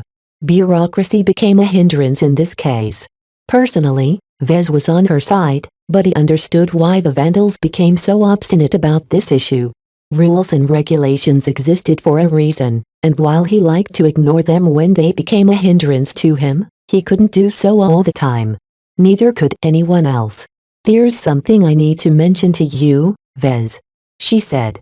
"The rate of breakdowns is increasing. The difference is small, but it's getting bigger and bigger every day. I approached some of the engineers one day and they said the reason why is because space-time gets freakier the closer we get to our destination." "Is that true?" Vez was familiar with that theory. "It's true. The astral winds are a lot more turbulent closer to the source. Once they reach the other side of the planet, they smooth out a bit as the here-dimensional get dispersed into space." Well, the engineers and the other nerds performed some calculations over the last 2 months. Did you know what they found out? They extrapolated the increase in breakdowns and believe it will increase drastically once we get within 1,000 kilometers of the starlight megalodon. That was new. While some believe that something like this might happen, everyone who adhered to this possibility always lacked proof of their assertions. But if the number crunchers came to this conclusion based on solid data, then that was an entirely different matter. What are their conclusions? The eggheads believe the distortions will become so bad that it's impossible for any mech to operate within 100 kilometers of the crash site. If this was true, then this was a massive bombshell to the flagrant sword maidens. If not a single mech could remain operational near the battleship, how would they be able to complete their mission? Chapter 837 Organic Solution. The issue concerning the increasing rate of breakdowns and mechanical failures threatened to derail the entire expedition. While the engineers only made an uncertain prediction what might happen if they came close to the elusive battleship, Vez believed that this might very well become a serious problem. He sought of Chief Dakin to discuss the issue. They met at the workshop. "Vez, what did you call me for? Is it true that the rate of breakdowns will increase to such an extent that it's impossible to operate a mech near the starlight megalodon?" The chief's face grew serious. "That's a possible outcome. We've extrapolated this possibility from the existing data. It's not entirely set in stone that mech won't work in the vicinity. After all, Hasn't the battleship herself shown signs of life? That was true. Otherwise, how could she have been functional enough to detect something going on in orbit and launch an antimatter torpedo straight in the middle of a fleet in the midst of bombarding the surface? Still, that's the Starlight Megalodon you're talking about, Vez retorted. As the source of all the unnatural phenomena around 7, I'm sure she's an exception to the rule. It would have been a very bad thing if she became affected by the same technology corroding effects from the astral winds that is spewing out of her leaking FTL drives. This is also why I don't dare to take too much stock in this prediction yet. The situation near the site might be very different from our calculations. If the Starlight Megalodon became subjected to this very same effect, then how could her FTL drives still be releasing gouts of astral winds? They had to remain somewhat functional, and they did indeed for an extremely lengthy amount of time. Therefore, the clues pointed out that even if various pieces of technology would stop working if they came close, some people developed a means to circumvent this effect. Vez hummed in thought. I wonder how the battleship managed to stay working. There has to be a way for us to shield our mech and machinery from the breakdown effect. Both of them brainstormed for a few minutes, but neither Vez or Dakin could come up with an answer. However, Vez did come up with a possible alternative.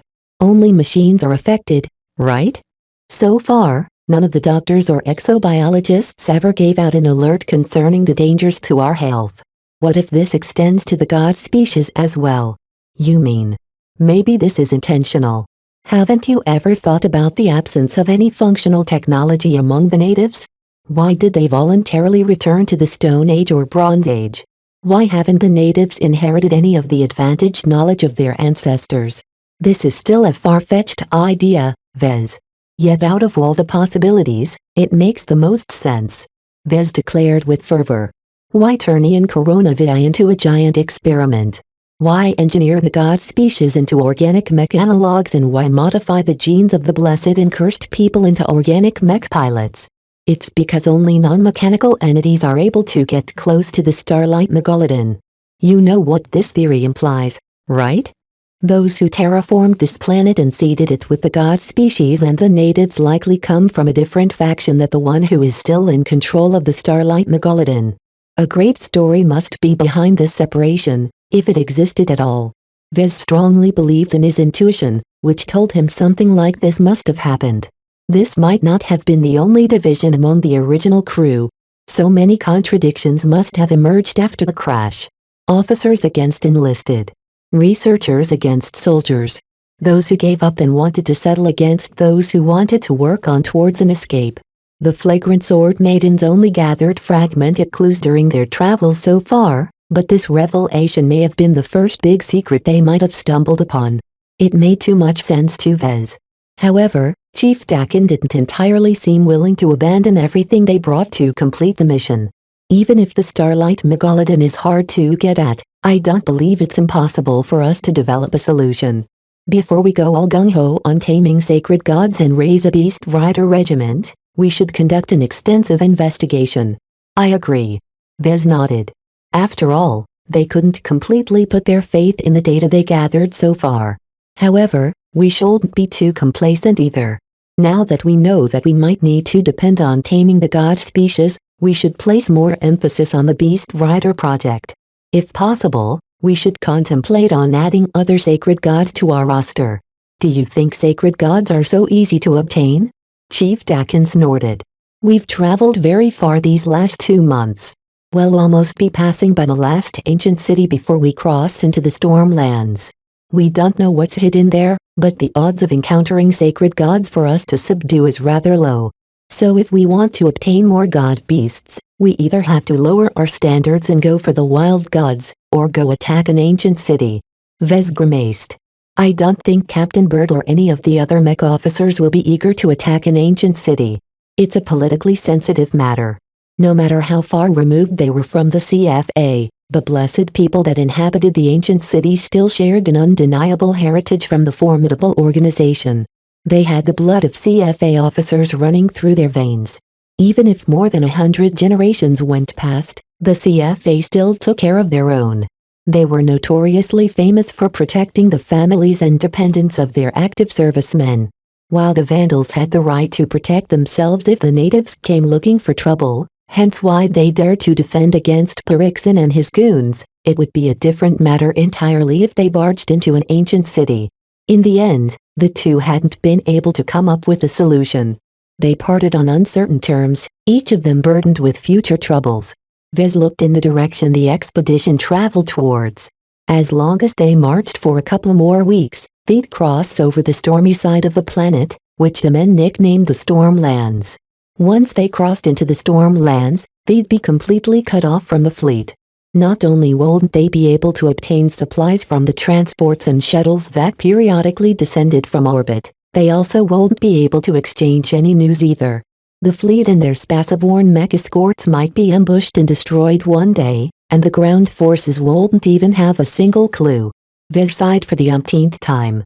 If only our quantum entanglement node still worked. That also reminded him of the strange Scienti crystal he once used. Would alternative means of communication still work? Several days passed by. After making the rounds in the camp, Vez returned to the test site and continued to supervise the experiments. The Beast Rider project gathered so much data that they wouldn't know what to do with net 5% of it. That didn't matter though, since they had data chips to spare. If they ever ran short, Vez would just visit the workshop and fabricate a batch of 100 chips at a time.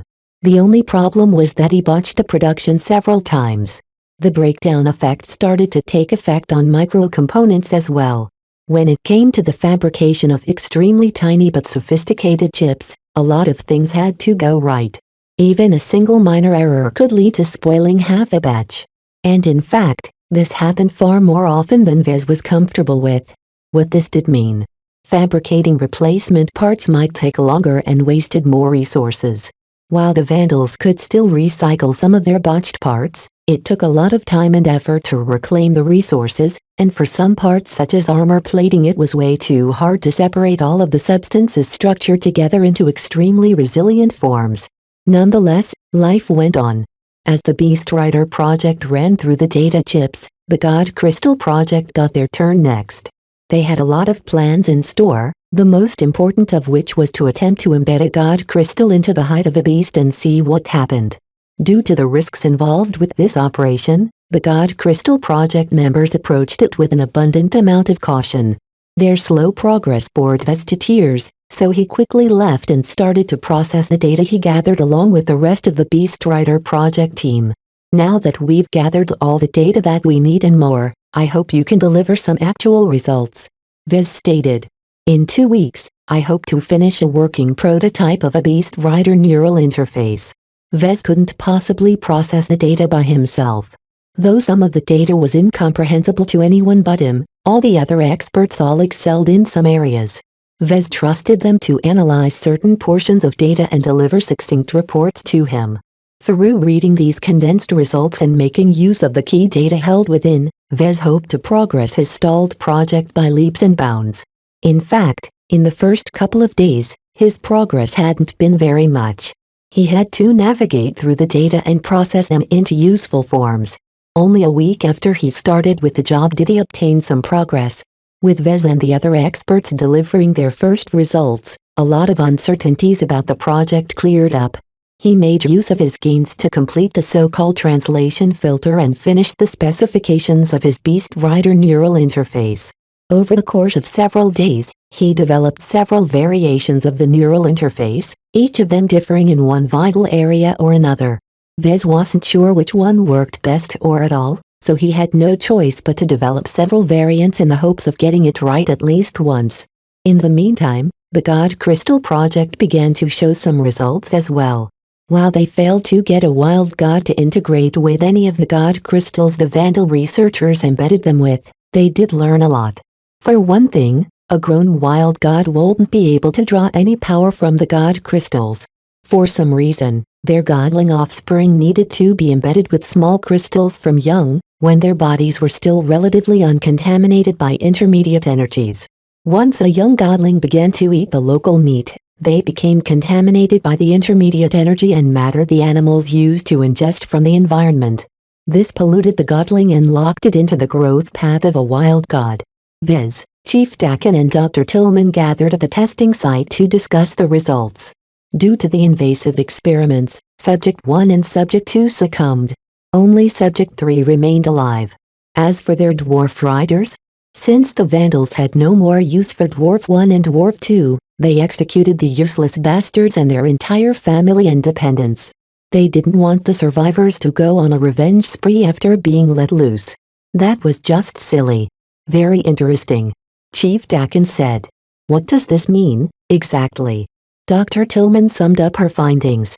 It means the sacred gods are the only ones who can birth more sacred gods. A wild god or their offspring are marked with intermediate particles from the start, which is a lower class of energy from here-dimensional particles. The only sacred gods that emerge are the children their parents decide to invest in.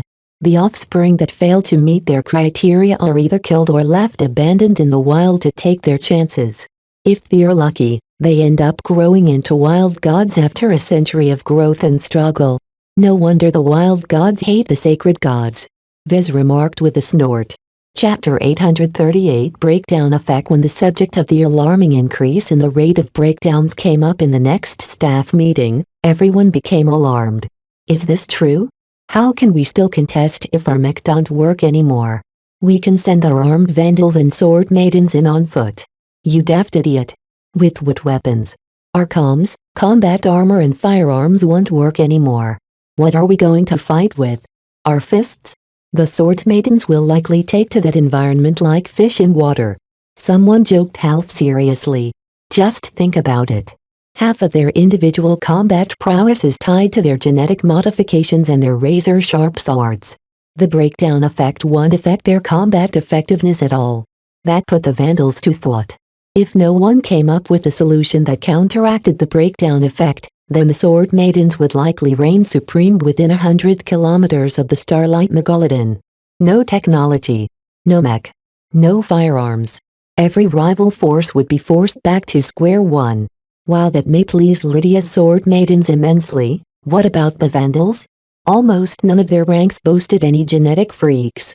While Vez may be a rare exception, without commando training he'd be worse than useless in such a perilous deployment.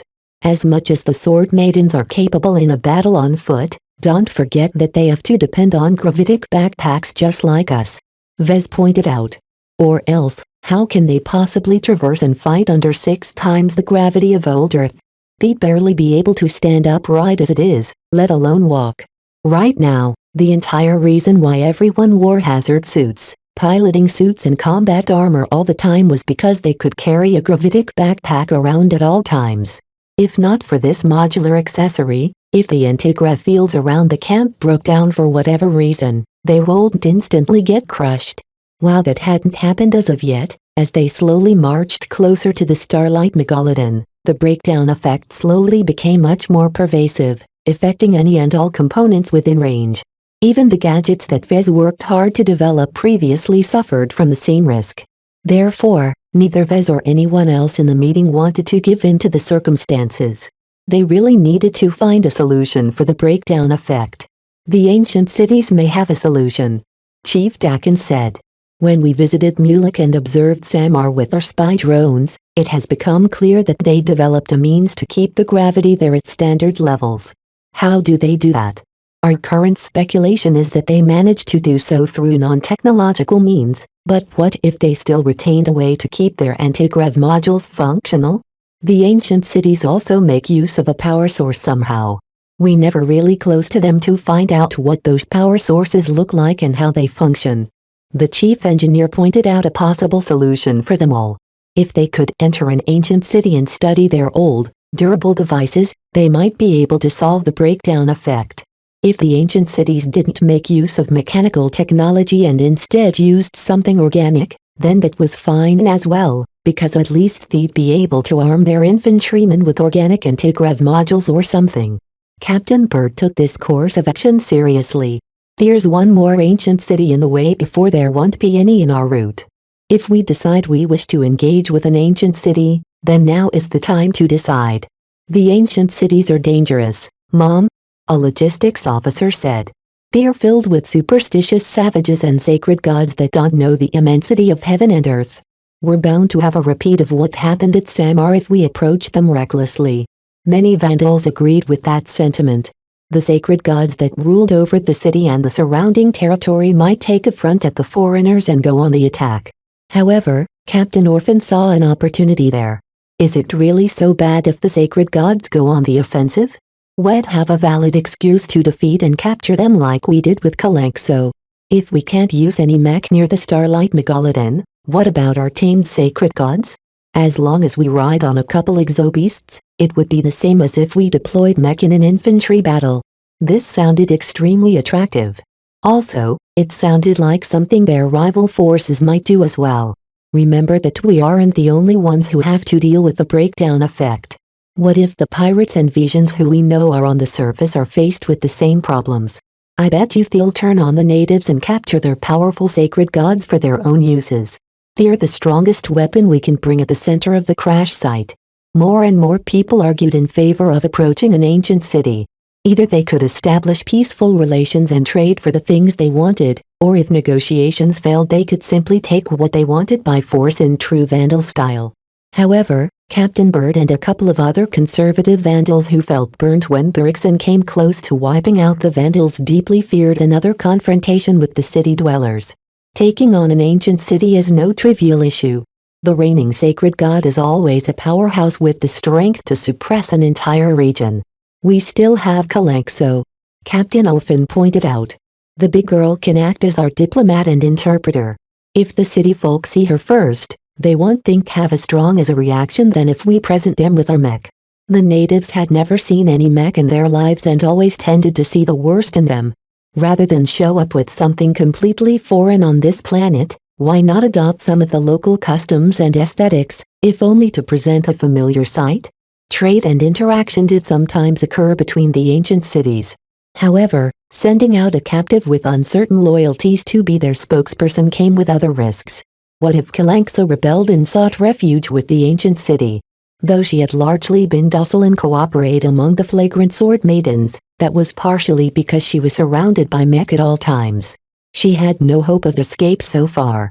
However, if Kalanxo came near to the ancient city, it wasn't out of the question that she might call on the assistance of its sacred gods. An argument raged back and forth on whether to approach the ancient city at all, and if so, to come riding Kalanxo or piloting their mech. All right, that's enough. Pipe down. Captain Bird forcefully halted the back and forth. Obviously, this is a major decision that requires much more consideration. Let's table the issue for now. I'd like for some of you to take a step back and analyze the pros and cons of each option. I'll take these reports and confer with Commander Lydia on our decision. We have 2 days until we are scheduled to move out. Will our experiments with the captive wild gods be done by then? Chief Dakin and Dr. Tillman nodded. Our experiments are almost done. Subject 3 is on his last legs. The bonded wild god won't last much longer, and Dwarf 3 is pretty much a vegetable at this point. Dakin said. We have completed our dissection of Subject 1 remains. Dr. Tillman reported. We can speed up our investigations of Subject 2's carcass and carve it into smaller pieces so we can perform our experiments on the move. The same goes for Subject 3 when he is at our disposal. While they preferred to stay in a fixed location to perform their research, they couldn't afford to stall in place for long. They just had to be resigned with studying tissue samples in the mobile lab facilities aboard the heavy transports. After the meeting, Vez didn't go back to the labs, but instead tracked down talkative Jimmy for another status update. During their occasional meetings, Vez and Jimmy became fairly familiar with each other. While neither would call each other a friend, they were firm acquaintances with shared interests. What's Venerable Z up to these days? Vez immediately asked. He's laying low like always. Jimmy replied in a casual tone as he took a draught of his drink. They met in the bar this time. Something is different, though. He's getting annoyed at his own mech. The Pale Dancer is suffering from a lot more malfunctions than any other mech. It's driving his pet mech designer crazy. Vez smirked. The Pale Dancer is a highly advanced precision machine. It's 10 times more sophisticated than a regular mech, and while all of its parts are fairly robust, all the cushioning can't do much against the pervasive breakdown effect. In the intervening months, Venerable Z hardly inducted more mech pilots into his circle. Instead, he wormed his way into the hearts of Miss Lisbeth Ada Denmersken and her specialist crew. Miss Lisbeth proved to be an easy mech designer to charm. Despite the conditioning that Vez forced her to go through, she couldn't help but go back to old habits. Vez knew that this course of action was inevitable, and so didn't make any moves to stop it. If not her, then Venerable Z would have wooed another mech designer. At the very least, Miss Lisbeth didn't possess any exceptional capabilities other than her capability to work with expert mech. Even then, the Pale Dancer was such a foreign mech to her that she needed years to become familiar with its design. I think Venerable Z is making some moves behind the scenes. Strange stuff is happening around him. Word is starting to spread that this breakdown effect will only get worse when we get closer to the Starlight Megalodon. Is that true? Jimmy asked carefully. In order to make sure no one eavesdropped on their conversation, Vez quietly activated his signal jammer. He set it at low power in order to avoid drawing the attention of the rest of the bar. I just came out of a meeting discussing the very same thing. The news will spread among the rest soon enough, I think. The point is that eventually breakdowns will happen so often that hardly anything will work for long. Within a range of 100 kilometers, there is no way to field any mech, because they won't even be able to activate. By then, the value of Venerable Z and the Pale Dancer will certainly diminish. Even if the Flagrant Sword Maidens couldn't find a solution to the breakdown effect, that didn't mean that their mech became useless. Even if they sent Vandals and Sword Maidens to the crash site on foot, the remainder still needed to secure their escape route. Vez expected that most of the mech of the rival forces would be operating at the periphery. Perhaps the forces may decide to come to blows if they didn't think their infantrymen stood a chance. I don't presume to know what Venerable Z is planning, but he is definitely preparing for something big. Jimmy said. Something so drastic that he doesn't dare to pop out his head. He even curtailed his training sessions with his sycophants. That sounded worrisome. Though the expert pilot didn't need to guide his group of cultivated mech pilots so often after instructing them for a while, it nevertheless indicated that Venerable Z may truly be planning something nefarious. What do you really think, Jimmy? I don't believe you haven't thought of anything. Spill. Jimmy gazed at Vez with a shifty expression. I really don't want to presume. However, from my experience, I don't expect anything good. Does Captain Bird know? She does. I'm not the only Vandal keeping my eye on our expert pilot. Still, Venerable Z has been laying low for so long that it's hard to think he's up to something. She's distracted with other matters. Compared to an increasingly acute problem like the breakdown effect, she had no time to go into other matters, particularly if they didn't show any signs of blowing up. Vez feared that Captain Bird might be neglecting the dangers of keeping her attention away from the foreign expert pilot. However, even if he suspected anything, what could he do? For over 2 months, he hadn't done anything because his hands were tied. He didn't even dare to come close to Venerable Z in person. He also had no way of accessing the Pale Dancer to implement some changes because either Miss Lisbeth or the expert pilot himself hovered closely to the expert at all times. Chapter 839 Near completion. With the breakdown effect breathing down their necks and an expert pilot of uncertain loyalties in their midst, Vez foresaw looming disasters over the horizon. The biggest problem with the latter was that few believed that Venerable Z would stab them in the back. After a long time of acclimating to the Vandals, the expert pilot became their new permanent fixture.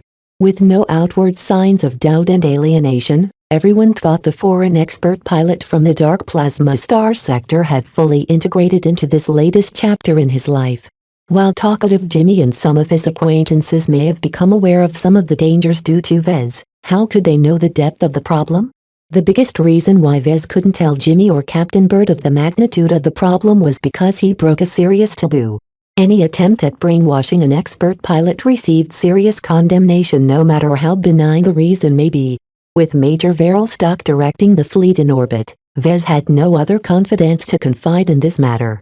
Even if he wanted to do something, now might not be the time. This was because the visions that managed to reach the Ian Corona system already showed off at least one expert pilot. Many expert pilots didn't put much distinction between landbound and spaceborne combat so long as they possessed an expert mech tailored for each environment. The only reason why most regular mech pilots only specialized in one environment these days was because it took too much training to train them to be good in both. It was a matter of specialization. A decent mech pilot already took 15 years to train.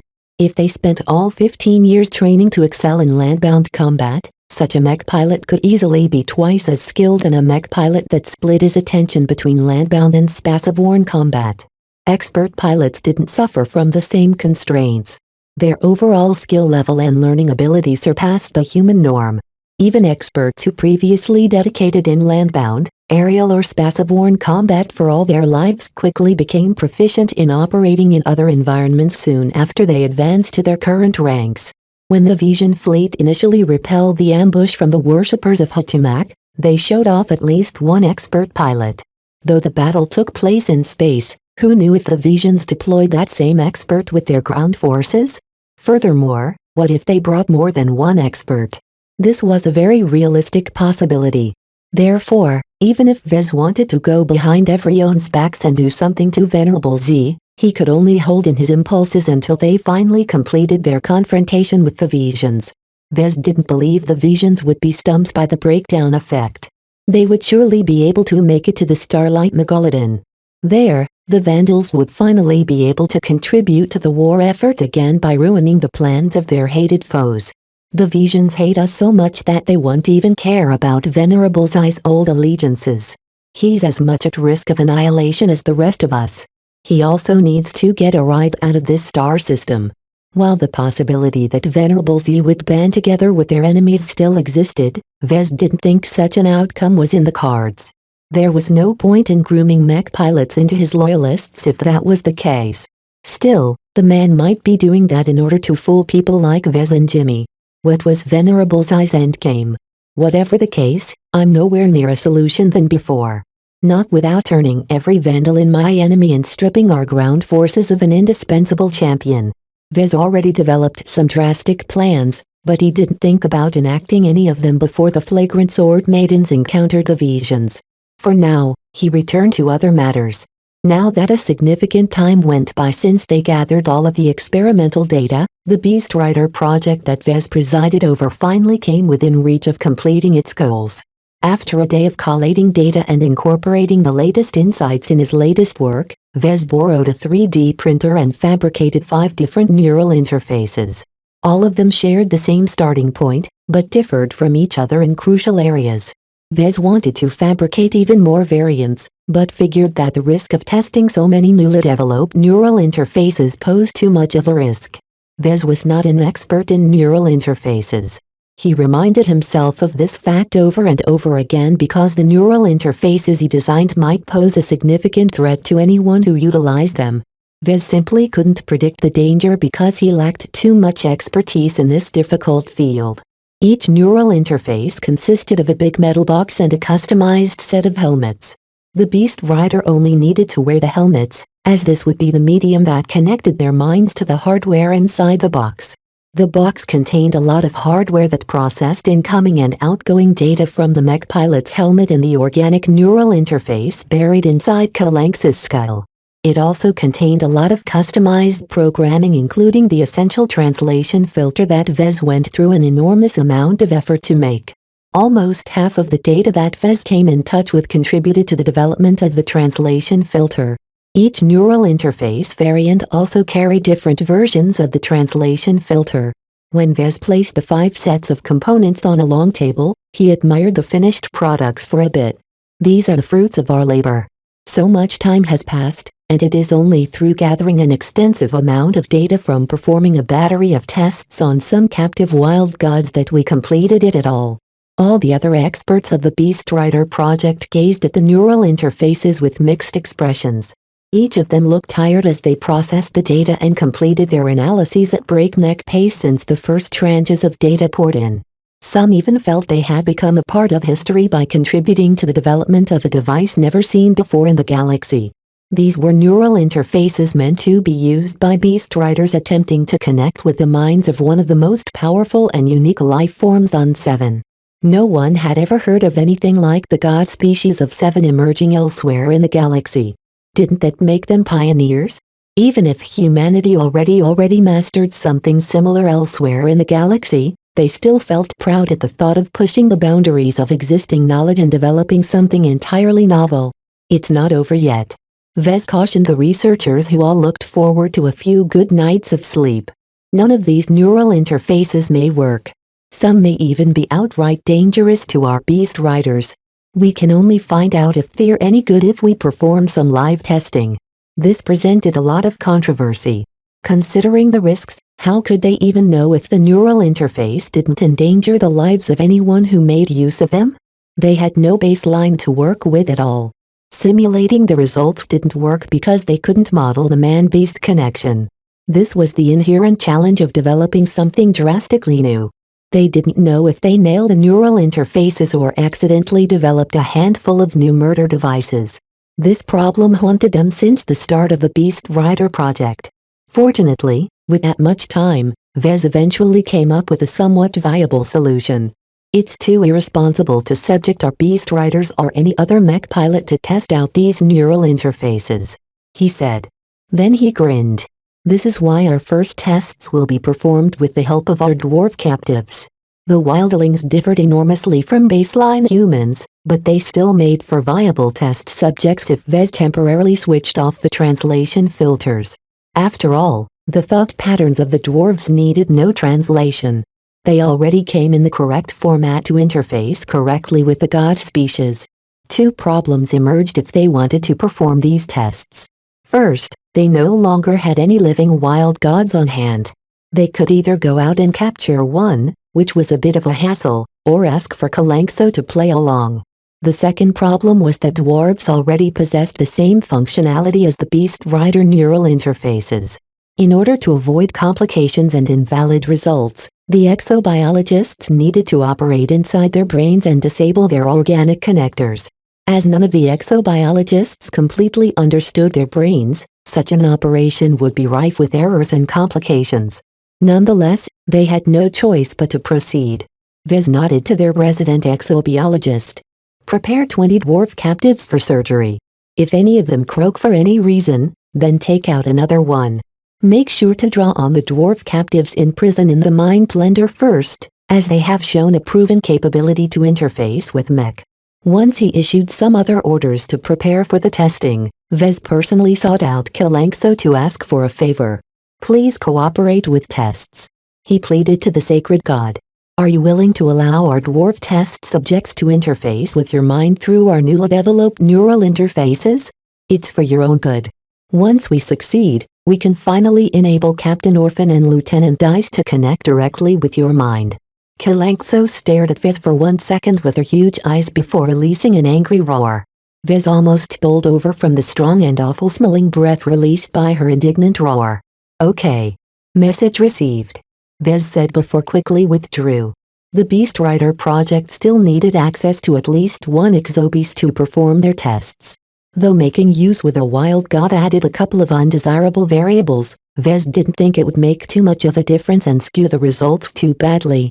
The most important benefit to using a wildling captive and a wild god was that they didn't care for their welfare. Even if the dwarf captive fried his brains or if the wild god became insane, how did that affect the flagrant sword maidens? The Beast Rider project could simply order them to capture other test subjects. The planet was so huge and lush with life that they could easily bump into a wild god regardless where they traveled. The scout mech ranging out of the current location of their camp already mapped the positions of at least 8 nearby wild gods within several hundred kilometers. The dwarfs were even more numerous, with small tribes popping all over the place wherever the huge animal herds grazed the fast-growing grasses and foliage. In fact, as soon as Vez gave the order, the Vandals quickly sent out a double squad to subdue the nearest wild god within a day. Because the beast was too big and heavy to bring back to the camp, Vez and the other experts participating in the research project all boarded into a fast transport along with some essential equipment and made their way to the unlucky wild god. All right, let's get things ready. Once there, they set up their equipment and inserted all kinds of sensors and monitors into the wild god. In particular, they placed most of their sensors near the head of the wild god to monitor its brain activity. Once they made their preparations, They brought out a random dwarf captive and placed them into a specialized restraining chair installed on top of the back of the subdued wild god. A box rested behind the chair, while a researcher affixed the helmet component onto the dwarf's head. "The dwarf looks kind of out of it," Vez remarked. "Are you sure you didn't botch his brain surgery somehow?" An exobiologist beside him smiled. "That's only due to the sedatives we pumped inside his bloodstream. We've already injected the counteragent to flush the sedatives. The dwarf will certainly regain his wits in 10 more minutes. By then, he'll be sober enough to participate in this experiment." "All right." Vez nodded, accepting the explanation. "Well, if anything goes wrong, it's a good thing we brought some spares. We still have 19 more dwarf captives to go through." Within 15 minutes, everything was set in place. Once they performed their final checks, Vez issued the command that everyone had been waiting for. "Commence the first test." Chapter 845 Variants. During the first test, nothing happened. The first variant of the neural interface came online and connected with the lobotomized brains of the first test subject. However, the neural interface somehow refused to establish a connection with the organic antenna grown inside the skull of the wild god. Vez frowned. "What's wrong?" "The neural interface isn't able to establish a connection with the wild god. It's as if it can't detect the wild god." The first test therefore ended in a dud. When they placed the second dwarf test subject in the restraining chair, they performed the same test. "It's the same result, Mr. Larkinson. The neural interface isn't making a connection with the wild god's mind." The third test with the third dwarf captive proceeded exactly the same, as did the fourth test. "Okay. It seems the problem lies with the hardware of this variant." Vez sighed in disappointment. The first variant is supposed to be the safest, but evidently it's too conservative to actually work. The chances of the first variant being able to work at all had always been the smallest. Yet if Vez succeeded with it, the chances of dangerous complications would have surely been the smallest as well. This illustrated that the safest option hadn't been drastic enough to achieve the radical outcome they desired. They needed to push the envelope. "All right, switch out the first variant for the second variant," Vez commanded. "I refuse. The second version won't work." "What about the 4 dwarf captives?" "Return them to their cells. If we need some spare bodies, we can always make use of them later." The experiments proceeded apace. Once some technicians switched out the first variant with the second variant, they brought out the 5th dwarf captive. If the first variant neural interface represented the safest option, then the second variant pursued the opposite. Vez held himself back the least when he designed the second variant. It held the most potential of all the variants, and if successful facilitated the deepest and most immersive man-beast connection. However, all of those possibilities came with some very serious costs. To be frank, Vez did not dare to hope for a success. He only developed this risky variant in the first place in order to verify some theories and gather more data. In order to develop the best neural interface for best writers, Vez needed to see what could go wrong. "All right, let's conduct the 5th test." Nothing exciting happened in the first 30 seconds. The neural interface started to establish a connection with the mind of the 5th dwarf captive. Once a firm connection emerged, the variant started to reach out its wireless tentacles to the subdued wild god. It took some time for this connection to engage. Unlike with the first variant, the second variant managed to detect the wild god's organic antenna and successfully began to interface with it. This was a good sign. The man-beast connection is beginning to emerge. The life signs of the dwarf has remained stable. No, his heartbeat is starting to race. Alarms rang out of the control panels of the researchers as several anomalous signs emerged. The 5th dwarf captive started to scream as his body became racked with pain. The neural interface is overstimulating the nerves of our test subject. The amount of data being sent through the neural interface is hitting through the safe upper limits. The test subject can't take this much data. "Mr. Larkinson, please increase the settings of the filters." "No." Vez shook his head. "Not for this test. I want to establish a baseline for the second variant. There is a chance the flow of data will subside." In the end, the dwarf succumbed. His brains practically fried until he became brain dead. There was no saving his mind after that. Some of the researchers looked disappointed, but not too surprised. Vez maintained his composure during the entire ordeal.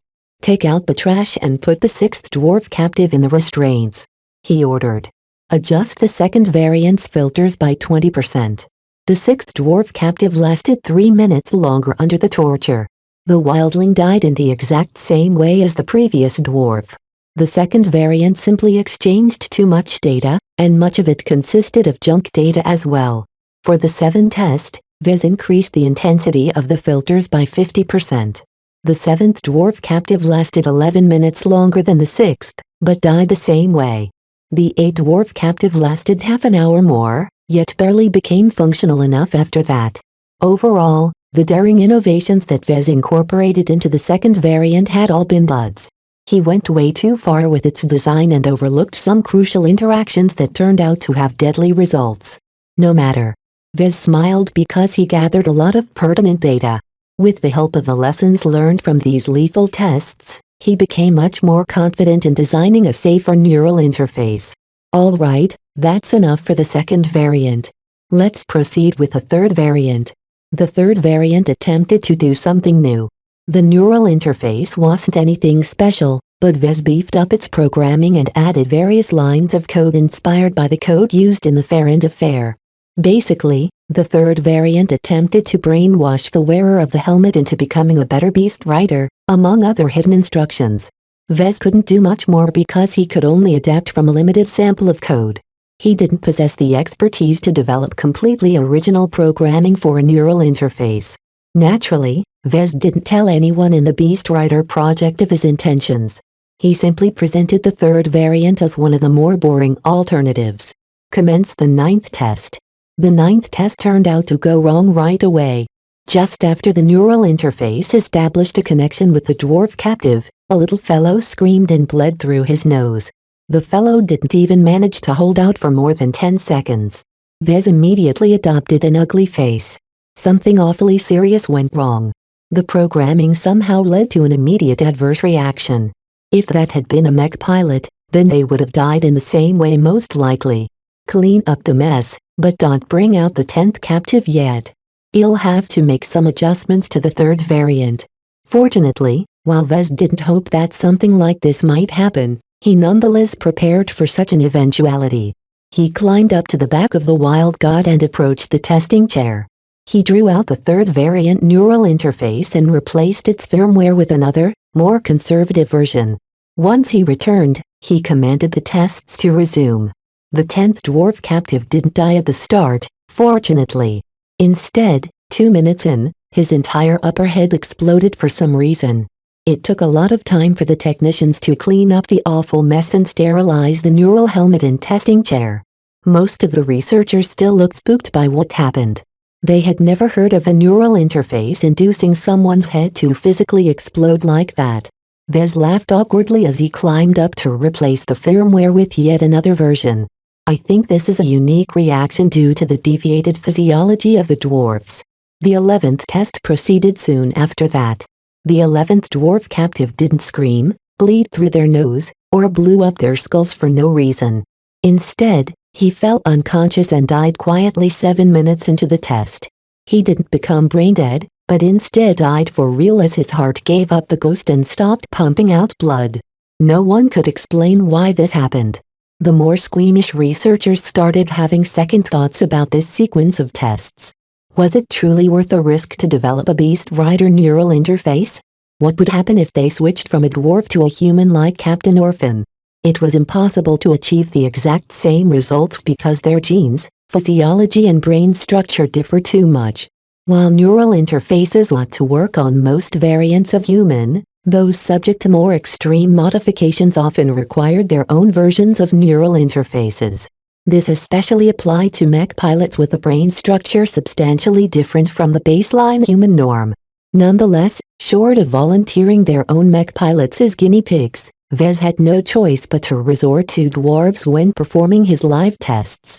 It was akin to using rats or dogs to test medical treatments meant for humans.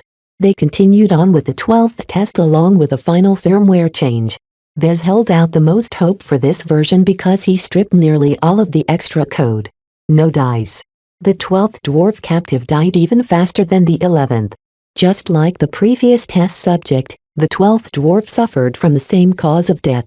This pretty much told Vez that his attempts at adding some creativity to the programming of the neural interface turned out to be extremely dangerous. No wonder the MTA heavily restricted the development of neural interfaces. It was far too easy to lead mech pilots to their deaths if a mech designer incautiously decided to flex their programming muscles. Alright, the third variant is a bust. Vez stated lightly. Switch it out for the fourth variant and prepare the 13th dwarf captive. The fourth variant incorporated some creative elements as well, but not in its programming thankfully. It was actually the deluxe version of a neural interface as Vez added certain hardware design elements that had seen in the neural interfaces of the Parallax Star and the Pale Dancer. In theory, the additions should allow for a stronger and more stable connection. It held a lot of potential, but cost at least 100 times more to fabricate due to large amount of trace exotics it drew upon. As the 13th dwarf captive started to interface with the fourth variant, the outcome was anything but luxurious. The dwarf immediately uttered a painful cry. Through 3 tortuous minutes, the dwarf managed to hold out until his brains eventually fried. Vez sighed. Well, it seems that money can't buy success in this case. He didn't change anything about the fourth variant and simply let the 14th, 15th and 16th test subjects undergo the exact same conditions. He watched with interest as the dwarves each held on for different durations. The 14th dwarf died in just 2 minutes, while the 15th dwarf lasted 37 minutes. As for the 16th test subject, for some miraculous reason he lasted 2 entire hours without suffering any adverse effects. Lucky 16. He's our first survivor. Only a couple of researchers agreed. A for success rate was an abysmal result for a neural interface. Even if the 16th dwarf captive happened to fall in some sort of sweet spot that strangely allowed him to suffer no adverse effects, it became clear that the fourth variant was far too picky to be adopted as their main focus. Still, they gathered an enormous amount of data from their first successful attempt at interfacing the mind of a dwarf to the mind of a wild god. Through subsequent tests, they managed to confirm that the dwarf could convey his thoughts to the wild god and vice versa. No matter if they retired the fourth variant, the successful interfacing attempt at least vindicated all of their hard work. There was a light at the end of the tunnel. Alright, let's end the test for now. Vez commanded with a smile. Pull the 16th dwarf captive back and perform a complete checkup of his body. I want to know everything that has changed since his last checkup. We might stumble upon some unexpected surprises. Once they brought away Lucky 16, a couple of technicians switched out the fourth variant with a fifth and final variant. Anticipation grew in Vez as he watched the fifth variant neural interface being slotted in. Out of all the variants, he placed most of his hopes in the fifth variant. That was because it was the orthodox neural interface.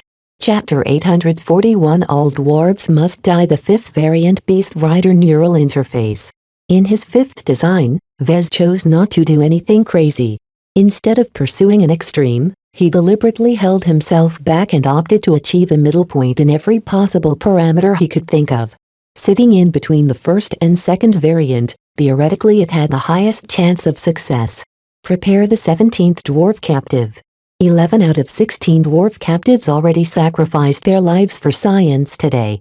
If these experiments happened in civilized space, the MTA would have already shut it down and investigate his scientific rigor. The main reason why so many dwarves died was because he only vaguely knew what he was doing. He understood so little in the field of neural interface technology, yet progressed immediately to live testing. Such a decision was irresponsible to the extreme. Even if only a single human test subject died or sustained serious injuries, the MTA would have come down on him like a stack of bricks. He'd lose his mech designer qualifications and be put into prison for a very long time. Luckily we're not in civilized space right now. Vez chuckled. Ordinary high-gravity variant humans enjoyed actual human rights. No matter if their genes had been messed around in a way that diminished their intelligence, nobody dared to go too far. Therefore, as dim-witted as the dwarves in human space turned out to be, they still deserved to be treated with the dignity enjoyed by the rest of humanity. In fact, The dwarves in human space occasionally produced mech pilots and geniuses who constantly fought for the rights of their variant race as well. If these interest groups knew that Vez and the Beast Rider project treated the native dwarves like lab rats, they'd probably send assassins after him or something. Very likely though, the MTA would have already taken him into custody before they gave the orders. The wildlings were different from their more civilized dwarf cousins though. They behaved savagely and violently, lived in the wild, wore beast hides as clothing, and their most sophisticated technology was learning how to grind down godling bones into clubs and axes. That made it easy to treat them as lessers. Although a small amount of experts among the Vandals and the Beast Rider project used to protest the abject treatment of the dwarves, Vez had long ago kicked them out of the team and replaced them with more like-minded people. At this stage, they couldn't afford to care for the rights of the wildlings. The stinking dwarves probably wouldn't have appreciated them anyway in their ignorance. After a couple of minutes, the technicians strapped the 17th dwarf captive into the restraints. Once they finished the final checks, they commenced the 17th test. Begin. The connection between the 5th variant neural interface and the latest test subject engaged smoothly. From the telemetry displayed on the control panels, Vez vaguely judged it to be sufficiently stable. Enough data flowed through the connection without overstraining the test subject's nerves. After that, the neural interface reached out to the organic antenna hidden inside the captive wild god's head.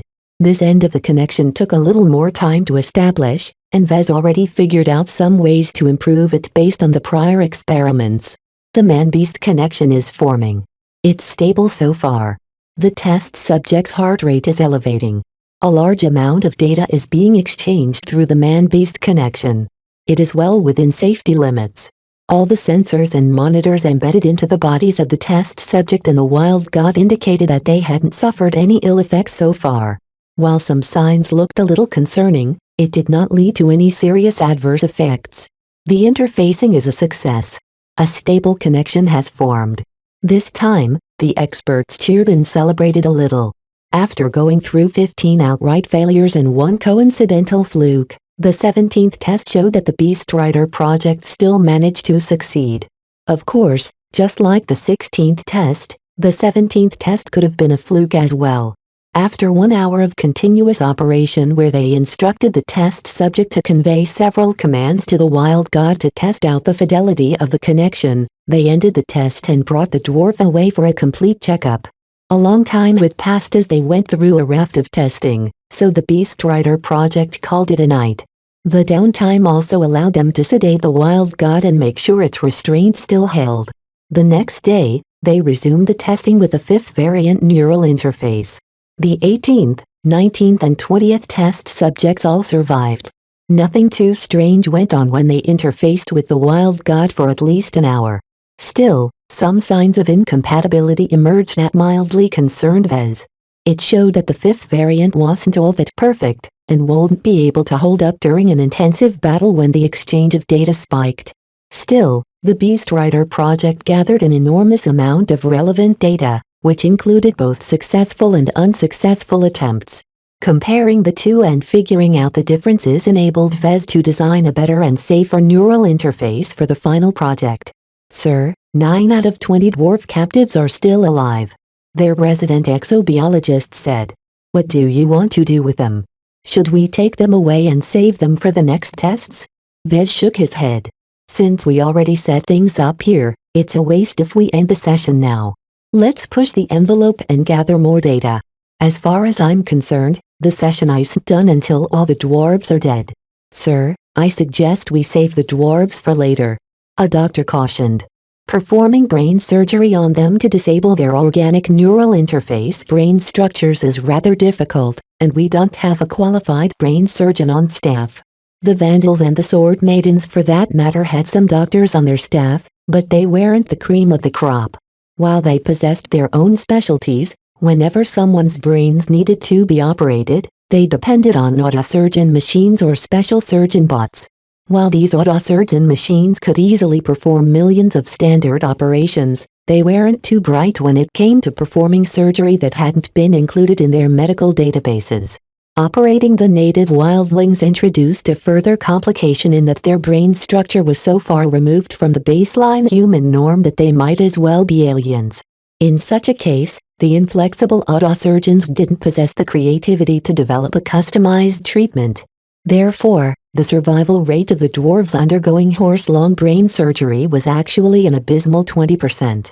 This was also why it took a while to get 20 surviving test subjects. Throwing away their lives so casually would only delay their subsequent experiments. Vez was well aware of this consideration, but he valued the opportunity to gather more data. He wanted to change some variables he hadn't played around with yet and see what would happen. How far could he push it before the change resulted in an adverse outcome? Performing the tests now will save us from performing them later, he said. Time isn't on our side and I'd like our Beast Rider project to present its final results within the next couple of days. Captain Bird and the rest are waiting for us to deliver a viable Beast Rider neural interface. With that reminder, the experts resumed the testing with the lucky survivors. Vez climbed up to the back of the Wild God and modified a key parameter of the 5th variant. He then had the men send out the first dwarf captive who escaped death and strap him to the restraints. Several hours went by as the second battery of tests pushed the initial dwarf survivors to their physical and mental limits. Whenever a test subject survived for 10 straight minutes, Vez halted the test and adjusted the settings of the 5th variant neural interface. He dialed the settings to extremes until the test subject finally felt pain. Then he dialed them up to 11 and watched with interest as the test subject finally became brain dead or suffered a heart attack. By the time the 9 dwarf survivors all succumbed to the cruel experiments, Vez became disappointed that he hadn't managed to induce a physical head explosion. He was so fascinated by that outcome, but he still didn't know how something ludicrous like that could happen. It wasn't as if surgeons buried explosives inside the heads of the dwarves. All right, good work everyone. You all know what to do, so go and analyze the results so I can use them to design the final product. Everyone dispersed with a fresh batch of data in hand. Each of them learned a lot of new things. The live testing provided them with a lot of material that could be used as evidence to prove or disprove a lot of theories. Before they performed the tests, the experts could only guess at certain matters or make predictions on papers. Now, with solid data in hand, they held much more confidence in what they knew. The experts processed the harvested data and used the results to develop a better neural interface. Vez did so as well and incorporated all of the lessons they learned into developing a safer, more effective neural interface specialized for beast riders. Overall, Vez took the 5th variant as the starting point and mainly adjusted its hardware components. While he also touched upon its software, Vez knew that reckless changes in this area might lead to explosive results, as the 3rd variant already attested. What the tests involving the 3rd variant has taught me is that I don't know jack about programming a neural interface. Vez muttered to himself. Still, I think I'll save this code. It might come in handy at some point. Even though he started as a novice in the field of neural interface technology, all of the trial and error the Beast Rider project engaged in significantly progressed his understanding. Though he hadn't received any systematic knowledge that enabled him to become an authority concerning neural interfaces, he had made some incidental progress at the very least. He became much more aware of how neural interfaces posed a threat to their mech pilots when configured incorrectly, and became more perceptive to flaws and deliberate sabotage that might lead to serious harm. It reminded him how much danger the mech pilots exposed themselves to when they piloted a mech.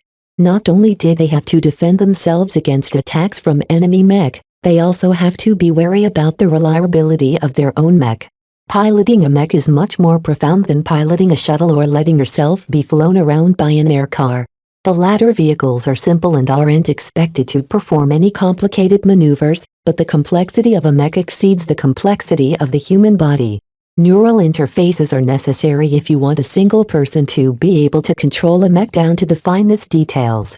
The risks were great but the results more than compensated for it. Still, if mech designers really wanted to, they could have developed alternative means of controlling a mech.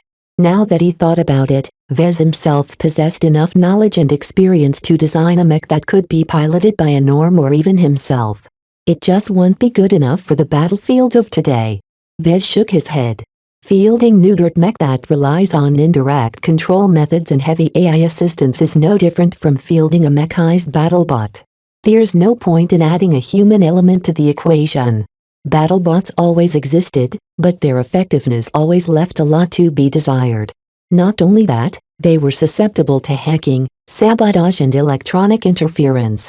Yet would this always remain true? Technology constantly progressed, and researchers constantly sought to find a way to develop effective battlebots that could completely replace the need to risk human lives. Though this goal was noble, Vez didn't know what to make of it. If battlebots became completely viable one day, his job became obsolete.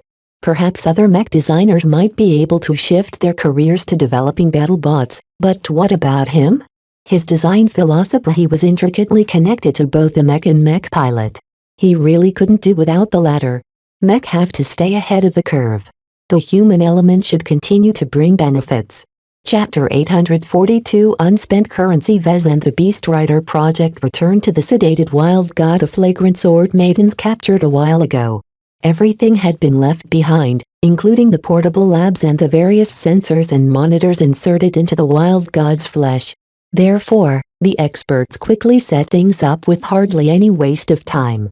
Everyone wanted to see another success. For this final testing session, Vez didn't plan to waste too much time. After using the results of the previous testing session to develop a 6th variant Beast Rider neural interface, he only wanted to see whether it was safe to use. In this short amount of time, the Vandals selected a bunch of strong dwarf warriors from the large wildling tribe they previously guessed and corralled into makeshift internment chasms. Doctors performed surgery on them, but many of them suffered from complications and died. In the end, the Beast Rider project only received 5 surviving dwarf captives to use as their test subjects for this session. 5 dwarves are enough. Vez nodded. Unless something horribly goes wrong, there shouldn't be any major swings in the sensor readings. No matter what kind of test subject we employ, the neural interface automatically adjusts to their individual traits.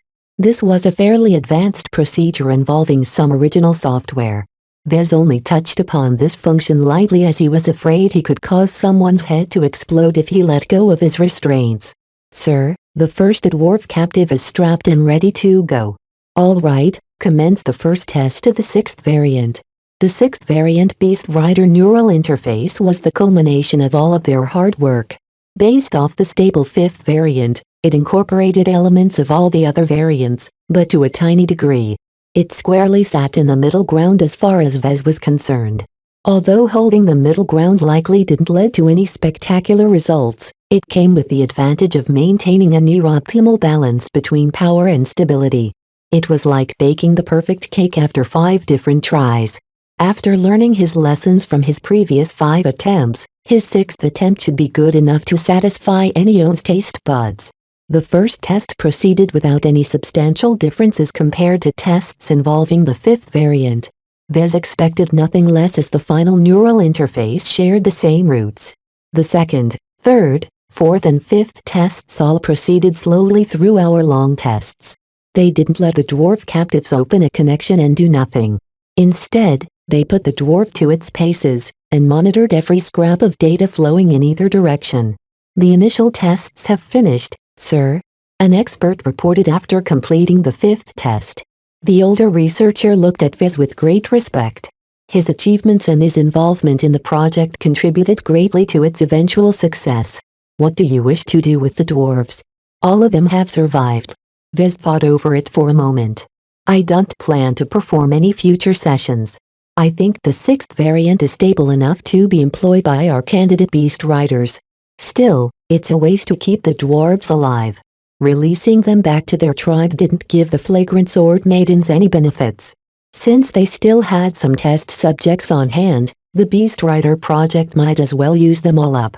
Let's test out some extreme conditions and see how much the dwarves can take it. We can simulate the results of battle damage in this way. Dwarves that continued to live through the tests was like unspent money to Vez. Money by itself had little practical use. What made money truly valuable was what they could be exchanged for. Considering that Vez had no more use of this living currency, He might as well spend them in a rush to gather some final data. Vez proceeded to tamper with the 6th variant neural interface in various ways to simulate battle damage. In one instance, a vital subcomponent got disconnected, causing the neural interface's functioning to partially malfunction. In another instance, he borked the neural interface's connectors, causing it to transmit half as much data as before. In a final instance, Vez tampered with the programming by inserting the same lines of code used by the 3rd neural interface. He wanted to see if he could get a dwarf's head to explode again. The test subject's vital signs are fluctuating. Pressure is building up in the test subject's heart and brains. The final dwarf left alive finally joined his fallen comrades as he puked up his lungs and bits and pieces of his internal organs. He died with his head left intact. Damn. His head didn't explode. Vez cursed. Well, it was a long shot anyway. The 6th variant is too stable compared to the 3rd variant. In any case, Vez felt more than satisfied with their progress. They wrapped up their equipment and cleaned up the testing site. What about the wild god? Do we release it back into the wild? Vez looked at the sedated wild god. All the while, it acted as a good prop for their experiments. Maybe it deserved a favor. Then his stomach roiled a bit. I think I'm in the mood for some god meat hamburgers. Let's ask the cooks to butcher it for its meat. All the vandals and sword maidens are still craving for god meat, right? And I'm sure that we can feed a bunch of it to Kalanxo as well. If you say so. According to the exobiologists, the god species sometimes exhibited cannibalism. The wild gods derived an amazing amount of benefits from eating the flesh from a sacred god. They grew enormously in strength for some reason and became incredibly formidable, to the point that the blessed people called them by various names such as ascendant gods or god-eaters. On the other hand, sacred gods didn't derive much benefits from eating wild gods. Their flesh was of much worse quality, and the sacred gods had little use for the intermediate energy and matter running through wild god meat. Nonetheless, eating any god meat was a treat to the men. In the following day, Vez made some final adjustments to the 6th variant neural interface. He incorporated the final bits of lessons and insights learned in the last testing session and shaped the 6th variant closer to perfection. Eventually, he finished fabricating the final product according to the latest iteration of the design. The experts of the Beast Rider project surrounded the neural interface components with reference. They spent so much time on aiding the development of this fairly compact but significant piece of equipment.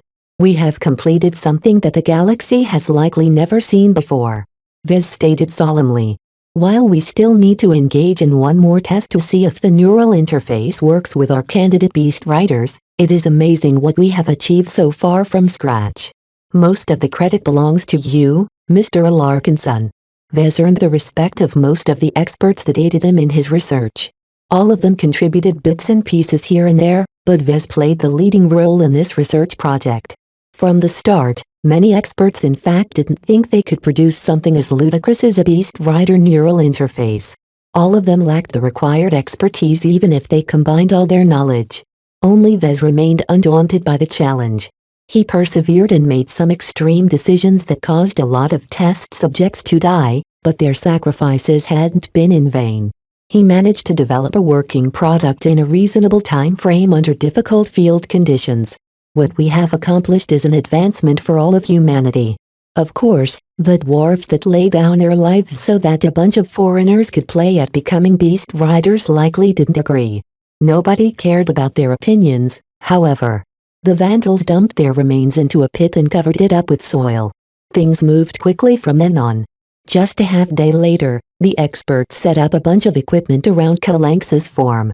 They inserted her with a bunch of sensors and monitors, but not as much as with the wild god because going overboard might provoke her ire.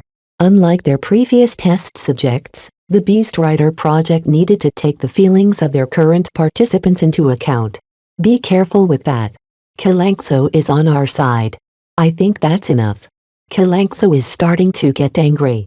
Once they finished the preparations, Vez personally climbed up Kalanx's back and entered the alloy riding cage the Vandals recently developed.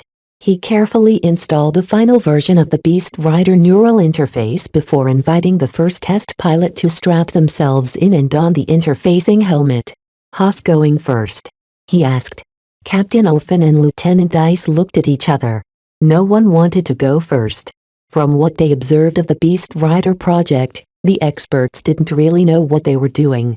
A lot of dubious stuff went on that they didn't fully understand. To be frank, Vez didn't blame them for thinking that the Beast Rider project muddled about in their research. They hadn't exactly held themselves to the highest standards. After 2 minutes of staring into each other's eyes, the two mech pilots still couldn't make up their minds. "Damn it, just decide already. Go roll a dice, guess a number, play rock paper scissors or whatever." They eventually employed a random number generator that produced a random number between 1 and 100. Orphan and Dice kept guessing the right number in alternating turns until Dice happened to guess the winning number correctly. 4 to 2. "Correct," Vez declared, and inputted a command on his comm that displayed the result of the random number generator. "Captain Orphan, it seems you have the honor of going first." "Damn it," the mech captain cursed. "I hope to hell this neural interface of yours won't fry my brains or anything. You guys tested it on some random dwarf captives, right? Did any of them die?" Vez released an awkward laugh as some technicians began prepping her into the modified piloting seat. One of the technicians pulled down the interfacing helmet onto her head. Technically, all of the dwarves who underwent the proper tests survived. Captain Orphan looked at Vez with suspicion. Her intuition was quite sharp. "Why do I get the feeling you're hiding something from me?" "It doesn't matter." Vez quickly waved his hand. "All of this science stuff shouldn't be of interest to you. Just trust me. You're in good hands here." Once Captain Orphan sat comfortably in the piloting seat, Vez and the others quickly climbed off Kalanx's back and stood back at a healthy distance. There was a risk that Kalanxo might go crazy or lose control over her body. That was why they made sure to conduct the test far away from the camp. A company of mechs surrounded Kalanxo from a fair distance away. That left them close enough to react if Kalanxo became a threat, but far enough away that they wouldn't be in reach if she went on the attack. "Begin the test." The neural interface began to connect with Captain Orphan's mind. Vez paid careful attention to this stage because her baseline human brains differed substantially from that of the dwarves. Vez had to incorporate some substantial changes in the interfacing helmet and the settings of the neural interface to compensate. However, Vez didn't appear to be too worried because the relevant settings weren't too different from those of a standard neural interface for mech. In other words, this was familiar territory. Once the Beast Rider neural interface connected with Kalanxo, Vez held in his breath. The connection engaged smoothly as expected, as Kalanxo brain structure didn't differ too much from the brain structure of a wild god. After a couple of minutes of stabilization, the connection opened up. Thought patterns translated into data, and data started flowing in both directions. Captain Orphan is starting to interface with Kalanx's mind. Chapter 843 Holy Ceremony. Something profound occurred the moment a solid connection appeared. A sacred god differed hugely from a wild god. The former possessed a sentient mind, while the latter was a slave to its instincts. Even Vez couldn't predict what might happen if a mech pilot interfaced with the mind of another sentient being. He had a feeling that what was happening right now was an exceedingly sensitive matter. If the MTA knew he was doing something like this, they might have suffered a collective heart attack. So far though, the telemetry sent back by the sensors and monitors show that their life signs remain stable and within a tolerable range. Captain Orphan's nervousness even subsided a bit, though she seemed to have been whisked into another world. Vez grew a little bit concerned at her lack of reaction or response. What was she experiencing right now? "Sir?" One of the experts opened her mouth. "Captain Orphan is showing signs of hallucination. She is experiencing an unusual event. Do we abort the test?" "No." Vez shook his head. "Just wait and observe for now. Halting the connection might do more harm than good." Although the instruments didn't mention anything exceptional, Vez kept feeling that something extremely significant was happening. It also happened outside the range of their regular sensors, which was why the experts watching the instruments didn't suspect anything strange. Vez on the other hand perceived a tiny clue. He focused his attention on his sixth sense and felt a tiny prickling in the distance. The man-beast connection between Captain Orphan and Kalanxo produced a strange phenomena that Vez couldn't understand. This was unlike anything he had ever witnessed before. Even the first activation of a mech by a mech pilot never led to such a solemn event. "How much time has passed?" he absently asked. 5 minutes and going. "Sir, we are reading elevated activity in Captain Orphan's body. Her temperature is rising and an outside influence is stimulating her cell activity. None of this is supposed to happen during an interfacing attempt. Didn't we always suspect that a man-beast connection affects the physiology of the human that takes part in this connection?" Vez replied calmly. "Monitor the effects and make sure we don't miss anything. Don't abort the connection without my say-so even if the life signs are starting to enter dangerous terrain."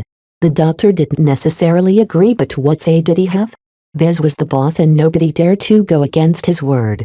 Besides, Vez also had a point in that interrupting the connection while it facilitated an unknown reaction might threaten Captain Orphan's health. For better or worse, they had no choice but to let the reaction run its course. The rate of data exchange has tripled.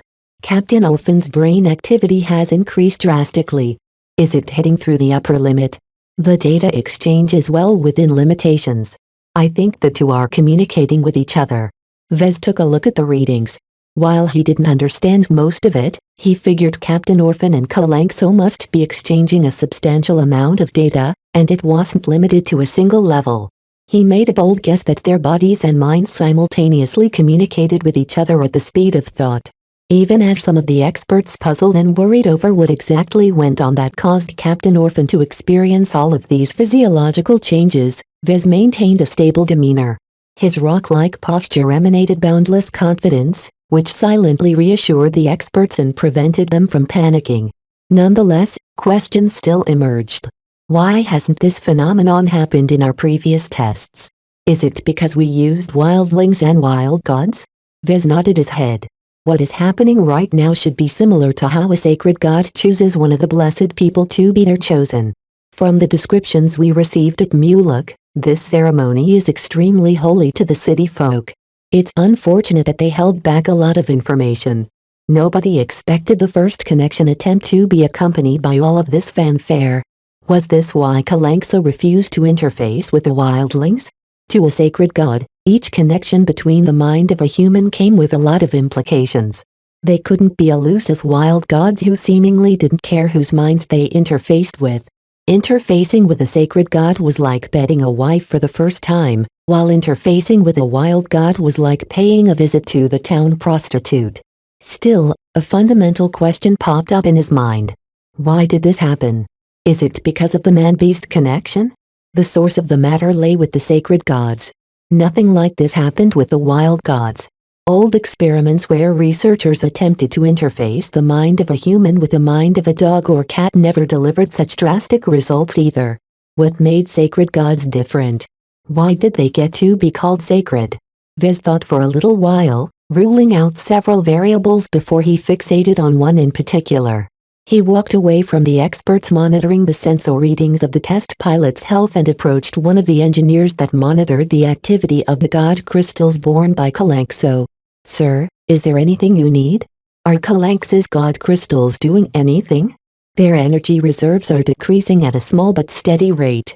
I can't tell you where the energy is led towards," the engineer said in a confused tone. "We haven't been able to insert any invasive sensors into Kalanx's body, and her body outputs too much interference for our deep scans to penetrate her flesh."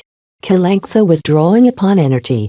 And not the regular kind of energy that powered the mech and machines of the flagrant sword maidens, but pure dimensional energy siphoned from the astral winds. While Kalanxo never called down an energy tornado since she suffered heavy injuries and entered captivity, none of her god crystals ever ran empty. Even though she expended most of her energy reserves from defending against the massive explosions that overloaded her space barrier, she still retained a low amount of charges that never went anywhere. Now, for the first time in months, those god crystals finally discharged their dimensional energies. And it definitely involved the man-beast connection.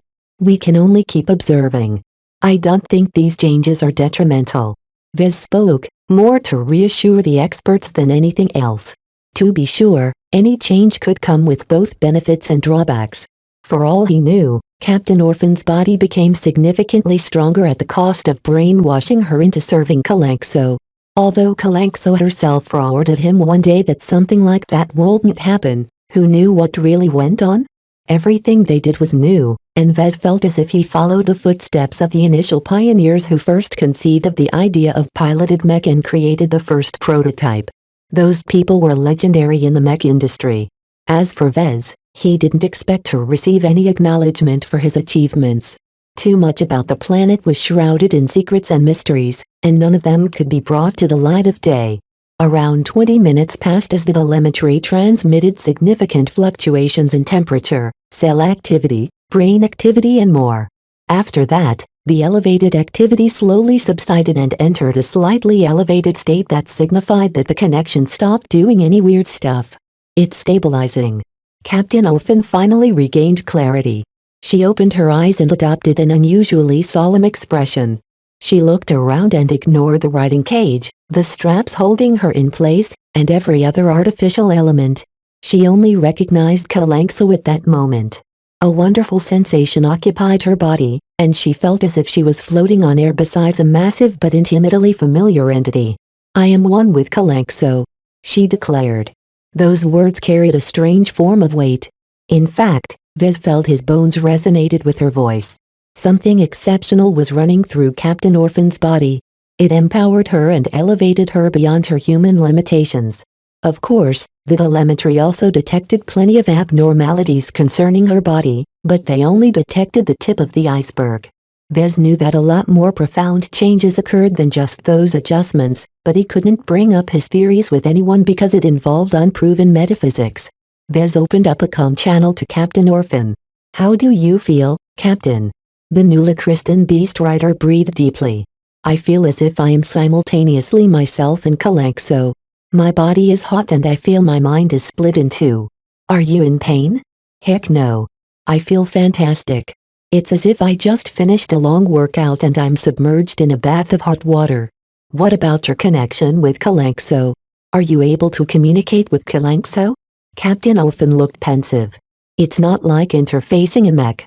With a mech, I can take control over the frame with no resistance at all. With Kalanxo, it's as if I have to ask permission to do so. Right now, while our minds are connected, she's far too strong compared to me. She hasn't given me permission to take over control over her limbs." "Interesting." Vez suddenly perked up. He faintly believed that what he just heard could be incredibly relevant to his design philosophy. This was as if he witnessed someone interfacing with a mech that actually lived. It made sense that the mech wouldn't be willing to surrender unrestricted control to their human mech pilots. It was like a relationship. Different from an unliving mech that was like a tool, Kalanxo possessed actual feelings and desired to maintain control over her body at all times. For now, Vez did not even think that far. He just wanted to verify the Beast Rider neural interface worked without any problems. While unexpected changes did occur, the neural interface wasn't at fault. The abnormalities experienced by Captain Orphan came from the nature of interfacing with a sacred god. Vez never truly thought about it, but there was something extremely exceptional about interfacing with a sacred god. Far more than interfacing with a wild god, connecting with the sacred god resulted in substantial changes that went far beyond some minor adjustments to the mind of the mech pilot. At this moment, a profound insight struck him at this time. Could he replicate this effect? Would he eventually be able to design a mech that allowed their mech pilots to experience a drastic transformation? All of these ideas sounded extremely radical to Vez. Other mech designers didn't even dare to think about these effects. They always pursued tougher armor, harder-hitting rifles, sharper swords and other concrete performance improvements. What did mech have to do with transforming their mech pilots? If anyone heard that something like that was possible, they'd dismiss that person as a loon. While it was true that mech pilots experienced changes as they entered a man-machine connection with their mech, the inherent traits of a machine only led to minor, gradual improvements in data processing. It didn't really matter what kind of machine a mech pilot utilized. According to many academic studies, even expert mech and custom mech didn't lead to accelerated development. Yet this seemingly ironclad rule might not apply when it came to interfacing with living, intelligent entities. Vez suddenly realized something else. Every benefit comes with a risk. If it was so easy for mech pilots to experience improvements, why wasn't this a widespread method? It was too dangerous. Let alone interfacing with a dog, even interfacing with the mind of a mouse could lead to permanent brain damage. This was also what made interfacing with the god species so exceptional. Despite being much more formidable life forms than a dog or cat, neither the natives nor Captain Orphan experienced any adverse effects with a proper man-machine connection. He already speculated that the god species were deliberately designed to be interfaced by human entities, but he had severely underestimated the exquisiteness of this trait. Somehow, the god species were far ahead of mech in this area. Vez even began to develop an extremely daring guess. Is this the next step in the evolution of mech? After all, a man-beast connection shared a lot of commonalities with a man-machine connection. Could Vez transplant what he learned through these experiments and apply them to his mech designs? It's too dangerous. He whispered to himself. He'll have to perform drastic changes to a neural interface. The MTA will crucify me if they learn of my ideas. Besides, thinking about designing such an exceptional mech was like putting the cart before the horse. He first needed to develop a true living mech before he could think about providing extra benefits to the mech pilot. Chapter 844 Blessed by a God. Test ended shortly after the strange phenomena ended. Doctors brought Captain Orphan to the infirmary for a detailed checkup. They worried over her health and wanted to confirm she hadn't suffered any adverse effects from her first attempt at interfacing with Kalanxo. Vez decided to postpone Lieutenant Dice's turn in light of these circumstances. While he figured that the changes hadn't led to anything bad, he needed to do his due diligence for once. He couldn't treat the Vandals and the Sword Maidens like he treated the dwarves. After all, things are much simpler when I don't have to care about the lives of my test subject. The new Lacristan Beast Rider underwent a battery of tests, most of which yielded changes in her physiology and brain structure. Nothing much had changed, but the transformation hadn't stopped at all. Captain Orphan grew quite hungry and ate thrice as much food as usual. Vez didn't understand the changes Captain Orphan experienced, but the doctors and the exobiologists buzzed all over her medical examinations like a pack of wolves. She won't be getting free anytime soon. A handful of exobiologists continued to stay with Kalanxo and tried to study whether she experienced some changes as well, but they found nothing so far. To Vez, it appeared the disparity in size and strength between the two was too great. I never knew you could impart something so amazing to your chosen, he said to Kalanxo after he approached in front of her head. While Kalanxo interfaced with Captain Orphan's mind, a lot of data transferred back and forth. The translation filter Vez worked hard to develop did its job and converted the thought patterns from one format to another. That didn't mean he could read the data, though. Something like that could only be accomplished by an advanced specialist in neural interface technology.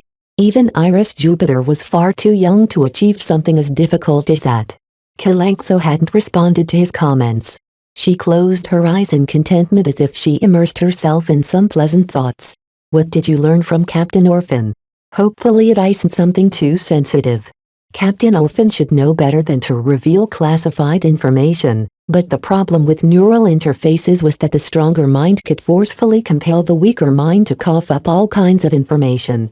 They didn't think something like that happened though, because Captain Orphan's mind didn't suffer any signs of stress that usually came about when they attempted to resist a forceful entry.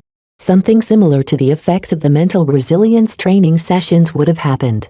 Kalanxo finally opened her eyes after a minute and gazed at Vez with a profound-looking eye.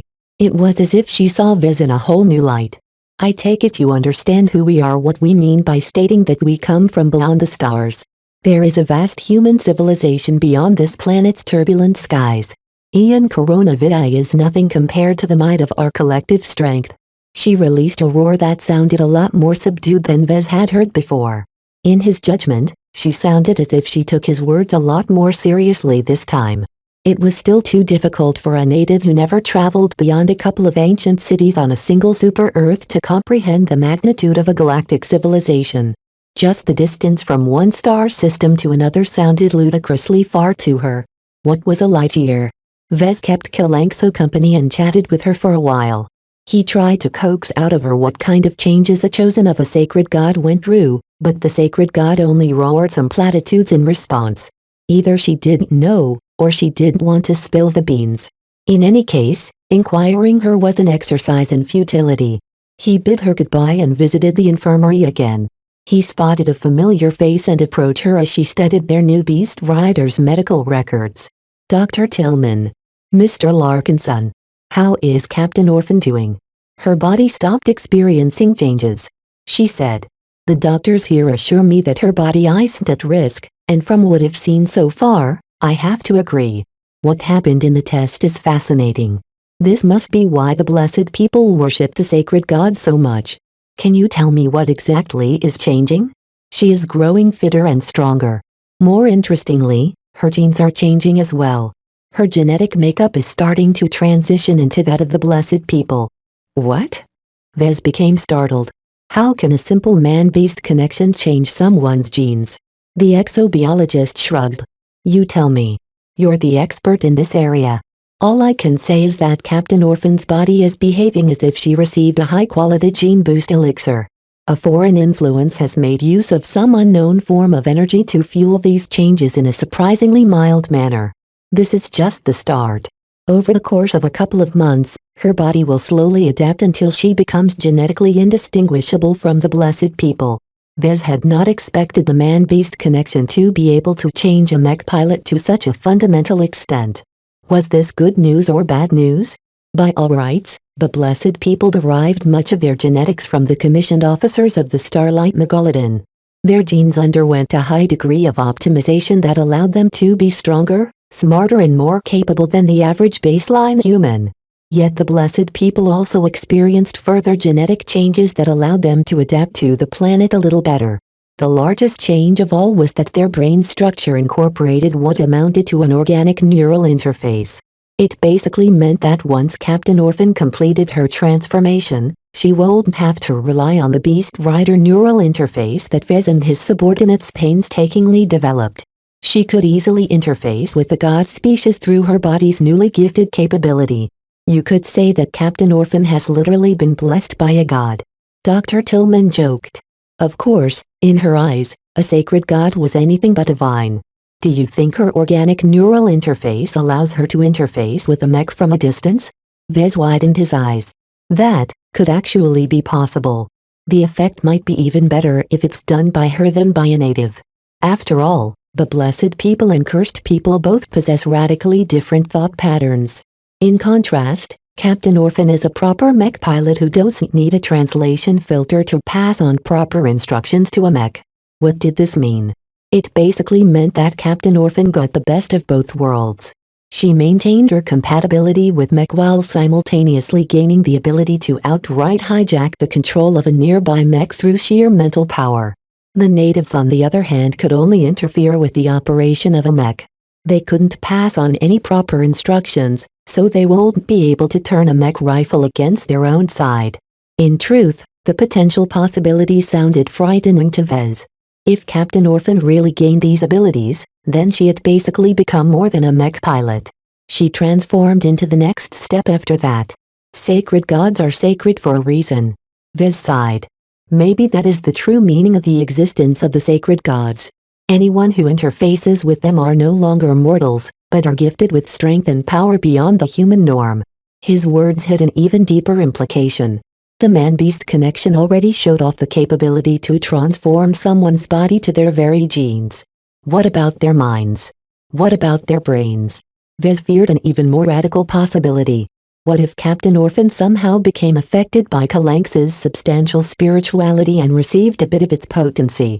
What if Captain Orphan, who had always been stuck in the stage of advanced pilot, showed signs of becoming an expert candidate? For someone who originally didn't seem to have the aptitude to advance to expert pilot, suddenly gaining the chance to become one after bonding with Kalanxo sounded extremely explosive. If the galaxy knew that any average mech pilot could become an expert pilot through interfacing with a sacred god, then so many rich and powerful influences would descend on Ian Coronavi and strip it of everything valuable. Still, even if this forceful advancement to expert pilot was possible, it shouldn't have come without a price. Kalanxo expended a small but significant amount of interdimensional energy stored in her god crystals. Her brain activity also experienced a lot of fluctuations. Vez didn't think it was likely for her to interface with dozens of people every day and grant them the exact same boon. He simply couldn't believe that something as miraculous as this transformation came for free. Maybe that was why she didn't seem so eager to talk to him earlier.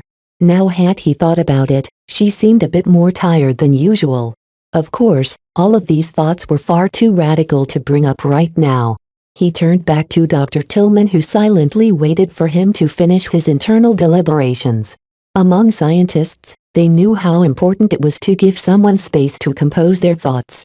One of the goals to turn our mech pilots into beast riders is because we wanted to communicate with Kalanxo and tie her together with us. The other goal is to find out what is special about beast riders. I don't want this to stop. Dr. Tillman nodded in agreement. I admit I'm interested myself, but it is far too hasty to push her to interface with Kalanxo so soon after her body just experienced drastic changes. We can't wait that long. The ground expedition is about to move, and I hear that Captain Bird and Commander Lydia have almost finished deciding on our next course of action. The discussion on where to go and what to do next raged on at the upper level. Some advocated for heading straight towards the Starlight Megalodon, while others thought it would be worthwhile to approach an ancient city to trade or coerce them into revealing some of their secrets. If the two commanding officers decided to risk an interaction with an ancient city, then having Kalanxo by their side would help their chances immensely. The sacred gods and blessed people that inhabit the ancient cities tended to be insular and extremely wary of foreigners. I'll take your request under advisement, but it is truly a little irresponsible for us to allow the good captain to become exposed to this external influence again. Especially since we don't even have a complete grasp of all of the changes. They parted on uncertain terms. Vez wanted to make haste, while Dr. Tillman wanted to understand what had changed after a single interfacing session.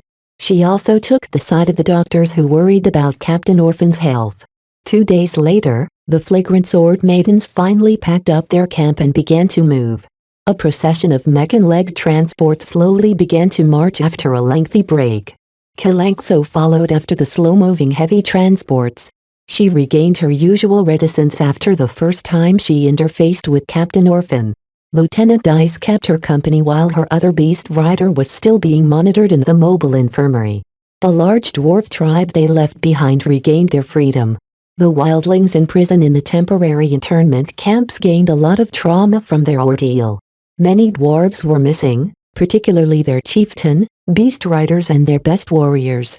More importantly, they no longer enjoy the protection of their bonded wild gods. This instantly broke apart a long-standing tribe that dominated this region for decades. Many dwarf warriors attempted to fight for leadership, but all their struggle did was to accelerate the tribe's collapse. Many workers lost their jobs and the underclass as a whole began to starve as the tribe hadn't been moving anywhere. Encountering the foreigners with their giant machines had been a disaster for their tribe. Chapter 845. Too close, so where are we going? Vez asked Chief Dakin as they both entered a mobile lab that conducted research on the god crystals. They made some minor breakthroughs lately after performing some invasive experiments on the large dwarf tribe's wild gods. There was hope that the engineers and researchers could crack the secret to exciting the god crystals in order to generate power. You're not going to like it, Vez. Chief Dakin sighed. The two ladies decided that they don't want to deal with the headaches of trying to negotiate or fight with the sacred gods of the nearest ancient city. They also think a visit will waste an enormous amount of time. We've already suffered several weeks-long interruptions in our journey. Vez did look disappointed. He really wanted to obtain a good look at how the ancient cities managed to maintain their antigrav fields for several millennia without relying on vulnerable technology. Don't they know that the breakdown effect is only increasing the closer we get to the Starlight Megalodon? While it's true the ancient cities are rather troublesome to approach, we can gain substantial benefits from finding out how they are able to accomplish certain matters. It would be great if we capture more sacred gods and turn them to our side like we did with Kalanxo. Whoa, there, slow down, Vez. In truth, Captain Bird isn't very eager for us to become too distracted by how the natives do things. The more we become enamored by the natives and the sacred gods, the more we lose the essence of what makes us Vandals. We're a mech regiment, not a beast rider regiment. That pulled Vez back from his obsession. He shook his head to clear his mind. Is this why Captain Bird refuses to visit an ancient city? Exactly. Dakin said. She prefers we focus on developing a solution against the breakdown effect through our own efforts rather than attempt to replace her mech with exobeasts. Besides, she's also convinced we've delayed long enough. She wants us to march straight through the Stormlands and reach the Starlight Megalodon before any of our rivals get there first. Then what about the breakdown effect? You know as well as I do that we can't solve this problem by snapping our fingers. We'll find a way. We're the Vandals. Resourcefulness is rooted in our genes. Do you really believe that, or is that just expressing your support for Captain Bird's decision? The chief engineer grinned. In fact, I think I'm onto something here. I've come up with several theories related to the god crystals that might help.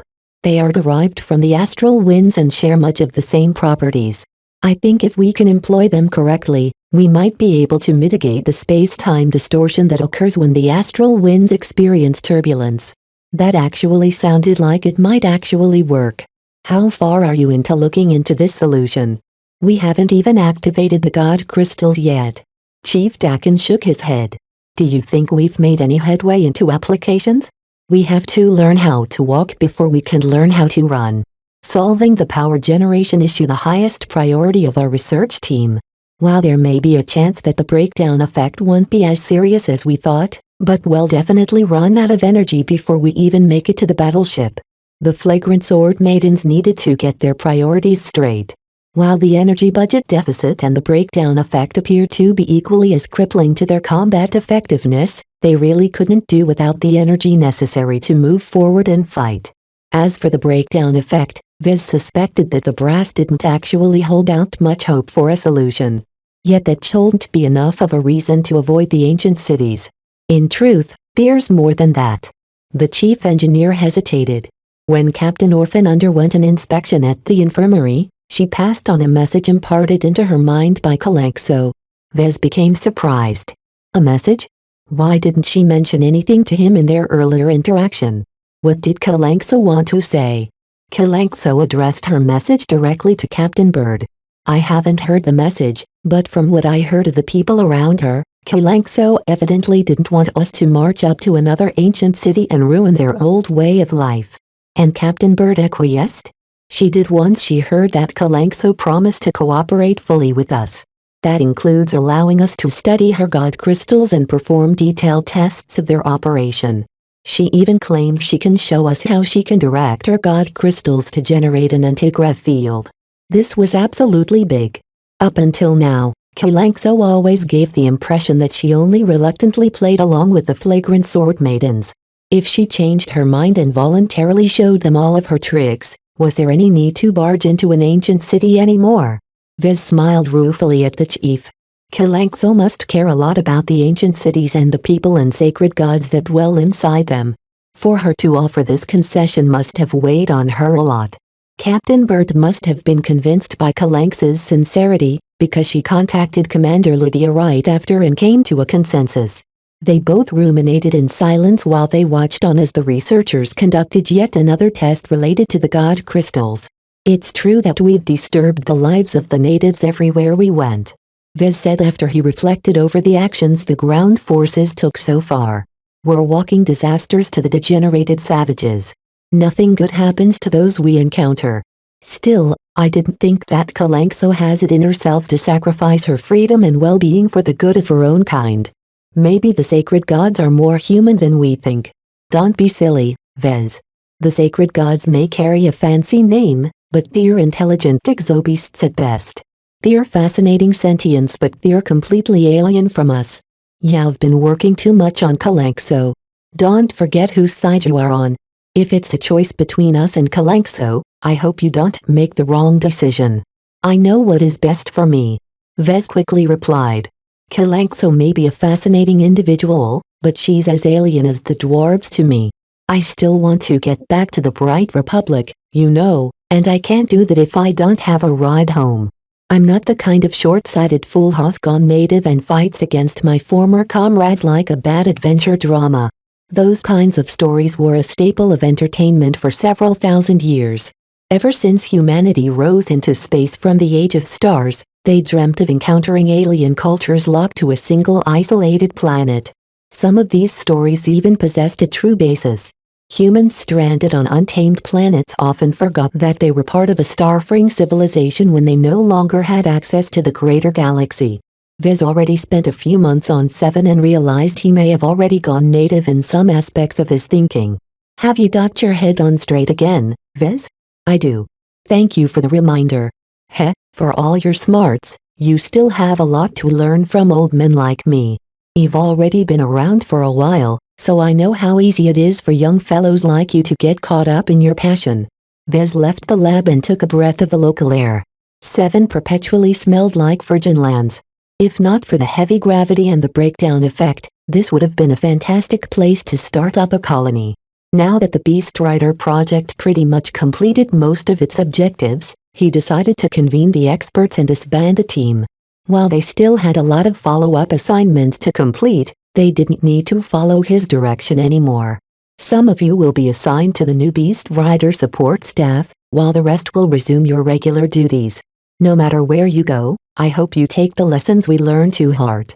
Over the following days, Vez wound down the Beast Rider project and handed over the data and their research to the new permanent support staff for the Beast Riders. Now that the Beast Rider interface worked as advertised, Vez no longer needed to be involved. He became eager to wind down the Beast Rider project because he recognized that he became too involved in this matter. While he still enjoyed interacting with Kalanxo and finding out the meaning behind the grand design her species was a part of, he didn't want to lose himself. Vez was a mech designer. Best to leave the puzzles related to Kalanxo and the natives to the exobiologists. Once he surrendered his responsibilities as project head, he felt liberated. No longer did he felt driven by the urge to continue his research. There was something wonderfully addicting about performing research into something new and learning something new in this way. It's a lot harder to learn something by finding it out by yourself than to read established theories from a textbook. In any case, there was no longer a need to develop a neural interface, so Vez really couldn't justify his continued involvement regarding the Beast Riders. Although he often equated writing an exobeast to piloting a mech, in truth Vez forced that perspective onto himself. I should get back at what I'm best and work with mech again. He transferred over to a mobile workshop and met up with Kedis again. Hey Vez. What are you here for? I'm finally done with heading the Beast Rider project. My job is done, so I'm back to resume my old duties. Finally. Kedis shouted. You can't believe the kind of silly crap I have to deal with every day. The mech keep getting worse and the mech technicians keep getting dumber. Oh. I didn't think it's gotten so bad. Kedis went to a console and displayed a chart to him. It depicted the amount of breakdowns and malfunctions over a span of a month. The frequency of technical incidents steadily rose as if it climbed up a hill. Damn. He cursed. The rate of increase is steeper than I thought. Tell me about the problems you're encountering. I want to have an idea on which parts break down faster.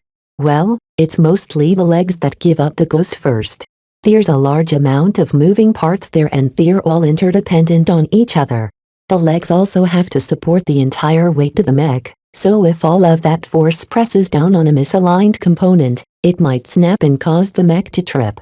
What about the micro-components? The processors and such? Have they been breaking down as well? Surprisingly, no.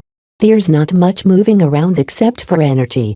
However, we've been keeping a close watch on our 3D printers, and some of its internal parts have already become skewed a few times. We should check the 3D printers more often. Vez judged.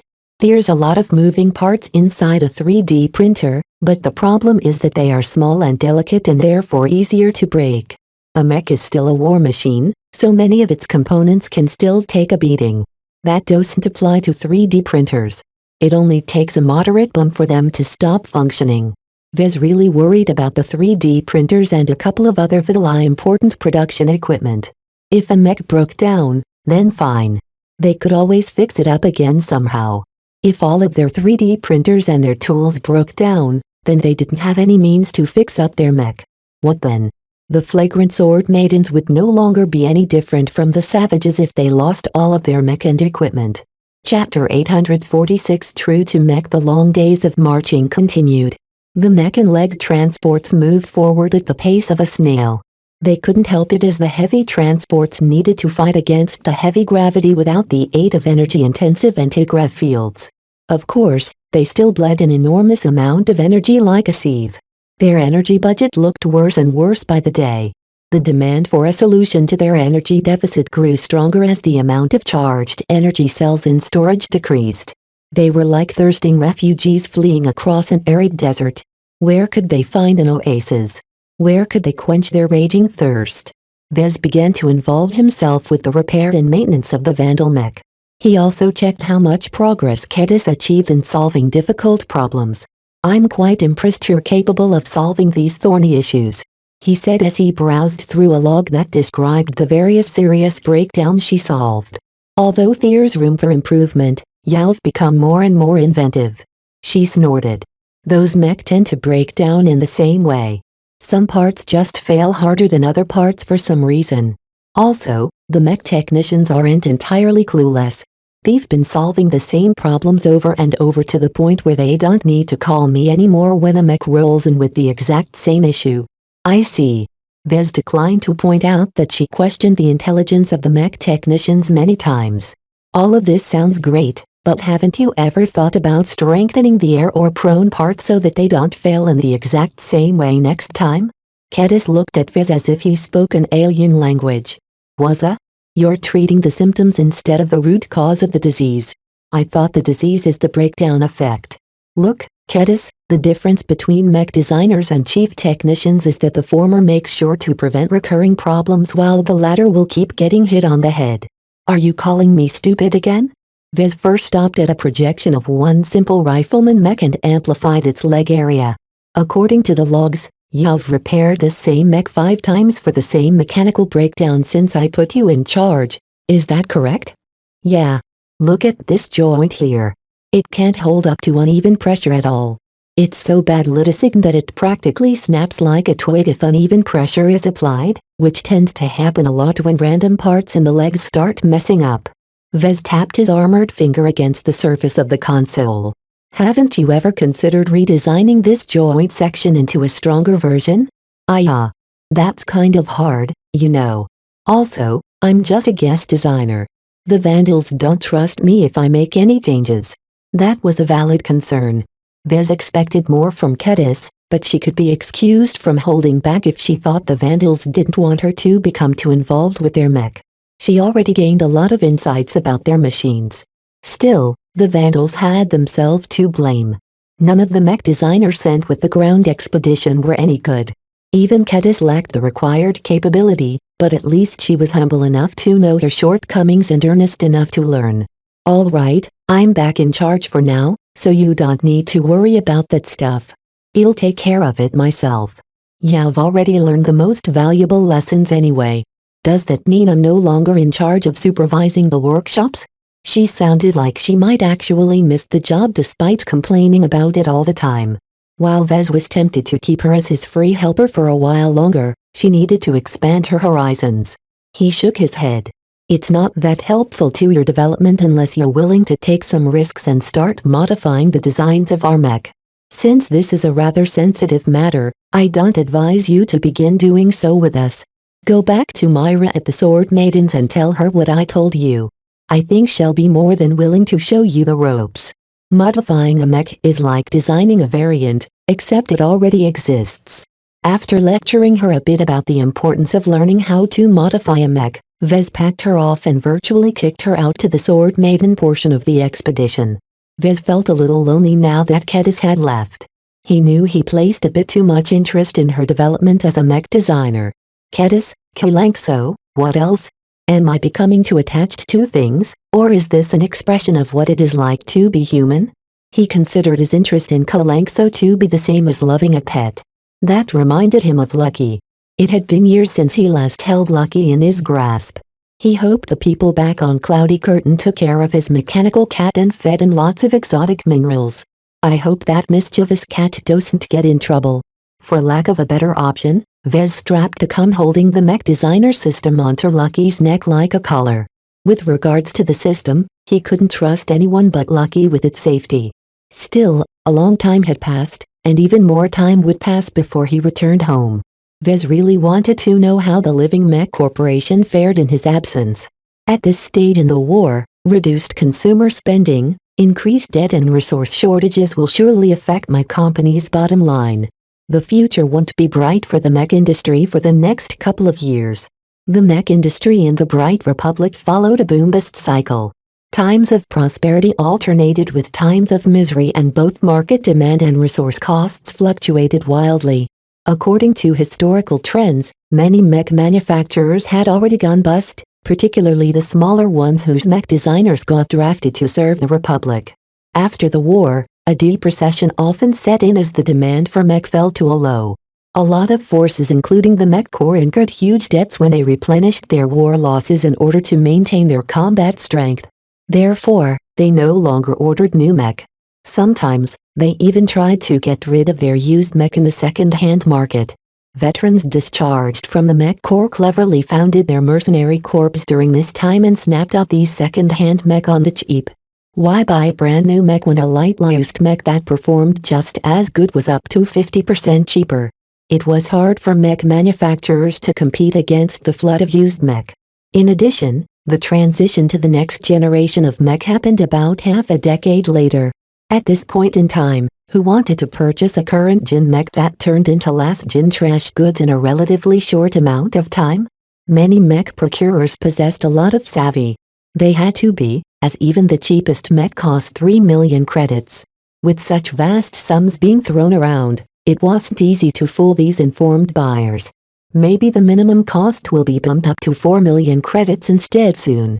The Bright Republic always spent more money than they earned. All of this deficit spending sent inflation soaring and sent the economy into a tumble. Despite these pessimistic prospects, Vez remained confident that the LMC was able to tide over this difficult period. A recession is also a blessing to those who know how to grasp the opportunities. A lot of businesses went bust, a lot of people got laid off, and a lot of equipment and gear got dumped into the market. As long as the LMC still stood, there may be a way to double or triple its assets in less than a year. However, the prerequisite of it all was that Vez and the company possessed an abundant amount of capital. Without money, how could he obtain anything? Vez did not worry too much about the issue of money. Even if the LMC dug itself into a financial hole, the prosperity of a mech manufacturer depended on the abilities of the mech designer. Vez possessed enough confidence that he could make up any shortfall through both legal and illegal means. Just the rudimentary ultra-compact battery he developed by himself possessed an amazing amount of value to the tune of billions of credits.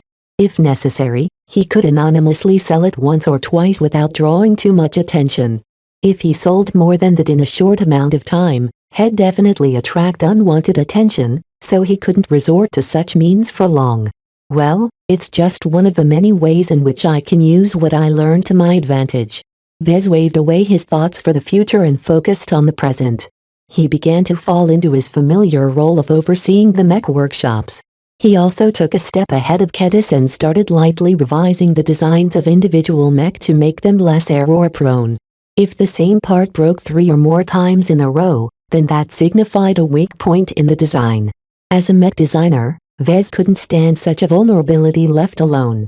While all of this work was rather tedious and not very challenging to Vez, he felt as if he nurtured his soul by getting back to mech. He slowly reflected on himself and realized that he had become too obsessed with his research on neural interfaces. I think I went a little bit overboard there. His drive to learn and his hunger for knowledge cropped up again and pushed him to cross all kinds of dangerous lines. Spending too much time on this isolated planet made Vez lose all fear of repercussions. I can't continue that kind of behavior once I leave the frontier. The MTA and CFA may be non-existent threats here, but in civilized space they are very much a force to be reckoned with, even if they seem distracted lately. Nonetheless, as much as researching the man-beast connection allowed him to learn a lot about mech and gave him a bunch of inspiration, it was a bit too far removed from his core interests. I have to be more rational. The problem was that mech designers depended heavily on passion to fuel their motivation. Vez encountered plenty of mech designers who possessed hollow passion but extremely rational minds. They normally tended to be risk-averse cowards and losers. You can't get anywhere as a mech designer if you don't take some risks. The best motivation to take risks is when you pursue your passion. Vez needed to achieve a balance between passion and rationality. He needed to think with his mind as well as his heart. While that sounded simple on paper, it was much harder to achieve in reality because humans were emotional creatures. This was why he valued his return to normality. Resuming his old duties and getting his hands on mech again cleansed his soul and doused the fires that drove him to irrational, hot-headed pursuits. Is this what every higher-ranking mech designer has to struggle with? He asked himself. Vez felt a temptation to switch to full-time research. As long as any mech designer possessed a half-decent foundation in the sciences, they could explore the wondrous possibilities of what was possible by themselves and develop new theories or technologies. Yet Vez had always been taught that a mech designer should never be a full-time researcher. They needed to stay in touch with practice by designing mech and selling them. Only through delivering finished products would mech designers be able to stay true to mech. I think the most difficult skill a mech designer isn't their design ability or their learning ability. It's not their ability to be responsive to the market or fabricate a mech without faults. A mech designer still had to be good at those, but at their core all of those skills depended on one of the most basic ones of all. No. The most difficult skill by far is self-control. Chapter 847 Another use for dwarves crossing over in the Stormlands marked the formal start of their isolation. For some reason, the terrain became a lot more rougher and uneven. Scars and impact craters marred the ground and vegetation grew unevenly or with more mutation. It made the environment resemble a primal playground that still needed a couple of 100 million years to settle down. Even the wildlife grew more feral. Fewer animal hordes roamed the lands, but each individual beast seemed larger and deadlier. The carnivores who preyed on them had a tough fight on their hands if they hunted a healthy herbivore. No more ancient cities dwelled in the Stormlands. No sacred gods held territory here. Another difference in the Stormlands was that the prevalence of godlings and wild gods increased by at least twice or thrice. As lizard-like carnivores, they competed against regular carnivores who almost always lost the struggle. In turn, however, the godlings competed much more aggressively over territory. They fought and dueled against each other to hold large scraps of lands. Those who failed to claim a territory for themselves had to resort to scavenging or other ignoble means of existence. Their calorie intake couldn't keep up with their growth, and over time they starved to death before reaching the final prize. Only very few godlings possessed the strength, cunning and luck to survive for a century. Once they finally bridged over the final gap, they became wild gods. Yet these wild gods inhabiting a land devoid of any ancient cities and sacred gods did not laze about every day. The struggle for territory continued on even fiercer. While wild gods didn't need to go out and eat very often, they always ate an enormous amount during every feeding session. Therefore, wild gods required an even greater intake of food, and that meant that they needed to claim far more territory than in their younger stage. Since wild gods could easily live for thousands of years, Eon Coronavi would eventually be flooded with wild gods if they kept popping up. Yet as massive as the planet stretched, it could only sustain so many hungry mouths. This inevitably led to a lot of duels between wild gods. The feral, irascible creatures didn't possess any exceptional intelligence if they hadn't come in touch with any humans. The normal instinct of a wild god pushed them to claim everything for themselves. Sharing territory or forming a pack was a step too far for these apex predators. Since each wild god possessed strange powers, their battles often led to destructive effects. Some of the terrain still bore their marks to this day, which sometimes forced the ground expedition to take detours. It was worse when the flagrant sword maidens encountered battling wild gods on their way. They always took wider detours as it wasn't worth it to subdue the massive creatures with their mech. A detour cost much less energy than killing the dueling wild gods. The declining reserves of energy over the past month prompted the brass to institute a widespread cutback on their energy usage. Both mech and transports dialed down to a lower power setting, But the gravitic backpacks and anti-grav modules working to keep them light enough drained so many batteries and energy cells that their future prospects looked poor. Some found the decision to turn away from the ancient cities and decline a chance to learn from some of their methods was a big mistake. The blessed people survived for millennia on a heavy-gravity planet. While they seem poor and degenerated right now, that made their continued survival all the more exceptional. We could have progressed a lot further in our research in the God crystals if we traded some essential goods from the ancient cities. Chief Dakin lamented. Hopefully, this final trial will finally allow us to achieve what we should have accomplished a month ago. I hope so as well, Viz said. Inside one of the mobile labs, both of them stood inside an observation room that overlooked an experimental chamber that held one of their pure God crystals. They possessed many more, but they had all been collecting dust in the vault all this while. While the Beast Rider project had ended long ago and transferred its results to the Beast Rider support staff, the God Crystal project still hadn't been able to make any substantial progress as of late. Kalanxo hadn't been of much help, as much of her usage of the God Crystals appeared to be instinctive. It was like she moved an extra limb. How could she describe what she did to people who didn't possess this extra limb? Therefore, the God Crystal project stalled as the engineers and researchers working on this project only achieved minor results. Yet the holy grails of calling down an energy tornado to fill up its energy reservoirs and discharging the energy in a form that the Vandals could make use of still remained out of reach. Hasn't Kalanxo helped you out by demonstrating both of these capabilities? Vez asked. Chief Dakin sighed. She's done so several times, but taking sensor readings is one thing. Replicating the phenomenon is another thing entirely. We don't understand the underlying principles. The only thing we learned is that all of this stuff is extremely complicated and goes way over our heads. Therefore, we've been resorting to trial and error to rule out the wrong approaches. The upcoming test is the final approach left.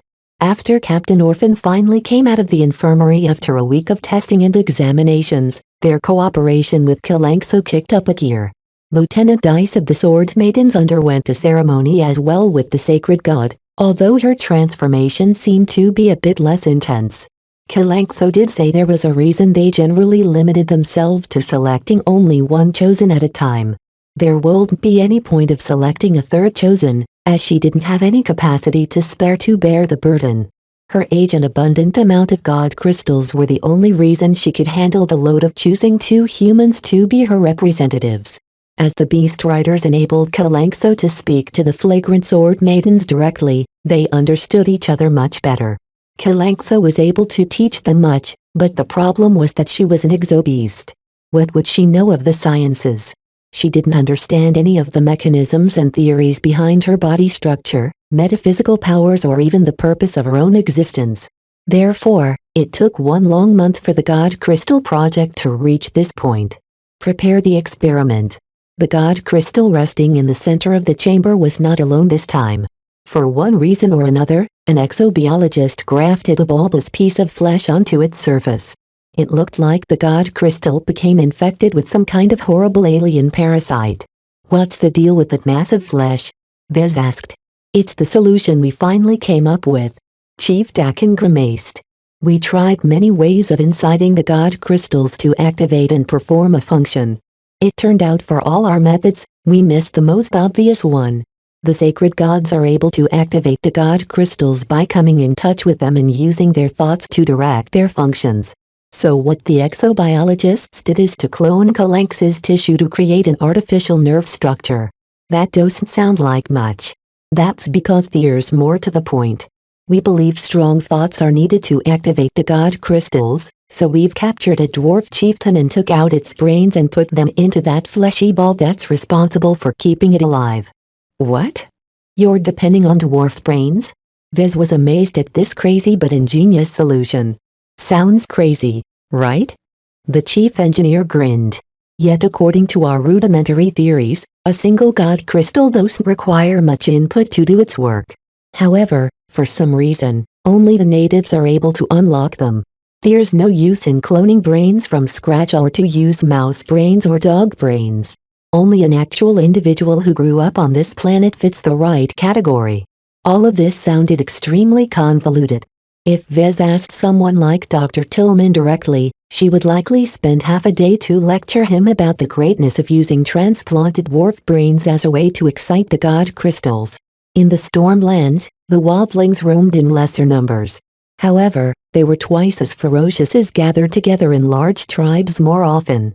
Each large tribe also inevitably enjoyed the protection of at least one bonded wild god. The flagrant sword maidens generally chose to detour around them when the scouts detected a large tribe on their way to prevent any conflict. Overall, the wildling tribes weren't afraid of competing directly against the wild gods for territory. Since a bonded wild god benefited from the intelligence from its dwarf rider, they usually obtained the upper hand. Chief, the preparations are done. We can start the experiment right away. Commence the experiment. Someone behind a control panel activated a command to the fleshy growth. The dwarf brains inside had been crudely reprogrammed into an organic computer of sorts.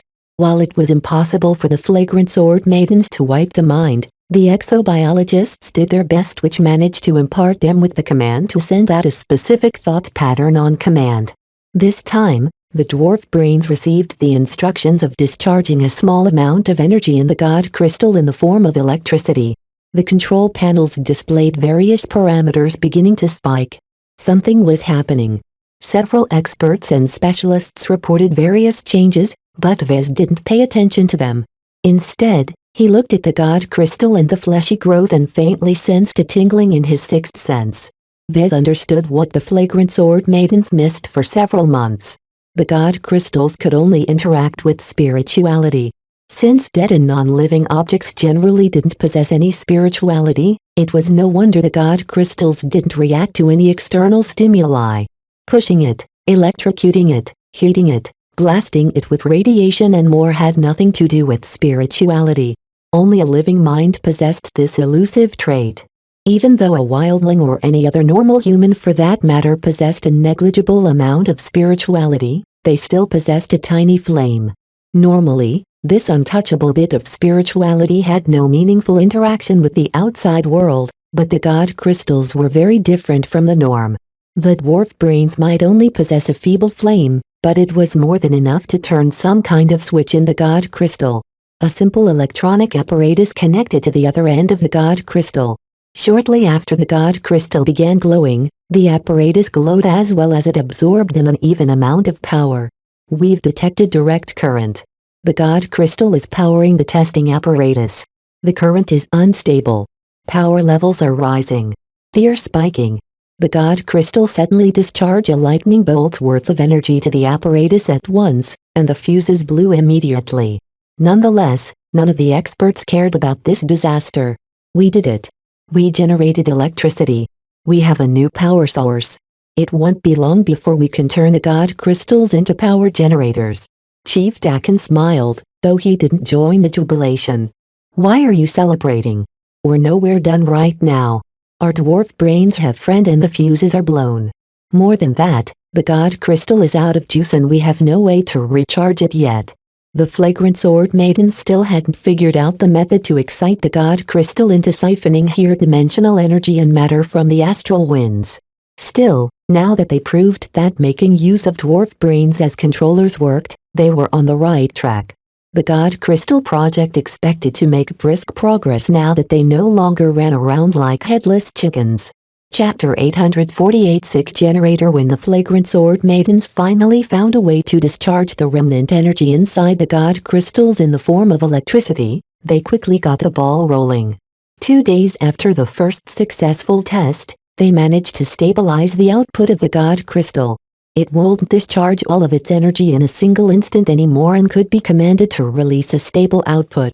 Another day after that, the God Crystal Project managed to get a God Crystal to release its energy in the form of heat, electromagnetic radiation, sound waves and more.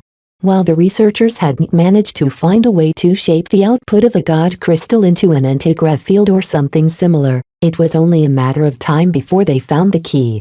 A week after the initial test, the God Crystal Project finally managed to solve their most important goal, which was to get the God Crystals to siphon energy from the astral winds. A single God Crystal only called down a thin line from the skies, and filled up its energy reserves extremely slowly. Even though that was a pathetic result, it finally presented hope to the flagrant sword maidens. No longer did they have to rely on their meager amount of power generators for a continued source of energy. One god crystal isn't enough. We have to use them in unison. The more god crystals that activated at the same time, the easier the siphoning occurred. At some point, enough god crystals called down an energy tornado that drastically increased the charging rate. With over 50 god crystals in their possession, they possessed enough god crystals to feed the daily needs of the flagrant sword maidens. Once we build the surrounding infrastructure, we'll finally be running an energy surplus. In truth, they barely maintained the status quo, and that was only when they didn't increase their energy usage through combat. Still, as long as they kept running a deficit, all of their empty batteries and energy cells would no longer be useless anymore. They'd be able to build up a healthy reserve of energy and expend them whenever the situation demanded. I'm really glad we finally cracked the code. Chief Dakin sighed when he met with Vez again. Captain Bird has been hounding me every day for a solution. I can finally get a good night's sleep for once. Vez looked on as the God Crystal project worked on an abomination of a machine. 10 God Crystals rested on some kind of giant cage with masses of fleshy tissue locked inside the cage. It looked extremely unsettling and only the exobiologists dared to get close. How many dwarf brains are inside that fleshy mass? 20, 2 for each God Crystal. It's always good to have a spare. The Vandals kidnapped 20 dwarves from the Stormlands and cut off their brains from their bodies to make this unholy abomination. Even to Vez, that sounded extremely gruesome. Yet to the God Crystal project, this God Crystal generator represented their salvation. It was at least several times better at generating energy than a conventional power generator. With 5 of them, the flagrant swords maidens wouldn't have to worry about running short on energy for a very long time. Vez witnessed them at work many times. Over the last 2 weeks, the God Crystal project rapidly developed the God Crystal generator and cobbled together 5 of them at a time. They still encountered a couple of problems though. The dwarf brains weren't very good at passing on instructions, as the Vandal researchers possessed a poor grasp in the field of reprogramming a mind. These dwarf brains think about all kinds of stupid thoughts even when they are separated from their heads. They are filled with chaos. This was why it sometimes took a while for the God Crystal generators to get going. Still, all of these problems could be solved in time. The main issue was that the flagrant sword maidens no longer had to be so conservative with their energy expenditure. Even simple luxuries like cooked food and extra projectors for work or entertainment made a lot of difference among the men. Having marched for so long on land, the mindless travel was starting to grate on their patience. The only reason why they hadn't acted out was because the Stormlands were filled with danger. Any mech or person who wandered off would be vulnerable to the wild gods and the large wildling tribes that regularly roamed these parts. The only snags they hit was that they still hadn't found a way to generate an antigrav field with the God Crystals and that the breakdown effect became steadily more impactful. The 3D printers the Vandals heavily depended on already started suffering breakdowns as well. They had to shut down the machines and open it up to fix whatever broke. Due to the size and complexity of these machines, it always took at least half a day to solve a problem, which significantly delayed repairs to mech. Fortunately, with Vez at the helm, the mech didn't actually break down faster. Prevention is better than cure. There's no way I'm going to let the same problem happen 5 times in a row as if I'm a stupid bot. The modifications he imposed on the mech gave the mech technicians a lot of extra work. They grumbled and whined, but did not dare to do so openly in front of Vez. Since he often inspected the workshops, the mech technicians didn't dare to slack off. It didn't take long for his modifications to yield results. There was even a period of time where the Vandals suffered less malfunctions than before. Of course, the breakdown effect steadily grew in strength, so they only enjoyed a brief reprieve. Over at the Sword Maidens, Myra had already instituted these changes long ago. Unlike the Vandals, the main mech of the Sword Maidens such as the Devil Razor and Silver Valentia had all been designed from her hand. As the developer of these swordsman mech, Myra was able to design much more comprehensive modifications that addressed the problem much more effective than what Vez had done. Vez decided to pay a visit to her workshop during the next long break for the day. As the Lega transports halted, the men and women rapidly erected a handful of temporary prefab structures to make camp.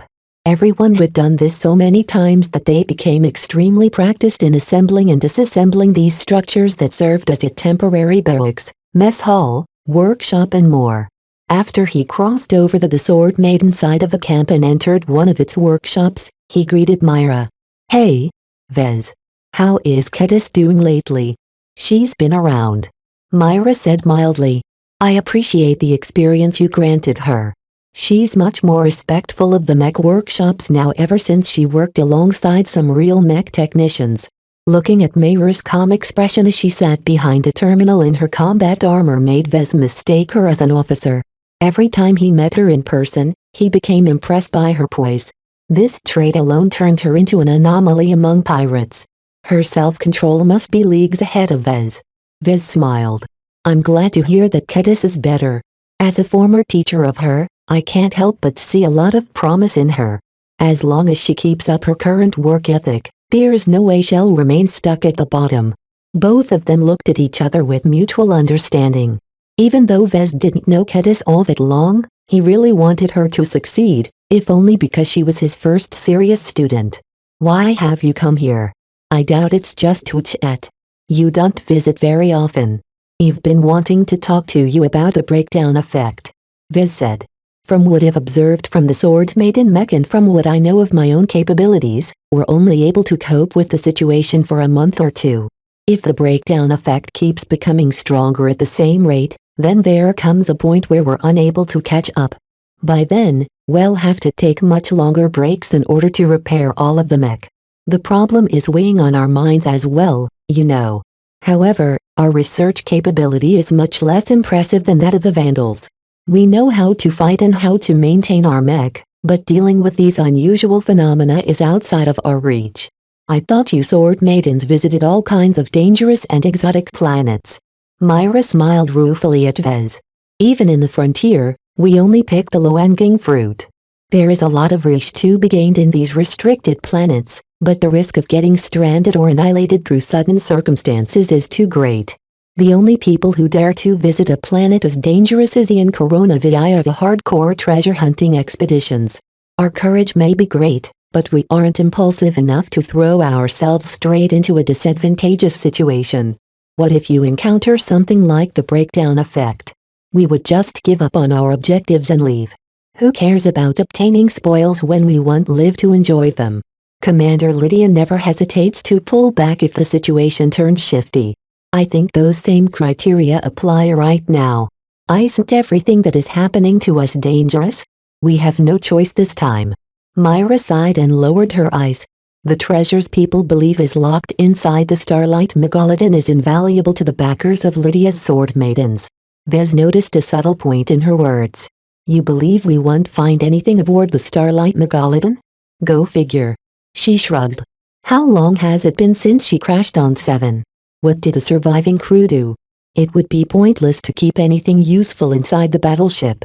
If I was in charge, I wouldn't hesitate to dismantle her into useful components that could be used to build a city. Perhaps the survivors actually did so. Don't you think the ancient cities look like they could have been made out of the hull of the battleship?" Vez reluctantly shook his head. "I don't think so. We've scraped some samples of the alloy structures in Mulek and Samar, and their alloys are composed of mundane metals mined from the planet. We even dated them and everything, and they're roughly 3,000 years old. Still, I don't think your sentiment is wrong. A CFA battleship of that time is as large as a city. There's no question that the survivors brought out equipment and valuables. However, according to our clues, several splits might have occurred among the survivors." "Oh." She raised her eyebrows. "What are your thoughts on the matter?" "I think the survivors definitely disagreed on some matters. More than that, I can't say. All the ideas I've come up with is baseless speculation. Yet it's undeniable that the Starlight Megalodon still possesses some functionality.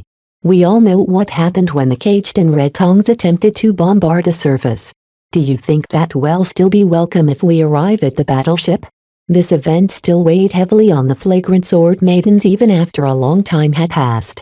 Myra pursed her lips. I can't say. What I do know is that there is at least someone on this planet who sent out FTL-capable shuttles to reveal their presence and draw us to this planet. It can't be the blessed people or the wildlings who led us to the Ian Corona system.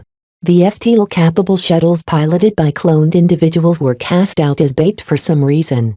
Like moths to the flame, the flagrant sword maidens and a handful of other rivaling forces managed to win the competition over the keys that allowed them entry into this star system.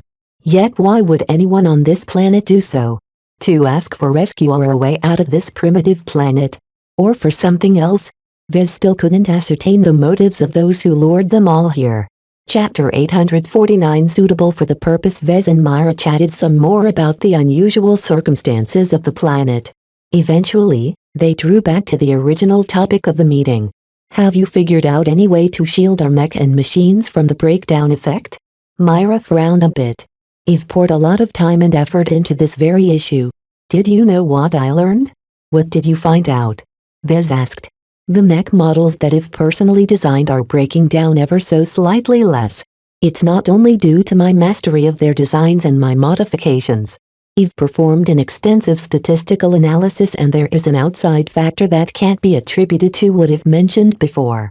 The only mech this protection applies to are my own mech. Vez didn't doubt her words. A journeyman mech designer wouldn't botch something as simple as a statistical analysis. That caused him to think of the next step. If an outside factor existed that already protected some of the Sword Maiden mech, could they leverage this influence?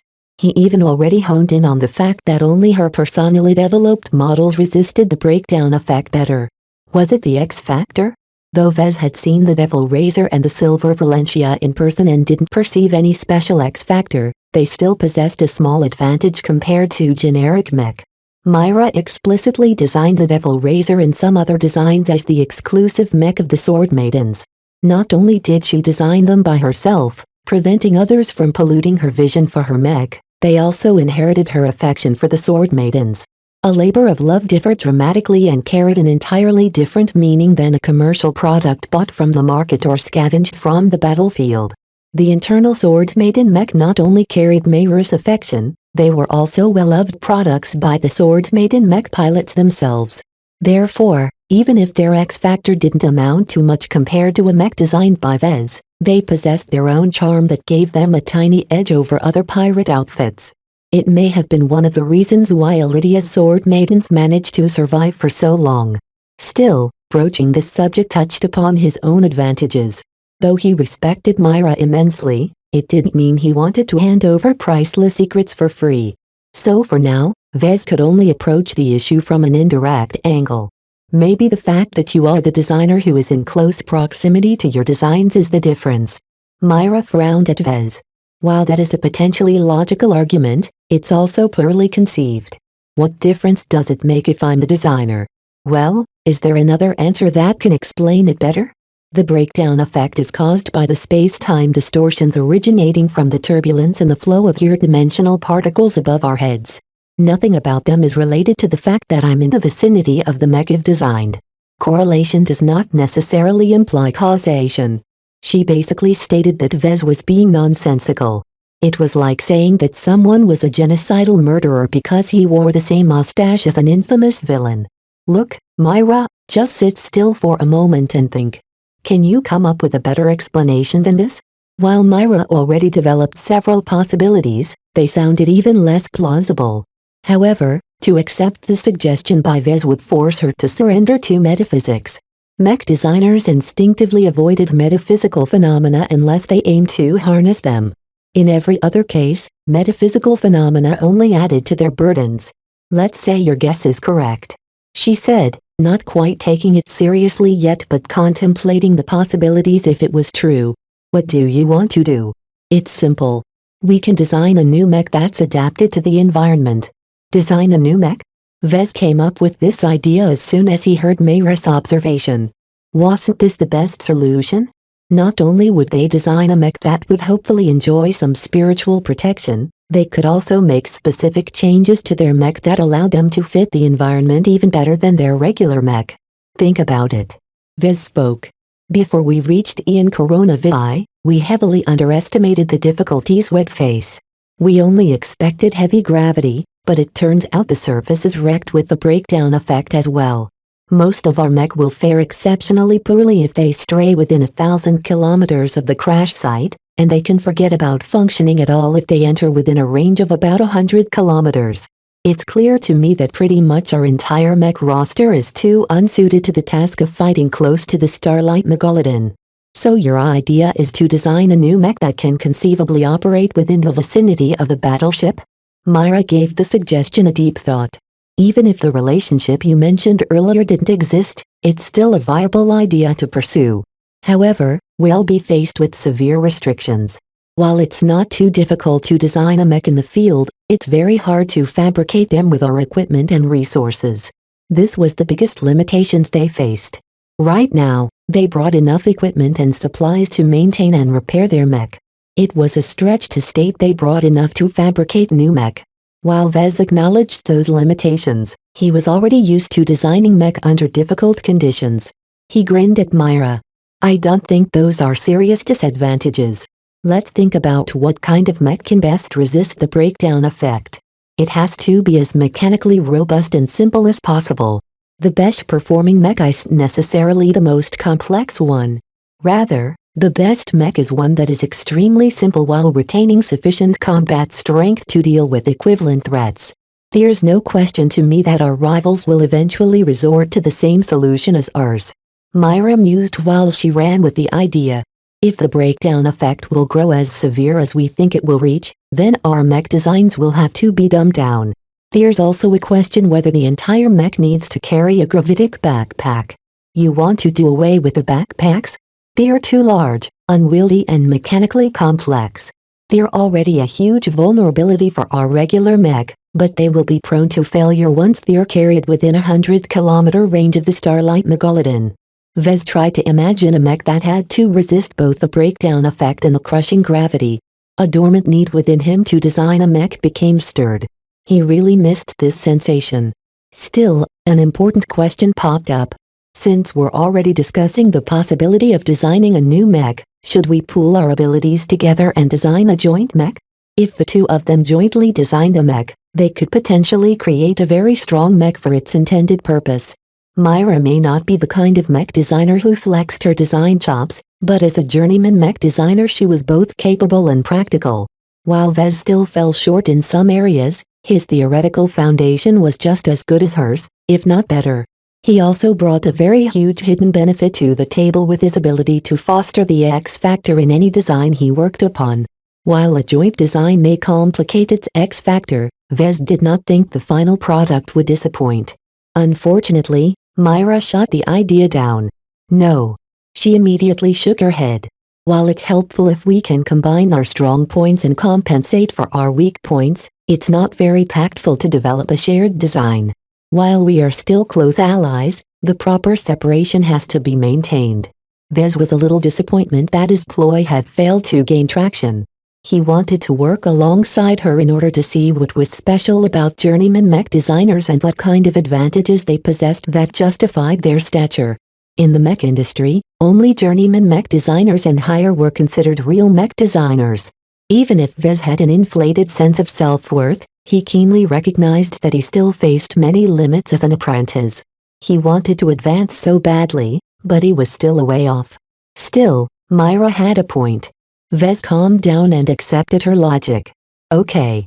I'll have to discuss this with Captain Bird, but I think I can gain her approval to design a completely new mech that can cope with the breakdown effect. However, even if we are designing separate mech, what do you say about swapping some ideas? Designing a new mech is a lot easier if we can receive feedback from each other. I'm fine with that, as long as they don't touch upon the strategic points of our mech. Let's keep it basic. Vez and Myra proceeded to brainstorm some ideas for their upcoming designs. First off, the mech has to be a quadruped. Marya stated. A bipedal mech is inherently more unstable and can be knocked down or tipped over with sufficient force. It's not that easy for a mech to stand up once it falls. On the battlefield, a bipedal mech that takes minutes to climb up its feet will almost certainly be wrecked. Vez agreed with her suggestion. A two-legged mech is just begging to be knocked flat on its back. A six-legged mech has two more legs than necessary that weigh it down and waste more energy. A four-legged mech on the other hand is exceptionally stable while still allowing for a light design.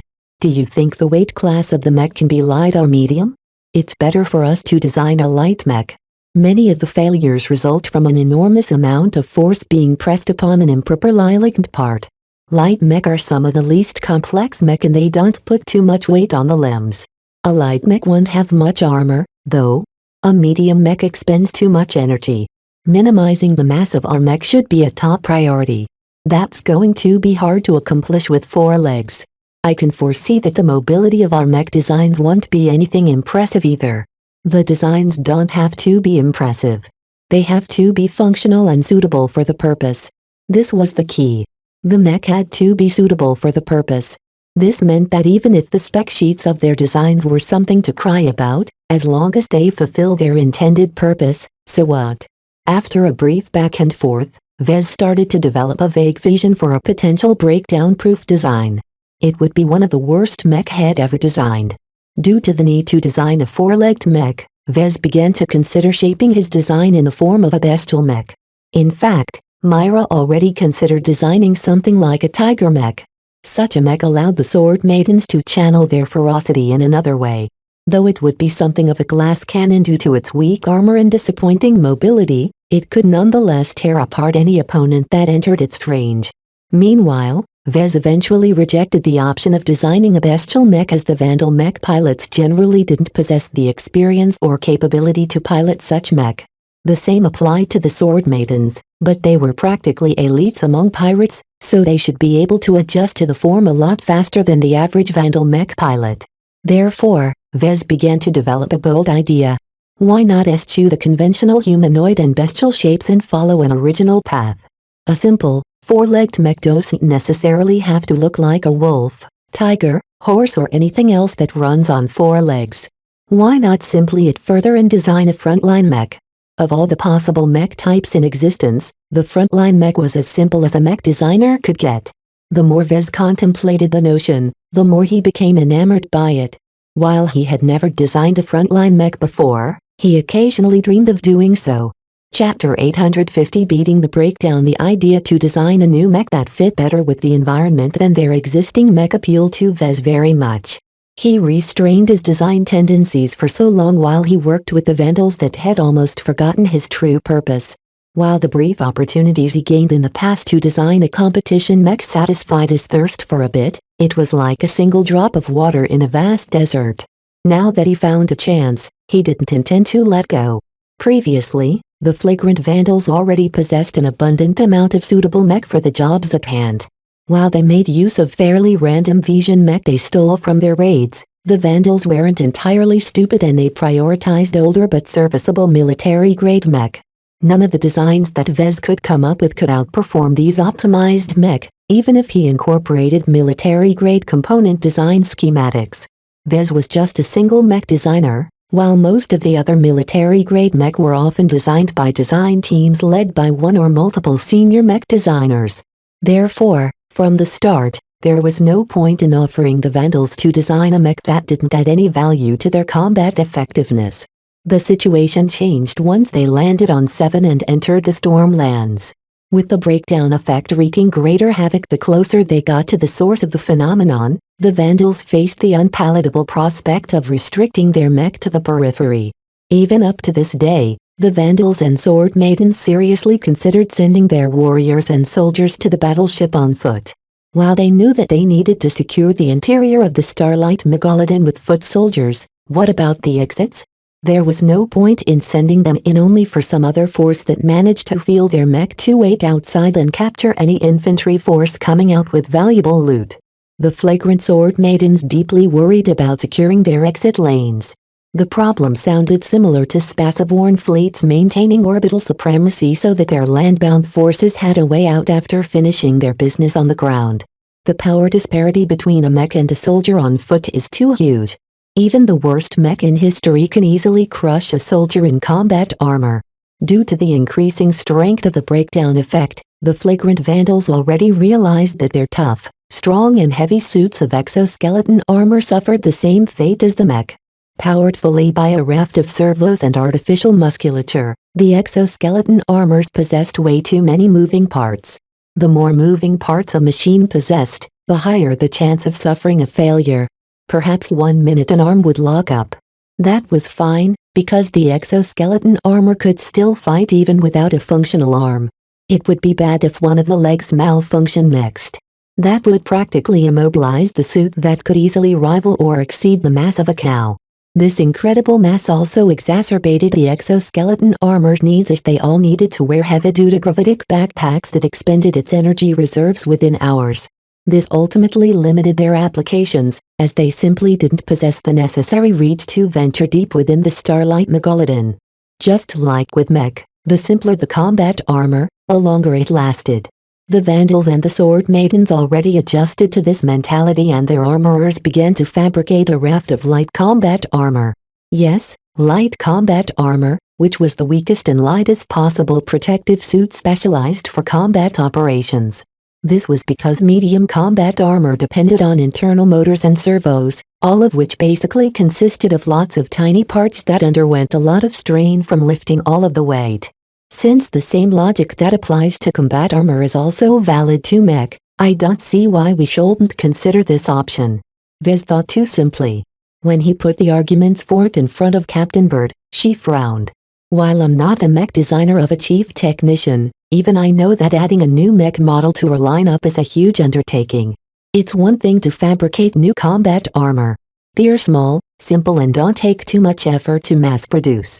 It's an entirely different story when you're talking about something as large as mech. Let me call in a specialist. He waited as Captain Bird called in Lieutenant Commander Soapstone. The logistics officer entered the meeting room aboard one of the heavy transports converted into a mobile headquarters. "You called, Captain?" she asked as she sent a curious glance towards Vez.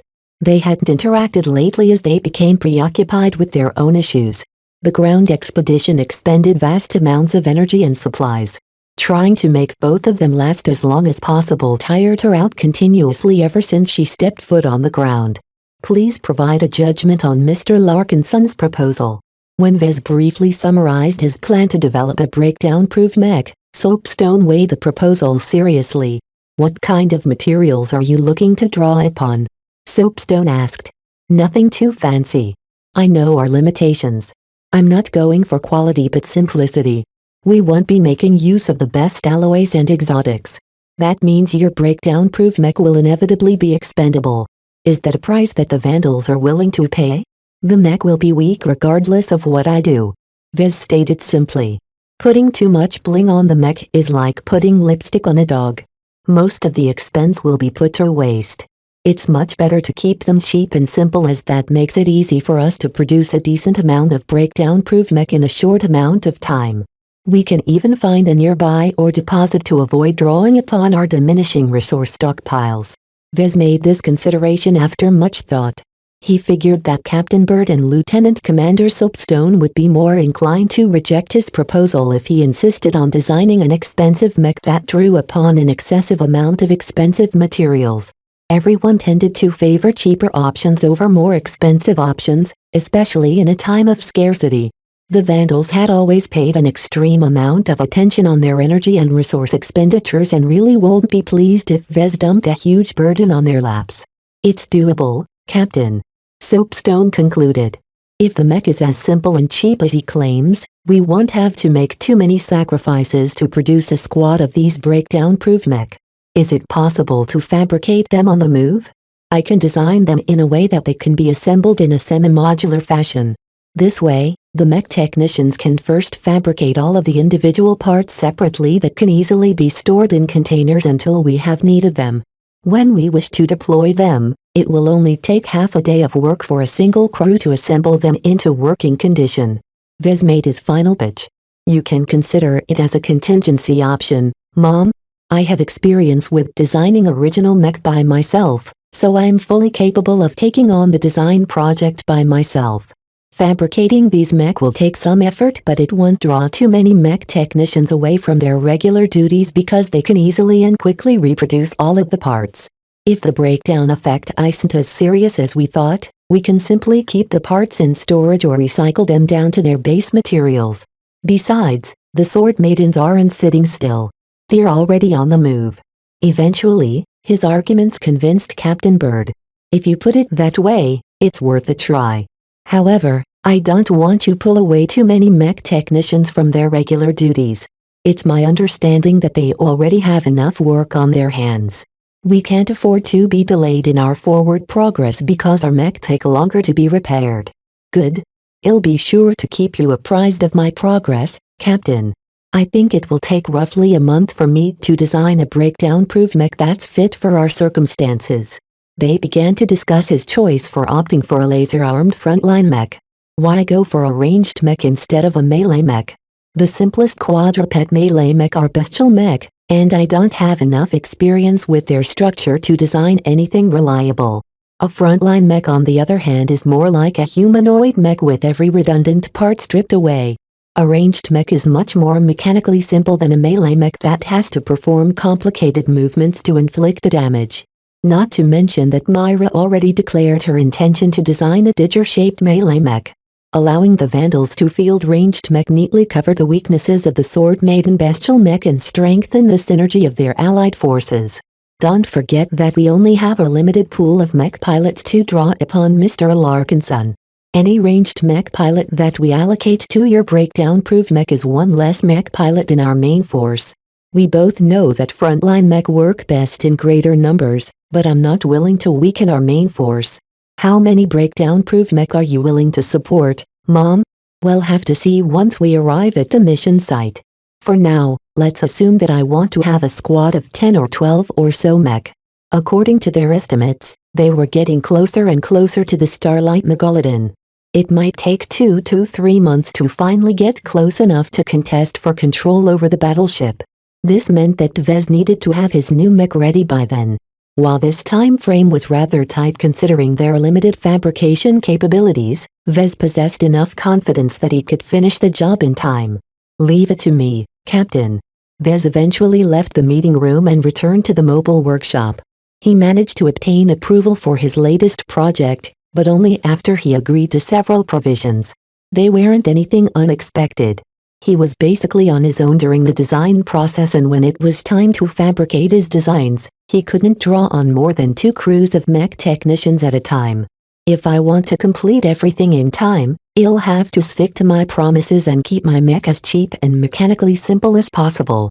He considered this project a rare and valuable opportunity to showcase his design prowess after a long time of dormancy. Properly speaking, this design project amounted to developing his third formal original mech design. Even though the plan was to only fabricate 12 of them at most, with very little possibility of using outside of this mission, it did not take away the fact that Vez had the opportunity to design a mech for the purpose of serving his clients. In the case of the Blackbeak Medium Knight mech and the Crystal Lord Medium Laser Rifleman mech, Vez explicitly designed those mech models for the market. This time, his third original mech design exclusively served the flagrant Vandals and no one else, but that did not take away the sanctity of the designer-client relationship. Whether a mech designer developed a mech for the market or for a specific client, they both served their core purpose of their profession. Myra was no less of a mech designer than those who ran multi-billion credit mech manufacturers in civilized space. While the pirate designer mainly designed mech for the Sword Maidens and a couple of allied pirate gangs, her designs did not lose out too much to those who designed mech meant for sale in the brutally competitive mech markets. Well, since this is my first formal design project in a very long while, I'll have to start from the beginning. What is my vision for my third original design?